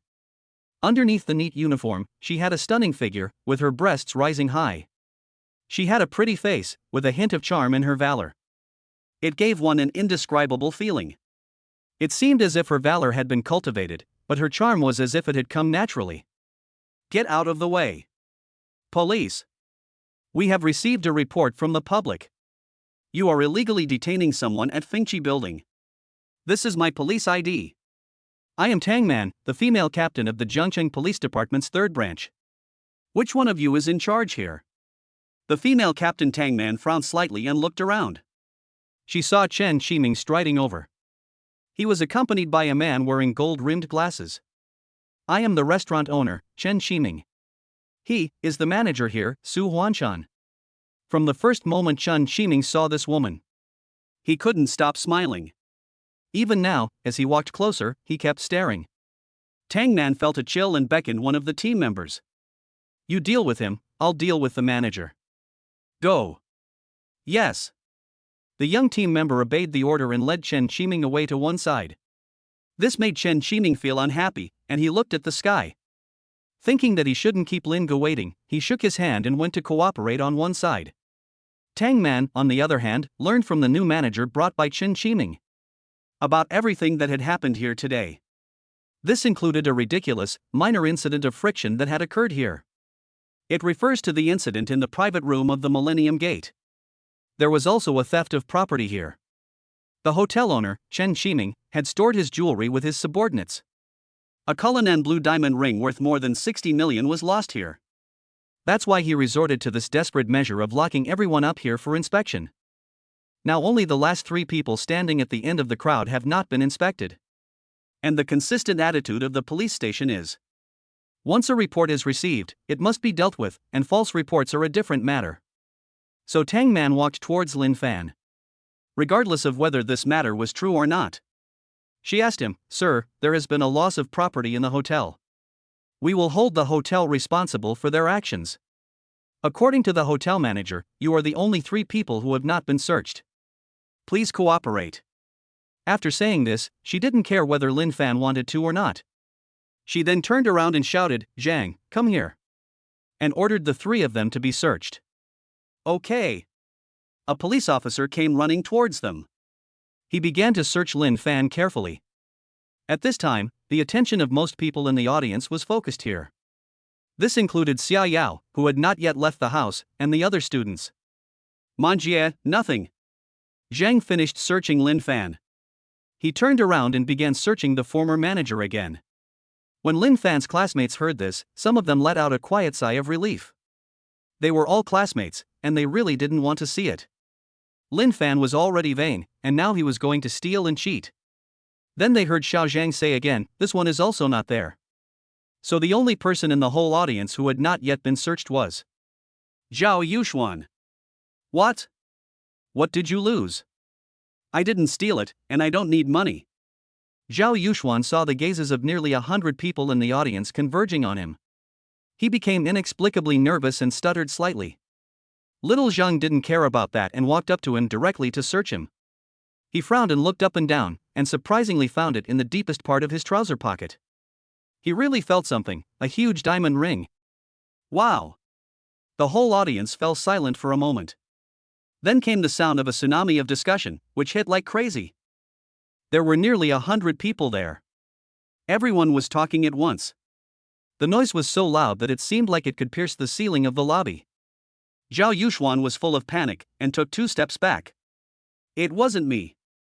It really wasn't me. I've never stolen anything before. It wasn't me. You must have made a mistake somewhere. At this moment, Tang Man's eyes had already turned cold. This meant that the report from Feng Qilo was not a false report, but the truth. In this way, although the hotel's responsibility was there, it had already been greatly reduced. Tang Man coldly shouted. "Shut up! The evidence is now conclusive. Take the person away." In the student area, everyone's expression was already dumbfounded. Which day of the year can be more exciting than today? This gathering today is just as exciting as riding a roller coaster. Lin Fan defrauded his classmates? Zhao Yuxuan, a rich kid, stole? How is that possible? Yuxuan is not that kind of person, I don't believe it. Me too. It's really impossible. Lin Fan, we don't know, but we know Zhao Yuxuan. It can't be him. What's the point of him stealing this? Lin Fan. It's Lin Fan. It must be him. It must be. He was the one who egged Zhao Yuxuan on earlier, telling him to help him deceive everyone. Zhao Yuxuan can be considered a friend, and he didn't hurt anyone, so it's fine. But I don't believe he stole the diamond ring. It must be Lin Fan. I have the same feeling. Lin Fan must have stolen it and, fearing that he would be discovered, slipped it to Zhao Yuxuan first. He intended to leave and then sell the ring. Between classmates, a call for action is instantly answered. A wave of anger was aroused, and everyone looked at Lin Fan viciously. Tang Man also noticed the commotion here and walked over. Okay, everyone, stop. The Lin Fan you are talking about is this person next to him, right? Seeing everyone nod, Tang Man said. Just now in the private room of the Millennium Gate, there was a party with fake wine and fake receipts. Is this the person? Right? Tang Man saw Zhao Yuxuan carrying the manager, who was bruised and battered. I can probably guess. Yes. It's him. The crowd was abuzz. Tang Man saw Tang Man ponder for a moment. Pointing at Lin Fan and the other two, he turned to the police officers and said, "Go! Take these 3 people to the police station for investigation. In addition, the manager and owner of the hotel should also be present. As for the remaining people, just leave your ID numbers and contact information and you can all leave." Everyone in the lobby was very surprised to hear this and they all rushed towards the door. Lin Fan's classmates and the crowd of people were looking at Lin Fan, really hating him to the bone, and some spat. Ugh! What a piece of shit! Then more curses sounded. Lin Fan clenched his fists, his face darkened, and murderous intent appeared in his eyes. However, the crowd didn't care if he was murderous or not. They spat twice and left. Xia Yao was also among the crowd, and she didn't even bother to spit at him. She walked lightly. While the rest of the people who should be investigated were being held back by the police officers. They were going to be sent to the police station together and interrogated one by one. On this day, Fingxi Building was bustling with activity. Chapter 57, Unwavering. Oh, and as for the ring. Why was it in Zhao Yuxuan's pocket? It was because he got drunk. He staggered to the bathroom to let the water run. Chen Qiming's men saw him. Chen Qiming casually took off the ring on his finger. He gave it to his men and told them to plant it. It was just something he did casually. In the bathroom, Zhao Yuxuan stumbled. In a hard collision with someone else. He even giggled, "Sorry, brother." It was at this time that the ring was quietly slipped into his pocket, and he was oblivious. Along with the pitch-black night, there were bursts of honking. Lin Fan, Zhao Yuxuan, and Chen Qiming were all escorted to the police station. Hu Kongwen's car followed closely behind them. At this time, Xiaolin had already arrived at the villa where Su Ruoyue was. As soon as he pushed the door open, he was pounced on directly by Su Ruoyue, who was wearing beige silk pajamas. She hugged Xiaolin tightly, as if she were a koala bear. She blushed and said, "Brother Lin, I've missed you so much. We haven't seen each other for a long time." Xiaolin couldn't help but smile, and he supported her legs at the waist with force. He kissed her pink lips deeply. After a long time, the two slowly parted. Su Ruoyue was held in this position by Xiaolin. She was extremely shy, Omega, and buried her head deeply in his chest, feeling a little embarrassed. She had just been too excited and had rushed straight up without thinking. Xiaolin rubbed her hair and laughed. "Hubby missed you too, silly. Let's go inside and talk." "Hey, good." Saying, Xiao then hugged her in this position and walked straight to the back room. As soon as they entered the room, they put Su Ruoyue in a chair. Then they heard a prompt sound in their heads. Ding! The protagonist Lin Fan's reputation has plummeted. Destiny value 10. Since this reduction in destiny value was completed by someone else at your behest, you are therefore rewarded 1,500 luck points. Currently, the protagonist Lin Fan, destiny value 73 points. Current plot: Crazy Doctor in Huadu Strategy Degree, 25%. Very good, it seems that Chen Qiming has done a good job. Xiao Lin's original plan was break Lin Fan's luck a little bit. Let him lose face, be humiliated, crushed, and trampled on. As the person who kills himself in the book. How can I feel any better if I don't slowly torture him until he breaks, and then kill him at the end? The time for pondering passed in an instant. Xiao Lin's mouth curled up slightly, and he snapped back to reality, turning to Su Ruoyue and saying, "Then tomorrow, we'll go back to the Su family together and help our father take the family back." Upon hearing this, Su Ruoyue was full of surprise and said, "Really? Will my father wake up tonight?" "Brother Lin." Xiaolin didn't say anything, just smiled and nodded to save time. In the future, he and Su Ruoyue would have plenty of opportunities to spend time together. At the moment, curing his father's illness directly was the best gift he could give her. What's more, tonight, he had something even more important to do. Thinking about this, he sat down on the bedside chair and summoned the system. System, upgrade my medical skills to master level. Ding! 2,000 luck points have been spent. Medical skills upgrade successful. Xiaolin closed his eyes and quietly felt in his mind. Just now, he had gained new medical skills and techniques. At the moment, his level of medical skills was more than enough to beat Lin Fan 10 times over. Then he took out the silver needles, took a deep breath, and held his breath and concentrated. He moved with lightning speed, using a technique that was almost mystical. He accurately inserted dozens of silver needles into Su Ruoyue's many acupuncture points. And before he exhaled a mouthful of turbid air and drew in the next breath, he saw Su Ruoyue already moving his fingers slightly. He then slowly woke up, looking dazed. Xiaolin was quietly withdrawing the needles. Su Ruoyue saw her father open his eyes and had an expression of disbelief. She was agitated, clutching the corner of her shirt, anxiously waiting. As Xiaolin pulled all the silver needles out, she rushed up immediately. She cried out, "Dad! It's Ruoyue! I'm your daughter Ruoyue! You've finally woken up! Do you know how long I've waited for you? Dad! It's been 5 years. It's been so hard for your daughter alone." Su Ruoyue had just woken up, but due to being paralyzed in bed for many years, his consciousness was still not very clear at the moment, but when he saw his daughter, his eyes instantly glowed, and his body trembled slightly. He said, "Ru. You." He could no longer say anything else. Xiaolin saw this scene inside. The father and daughter had reunited after a long separation. At such a moment, let them chat alone. He quietly opened the door and walked out. When he turned around to close the door, he could still see Su Ruoyue through the crack, looking at him with love in her eyes. Ding! Su Ruoyue's favorability towards you has increased by 15. Her current favorability has reached 90. She is completely smitten with you. She absolutely adores you. Congratulations! You have achieved the achievement of being unwavering in your love.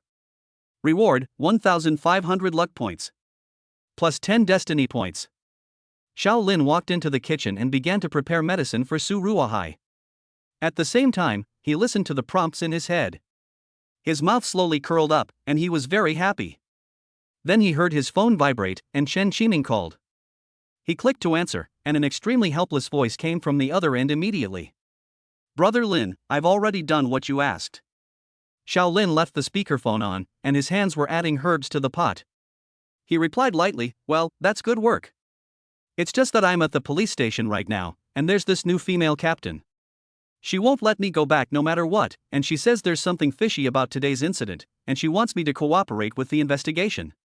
What do you mean cooperate? If I don't go back soon, my old man is going to give me a good scolding. Brother Lin, you've got to help me out. I can't even mention the name of the deputy police chief. This woman is just not going to listen. Xiao Lin frowned when he heard this. He picked up his phone and said, okay, I understand. I'll go there later, so just wait. Okay, Brother Lin, I'll wait. Before he could finish speaking, Xiao Lin hung up the phone. He told Aquan to come over and told him to wait 30 minutes before extinguishing the fire and taking the medicine to Su's father. Then he showed Su Ruoyue all the evidence he had previously taken, including what Xue Dingliang had said. And the confessions of the two dead henchmen of Su Ren. After giving his explanation, he went into the inner room and apologized to the father and daughter. He left under the kind gaze of the two. He drove alone to the police station. Chapter 58, The Best of the Best. Boom! The sports car sped along.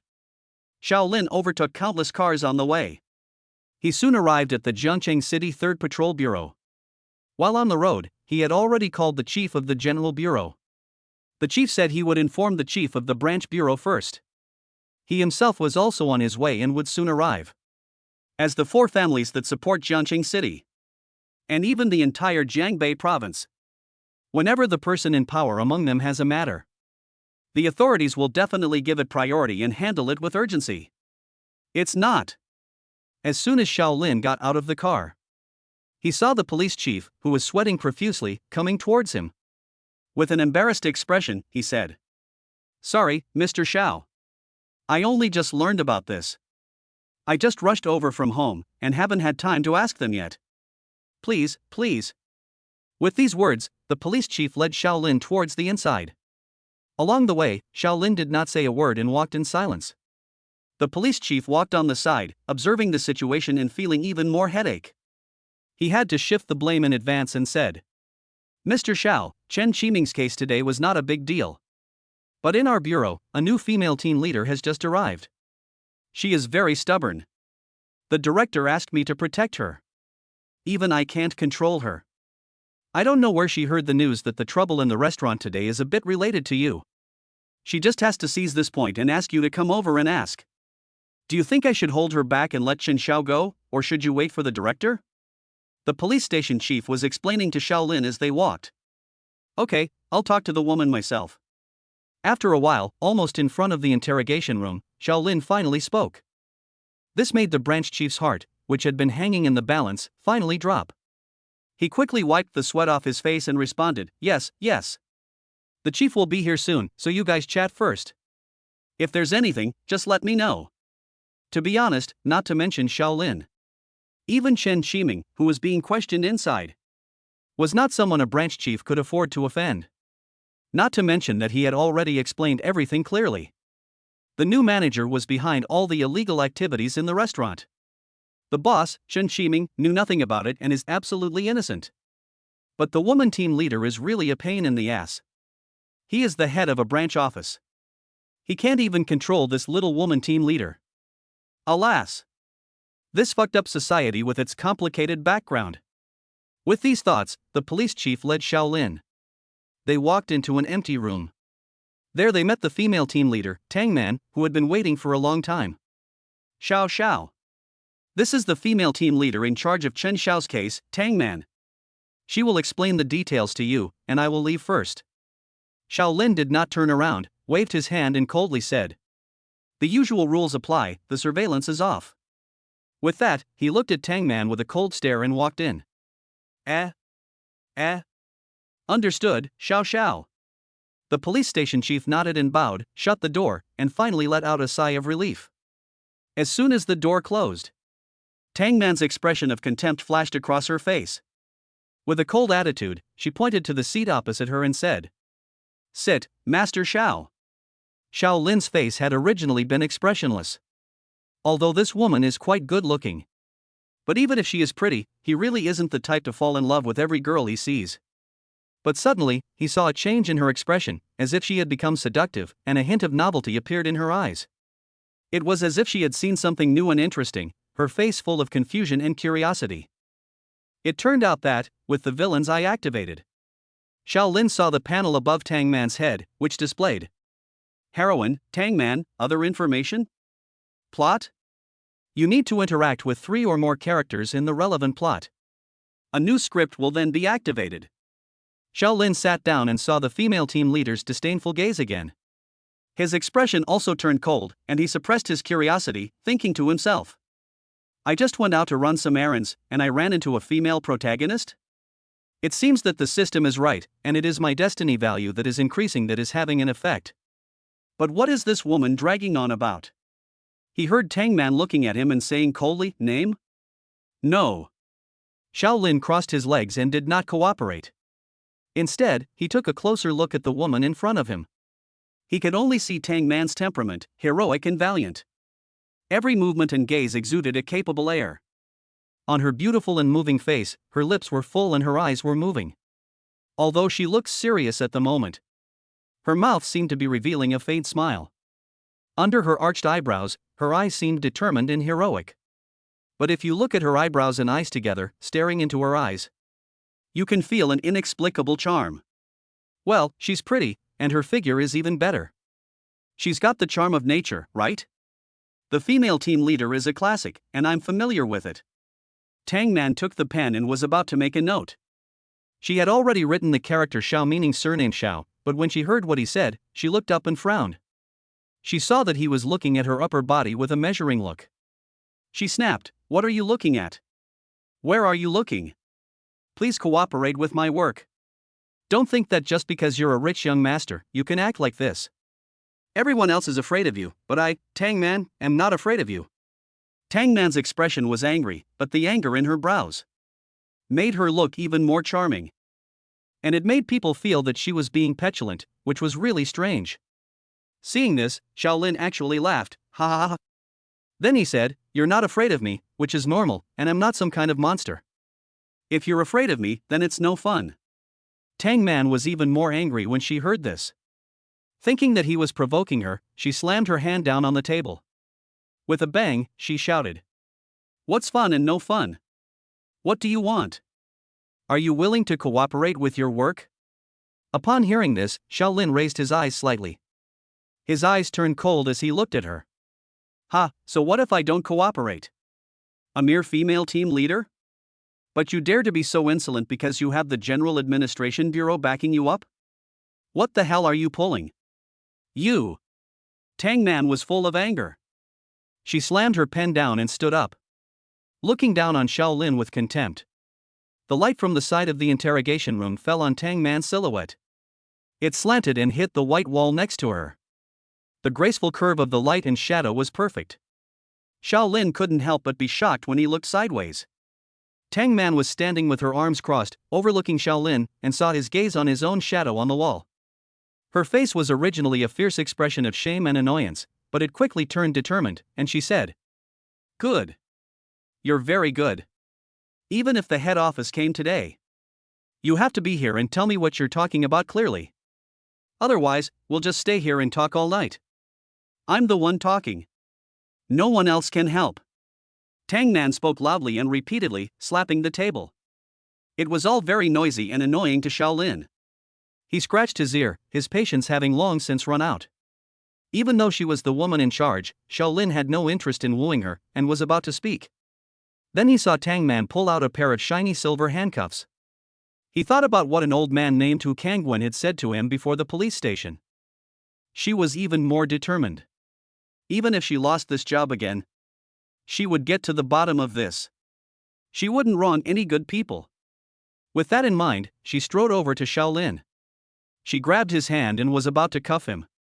"Stay right there." But Lin's eyes were cold as he clamped a hand around her wrist and slowly stood up. "What are you doing?" "Lin. Are you resisting arrest?" Tang Man's wrists were squeezed painfully by that strange force. A trace of panic flashed in her eyes. "Resisting arrest? What have I done? Gave you the right to cuff me?" Lin said coldly, and doubled the force in his hands. "Ah! It hurts." Tang Man kept struggling with all her strength, shouting, "Lin! Do you know what you're doing? You're assaulting an officer." "Is that so?" Lin only sneered. Looking down on her, he admired her pretty face and proud figure. He squeezed her wrists and pulled her towards him with a single, hard tug. Tang Man watched his expression and her heart pounded. She had an ominous feeling in the pit of her stomach, but she couldn't break free. In one move, her body was violently turned around again, her back facing Lin. "Lin, what are you doing? What do you want? This is the police station. You're breaking the law." Lin ignored her shouts. He grabbed the handcuffs and then grabbed her wrists. He quickly handcuffed her and locked her up. He was about to embrace her from behind. Unexpectedly, Tang Man half squatted and struggled. Seeing that she couldn't break free, she slightly leaned to the side, as if she had already prepared for it. While the two of them closed in on each other, she delivered a side kick towards Lin, stirring up a gust of wind. Passive, danger alert. Instant preview. Lin had a hunch in his heart when she slightly raised her leg. He released her wrist and grabbed her whip leg directly. He firmly grabbed her long leg and flipped her over. And coldly said, "You really want to die?" Tang Man. Tang Man's body was flipped heavily to the ground by Lin. At this time, her hands were still tied, and she was prostrate on the ground, unable to get up at all. She pouted, "Lin. I will make you pay for your actions. I'm warning you. Don't mess around. You've already committed assault. Don't commit more crimes." Lin just sneered indifferently and didn't respond. Looking at the sexy and graceful figure in front of him. An exquisite figure that had been cultivated through years of fitness and hard work. Plus, at the moment, her head was pressed against the ground. Her legs were straining, trying to push against the ground to get up. She looked really, really tempting. So he slowly walked up behind her, moving his wrists casually. He whispered, "From the moment you walked in, I have no idea what the hell you were raving about. You really pissed me off tonight, Captain Tang." Tang Man was shocked, listening to his voice getting closer. She was straining against the ground, trying to get up. But suddenly felt a strong force coming directly from behind. The blow was powerful. It made her feel as if she were a lonely boat in a fierce storm, capsized in an instant, and she fell to her knees again, back facing Lin. Lin. You beast. At this moment, someone outside seemed to hear a noise. Someone came over and shouted through the door, asking, "Young Master Xiao, are you okay?" Tang Man immediately shouted anxiously, "Help! Help!" Lin took out his handkerchief. He immediately pressed his hand around Tang Man's neck and stuffed the handkerchief into her mouth with his other hand. "Someone come quickly." She could only make a sound. Lin then shouted back, "It's fine. Don't let anyone in. Captain Tang wants to tell me something personal. He called me sick." There was a moment of silence before the outside shouted back, Oh. Okay. Got it." As the man left, he kept scratching his head and thinking, "Did I just hear a cry for help or a comment about being sick?"